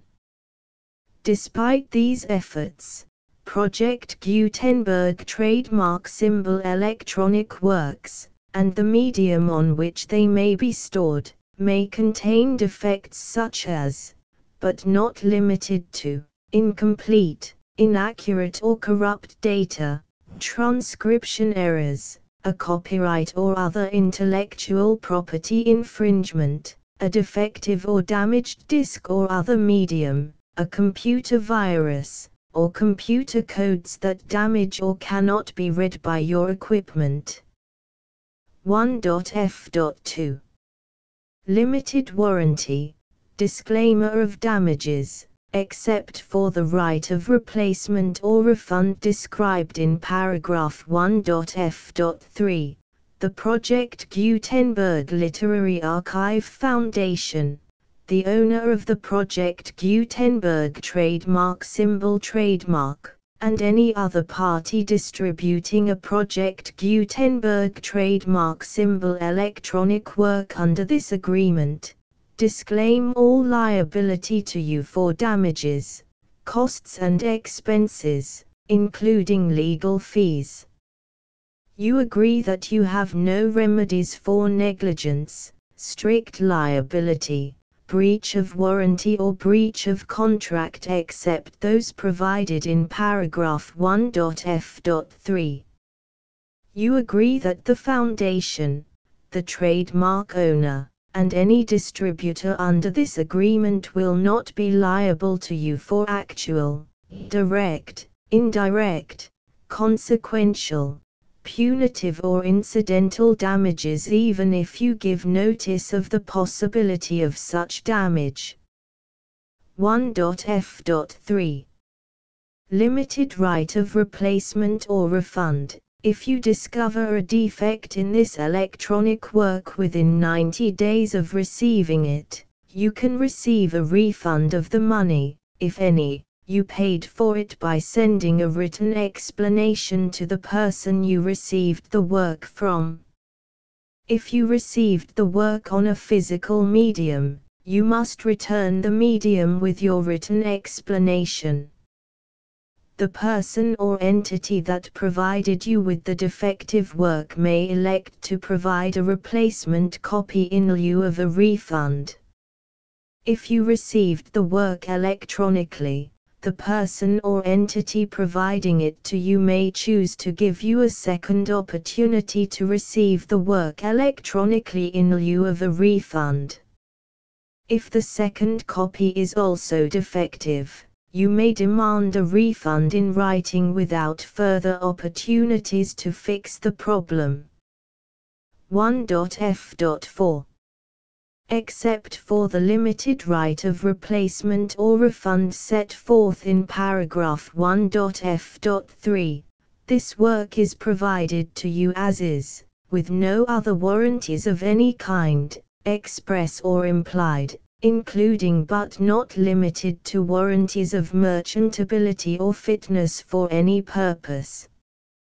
1.f.5 Some states do not allow disclaimers of certain implied warranties or the exclusion or limitation of certain types of damages. If any disclaimer or limitation set forth in this agreement violates the law of the state applicable to this agreement, the agreement shall be interpreted to make the maximum disclaimer or limitation permitted by the applicable state law. The invalidity or unenforceability of any provision of this agreement shall not void the remaining provisions.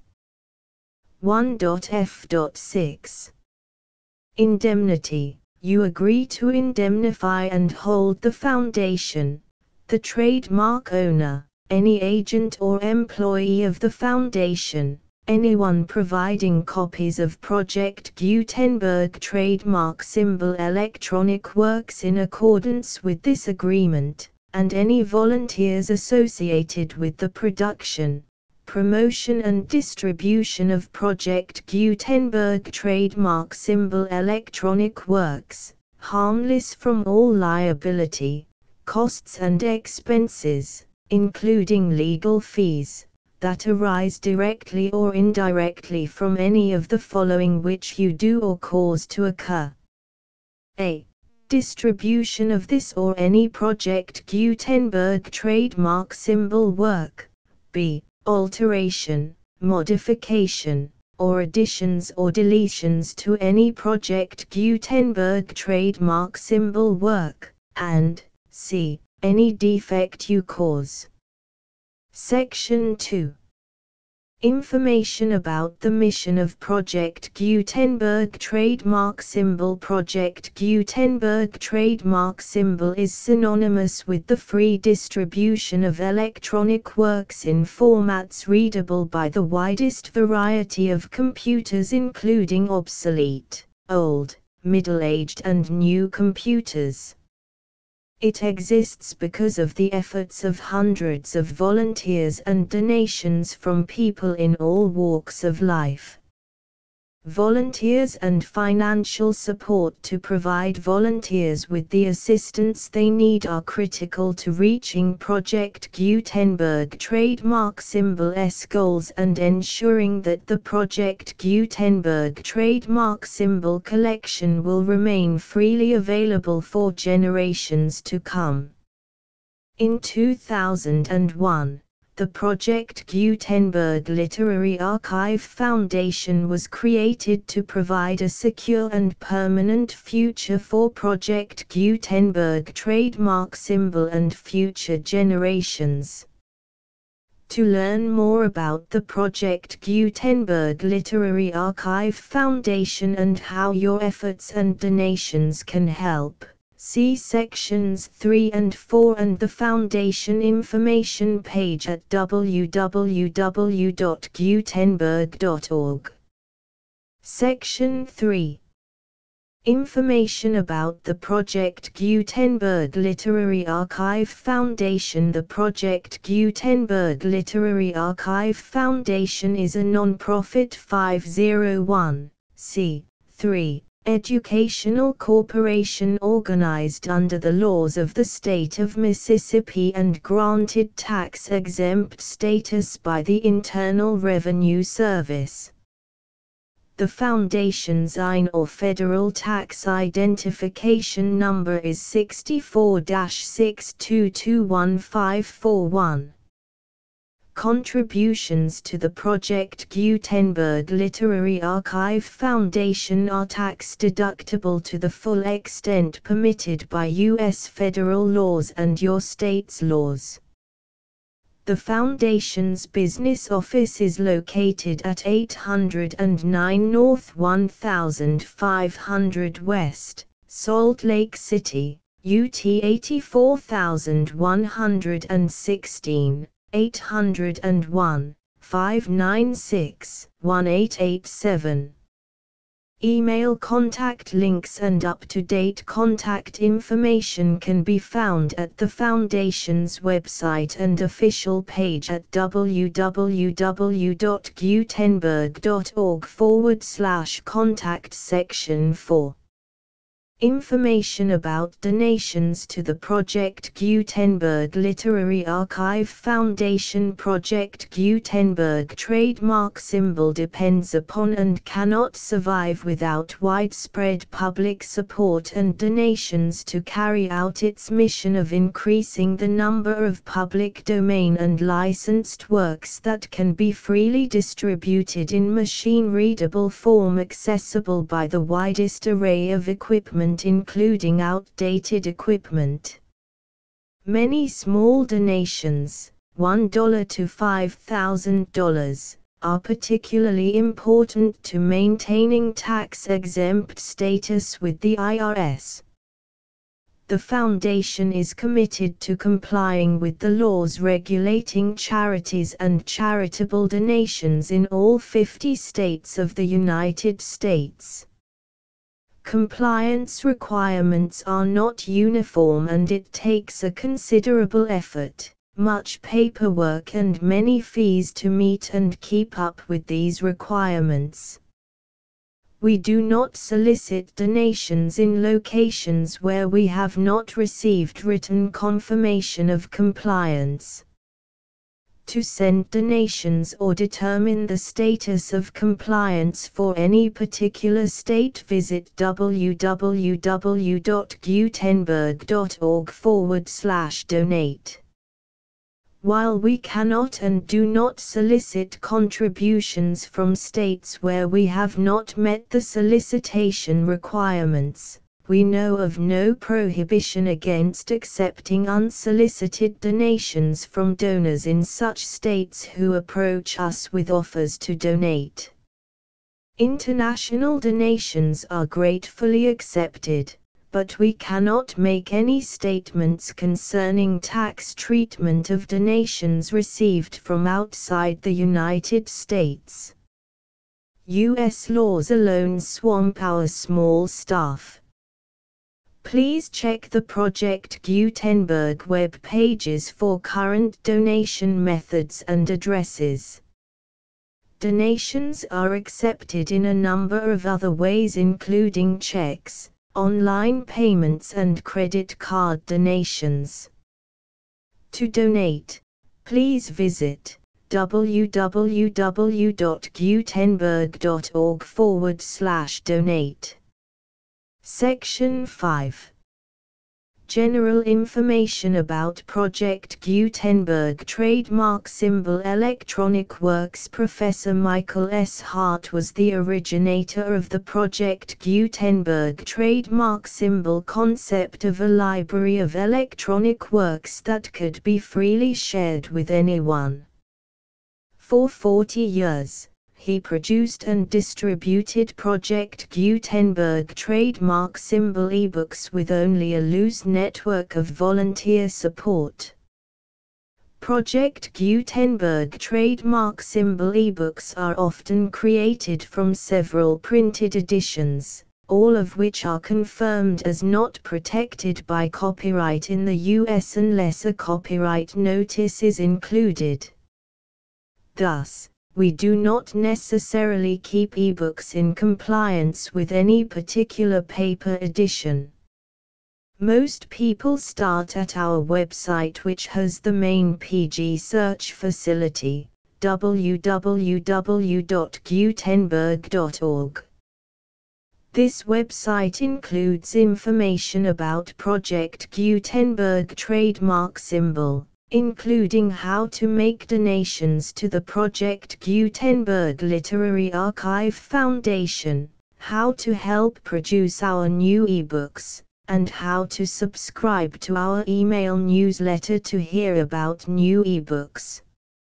Around the World in 80 Days contents Chapter I, in which Phileas Fogg and Passepartout accept each other, the one as master, the other as man. Chapter 2, in which Passepartout is convinced that he has at last found his ideal. Chapter 3, in which a conversation takes place which seems likely to cost Phileas Fogg dear. Chapter 4, in which Phileas Fogg astounds Passepartout, his servant. Chapter V, in which a new species of funds, unknown to the moneyed men, appears on change. Chapter 6, in which Fix, the detective, betrays a very natural impatience. Chapter 7, which once more demonstrates the uselessness of passports as aids to detectives. Chapter 8,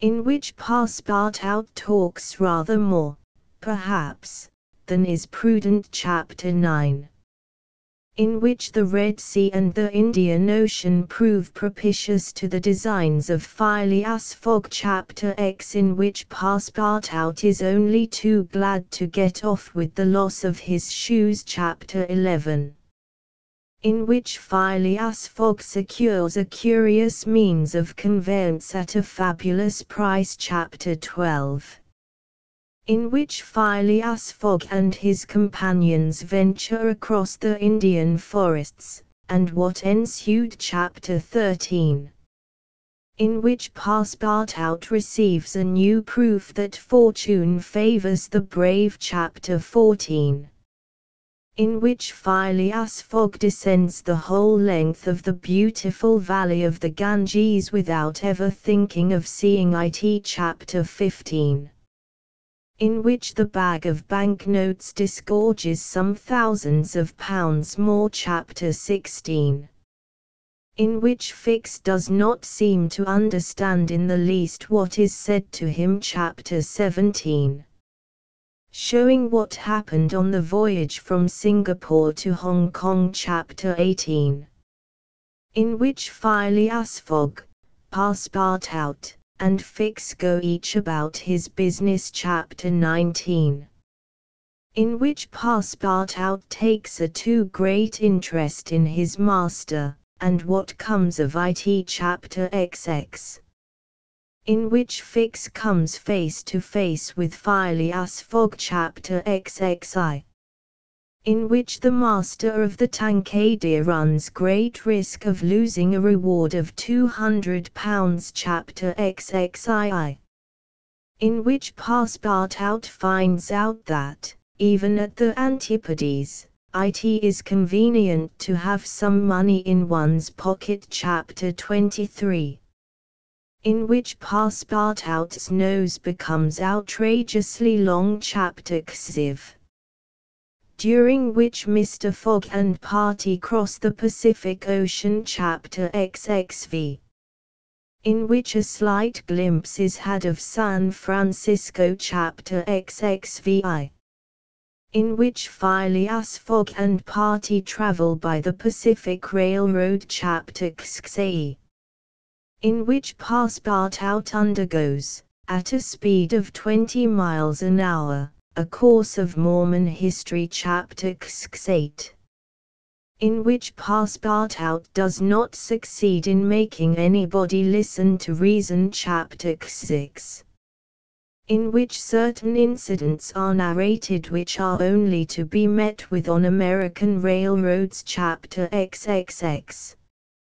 in which Phileas Fogg simply does his duty. Chapter XXXI, in which Fix, the detective, considerably furthers the interests of Phileas Fogg. Chapter XXI, in which Phileas Fogg engages in a direct struggle with bad fortune. Chapter XXXII, in which Phileas Fogg shows himself equal to the occasion. Chapter XXV, in which Phileas Fogg at last reaches London. Chapter XXXV, in which Phileas Fogg does not have to repeat his orders to Passepartout twice. Chapter XXV, in which Phileas Fogg's name is once more at a premium on 'Change. Chapter XXVIII, in which it is shown that Phileas Fogg gained nothing by his tour around the world,